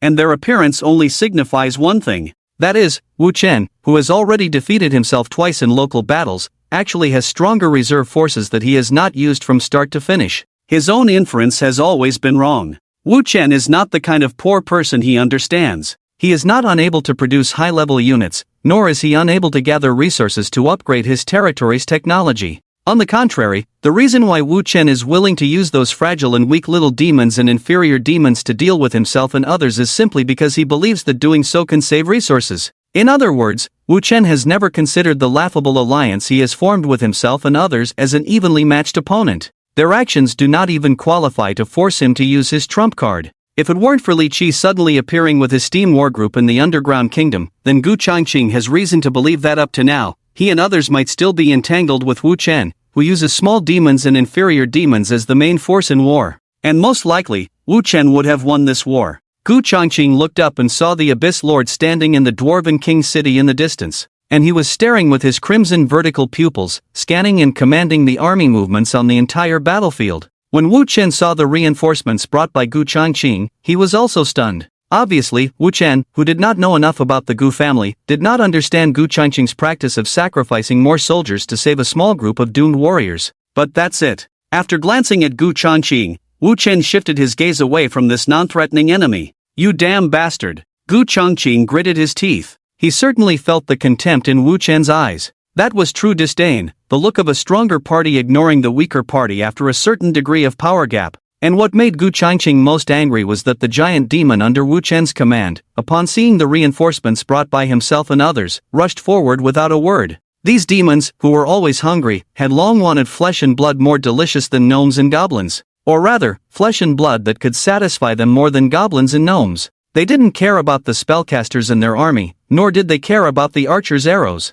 They didn't even care about their lord standing at the forefront of the army. One after another, the giant demons crossed Gu Changqing and headed straight for the army behind him. They crushed everything, destroyed everything, and were insatiable. But not a single giant demon reached out its dirty limbs to touch Gu Changqing himself. It was obvious that this was an order from Wu Chen. Because in Wu Chen's view, it was better to take the opportunity to destroy more of the enemy's soldiers than to spend a few seconds attacking a lord who could be resurrected in the Lord's trial. So even though Gu Changqing stood at the forefront of the army, not a single giant demon attacked him. And not just the giant demons. The small demons and inferior demons charging behind the giant demons also did not attack him. He was completely ignored. Gu Changqing, who had never felt so angry, immediately swung his sword fiercely at the heel of a giant demon. But the opponent was tough-skinned, and when the sword came down, the giant demon felt nothing, and instead, Gu Changqing stumbled and fell to the ground, with a small demon stepping on his head and jumping over. "Damn it, Lao Xia, you guys take the group of soldiers we saved and retreat." "What?" Hearing this, the Gu family's relative was stunned. "Aren't you retreating with us?" "No." Unwilling in his heart, Gu Changqing gritted his teeth and split a sinuous demon that passed by him in half. "I want to see how long this bastard can ignore me." Hearing this, everyone knew that Gu Changqing was starting to lose control again. But in this situation, no one could afford to pay attention to him. After all, with every second that passed, the casualties of the army increased. During the Lord's trial phase, the Lords could spend resource points to resurrect indefinitely, so everyone just followed along, letting him vent his frustrations. Under the immense pressure from the giant demon spirits, the group began a less orderly retreat in the opposite direction they came from. As for Gu Changqing, unfortunately, after being separated from most of his troops, the remaining demons who temporarily lost their target naturally wouldn't let him be an easy target. A sinuous demon flashed from behind a lesser demon, appearing behind Gu Changqing the next second, stabbing a dagger into his body. Gu Changqing cried out in pain, then turned around and slashed down the sinuous demon, sitting on the ground holding his wound, looking disgusted as he watched his health bar drop to 0. And so, this lord entered the resurrection process. No. His resurrection process did not start because at the moment he fell, that seed suddenly came into effect. His soul, which should have returned to the heavenly Tao system, was timely sheltered within that seed. His body, on the other hand, was torn to pieces amidst the cheers of the little demons. The seed fell to the ground like that. No one, including Wu Chen with his war vision, noticed this. If Wu Chen had been paying attention here, he could have seen everything on the battlefield dataized. But at this moment, Wu Chen was focusing on the abyss seed that was about to hatch, so this scene was forever missed. Let's begin. In the abyss, Wu Chen, who had already returned to the abyss throne, said to the Demoness Mother, "Send the last batch of beings affected by the abyss into the abyss seed." "Yes, my lord." After the Demoness Mother Caroline bowed to Wu Chen with her massive body, she immediately had the little demons around her lead the remaining 20,000 slaves who were affected by the abyss and still alive through the portal leading to the center of the desolate sea desert. There, the abyss seed, which was gradually taking on the appearance of an abyss tunnel, was eagerly awaiting their arrival. As more and more beings were sacrificed to the abyss seed, various anomalies began to appear on the trial continent. For example, some trees began to wither unnaturally, and some highly sensitive mundane beings began to hear whispers from other worlds. The most exaggerated of all was the appearance of a black spot in the sky above the trial continent, invisible to the naked eye but visible through the magic network system to the arcanists. And these anomalies would reach a new peak today. I surrender. I have lost. The king of the Buck Kingdom, accompanied by his remaining loyal attendants, walked out of the half-destroyed Buck Castle. The fallen king raised his head and looked at the castle behind him, which had been passed down for generations, tears streaming down his face for a moment. But no matter what, he still maintained his final dignity. He successfully surrendered to the inevitable when his subordinates were about to launch a complete betrayal and kill him, not allowing his enemies to completely destroy the symbol of his family. Upon seeing the surrender of the king of the Buck Kingdom, the countless warriors surrounding the castle immediately erupted into a resounding cheer. This cheer echoed throughout the entire royal city. However, it is worth noting that a large portion of these warriors are not professional soldiers. Many of them are farmers, merchants, craftsmen, and other commoners. But in this war, they bravely picked up weapons and fought against their enemies. However, they were not fighting against the so-called invaders, but against their own king and the king's minions. Just the thought of this made the king of the Stag Kingdom gnash his teeth in hatred. Then he looked across the street with eyes full of bitterness. There, accompanied by a tide-like cheer, a goddess slowly approached the Stag King under the protection of the knights who had evolved into Silver Moon Knights. Suing Xue was wearing a pure white dress today, wearing a crown woven from wisteria flowers, holding a golden scepter, looking sacred and beautiful.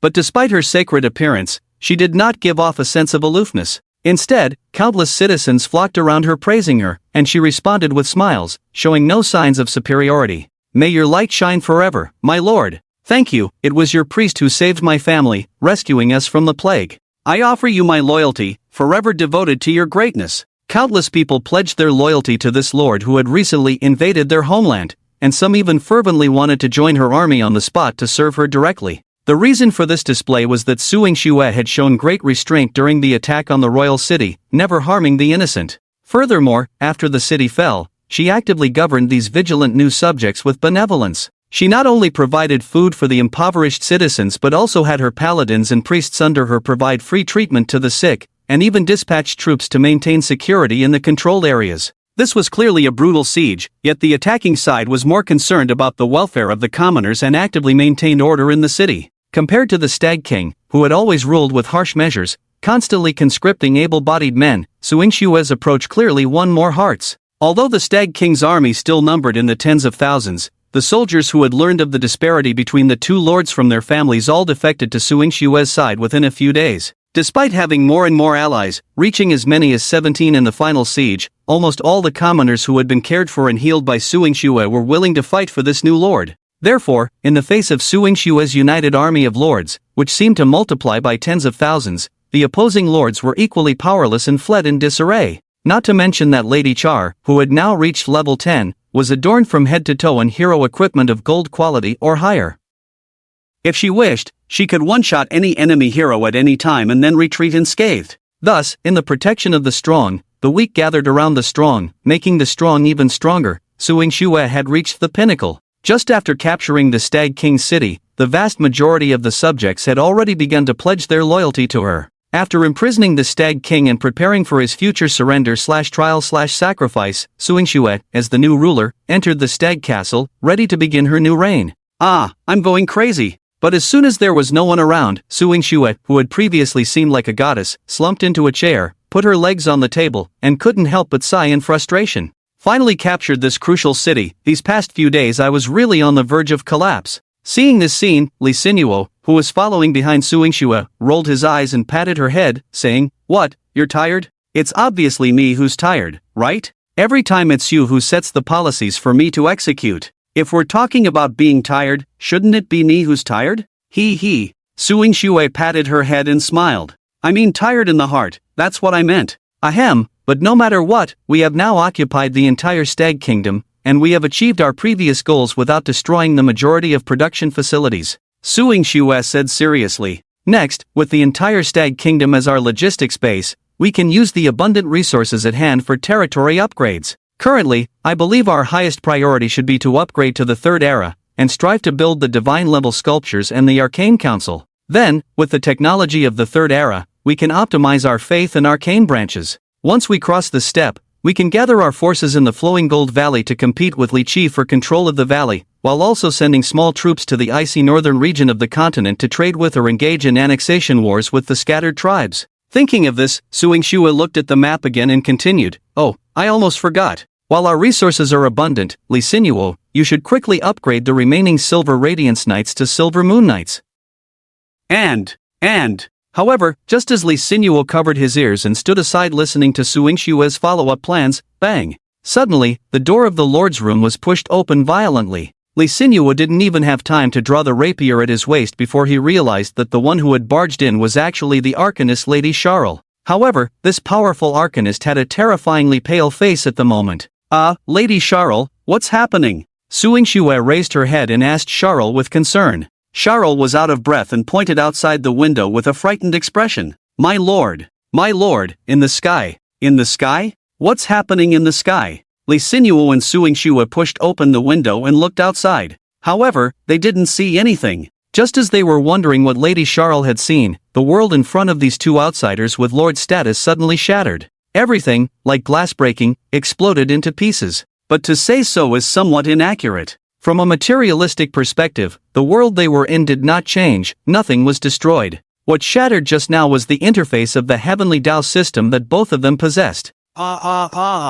I'm blind, At the moment when the system interface shattered, Lee Sinuo immediately fell into extreme panic, covering her eyes and screaming frantically. Obviously, the feeling of suddenly losing all vision, of suddenly being plunged into darkness, is unbearable for ordinary people. However, compared to Lee Sinuo, Suingshua was obviously calmer. She didn't believe that both of them would go blind at the same time. But in order to prevent Lee Sinuo from doing anything foolish, she turned around, grabbed the position of Lee Sinuo in her memory, and forced her to calm down. As expected, the feeling of darkness lasted less than 3 seconds, and all the images returned. The world was still the same world, not shattered, not darkened. Everything was as usual. However, when Lee Sinuo and Suingshua, who had regained their sight, looked back at the sky, they were both stunned. No, it wasn't just the two of them. All the new Lord participants in this Lord trial on the entire trial continent were stunned. Just now, all the Lords were blinded for 2 or 3 seconds at the same time. But when everyone finally regained their sight, they found out. Above their heads, a rift appeared at some point. Looking up along this rift, one could see a faintly flickering point. This so-called point, for some reason, made these Lords feel like its existence was akin to a wound in some kind of world. As it flickered, the world they were in was slowly dying. However, unlike the pus and blood that flow out of ordinary wounds, what flowed out of this world's wound was instead the essence of this world, the core of the world itself. Near the rift extending from it, everything that was once normal was being rewritten, distorted, contaminated into some chaotic and unknowable substance. Deeper into that chaos lay a dark unknown world on the other side, rapidly expanding. The presence of this rift was like a passage that tore through reality in the realm of illusions, crudely connecting the continent they were currently on with some unknown dark world. As the rift widened, the aura of that dark world began to infect and transform this world. Despair, helplessness, fear, rage, jealousy, resentment. Countless negative emotions flooded into this world like a tide. Desires hidden in the depths of beings' hearts began to be released little by little, and some originally normal and rational thoughts began to become chaotic. Even if these changes were subtle and difficult to detect in the early stages, they were still very real. Even the most dull-witted lord could sense that some evil presence was truly about to descend upon the continent of trials. What is that thing? Lee Sinuo's eyes widened, unable to believe what she was seeing. Although she was sure she was not the only one seeing this thing, she still found it hard to believe. I don't know. Suingshu's face turned pale, shaking her head as well. In fact, she really didn't know what that thing was, because this thing was an existence that even the gods on the clouds had never seen. This kind of thing had not appeared in countless worlds since the withering of the endless abyss, a time so ancient that even the gods of that era had not been born. The essence of this thing was actually a sign of the forced connection between the low-dimensional world and the mid to high-dimensional world. At the same time, its existence was also a target marked by the endless abyss, a prey that would only appear on its body. In short, without sufficient knowledge background, even Suingshu, no matter how clever she was, could not possibly know. But she did know one thing. That is, a countdown appeared on the Tian Dao system she had just restored. And when Suingshu curiously clicked on the countdown on the Tian Dao system, she finally got a clue. Trial Continent Destruction Countdown. Warning, a lord has completed the initial construction of the Abyss seat of the Era building, and the entire Trial Continent is about to enter the Abyss Era. Warning, once the Trial Continent completely enters the Abyss Era, the coordinates of the Trial Continent will disappear, and this lord's trial will end directly. Warning: the progress of the Abyss era is a reversible process, and the method of reversal is to completely destroy the Abyss seed building located at the following coordinates. Abyss seed coordinates, XXX. XXX. Time remaining, 19 days, 23 hours, 58 minutes, 7 seconds. Suingshu first looked at the prompts from the Tiandao system, then immediately brought up the map and entered the coordinates provided by the system. After entering the system's indicated coordinates, Suingshu, who received the results, couldn't help but look dazed, because the coordinates pointed to an area within the Bitter Sea Desert. And that area is Wu Chen's sphere of influence. Wu Chen is the mastermind behind all of this. He is actually trying to drag the entire trial continent into a dark and endless abyss. This will inevitably trigger an unprecedented war. A war that will decide the life and death of the entire continent. Is Wu Chen crazy to do this? Li Xinyuo looked at the countdown on the Tiandao system panel and said, does he even know the consequences of his actions? He will be united by all the lords of the trial continent and torn to pieces alive. Hearing Li Xinyuo say this, Suingshu finally recovered from her previous daze and calmly said, he definitely knows the consequences of his actions. So now, we must be careful. Wait, did you say we? Li Xinyuo was somewhat skeptical if he misheard, because Suingshu just said that they need to be careful, with the focus on the two of them, not Wu Chen. Why do we need to be careful? Shouldn't it be Wu Chen who needs to be careful? Faced with Li Xinyuo's question, Suingshu said decisively, because Wu Chen must be very clear that he cannot win this war head-on with his own strength, so he will definitely choose some unconventional means to help himself win this war against the entire trial continent. Unconventional means? Like what? I don't know, Suingshu shook her head, but then said firmly, but I can be sure that Wu Chen's methods will be even more terrifying than we think. On the other side, just as Suingshu thought, Lord, I have cultivated the plague you wanted. In the former Dwarven king city that had become a city of plague, the plague breeder Mara emerged from her brother's body, holding a white egg in her mouth. Mara's brother then brought this egg to Wu Chen. Lord, as you requested, this new type of plague will be the most infectious among all the plagues I possess. Moreover, I have also ensured that it can spread on other small creatures as you requested. Its transmission routes will be up to 14, almost any form of contact will infect the creature with this plague. After saying this, Mara retracted into hers body, seeming somewhat uncomfortable with the outside air. But I must remind you that due to the emphasis on infectivity, the mortality rate of this new plague has significantly decreased. Wu Chen glanced at her and asked, so, what will be the final mortality rate? It will be approximately between 30 to 60%, and many stronger creatures can be completely immune to this new plague. When mentioning this number, Mara seemed somewhat embarrassed. Among all the plagues she had bred, this mortality rate was considered the lowest. But Wu Chen was very satisfied with this number. 30 to 60%? That's enough. Well done, little Mara. Hearing her lord's praise, the shy Mara also smiled in the holes on her body. However, Lord, I want to ask you a question. Go ahead. Why did you specifically request this special plague strain? Although it is highly infectious, it is clearly not as effective in eliminating enemies as other types of plagues. I guess you want to disrupt the operation of the entire trial continent with diseases, and want to eliminate enemies as much as possible. So why did you choose this particular plague instead of other more effective ones? Faced with Mara's question, Wu Chen gave his answer. Because we only have one chance to release a large-scale plague. All the lords already know that I have the ability to create plagues, so they will definitely be very cautious about this. Although the highly lethal plagues you mentioned can kill a large number of enemies, the spread of this plague does not meet our requirements. Once a lord discovers that a high-fatality plague is raging in their territory, they may take extreme measures to eliminate the infected subjects, thereby cutting off the subsequent spread of the plague. They may even unite to block the spread of this plague. In this way, our last chance to release a large-scale plague will be wasted. So, I will have you abandon those highly lethal plagues and instead cultivate this new type of plague that is highly infectious but with a slightly lower fatality rate.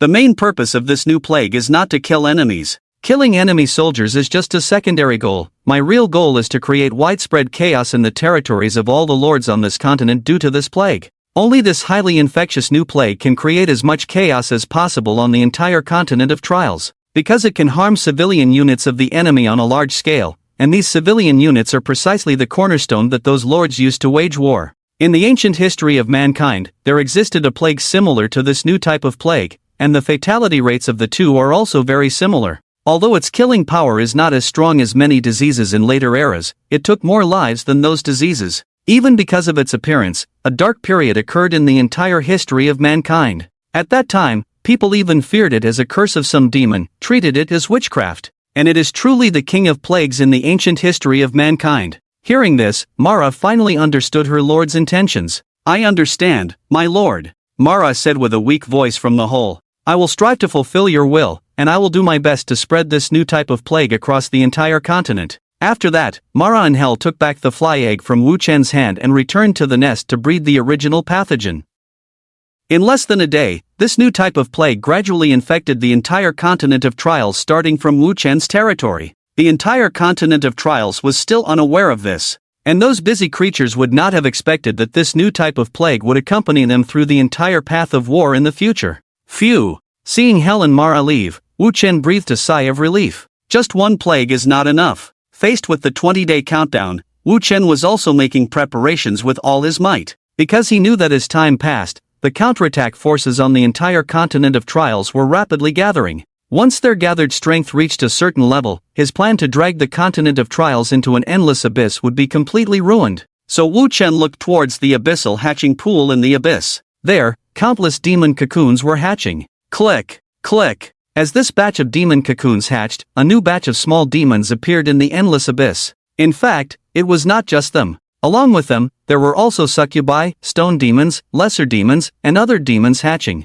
Once this group of demons hatched, according to Wu Chen's settings, they would go through several portals in the abyss to different areas, appearing as usual. But in reality, this batch of demons that appeared today was different from those born before, because this batch of newly hatched demons have acquired bloodline abilities. Since Wu Chen has already built the first era building named Seat of the Abyss, although the Seat of the Abyss is still in its embryonic state and has not reached the complete state after 20 days. However, this special era building has already begun to provide strengthening abilities to all demons under Wu Chen. Unlike the strengthening abilities provided by other Lord's era buildings, the Seat of the Abyss provides demons with a strengthening ability called Bloodline Evolution. It is worth noting that although this special ability called Bloodline Evolution sounds like it can evolve units into higher level units, such as upgrading a small demon to a lesser demon, it is not actually the case, because there is an absolute barrier between the units of demons. Unless a small demon evolves into an entity similar to a small demon mother, no matter how they mutate through bloodline evolution, they will still only be small demons. In short, bloodline evolution can strengthen the power of all demons, including small demons, without changing the type of demon. For example, a small demon currently observed by Wu Chen successfully acquired a bloodline ability called Deputy Heart after hatching. This small demon with the Deputy Heart bloodline ability has a completely different body structure from any other small demon. It has grown a small heart similar to the native heart in the cavity of its chest. After the small heart grew, this small demon gained nearly half of life recovery attributes and half of endurance more than a normal small demon. Although this ability does not make this small demon much stronger than its peers, it is just a small demon. Other small demons and all demons have also gained this ability called Bloodline Evolution, gaining enhancements in other aspects. However, this kind of bloodline evolution is completely random and chaotic. Similarly, some demons' enhancements are growing scales to increase their defense, while others are changing their body size to become more agile. Among this batch of demons, some demons are absolute lucky ones, because the bloodline evolution abilities they acquire often perfectly match their racial attributes. For example, a stone statue demon acquired the ability of rapid flesh healing, allowing it to survive longer on the battlefield with its hardened skin. Another serpent demon's bloodline evolution ability is also outstanding. His lower body like a snake, the bloodline evolution ability he acquired is to turn his fingers into bone blades sharper than knives. This ability allows him to silently kill his prey in the army without relying on other weapons. Not bad. Watching this batch of demons hatch, Wu Chen nodded in satisfaction. Although the bloodline evolution ability is very unstable and often results in minimal strengthening. At the same time, although the probability of significantly enhancing the host's abilities through bloodline evolution is very small, so small that 1 or 2 demons out of thousands of demons hatched will have such a degree of enhancement. But the advantage lies in the large number of demons under Wu Chen. As more and more demons are hatched, the upper limit of bloodline evolution ability is higher. In other words, in the face of such a high number, rare, and even rare bloodline enhancements are bound to appear in Wu Chen's army. Given enough time and resources, Wu Chen will gradually have a large number of high-quality soldiers. More importantly, this is just one bloodline evolution ability. The demons under Wu Chen can currently only enjoy the bonus brought by one bloodline evolution. Once Wu Chen passed the Lord's trial, he established a new abyss seed from other planes or worlds. These demons will gain new types of enhancements in their current bloodline evolution abilities. According to the introduction of the Abyss Seed, there is no limit to the number of times bloodline evolution abilities can be used. This means that each demon in the Abyss, which may appear weak individually, actually has unlimited evolution potential. Many lords believe that they will become stronger as they enter the later stages of the Lord era, and their troops will also become stronger. However, in Wu Chen's view, these so-called enhanced troops and elite troops of the lords cannot compare to the demons under his command. Thinking about this, Wu Chen felt much more relaxed. With these demons that have already undergone the first enhancement as a foundation, his path of war will be much smoother. Thinking about this, Wu Chen closed his crimson eyes, like snakes, and checked the data within his territory. It can be said that every minute and every second, Wu Chen's territory is rapidly expanding. Wu Chen's current territory already includes the Bitter Sea Desert and the Underground Kingdom, with all its resources under his control. Near the entrance to the Underground Kingdom on the surface, Wu Chen's army, led by the Little Demon Mother and the Giant Spirit Demon, is constantly expanding outward. With each desecrated torch lit, Wu Chen's power becomes more and more solid. His current controlled area has become the first among all the lords on the current trial continent. But it's still not enough. To withstand the counterattack of the entire trial continent, I still need more and stronger power. Wu Chen opened his eyes and shook his head. Recruit more heroes. Wu Chen looked at the increasingly magnificent Temple of Sin not far away, which had been upgraded several times, and said so. Recruiting new heroes. This is currently the only way Wu Chen can think of to quickly enhance the strength of his territory. In the current situation of scarce resources, Wu Chen must budget carefully even if he wants to purchase more giant spirit demons. Therefore, while reserving some resources for unexpected needs, Wu Chen, who has not yet conquered other territories, is preparing to recruit some new heroes using the souls and flesh obtained from previous battles. At least, these souls and flesh of the fallen in battle are the only wealth of the extremely impoverished Wu Chen.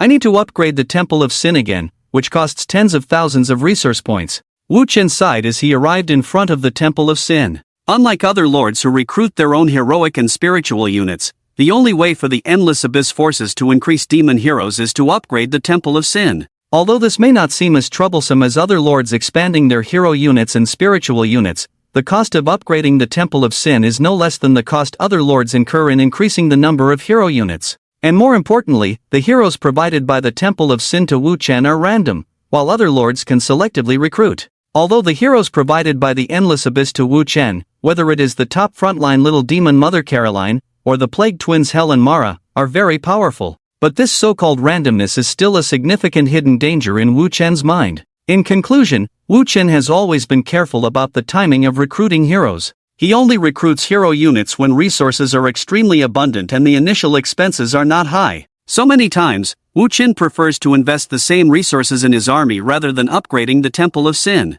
But this time is different. Although both can expand their power, this time, due to the expansion and temporary exhaustion of the army reaching a limit, Wu Chen's only choice to further enhance his strength is to recruit hero units. After taking a glance at the black and red vortex above his head, Wu Chen reluctantly chose the upgrade option. Before long, as the resource points disappeared, the sinister temple in front of Wu Chen became noticeably more magnificent. After placing the flesh and souls needed to recruit heroes into the magic array in front of the sinister temple, Wu Chen pressed the recruit option. It has begun. Wu Chen widened his eyes, staring fixedly at the flesh in front of him. Soon, just like the previous two times, when Wu Chen pressed the recruit option, the flesh in the magic array also began to change. However, it was different from the previous two times. This time, the flesh in the magic array did not merge into a lump, nor did some of them turn into pus due to some plague. The flesh itself remained unchanged. What changed was the air around the flesh. While Wu Chen was still observing, a large number of black mists suddenly appeared above the flesh.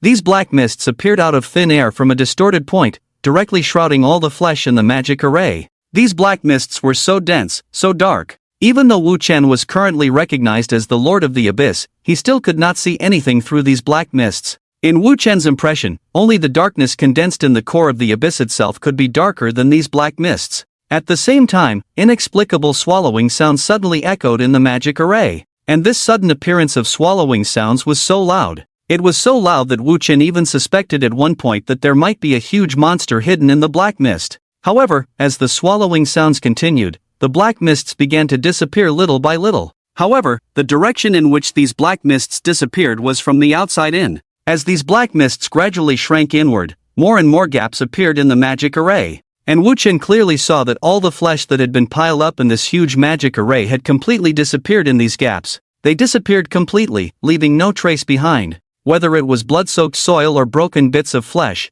nothing was left in the gaps of the magic array. In contrast, the swallowing sounds from within the black mist grew louder and louder, even turning into a kind of extremely dissatisfied roar as the chunks of flesh disappeared. It seemed that the monster was in a state of dissatisfaction, dissatisfied with the insufficient supply of flesh. After countless roars, the black mist gradually disappeared. At the same time, Wu Chen received a notification from the Heavenly Dao system. And finally, Wu Chen could see the full appearance of this new hero unit. However, compared to recruiting heroes the previous 2 times, Wu Chen was more surprised this time. This is a sword? You have obtained a new racial hero. Blood Driver Hendrix. A single-edged long sword about 1.5 meters long, with countless chains wrapped around the hilt, was inserted alone in the center of the magic array. The outer body of this single-edged long sword was blue-black, but on its blue-black blade, there were a series of black and red abyssal patterns engraved. At the center of this pattern was a strange eye symbol with a red dot pupil in pure black and red colors. As Wu Chen observed this eye symbol, the eye symbol suddenly came to life. It suddenly turned the red dot in the middle of its eyes, with a pair of eyes more ferocious than any demon, looking at this world. But just as it was still looking around, trying to figure out where it was, it suddenly noticed Wu Chen and the Abyss Codex in Wu Chen's hand. In an instant, its eyes became clear. The previous ferocity disappeared, replaced by a kind of pleasing look. Then, a voice directly transmitted through mental power came into Wu Chen's mind. "Oh, praise you, the new Abyss Lord. Thank you for rescuing poor Hendrix from the endless darkness and bringing him back to this sweet reality world. I, the Blood Driver Hendrix, will surely be your most loyal servant, bringing you 10,000 victories of slaughter." This sword, it's speaking. This sword can talk? This was Wu Chen's first reaction upon seeing Blood Driver Hendrix. Although Wu Chen had witnessed countless bizarre things under the drive of the abyss, and had seen countless monsters born in his territory. But no matter what, this hero with the appearance of Hendrix was the first time he had seen.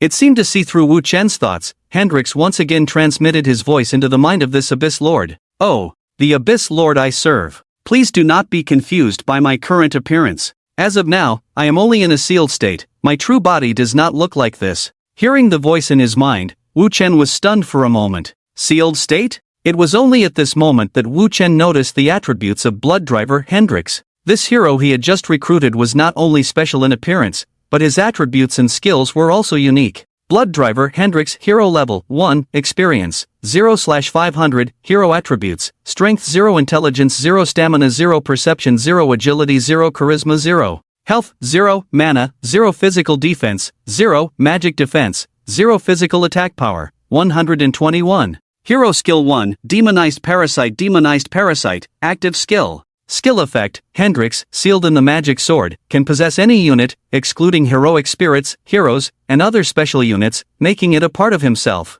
The unit infected by Hendrix will have double the base attributes, health, and mana, and will retain its original skills and equipment. The death of the host will end the demonized parasite state prematurely. Hero Skill 2, Bloodthirster, Passive Skill. Skill Effect, the host possessed by Hendrix will cause an additional 22 points of bleeding damage with each attack. This skill can stack up to 5 times, lasting 10 seconds. The bleeding damage caused by this skill will provide equal recovery effects to Hendrix's host. Hero Skill 3, Blood Price. Passive skill effect. The parasitized host will have an additional 20% speed, but every swing of Hendrix will cause 40 points of damage to himself, and this damage cannot be reduced in any form. Hero Skill 4, Frenzy Blood. Active skill effect. Hendrix can store up to 240 points of health in the host's body, then release it, causing 480 points of damage to enemies. Loyalty, 100, Eternal. Other skills, locked. Other attributes, slight. Evaluation, the magic sword Hendrix longs to see his brother Evil Eye, and then take revenge on him. Very strong. Wu Chen widened his eyes and carefully examined Hendrix's data. It had to be said that the appearance of the blood driver Hendrix was strange, but his strength was undeniably powerful. First of all, there was his first skill, Demonized Parasitism. With this skill, as long as Hendrix was still on the battlefield, he was almost invincible. As long as there were enemies or teammates on the battlefield, he could parasitize them without restrictions. What's more, any unit parasitized by Hendrix would gain double attribute values. For certain elite units, those parasitized units would instantly surpass the strength of some low-tier heroes. Essentially, he was almost impossible to eliminate. Secondly, there was Hendrix's Bloodthirster skill. This skill allowed his host to have additional damage capability and the host's recovery ability. Although it may not seem like it could restore much health at once, it was important to note that the skill meant all attacks by the host would cause additional bleeding damage, with no limit on the number of instances. This meant that if Hendrix possessed a host with area damage capabilities, he could continuously draw blood from enemies in all directions. The amount of health the host could restore would also be increased significantly. Furthermore, with this skill, the blood cost added by Hendrix to the host through the blood price skill didn't seem as significant. As for the final skill, Berserk Blood Rage, it was simply a burst damage skill. However, the damage from this skill was the highest Wu Chen had seen in the early stages. He is the type of hero I most desire. This time, Lady Luck smiled at Wu Chen because the Sin Temple had drawn the hero he most desired. All of Hendrix's skills seemed to perfectly meet Wu Chen's needs in war. In need of direct combat power at the moment, he had indeed acquired an extremely powerful warrior. My lord, are you satisfied with my abilities? In the magic circle, Hendrix, transformed into a magic sword, squinted at the Abyss Lord not far away. The cunning Hendrix knew that nothing was more important than the first impression. Judging by the Abyss Lord's expression, he must have been very satisfied with his abilities. Very satisfied, Wu Chen nodded. However, at this moment, Wu Chen suddenly noticed something. Hendrix seemed unable to move on his own. Sealed within the magic sword, he needed a suitable vessel or host to carry him in order to move. Immediately, Wu Chen summoned a small demon to come to Hendrix's side, becoming his first vessel in the real world. Although the magic sword Hendrix didn't particularly like possessing such weak and powerless trash, out of respect for the Abyss Lord, he still showed gratitude and then wrapped the chains from his sword hilt around the poor little demon. This was the first time Wu Chen observed Hendrix's method of parasitism. Different from what he had imagined, the parasitism of the magic sword Hendrix relied on his chains. As the black chains wrapped around the small demon, Hendrix's true form was tightly bound to the demon's right arm. Since Hendrix's true form was much larger than the small demon, he automatically adjusted his size to adapt to this new body. Gradually shrinking, he transformed into an existence resembling a short sword, rewrapping around the body of the small demon. Meanwhile, the soul of this little demon was instantly devoured by him, and its gradually whitening pupils, at the moment the soul was eaten, became the same as the pupil on Hendrix's sword. Ah! The little demon parasitized by Hendrix opened its mouth, revealing an evil smile. Then, with Hendrix's voice full of cruelty and indifference, it said, I finally escaped from that cage. Hendrix smiled at Wu Chen. Great Abyss Lord, I can't wait to start a slaughter under your leadership. A bloodbath in this sweet reality universe full of souls and flesh. Oh, sweet reality universe. At this moment, Wu Chen suddenly remembered the vocabulary used by the blood driver Hendrix, the words escape and cage. And it's not just him saying that. From the earliest demon mother Caroline recruited by Wu Chen, to the plague twins Hel and Mara, they have all said similar things. In Wu Chen's understanding, these demon heroes seem to have lived in an endless dark corner before responding to his recruitment to this world. And their attitudes towards the darkness were also different. The demon mother's attitude towards the darkness was annoyance and dislike, while the pure son Hel's attitude was somewhat indifferent, as if neither liking nor disliking it. As for the lovely Mara, her attitude was very fond of that darkness, even unwilling to return to the real world, just wanting to stay there. But what about the blood driver Hendrix? His attitude towards the darkness was extreme. He detested and hated that darkness. He even used the word cage and considered his return to the real world as escaping. Such a complex contrast in attitudes naturally made Wu Chen curious. He was curious about what kind of place the darkness was, to cause such a disparity in attitudes among these heroes. At the same time, he was also curious about what these demons had experienced in the past. Hendrix. Still immersed in the joy of escaping the cage and returning to the real world, Hendrix heard Wu Chen calling his name and immediately half-knelt in front of Wu Chen, very respectfully saying, Yes, Great Abyss Master, are you summoning me? I have some questions I want to ask you. Please ask, I will tell you everything I know without reservation. Wu Chen glanced at Hendrix's right hand, the sword that it had transformed into, and then said, I want to know, before responding to my summons, where were you and Demon Mother Caroline, and Hel, Mara, and others living, and where is the darkness you mentioned? Upon hearing Wu Chen's words, Hendrix immediately replied, Below, my lord. Below? Wu Chen frowned, what kind of answer was that? And Hendrix naturally knew that his answer would not satisfy the Abyss Lord, so he quickly added, Yes, my lord, I mean below. I and my brothers and sisters all lived below. Do you mean underground? Wu Chen looked at the ground and continued to ask. No, I mean below, the legendary bottom of the endless abyss, the lowest point where all worlds converge. It is pure darkness, pure silence, and also the end point of all causal lines. I have been there before responding to your summons. But if you want me to say where the area I was in is located. Hendrikries lowered his head, humbly and apologetically said. I'm sorry, Lord, I really can't tell you where that place is, because I myself don't understand how to get there or how to enter it. I returned to the real world last time and stayed there after following the Abyss Lord at the time of defeat. Suddenly, Hendrik revealed unexpected information. Wu Chen raised an eyebrow. Wait, other Abyss Lords? Defeated? When did that happen? Who is he? And are there other lords in the Endless Abyss? Hendrik still lowered his head. Yes, my lord, there used to be at least 16 lords in the Endless Abyss, but now there are none. I can only sense you. Because those previous lords, they have long been dead, and... Blood Driver Hendrik slowly said, I have no way of telling you their names, or who they were when they were alive. Because the Endless Abyss has erased everything about them, including their names and memories. Can names and memories be erased? Wu Chen was stunned. But Hendrik continued. And in that darkness, the passage of time has no meaning, so I call that darkness a prison. We cannot escape from there, nor will we be harmed there, and even, we will receive a certain level of nourishment in that darkness. It is an area jointly created by space and time, and the nature of that darkness is so profound that I cannot even comprehend it. So I must admit, regarding everything about the previous lords, I cannot even explain the passage of time, because I do not know how long I have been in the darkness. The only thing I know is that in such a long time, your appearance has given me the opportunity to return to the real world again. So that's how it is, Wu Chen nodded. In that darkness, have you communicated with the little demon mother Caroline and the plague twins? Hearing Wu Chen's question, Hendrik nodded. Of course, we know each other. However, our communication is rare because most of the time, we are not allies of the same camp, and sometimes even enemies. And, Hendrik raised his head, glanced through the portal back to the abyss, received a new batch of little demons, and then went to other areas. Our current situation is actually very different from before, so there is little need for communication between us. After all, the flow of time we have experienced is completely different.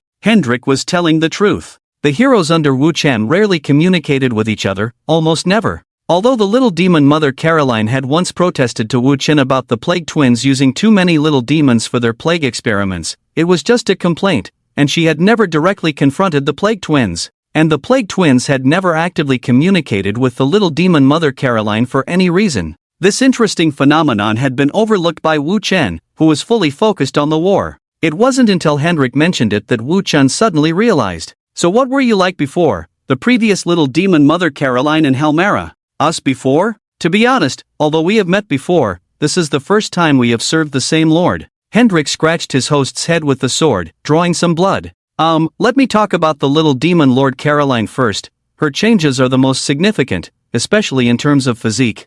I remember encountering her during that war I don't know how long ago. Back then, her physique was not as mini as it is now. Mini. Wu Chen couldn't help but twitch at the adjective. If this massive body of over 10 meters is considered mini, then there is no such thing as slim in this world.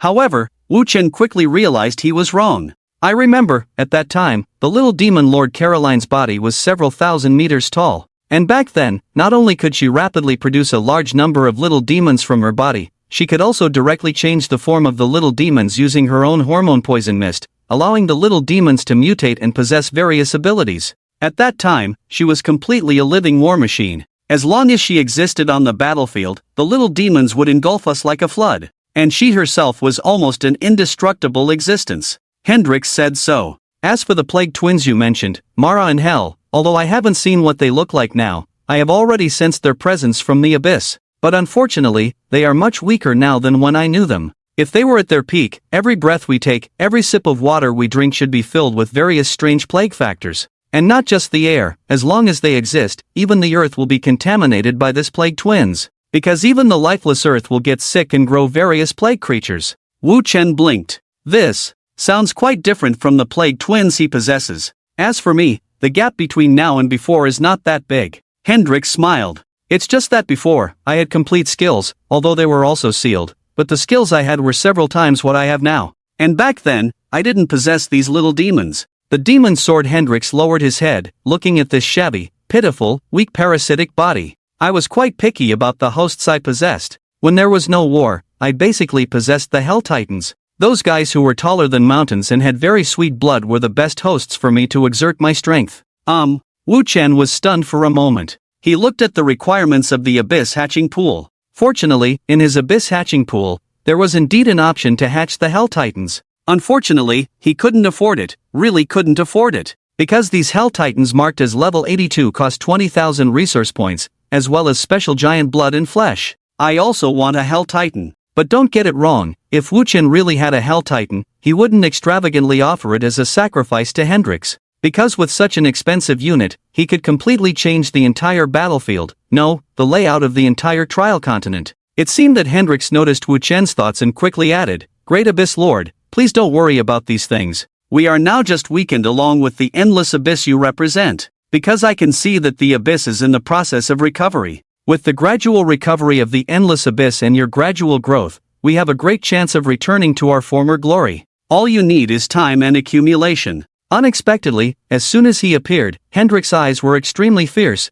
as if he wanted to kill everything, yet he seemed very human. This was also surprising to Wu Chen. "So, Great Lord of the Abyss, do you have any other questions?" Hearing Hendrix say this, Wu Chen also came back to his senses. Of course, he had many questions, but Wu Chen raised his head, glanced at the eternal vortex spinning in the sky, and silently suppressed all his doubts and curiosity. He was well aware that although he had countless questions he wanted answers to, simply answering these questions had no practical significance. Because understanding these questions would not expand his sphere of influence or enhance his military strength. So, instead of spending the limited time he had to think about deciphering everything in this peculiar plane, Wu Chen decided to abandon these useless thoughts and focus all his attention on the wars he was waging. "Not at the moment." "That's good then." Hendrix smiled pleasingly at Wu Chen. "So, Great Lord of the Abyss, can you let me join the war you are currently engaged in? Although I know this seems hasty, I'm sorry, I can't help it anymore." Hendrix's eyes began to turn crimson. "Because I, a humble being, have been locked in darkness for too long, I am too hungry. Thank you for your strong support over the past year. I wish all the viewers a happy new year and smooth sailing." While Wu Chen was still recruiting new heroes, the entire trial continent was far from peaceful. Firstly, the lords who were originally competing for resources and territories began to fight more frequently. More and more lands changed hands under the iron hooves of these lords, with many strategic resource-rich lands changing ownership multiple times in a single day. There were two reasons for this situation. One was that the vast majority of lords had completed their first era buildings, obtaining advanced buildings and units of the new era. As a result, they gained stronger war capabilities and mobilization abilities than before. Therefore, the intensity and fierceness of the wars between lords increased significantly, with the struggles on the trial continent even destroying most of the indigenous forces, turning these barbarian groups that originally existed in the form of nations and tribes into slaves of one lord after another. The second reason was due to Wu Chen's provocation. At the moment when all the lords discovered the anomalies in their heavenly Dao systems created by the Abyss Seed, they also found the eerie 20-day countdown after the restoration of the heavenly Dao system. It was this 20-day death countdown that made these lords increasingly crazy and obsessed with seizing more resources into their territories. Now, you may ask why these lords, knowing that the Lord's trial will be stopped by Wu Chen in 20 days, do not gather their forces to attack Wu Chen directly? The reason is simple. Self-interest. Because for many lords who were originally ranked in the middle to lower positions in school, there was simply no benefit in attacking Wu Chen. Note that these lords mentioned here are those in the middle to lower ranks. Their strength was not enough to continue plundering for 20 days in the Lord's trial. Their only goal was to complete this Lord's trial. As for the final reward of the Lord's trial, they had no intention of competing for it. That was the reward for the strong, not for them. And they understood this very well. Due to the special nature of the Lord's trial, the later stage of this trial will become a winner-takes-all game. So instead of wasting time in the later stages with various major battles against other lords, who have already set their standards low, they decided to quickly gather enough resource points needed to complete the Lord's trial within these short 20 days, and then return to their respective planes. Although 100,000 resource points is just a battle cost for giant lords like Su Yingshu and Wu Chen, it is a key factor for these small lords to pass the Lord's assessment. So in a way, they are actually very grateful to Wu Chen. Because of his presence and actions, most of the top lords have focused their attention on him, neglecting this large group of medium and small lords. These top lords have already started communicating with each other, forming alliances, and forming a new army to attack Wu Chen's territory. The size of this army will be so large that even Wu Chen will not be able to stop it. However, Wu Chen never thought he would have to face this army directly, at least not until he was ready to do so. What did you say, Suingshu? On the edge of Suingshu's territory. Suingshu, riding a white horse, and Li Sinuo, looked expressionless at the dozen or so lords in front of them. You actually oppose joining our alliance, are you not joking? You should know that the condition for us to invite you into our alliance is to make you the leader of our alliance, holding the greatest power. These dozen or so lords are basically powerful lords whose influence ranges from the east to the south of the trial continent. These people present are also those who want to participate in the final reward competition of the Lord's trial. So, under the current situation of having a common enemy, they voluntarily set aside all prejudices, formed an alliance, and tried to recruit Suingshu. However, the reason they recruited Suingshu was not because they respected Suingshu. Equally self-righteous, what they truly respected was the immense power Suingshu held. In 20 days, the entire trial will be ended by Wu Chen. Don't you want to stop him? A female lord in a white cloak questioned Suingshu. Unlike the other lords, this female lord actually admired Suingshu in her heart. No, I do want to stop him. Suingshu sighed and looked at the land she had conquered behind her, saying seriously, but as I have told you, I will not join any alliance personally, even if you want me to be the leader of the alliance. Why? Because my beliefs are different from yours. Suingshu smiled. Unlike the slightly evil smile of Wu Chen, Suingshu's smile looked sincere and a little more beautiful. If I were to become a lord, I would require you to exercise absolute rule, treating your subjects as you would your own children. Can you do that? Many lords present couldn't help but frown. In fact, this is unlikely because many of these lords' territories are still in a slave society due to racial and temporal reasons. This is an impossible thing. So I will not form a common alliance with you. Secondly, I know you are preparing to form a large army to attack Wu Chen, and I do not agree with that. If the previous point was a bit embarrassing for other lords, what Suingshu said was purely nonsense. Are you crazy too? Suingshu, if Wu Chen's evil plan really succeeds, then the territory you occupy on the trial continent will actually not be able to be held. By then, won't your subjects also be in a dead end? It's even worse to be alive, they will become demon slaves. That's demon slaves. In this alliance, a lot of intelligence about Wu Chen is shared. So, for these lords, it is very clear that the main commoner unit for Wu Chen is demon slaves. And they naturally also know that the treatment suffered by those who become demon slaves is many times more cruel than ordinary slaves. Suingshu shook her head and continued, no, you still don't quite understand. I am not stopping you from attacking Wu Chen, I simply believe that now is not the right time to attack Wu Chen. The right time? Yes, the right time. Faced with the questions of these lords, Suingshu answered very patiently.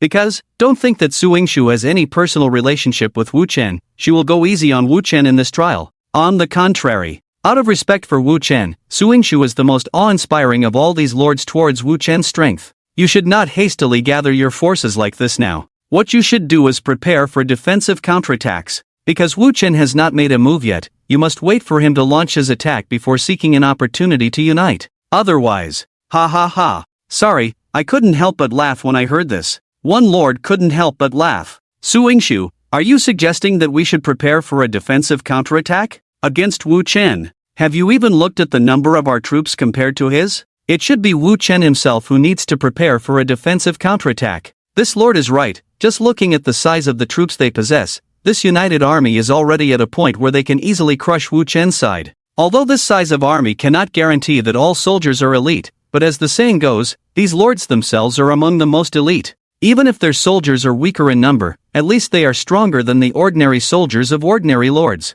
What's more important is that among these lords, at least half of them have purchased Steam Age weapons made by goblins and dwarves from Li Qi. In other words, although Li Qi, who is no longer involved in the competition for the trial continent and is focusing on researching technology in his own territory, has not directly joined their alliance, he has still put a lot of effort into strengthening this army.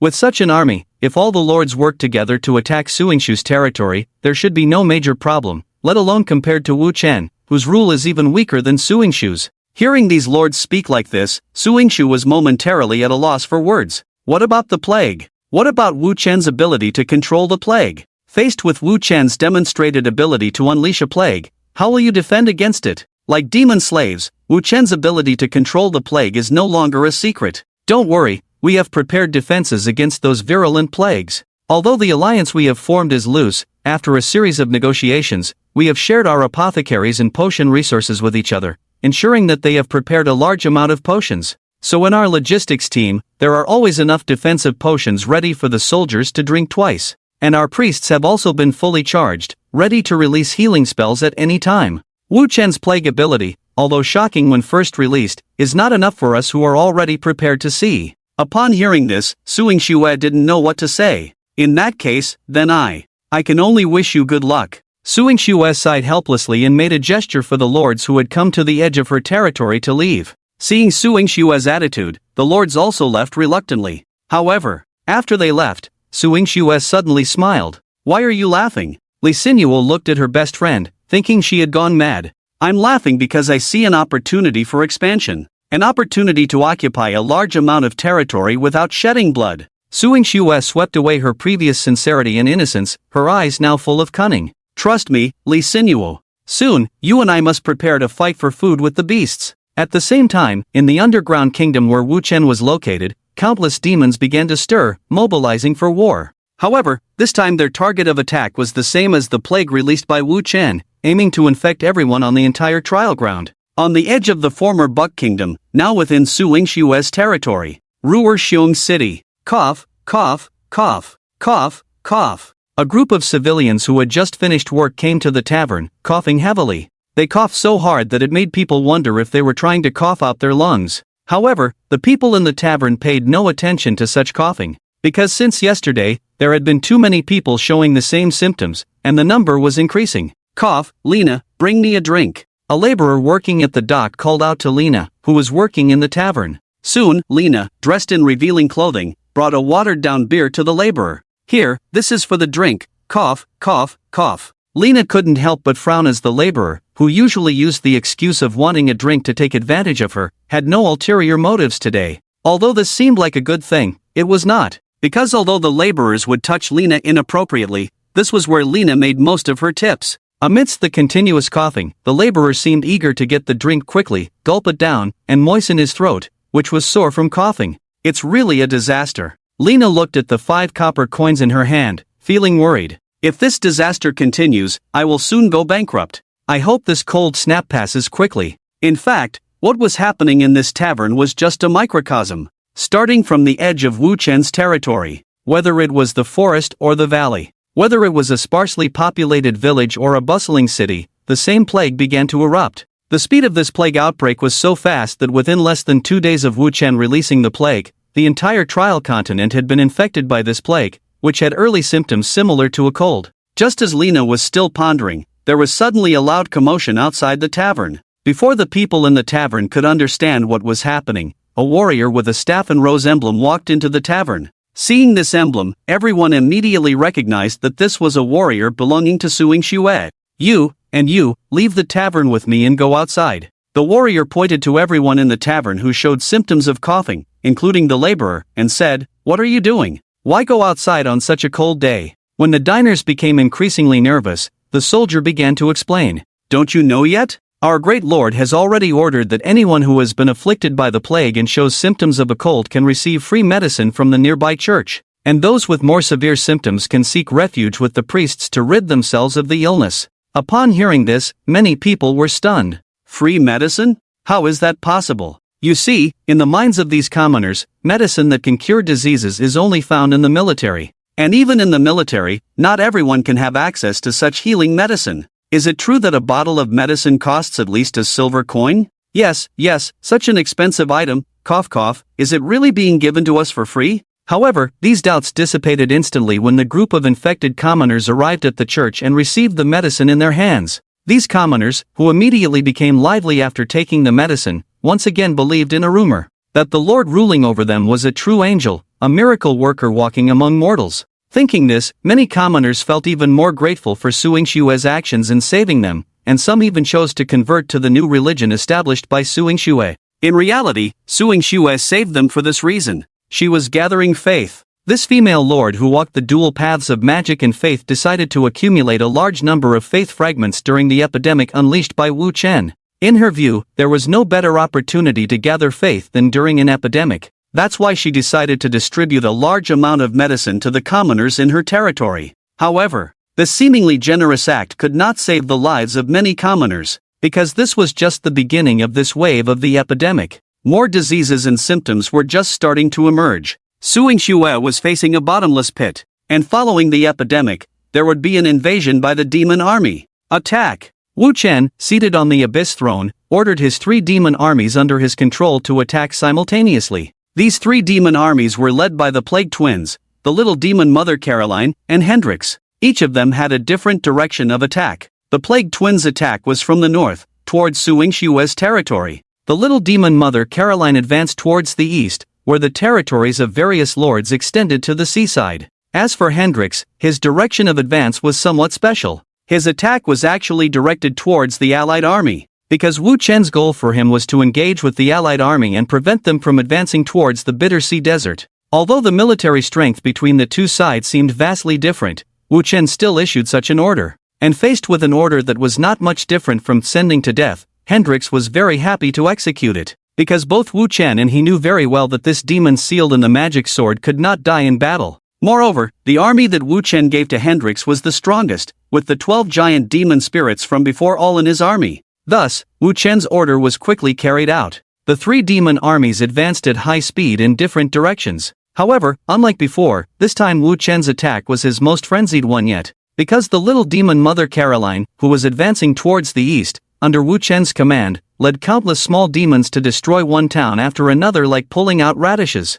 Under such attacks, although Wu Chen's army suffered heavy casualties, he never hesitated to launch each attack. City after city turned into ashes under the rampage of demons. One prosperous lord's base after another turned into ruins amidst the demons' roars. Wherever these demons went, everything turned into death. The number of demon deaths was also staggering. Just by capturing 4 towns and 3 lord bases, Wu Chen's army had already lost nearly 2/3 of its forces. But even so, Wu Chen's offensive still left people in awe. Despite the massive losses, his command remained flawless. Many individual lords tried to defeat Wu Chen's offensive with their superior forces, but they quickly realized the terrifying extent of Wu Chen's ruthlessness. Chaos and panic spread across the eastern part of the Trial Continent along with the plague unleashed by Wu Chen. And this fear reached a new climax when Wu Chen used the acquired resources to create a large number of reinforcements. The reinforcements sent by Wu Chen were no longer small demons who had already died in large numbers, but giant demon spirits that had surpassed these lords by at least 2 eras.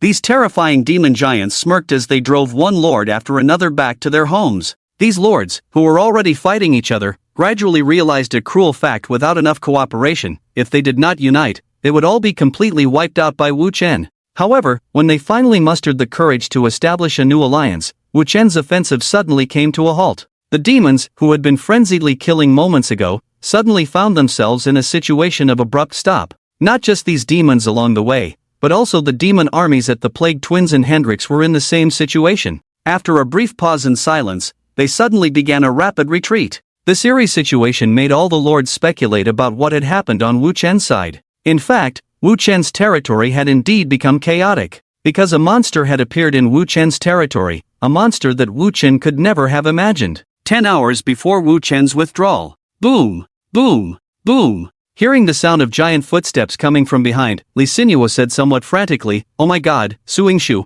Wu Chen's demon army is catching up again. My Silver Radiance Knights can't hold on any longer, please help. Hurry, hurry." Hearing Li Sinua's words, Suingshu, who was in the rear coordinating other armies, was completely helpless. "Li Sinua, didn't you say you wanted to challenge Wu Chen? Why did you collapse in just 2 hours? Stop talking nonsense. Quickly have your Holy Knight Legion help my Silver Radiance Knights." Li Sinua was on the verge of tears. "If this continues, not only will the city be breached, but my Knight Legion will be completely wiped out." When Wu Chen's army had just arrived in Suingshu's territory, Li Sinua was indeed full of confidence.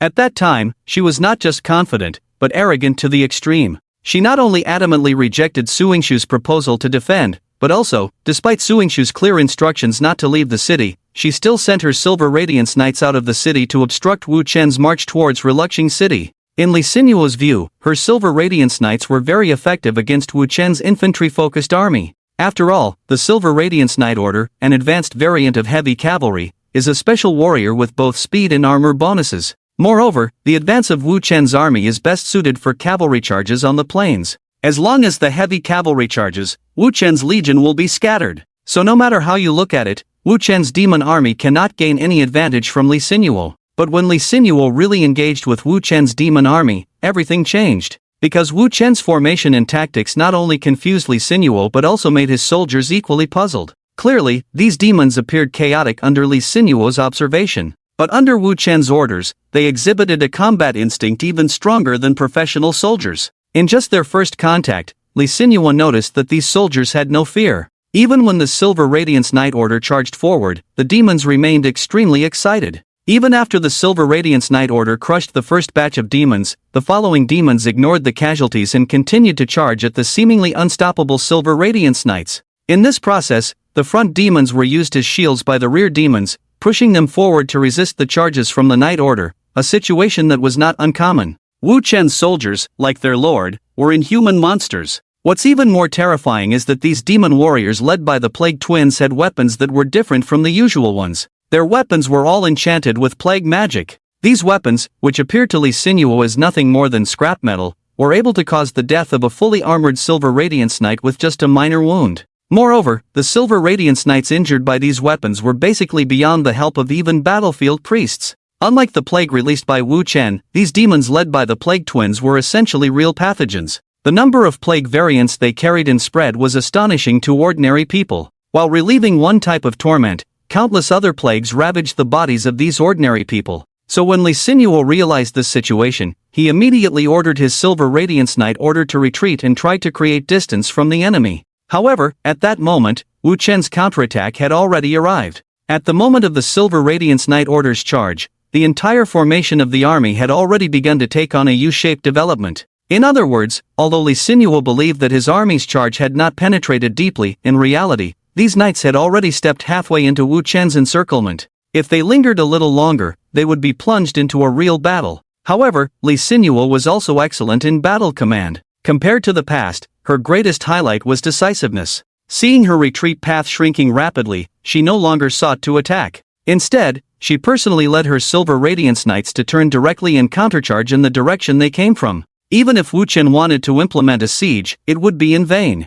After all, this area was a plain, not a swamp. So after a charge, Li Sinuo led her Silver Radiance Knights away from Wu Chen's army. But it wasn't over yet, because Wu Chen was about to start his pursuit. First were the Trent demons. These cunning demons flying in the sky, under Wu Chen's command, collectively dived down in an almost suicidal attack, pulling one Silver Radiance Knight after another off their horses. These demons, like the demons on the ground, are all pathogens infected by the Plague Twins. Their purpose is not to directly kill those Silver Radiance Knights. On the contrary, their goal is simple, to pull them off their horses. Because during the rapid march, any knights pulled down by the Loran demons will be caught up by the demons behind them and brutally killed. What's even more deadly is that under Wu Chen's instructions, the Loran demons specifically target high-value targets hidden within the army, such as the priests accompanying the army, rare mages, and the captains of various squads. It is a process of continuous bloodshed, and also a very cruel process. When Li Sinuo gritted her teeth and finally managed to pull her knight group to a safe distance, ready to deal with the Loran demons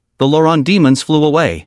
Li Sinuo, grinding her teeth, watched the Loran demons laughing wildly in the sky, almost biting her own teeth to pieces. However, the situation for her warriors is also not optimistic, because many Silver Radiance warriors have fallen into various diseases. The evacuation point she was supposed to go to was another small town behind Ruerxiong. That was the safe area Su Yingshu gave. But considering the distance between Ruerxiong City and the other small town, many Silver Radiance Knights are likely not to make it through this distance. So Li Sinuo chose to enter the city, first mobilizing a large number of priests and apothecaries to heal her Silver Radiance Knights before deciding what to do next. But what she didn't expect was that shortly after entering the city, Wu Chen actually started to besiege it. Despite the fact that Wu Chen's army was also suffering casualties, he still chose to forcefully attack the city. And in the process, to ensure high stamina, Wu Chen's army actually chose to let their soldiers devour each other before attacking the city. This terrifying scene shocked the warriors belonging to Su Yingshu and Li Sinuo's side inside the city.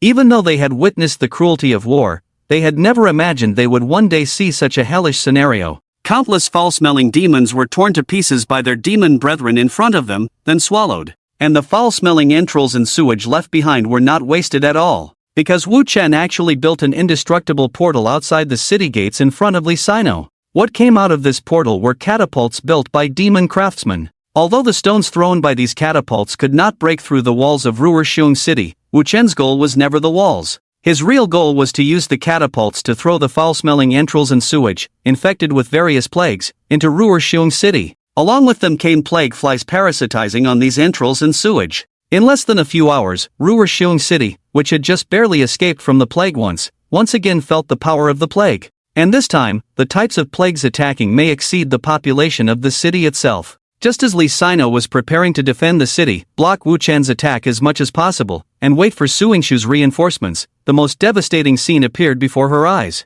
From the portal, 5 or 6 newly created giant demon guardians emerged. These demons from a super era with armor thicker than the Silver Radiance Knights, ignoring a large number of archers, began to slowly break through the defenses of Ruoxiong City like machines. The armor fused with their flesh and blood was no longer something that weapons of this era could easily destroy. Even the steam cannons of the next era could only injure them. So, Li Sinuo, who was becoming more and more desperate, finally started calling for Suingshu as help. After messing up once, she didn't want to completely mess everything up. After all, from the beginning, the task Suingshu gave her was not to confront Wu Chen head-on. The task Suingshu gave her was to dispatch the Silver Radiance Knight Order behind Wu Chen's army. Because once Wu Chen had the idea of attacking the city, then Li Sinuo could successfully use her Knight Order to restrain this army and prevent his siege. This is the true purpose of this powerful heavy cavalry in Suingshu's eyes. However, due to Li Sinuo's dissatisfaction, the current situation is somewhat different. Not only did the Silver Radiance Knight Order suffer casualties prematurely, but their current situation is also somewhat dire. Wu Chen's demon army has already surrounded the residents of the Silver Radiance Knight Order. These knights, who could have fully demonstrated their strength on the plains, can now only shiver inside the city walls as they watch the demons outside. Suingshu was speechless about her friend's recklessness. However, she could still understand Li Sinuo. After all, she had never clashed with Wu Chen before, so having feelings of dissatisfaction was normal. But just as Suingshu had gathered her troops and was preparing for a rescue, the message from Li Sinuo left her stunned. Dear little Snow, you don't need to come to support anymore at first. When she heard this, Suingshu thought that Ruoxiong City had been breached and there was no longer a need to save the Silver Radiance Knight Order. However, the following words from Li Sinuo made Suingshu momentarily think she had misheard. Wu Chen's side is retreating.